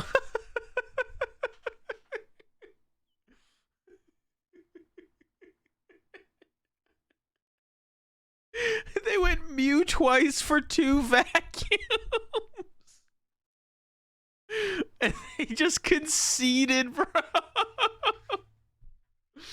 That's so good, bro. And on my side, too, we're playing like probably a 60-card mirror. I priced double Pidgey, and I'm pissed. And then they're like, Mysterious Tail for vacuum. Pass. And then Mysterious Tail for vacuum. And they even benched the Entei first, and I was like, bro, I can't do this, bro. I'm done. I'm out of here. Fuck this deck. Oh my gosh. That was so good. You love to see it. You love to see it.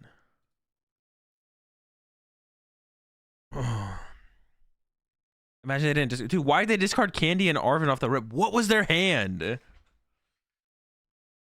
They had to be trolling, to be honest. They just had to be trolling. There's nothing else makes sense. They're trolling, bro. Common Zard experience. Yeah, now that is the winning list from Latin American Regional, or was it Curitiba? Curitiba Regional Championship list experience.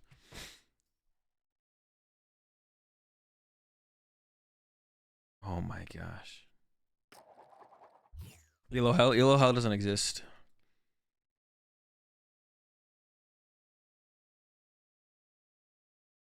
I don't know why I thought about that so long. Do I really want to go first?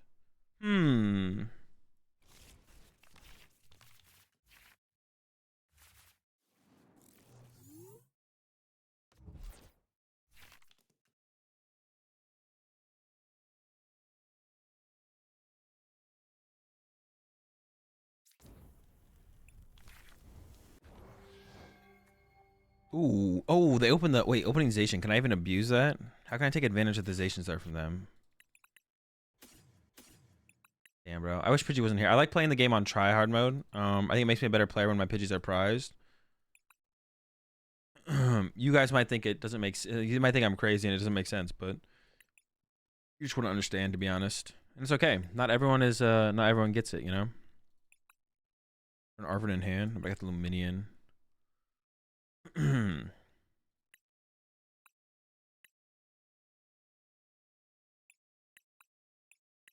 One nest ball. No fires this time. Dude, I priced like a bunch of other stuff, but I have no idea what it was. I mean, we're probably gonna have to put Luminian in play nicer. I don't see how we really don't. Well, not that it's that big of a deal, but I don't really... I mean, I don't want to, of course, but... We'll probably manage... Alright. That's fine. 2 candy prize. Oh, is that what it was? Did I prize 2 candy? Beautiful. Well, let's get it.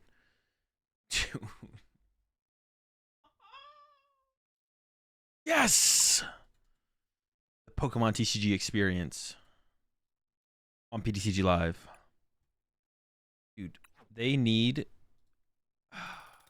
That's like the PTCG Live experience, like compound, like the lack of Pokemon that you play from simply playing on PTCG Live compounds when there's like people have like dead hands or stuff. And they just concede. You know what I'm saying? Like I don't blame my opponent for conceding there if their hand just was actual dog.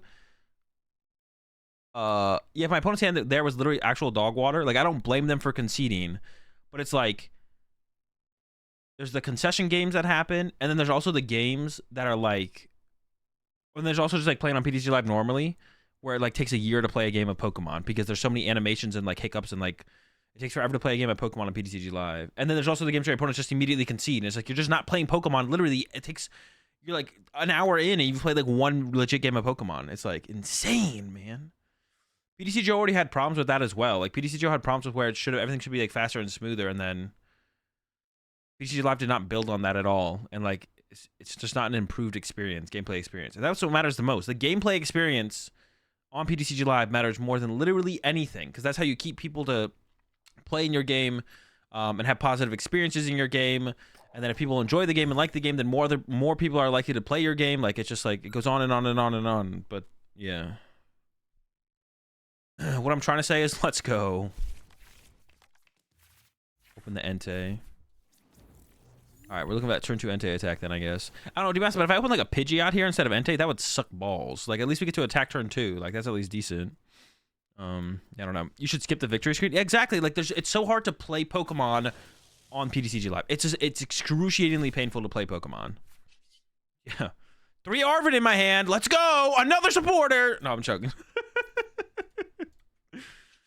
All right, this does kind of suck, though. That's a lot of dead cards off the... I love it. Let's go. All right, 2 Charmander prize. Expected, predictable. Prize a Charizard as well. Birds are in. Arvins are in hand, of course. I'm using a Forest Seal Stone. 1 loss. Wait, actually, there might be a lost city in my hand. There is. Fire, fire. I prize 1 fire. I don't know what my last prize card is. I always like miss 1. All right, whatever. We're cooking. I want to keep going. Mew, Manaphy, Lumineon. Squads here. 30 HP. This one's no, the Stadium Bump one is probably better in case they play Path. Let me attach active. Yeah, I mean the Arvins are not doing very much next turn. My hand is like limited on options here to combo with the Arvin. Choice belt? It might have been the choice belt actually. No, I think I saw choice belt in there. I think I checked that. I've been pretty good about checking the choice belt. I think we're good on the choice belt. We'll see though. We'll see. So we're probably just hitting up with an Iono. Did I fleet-footed? No, I did fleet-footed. Yeah. So we're probably just gonna hit him with the Iono next turn. I don't see us ever playing the Arvin. I don't know. Yeah. If I top decked Charizard or Pidgeot, would I ever play the Arvin instead? I don't know. Opponent will Iono trust. I hope so. I hope so. I'm hoping they will. Okay. Energy the Raikou, that's fine. Yo, chat, I want to ask you a question. I usually have never really enjoyed a chat box. Dude, God. Path Judge, baby. Let's go. Come on. Just give me a dead hand so I can concede this game. Yes! All right. Well, I think we're going next. Oh, no, hold up. They're not drawing that very well either. We're cooking. See, all right. So just punch and chill. I mean, they're not doing much either. You know what? This is fine. We're having a good time. Gotta run the 70 HP Charmander. Don't talk to me. Discard a Stadium in play? Oh, yeah. That's why I kept the other one in the deck. Because if I evolved the other one first... But I guess there's an argument to make this one the 70 HP one now, to be honest, right? Like, there's an argument both ways. You got Pidgeot turn 2? Yeah, I can't complain. I got Pidgeot turn 2. God, my Pidgey, bro! Wait, did they even kill it? No, they just kill it. Oh, dude, we just got fucked by Miraidon with the Path. We're just gonna hit him with a little punch.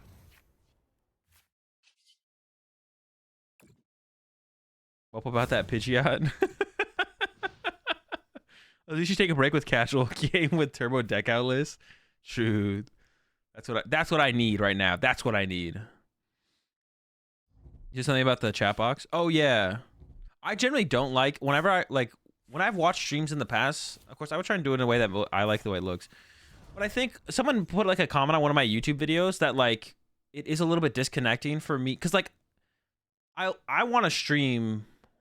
So in the past, I used to do my YouTube video gameplay YouTube videos. I would. All right, let me like focus here for a second. 20.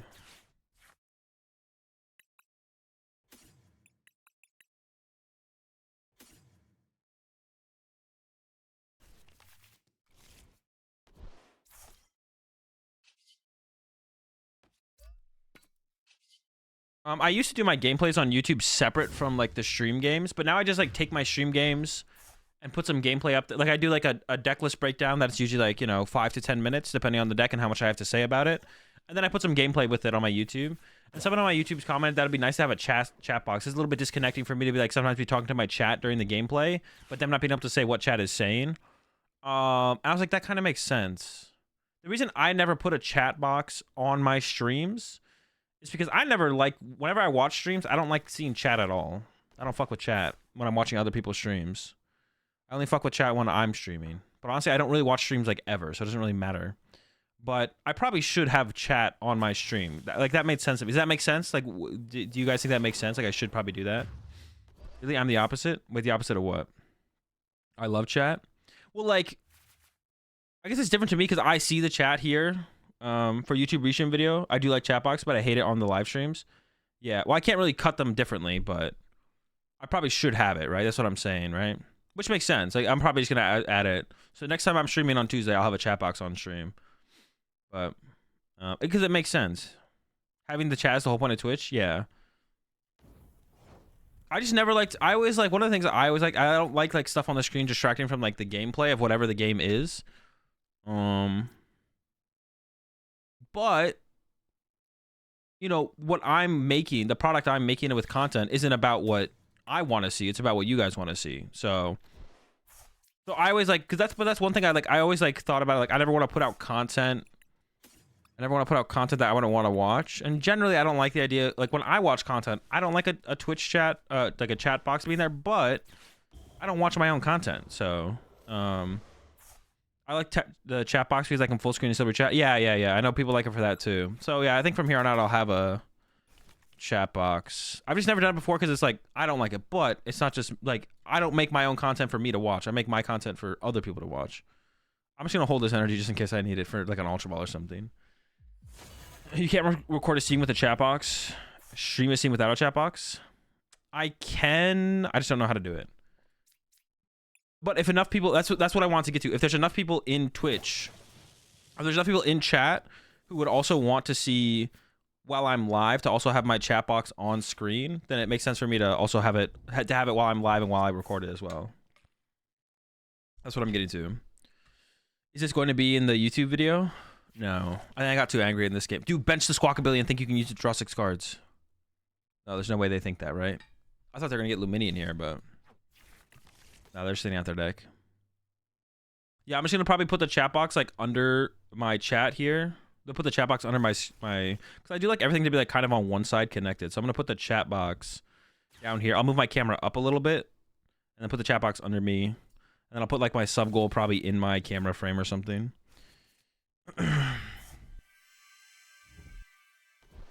Oh, dude, I thought they were actually benching this. Dude, dude, if they kill me, I'm gonna be so sad. Please don't. I've come so far this game. Don't let him get the KO. No. Dude, wait, did they hit double generators? They kind of cooked on this last turn. Jesus.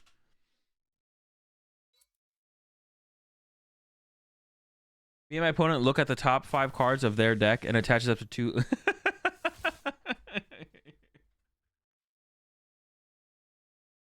Oh my gosh. They got 8 energy in play this turn, bro. What the fuck? They just popped off, dude. It was looking so good for us. Like, it sucked, but we brought ourselves back into the game. We're down. Our turn 1 Judge Path. They turn 2 Boss KO'd my Pidgey. And then my opponent just quad, or what is an 8? Do they have a word for 8? Like triple, quad, penta, triple, double, triple, quadra, quad, oct. Oct is 8. And then they oct energied us. And then they hit us with the oct energy, bro. Doc Ock came and literally smacked the crap out of my Charizard. That is so unfortunate. All right, but it's okay. We go next. Where the fuck are the Arvins? Dude, I even like, yeah. Dude, I just didn't see it. I'm not gonna say anything. Do I watch sports? If so, what's your favorite favorite teams? I don't have any favorite teams in sports at all, to be honest. I just like watching competition, like high level competition. I watch like a lot of esports, CS:GO and Call of Duty mainly. I like watch League of Legends Worlds when it comes around. I think it's coming up soon. And then I watch like football and basketball playoffs. Hockey and baseball is like way too slow, and hockey's like hard to follow. I'm not into hockey really. Fucking little ass puck on the freaking thing, bro. Like, what the fuck? No one can see that, bro. What the fuck? But yeah. NBA playoffs, football playoffs, and esports. Thoughts on TSM leaving the LCS? Dude, I mean, esports is like esports is getting their reset moment that they probably need because everything was like super inflated and now everyone's kind of coming back down to earth. So it's like fine, it's reasonable.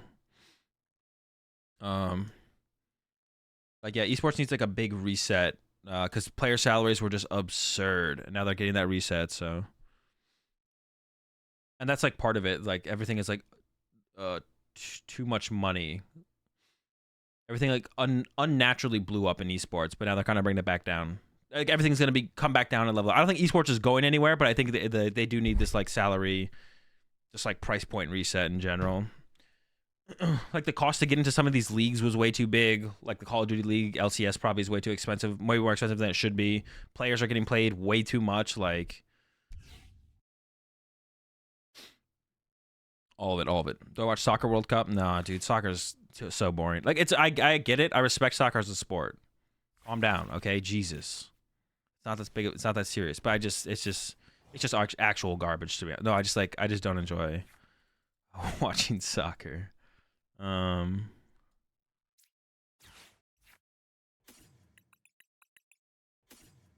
right, how are we cooking here? How are we cooking? Well, I should check my Pokemon real fast. Chilling. Mew. Entei's prized? No, we have Entei. No Luminion. Okay. So I need to get Entei here. So I'm going to go Entei Mew. Retreat to Mew.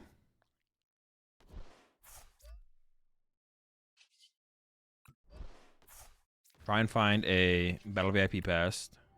Battle VIP.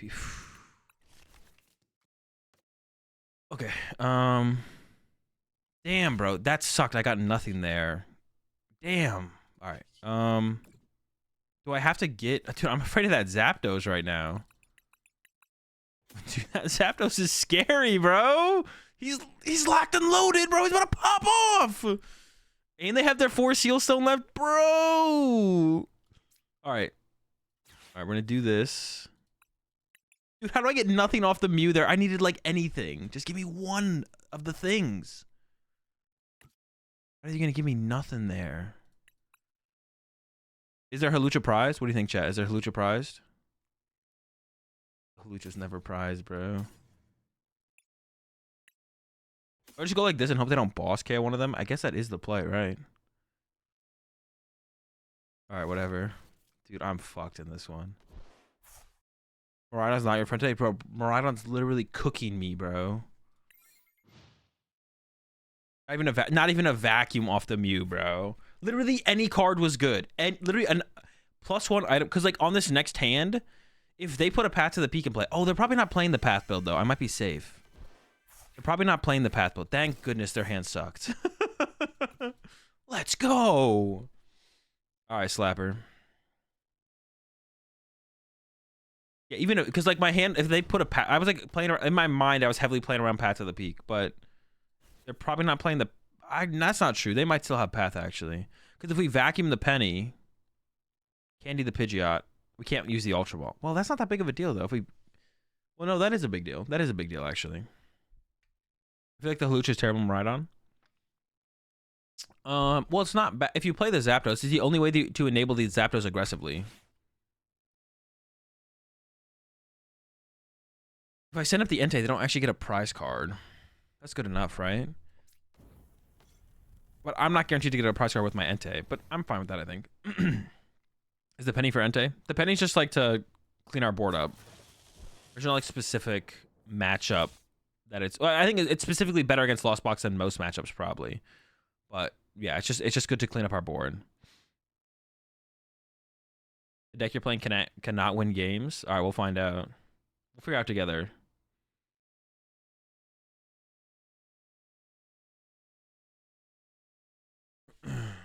All right, I think my opponent has somehow thrown here. I don't know. They still have their V-Star power. There's no way they didn't put something together on this turn. They're trolling and throwing if they didn't get this thing put together. What are they doing? Mew with Unknown? No.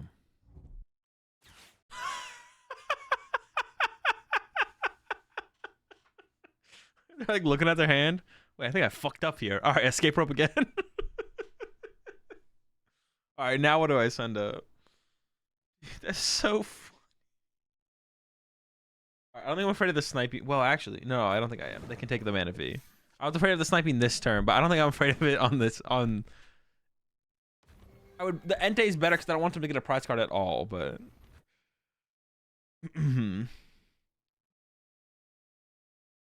what is it? What do they do? I don't know what they're doing. They like played the escape rope. They looked at their hand and they're like, oh fuck! All right, escape rope again. Did they like forget to use Flaffy or something? They don't even have any energy in there. Oh, that's funny.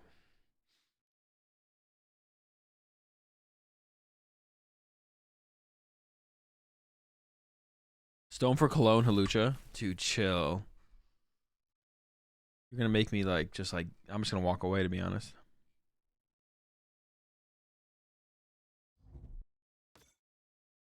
No.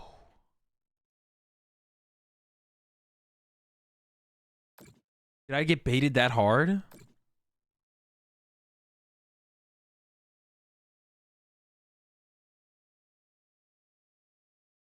Dude, I'm on the edge of my seat now.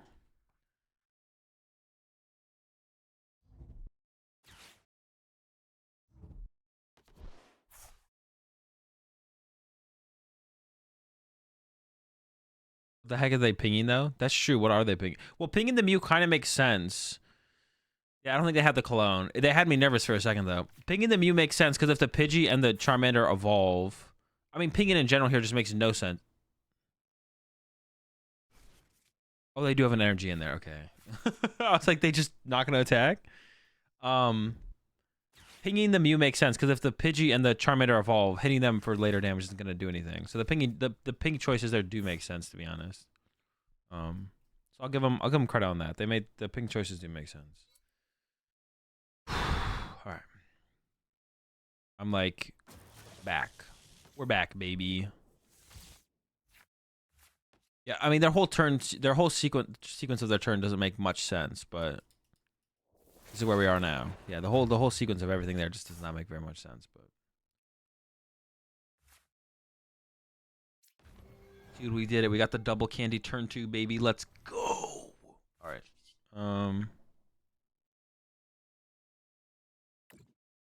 Here's tail first. Okay, that's fine. Wait, can I even KO this with this? 120. We need one more basic Pokemon. I'm not even guaranteed that though, right? This is not real stuff.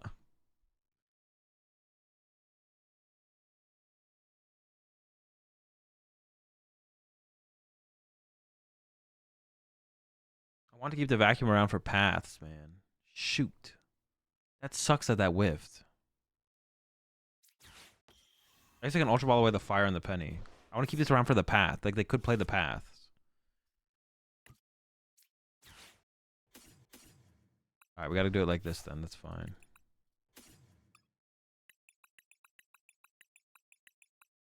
Okay. Chilling. Yeah, I want to go with the K with the Entei is just not there, though. Unless I, like, drew into... Alright.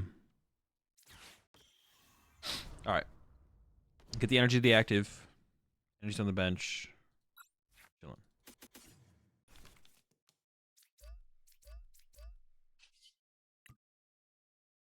Like, this whole... Dude, like, these little things here are so annoying. Like, it's not even that... It's, like, that frustrating. It's, like, so obvious it could be better. Like, when I clicked retreat on Mew, I should instantly be able to send my Charizard up. Like, this process, too, where it's, like, it announces my attack. Oof, I'm just, like, now I'm gonna ranting on PDC. I'm just, like, ranting to Rant at this point. But, like, bro, it's, like, so obvious how it could be done better. It's, like, frustrating to, like, witness it in real time.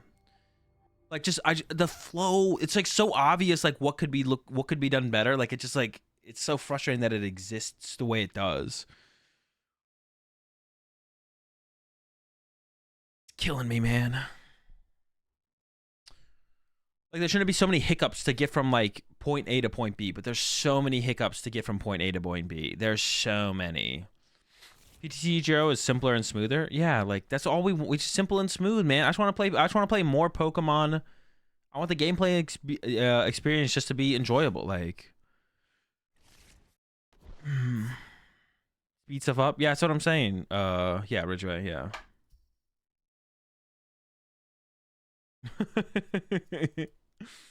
I just want to play Pokemon. I want to play more Pokemon faster.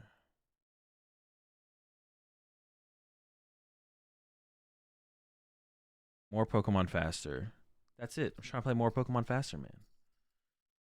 It's like so obvious, like what need, like it's like all these little things that just like I don't know why they're there. It doesn't make any sense. I don't like understand why those like those pause points and like animations and stuff exist. Like they don't need to exist.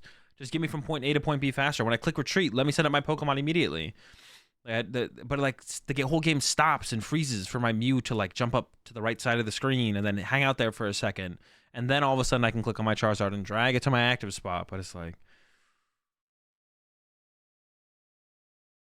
also they got to do something about these timers, man, bro. Like people need to be more pressed, and I'm someone who sometimes takes way too long. This is like another thing that they just need. I'm someone who like takes sometimes too long to like do an action on PDCG Live, so I'm like fine with this. Like the time in between actions on PDCG Live just needs to be lower. And also, why the fuck do they give us 25 minutes to play a game? Give us 12. It's the ranked ladder. Just treat it like the tournament matches on PDCGO. Like, just 12 minutes, bro. Give us each 12 minutes. Why do we have 25 fucking minutes, bro? For a game, for one game? That makes no sense. That's insane. PDCGO gave us 25 minutes to play games. Yeah, I know, but I'm not comparing. We've got to stop comparing it to PDCGO. Don't compare anything to PDCGO. If you're comparing something to PDCGO, that was your first mistake before you say anything. If you're ever saying anything in defense of PDCG Live, if you ever jump to PDCGO, you're automatically just wrong, and you're like your opinion is disqualified. There's no reason to ever compare. You don't ever compare the two. You're just like, this thing did this thing shitty. That's it.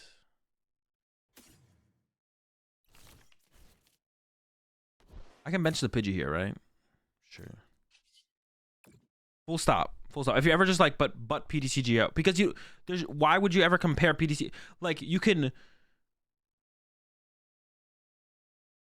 learn things that PDCGO did well or did wrong, and then either do those and build on those for the good things, and then don't do the bad things. But if you're like, oh, but PDCGO used to have 25-minute matches, it's like, who fucking cares? We all agree that's dog shit. Why would we be like, yeah, we should do what PDCGO did? We all agree what PDCGO did was dog shit, but let's go ahead and copy it. That doesn't make any sense. You should never do a comparison like that. It makes no sense. It would be like, well, we know PDCGO fucked up by giving us 25 minutes in a match, so shouldn't we not have 25 minutes in a match? Shouldn't we be like, oh, this is bad? How's there another vacuum in my hand? Didn't I use one? Oh, I guess I didn't. Why would we be like, oh, they did this thing bad, we should do the same thing bad like they did? That makes zero sense. I like a PDCGO timer worked. It was your current timer plus 15. PDCG Live gives you way too, like, and I'm someone who like maxes out their time some long too. Azul's blood pressure before and after playing live for hours. Like, yeah, you should never do a comparison to PDCGO. There should never be a comparison to PDCGO. In terms of like that thing. It's like, oh, but PDCGO did this. You should never reverse compare. You should only ever be like, oh, PDCG Live is doing better than PDCGO. Or PDCG Live is doing that better than PDCGO. But it should never be like, oh, it's fine for this to exist in PDCG Live because it existed in PDCGO. That should never be a sentence that crosses your mind.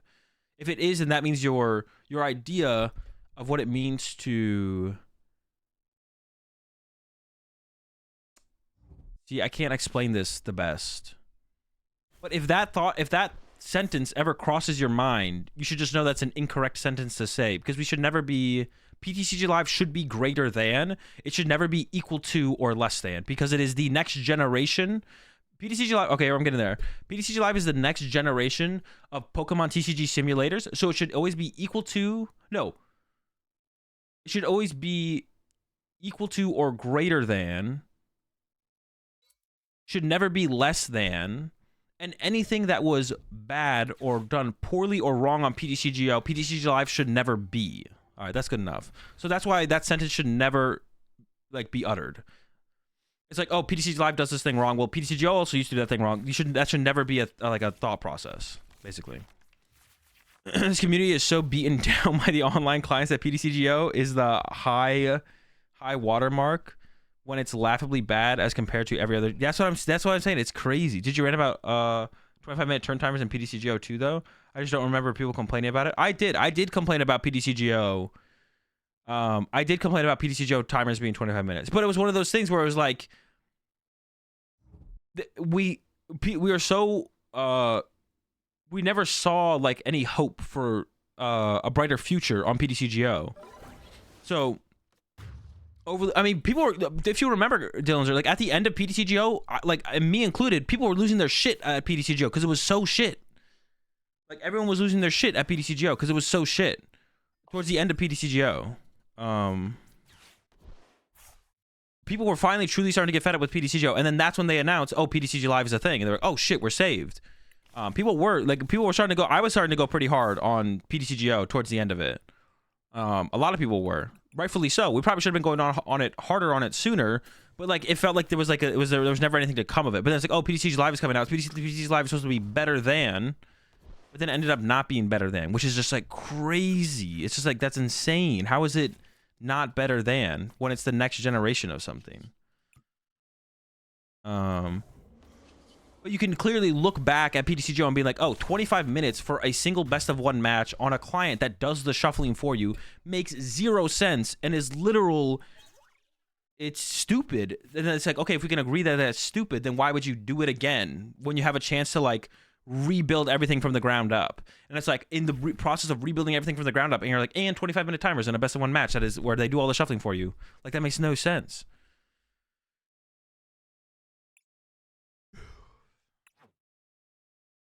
That's why I like have a problem with like I used to just have a problem with PDCG Live. I was like, all right, the problem has to be TPCI.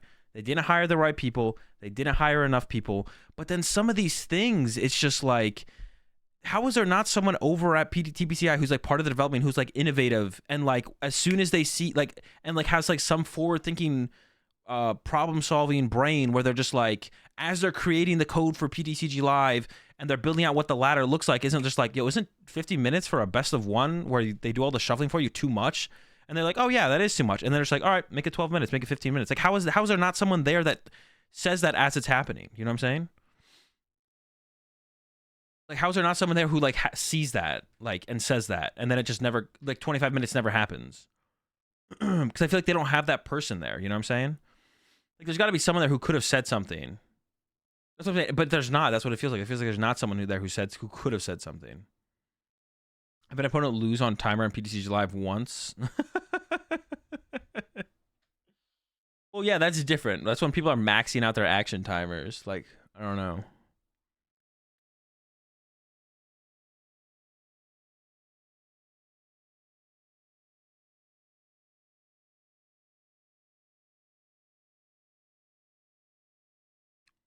Live devs never played the game before. They need supervisor Azul. Bro, get me in there, bro. I mean, to be honest, it probably isn't a great work environment to like actually progressing stuff and make stuff better, but is he mad I took too long? No, I'm not mad at you. We're just ranting about the timer, the 25-minute time per player per on the game. No, not you specifically. Well, you know what? Maybe you. If it's your fault, then yes, you.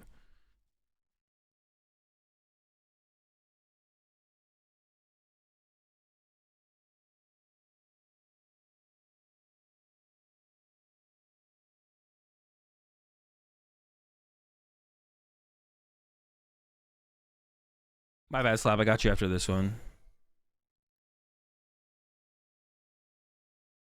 Oh no, is the bot dead, bro? God damn it. Now the game just needs to be better. Yeah, I don't know. It is, yeah. Working for huge companies like this is always hard. Yeah, I can get that to an extent for sure, but like also like some of these things are just like kind of blow my mind. I don't know. All right, we hit a mirror here. Yeah, some of the things just kind of blow my mind still though. Like the 25 minutes, like we don't need like it's just like this is a super ridiculous and unnecessary. And then like the 45 seconds per action or however much it is, like let's keep these games moving, bro. Let's play Pokemon, you know what I'm saying? Like, come on.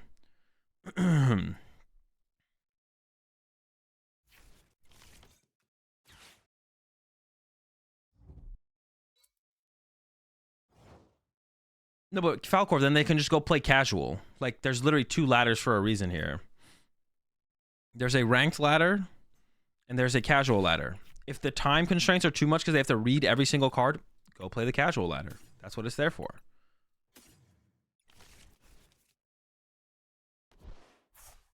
We got you covered. Filthy casuals. I almost want to like vacuum this away, the artisan, and take it away from them, to be honest. I could vacuum the back and get rid of the... I don't want them to have access to this artisan again. I don't know how big of a deal this actually is, to be honest, but... Honestly, my hand is like really not that great. I don't have that many options.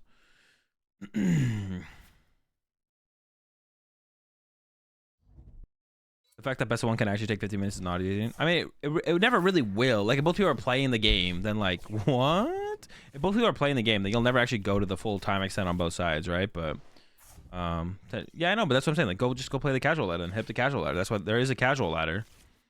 When you're ready for 12-minute ranked, that's where you can go then.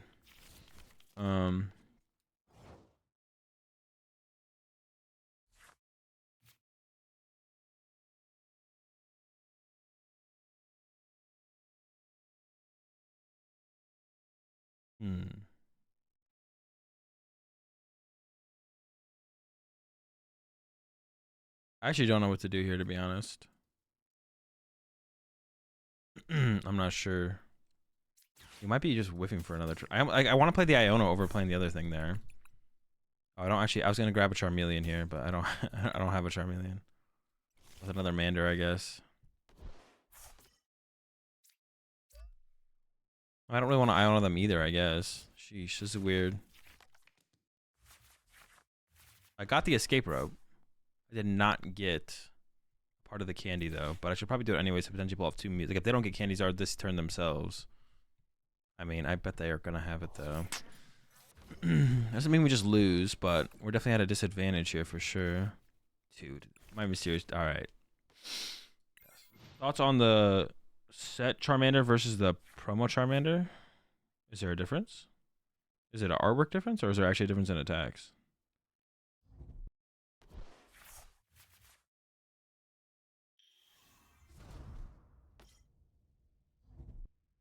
I can look it up right now, so I know what the other one does. The Zinnia's resolve. Let's go.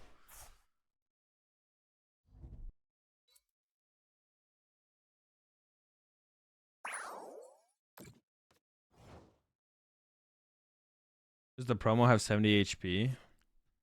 That's the real question.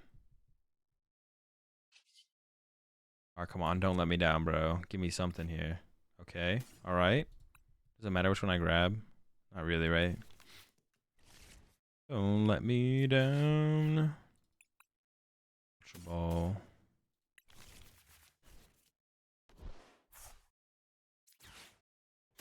I'm not gonna have the Pidgeot set up yet, which kind of sucks. But I really should be I should pull off the. I should be attacking here. It's fine. I'll be able to Iono and hopefully get off the Pidgeot next turn.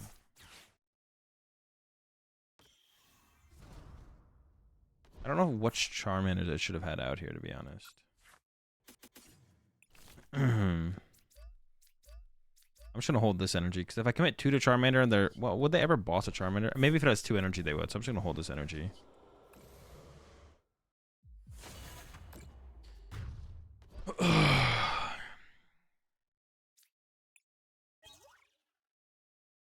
Ooh, top deck candy. Then we're in there.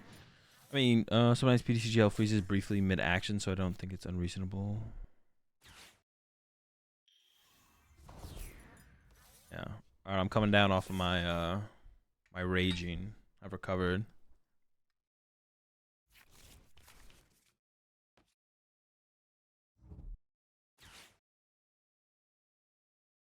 I'm shocked with all the years PokemonTCG does have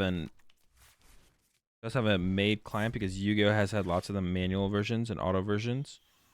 Yeah, there's just no one in the community of Pokemon who's like gone out of their way to really like build. Well, we have no way. That's true. We have had some manual TCG client TCG like simulators in the past. That's actually not true. I mean, we have the Limitless one right now, and then we had like Bebe Search and TCG 1, I think was another one as well. We've had multiple manual simulators in the past. Wait, what the fuck? Why'd they bench this? So we're just kind of becoming like a 2-hit KO war. I got rid of my super art off the rip though. Yeah, I cannot afford to retreat. I actually can't afford to like lose energy. Huh. That's gonna be weird. All right.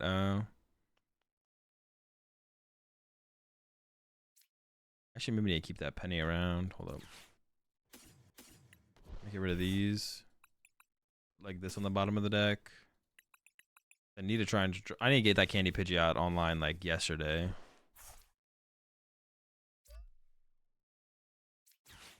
I don't think I don't know, like the penny's not that important. I don't think that's more. But maybe if like my Radiant gets boss stalled. Dude, this is not the one I was looking for, man. It's actually like I really needed. Damn. All right, here we go. Maybe I should have held out for the. I should have actually held out to see my prize card. Oh no, I'm not getting any prize cards.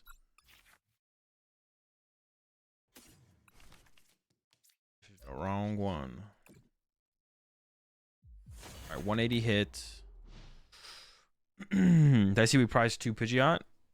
I don't think so. Did I actually? I maybe. No. I'm pretty sure they're both in there actually.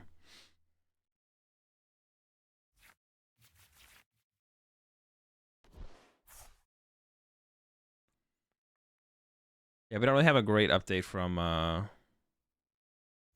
Twin Leaf. Wouldn't you throw the second fire on the Mew? No, because I want to keep it around for the Radiant Zard potentially to use the Radiant Zard as an attacker. Because right now I don't have any. So if they go KO, yeah, if they go KO Charizard EX, I actually should have maybe put it there already. Because I could have let them. I can let them go KO Charizard EX, KO Charizard EX. Don't evolve my Charmander. Don't put a Pidgeot in play. Yeah, to be honest, this energy should have been put on the Radiant Zard already. Actually, the more that I'm thinking about it, this already should have been put on the Radiant Zard. Yeah. Did the game actually bug out? Is the energy just chilling? Oh no. Okay, they're just moving. Dude, this is getting rough. The difference between having Pidgeot and not having Pidgeot is huge here.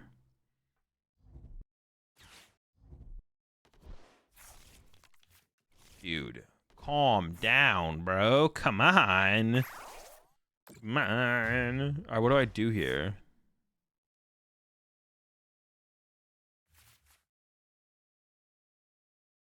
Well, I mean, I have to send this up. Do I boss this just to get prize cards? Or do I boss this?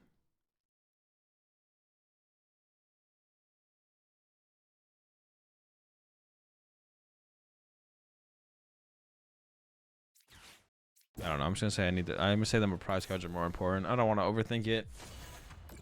I'm ready to get into my match against Slap. I mean, with no Pidgeot in play, this match like this, we're just like so far behind because we don't have Pidgeot. Like, I don't even know. They're doing 270 right now.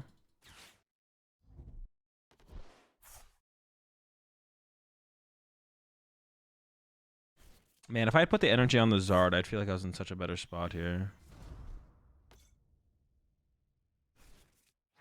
Dude, I was like, there's no way they have more energy, right? Yeah, they don't have any more energy.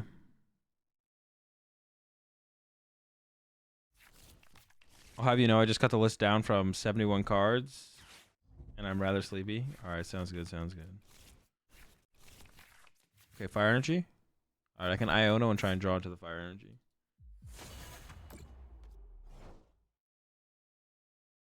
Is that even good enough? Oh, okay, fire energy. But what am I doing here, man? I still don't know what I'm doing here.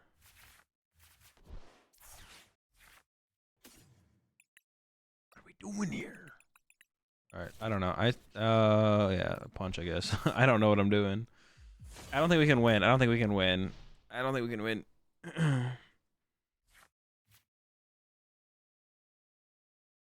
How would I go from being a mid player to a top player on a high level? I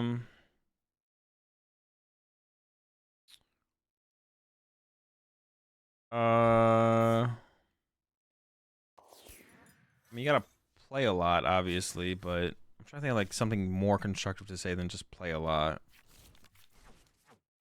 Yeah, you gotta play a lot, but also Um, I can't even use the Mew anymore, right? Let's give up the Mew. Dude, my opponent is cooking here, though. Top deck boss, yeah. We need to go boss, KO, Charmander, or Greninja, and then we have an out.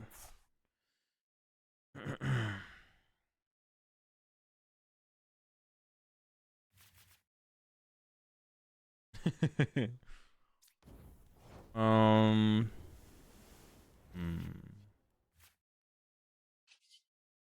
I just don't have a win con anymore, right? That's not true, actually. No, because well, maybe they don't have any more boss. We can just concede this one. This one's cooked. Um.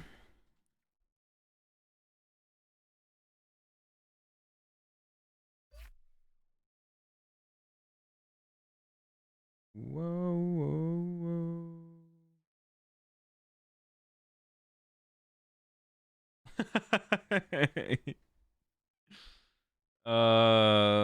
Your computer can't even run Twitch and live at the same time. What the heck? What are you playing with, Slap? All right, I'm ready, Slap. Did you send me a friend request? Yep. All right, Slapper. Hang on, we should wait for the thing to update.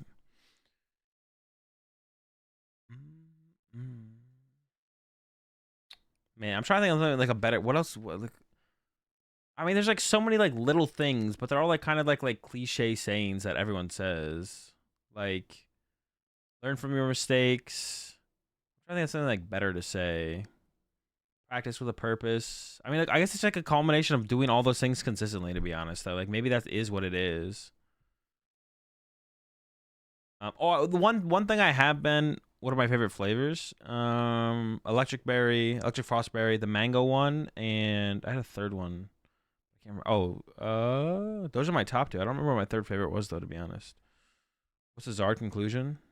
It's all right. Oh yeah, practice, not practice, but like actually get high quality practice. Like even if it's on like PDCG Live Ladder, like actually sit down. Yeah, actually sit down and like just play on PDCG. Just play the PDCG Live Ladder game. Like ignore everything else. Like just sit down, play some games on PDCG Live. Don't like watch a show while you're doing or be talking to friends on Discord or anything else. Just like maybe some music in the background if you want, but like just focus on the game, even if it's just on PDCG Live. Like actually get good quality, high quality practice where you're really trying as hard as you possibly can to win the game. Because you can learn some stuff when you're not trying your hardest, but you'll learn a lot more and grow a lot more as a player if you're already like pushing your max capacity in whatever you're doing, right? It's the same thing like going to the gym. Like if you can bench press 225, if you bench press 200, or if you bench press like 200 over and over, you're not going to get stronger, right? Like you actually have to like, if you want to get stronger, you actually have to push more weight, you know what I'm saying? Or even like for a hypertrophy sense in the gym as well, you have to do something more each time, but you have to already be at your max capacity. So the same thing in like Pokemon, you have to be trying your hardest and playing as efficiently as you can for where you are as a player, and then try and be building on top of that. Otherwise, you can like learn some things still, but you're gonna learn a lot less and grow a lot less as a player. Dude, what the fuck? What is this, bro? What do you do? What are you doing to me? What is this monstrosity? All right, our hand is kind of cracked. Let me cook. Dude, my Mew's... Gosh darn it, Mew. You snitch. Maybe I just chill with the Manaphy in the active, then.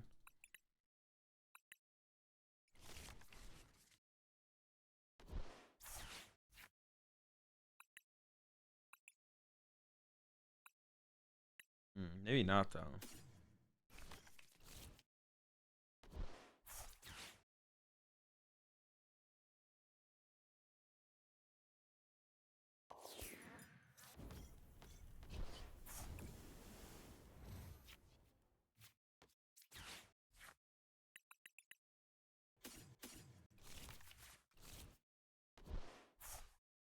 What am I trying to do here? Oh, Dude, I literally was like trying to play. I like clicked on the rare candy. I don't know why I tried to click on the rare candy. Um, never be intimidated by your by other ops. They are people too. Yeah. Some things are just like an experience thing as well. Like some people ask me like, oh, how do you how do you like calm your nerves at your first regional and like yada yada yada yada. I mean, one thing you can always remind yourself is you're just sitting down, just like remind yourself you're just sitting down and playing a game of Pokemon. But you also just have to go through the experiences, like your first time, your first league challenge, your first league cup, your first regional, your first time playing on stage, your first time in top cut, yada yada, like so on and so forth. Like, you just have to experience it that first time, and it gets easier the second time. Like, no matter what anyone tells you to prepare you for it, you're always gonna have some probably type of emotional reaction to the scenario you're in, that could mess with your play. But the more and more you do it, the less likely it is to like actually have an impact on your play. Dude, what the fuck? This just like turn 2 Candy Pidgey. Didn't even play an Arvin. Oh, played an Irida though.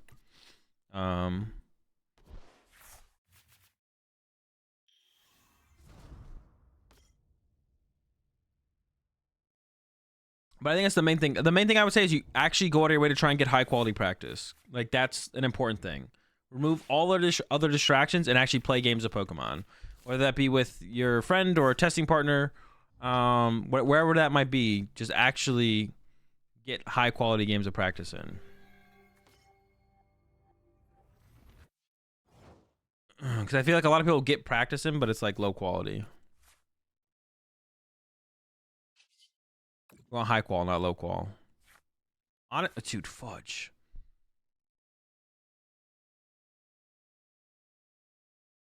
I like all these. Well, the boss is like less important. The choice belt could be a big deal though. I don't know what this thing, how much HP this thing has, or what they play. So.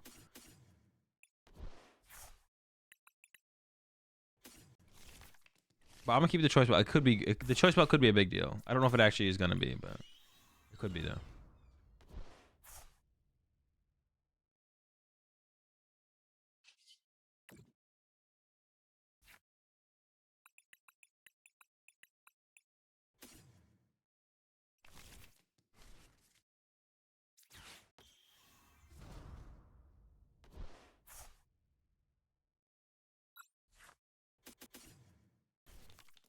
Okay.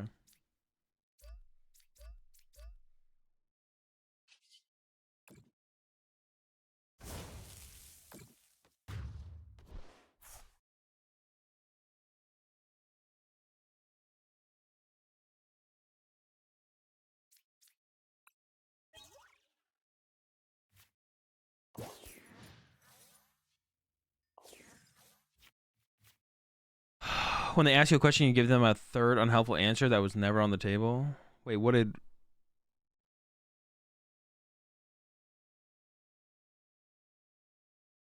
Never intimidate. Wait, what are you saying, Major?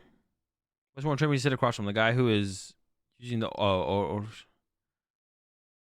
the guy who has all of the oh. Well, you guys are arguing about nothing, bro. All right. Next time Roche or Major say something, I'm timing them out. Don't get psyched out if you play a big name. So that's what I'm talking about, though, Abra. Like, you can say that, but that's just like not. Okay, so but that's what I was saying when I was saying it's like hard to like just like I can just say when you go to your first regional, it doesn't matter who you play against, just remind yourself you're playing Pokemon. Like, I can say that, and you should have that mentality. And if you need to remind yourself of that, that's good. But that's what I'm saying. Like, it's not like it's like fine advice. Like you saying don't get psyched out if you play a big name. Like, that's fine advice. But also like you just don't know how you're emotionally gonna react when you actually sit down across from like Tord, right? Which is like, and I think it's fine to be frazzled and misplay and play poorly because you sat down across from Tord. But make sure you like learn from the experience. That's probably the best thing. Is that like it's just gonna happen. Like if you are one of those people who it's gonna happen to, it's just gonna happen. What I would say is just make sure you learn something from that experience. That's probably the best thing to say. Like, yeah, the other stuff is good to say too. It's not bad to say it for it's not bad to say it, Abra, but yeah, I would say make sure you learn something from it. Is probably the best advice I could give for that kind of situation. Make sure you learn something from when you sit across from Tord and you misplay a lot because you're nervous or like, you know, whatever it might be. Make sure you learn something. Make sure you walk away from something with that experience after he bodies you. The whole match being like, as soon as I saw your name, I knew I'd lose. Yeah, don't do that.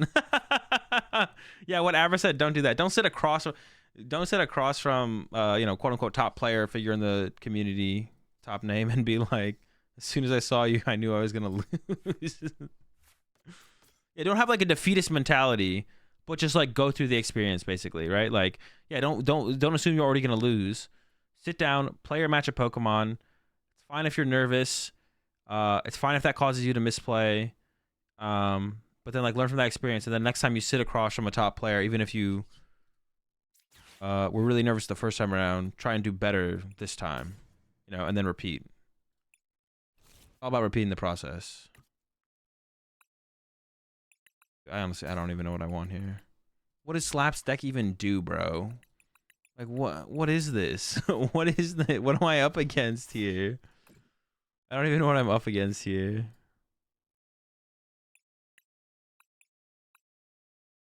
It's a classic slapper, to be honest. Can I evolve this to a Charmeleon? I don't remember. No, the answer's no. I just wasn't sure. I was like, I don't know if I can. Let's just take it anyways. Maybe I can. Oh, I haven't used my Force Seal Stone? What the fuck? Wait, have I really not? Damn. I found that nerves are a result of being worried about the outcome, but the more you know your deck and your matchups, the less the nerves will get the way. That's probably a good thing too. I mean, yeah, that's definitely where I am. I feel like that's probably where a lot of top players are. They're just like, all right, whatever. You like, it is kind of like weird to say, but at the end of the day, the Pokemon TCG, like if theoretically if two players sit down across from each other and play optimally, it's literally all just variants of the draw that decides the match. There's no like none of the choices in the game actually matter if both people just play optimally. Like none of it actually matters. But to get to that point where that actually happens is like really, really hard, and probably doesn't actually ever happen in a Pokemon tournament. Like throughout the whole tournament, even when you get to like top 8 in the finals, one of the players is gonna make a mistake. Someone made a mistake at. There's no match where that happens. One person like made a mistake at some point for sure. Yeah.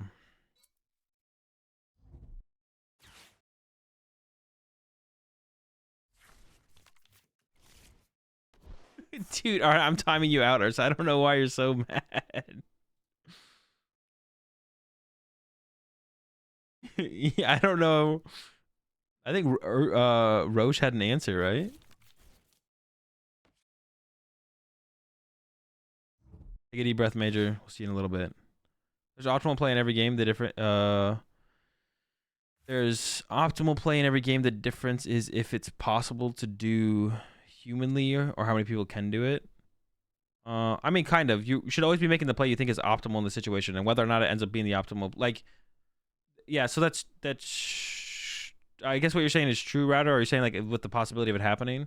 But basically, you should just play the game as if there's an optimal line of play, and then every line of play you choose and every action you make, you should be making it assuming that is the optimal choice until you discover otherwise. Basically, dude, I'm getting blustery winded, bro. What is this deck? Oh wait, I know what this is. It's like a lock deck. Cause what does this thing do? It like discards 2 of your Pokemon or something with its V-Star power,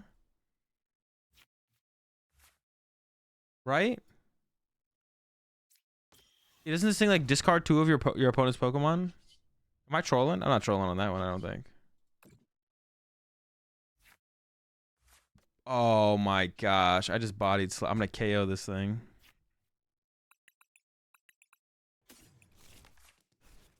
One on the bench.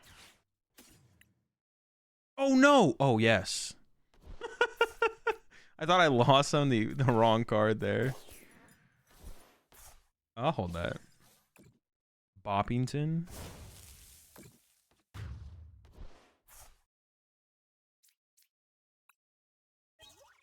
Yeah, like I lost owned a card, and I thought the card I lost owned was the thing I was lost owning. Like the target I was lost owning, but I hadn't done that yet.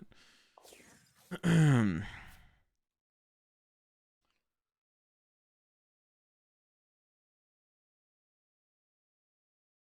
I'm getting tired. It's gonna probably be my last set for the night, chat. This setup against Slap, and then I'm gonna head off. Dude, I need to play more games with this deck. I've been pretty disappointed in this deck so far, I'm not gonna lie. We need to play some more with it though on Tuesday. I don't know, maybe we'll play something else. We'll see.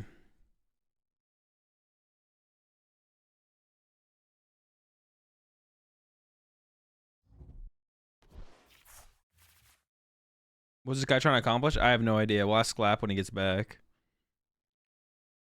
I think it's really intimidating when my opponents eat my lost vacuum. If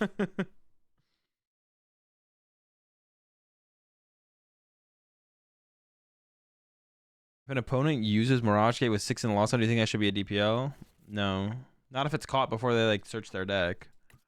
If they go to use a Mirage Gate and you're like, you only have 6, then it shouldn't be a DPL.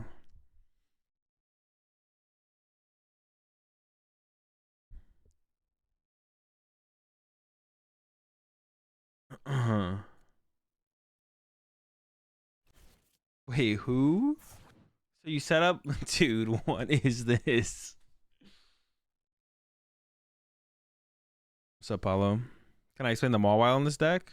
It's just for the Guardy matchup mostly, just to trap the... Was just saying that the optimal versus optimal equals random applies to all games. The only difference is it's probably more common in Pokemon because more people can actually play optimally.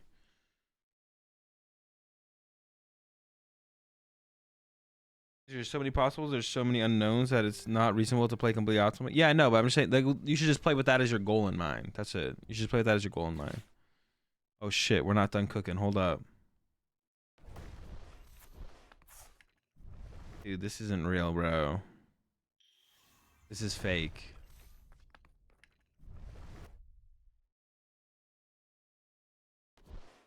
Dude. What is happening? Slap's cooking. Playing in the first LAC in round 7. The first LAIC? Well, I didn't go to the first LAIC. Wait, did I go to the first LAIC? Was I playing Turbo Dark? I think I played Turbo Dark the first LAIC. I don't remember any of my opponents from that one. Oh no, the only one I remember is I played against Pablo. No, I played against Pablo and Sam Chen. Those are the only 2 I remember. The one I made finals. Oh, that wasn't the first one. No, the one I made finals. I don't. Played against you in round 7. What were you? Were you playing? Were you playing the Guardy deck? Were you playing the Guardy deck with the bird?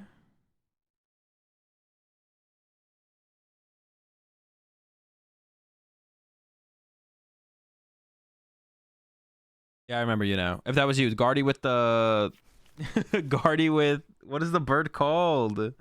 Talonflame. I watched MTG World today and it just reminded me how much more difficult a game it is than Pokemon TCG. Bro, that's such a cringe. I'm just gonna time you out later. That's just cringe. So do you remember playing me in I don't actually remember who you are, Del Cookie. Who are you? Azul Memory of an Elephant. My memory's like pretty good overall. Dude, what is happening? I'm just letting Slap cook.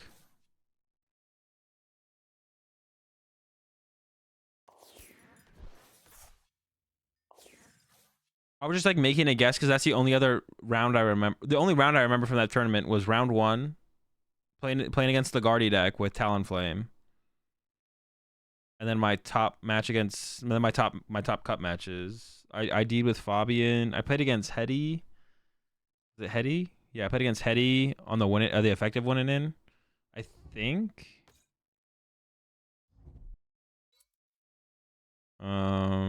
Yeah. I don't remember a whole ton against dude. No way. This isn't real. Bro, what is this deck?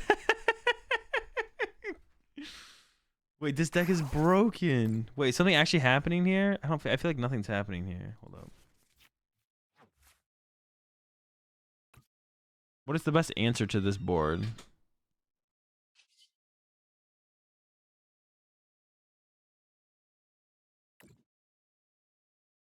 Where's Iono?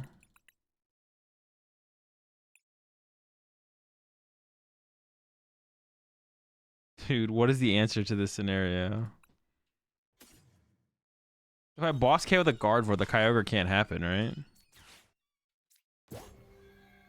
I don't know, man. I don't know what's correct here. I don't know what's correct anymore.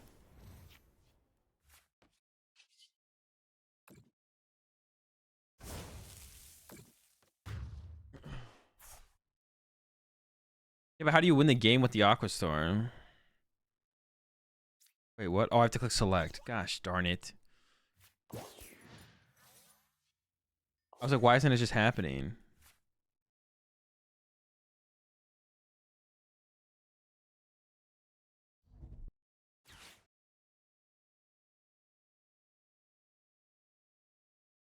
The energies do look nice, yeah. It's not about winning, it's about cooking. True. Oh, shoot. Thornton is back, baby. Dude, if Slap actually beats me, I'm gonna cry. I don't lose here, do I? Dude, no way.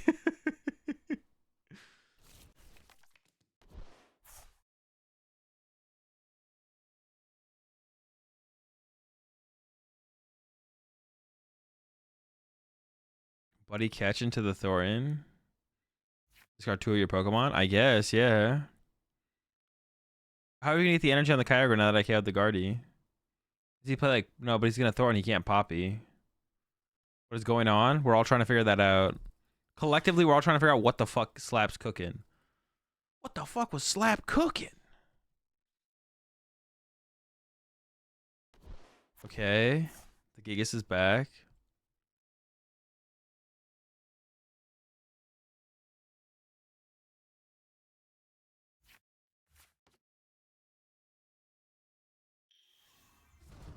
Okay. Okay.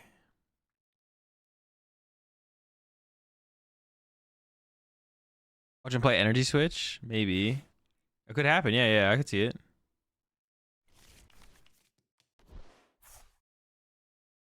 But he can't draw 6 prize cards in a turn. There's no win. I don't think there's a win con actually, because he can't draw 6 prize cards in one turn. Oh, it discards it? I thought it shuffled it back in the deck. But doesn't the Gigas have a V-Star power that gets activated when they put us 1 prize left? Is it 1 prize? Yeah.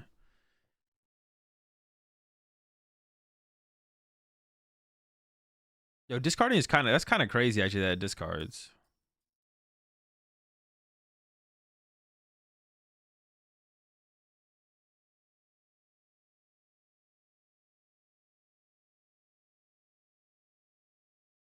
Is that it? Is that the pass? What's happening? Come on, Slap. What you got?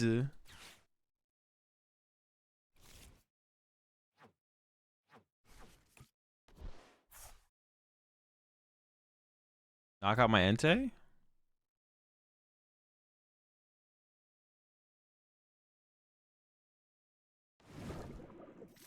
Dude.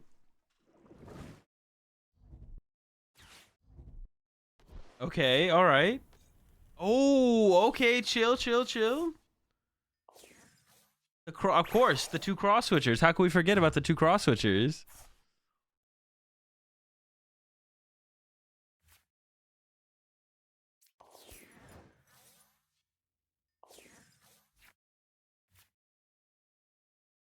Um.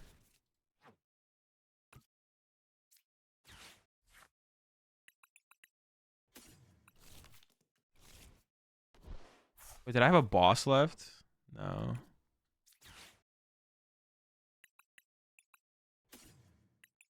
Wait, I can put Manaphy back.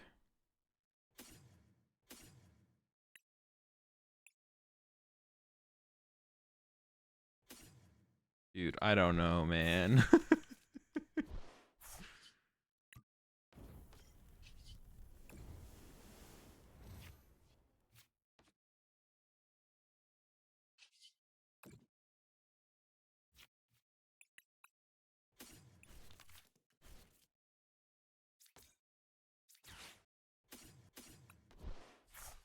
Slap's overcooked for this one. You're overcooked for this one, Slapper. All right, we got him. We got him.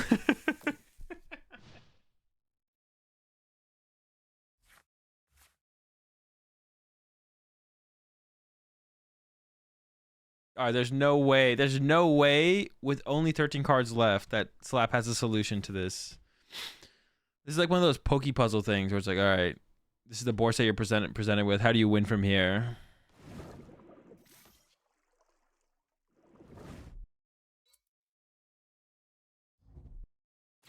Oh no! Canceling Cologne? No!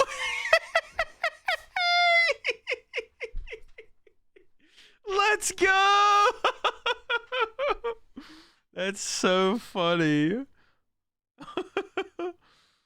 Oh, dude, that actually got kind of close. Holy shit. That's so crazy. It was one prize away. Nice try, Slappers. Close. Wait, is it bugged? No shot. That's funny.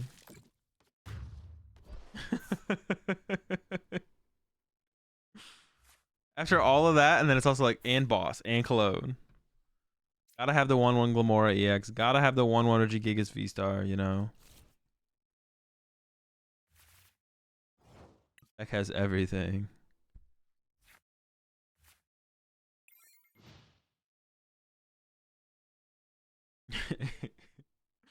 Alright, chat, that's gonna do it for me. I'm gonna head off. Hope you all have a good rest of your night.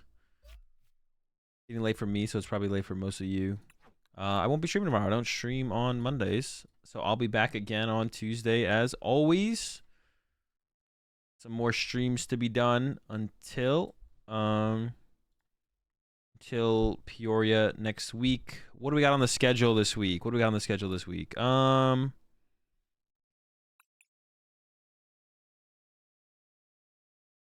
I not actually do it? My PDCG live is bugged. Yeah, what do we got on the schedule this week? We'll be back on Tuesday. Just gonna grind some games. Gonna do decks out of Discord on Wednesday or Thursday. I'll probably let you guys know on Tuesday when we plan to do that. Also gonna do a testing stream with Grant sometime this week as well.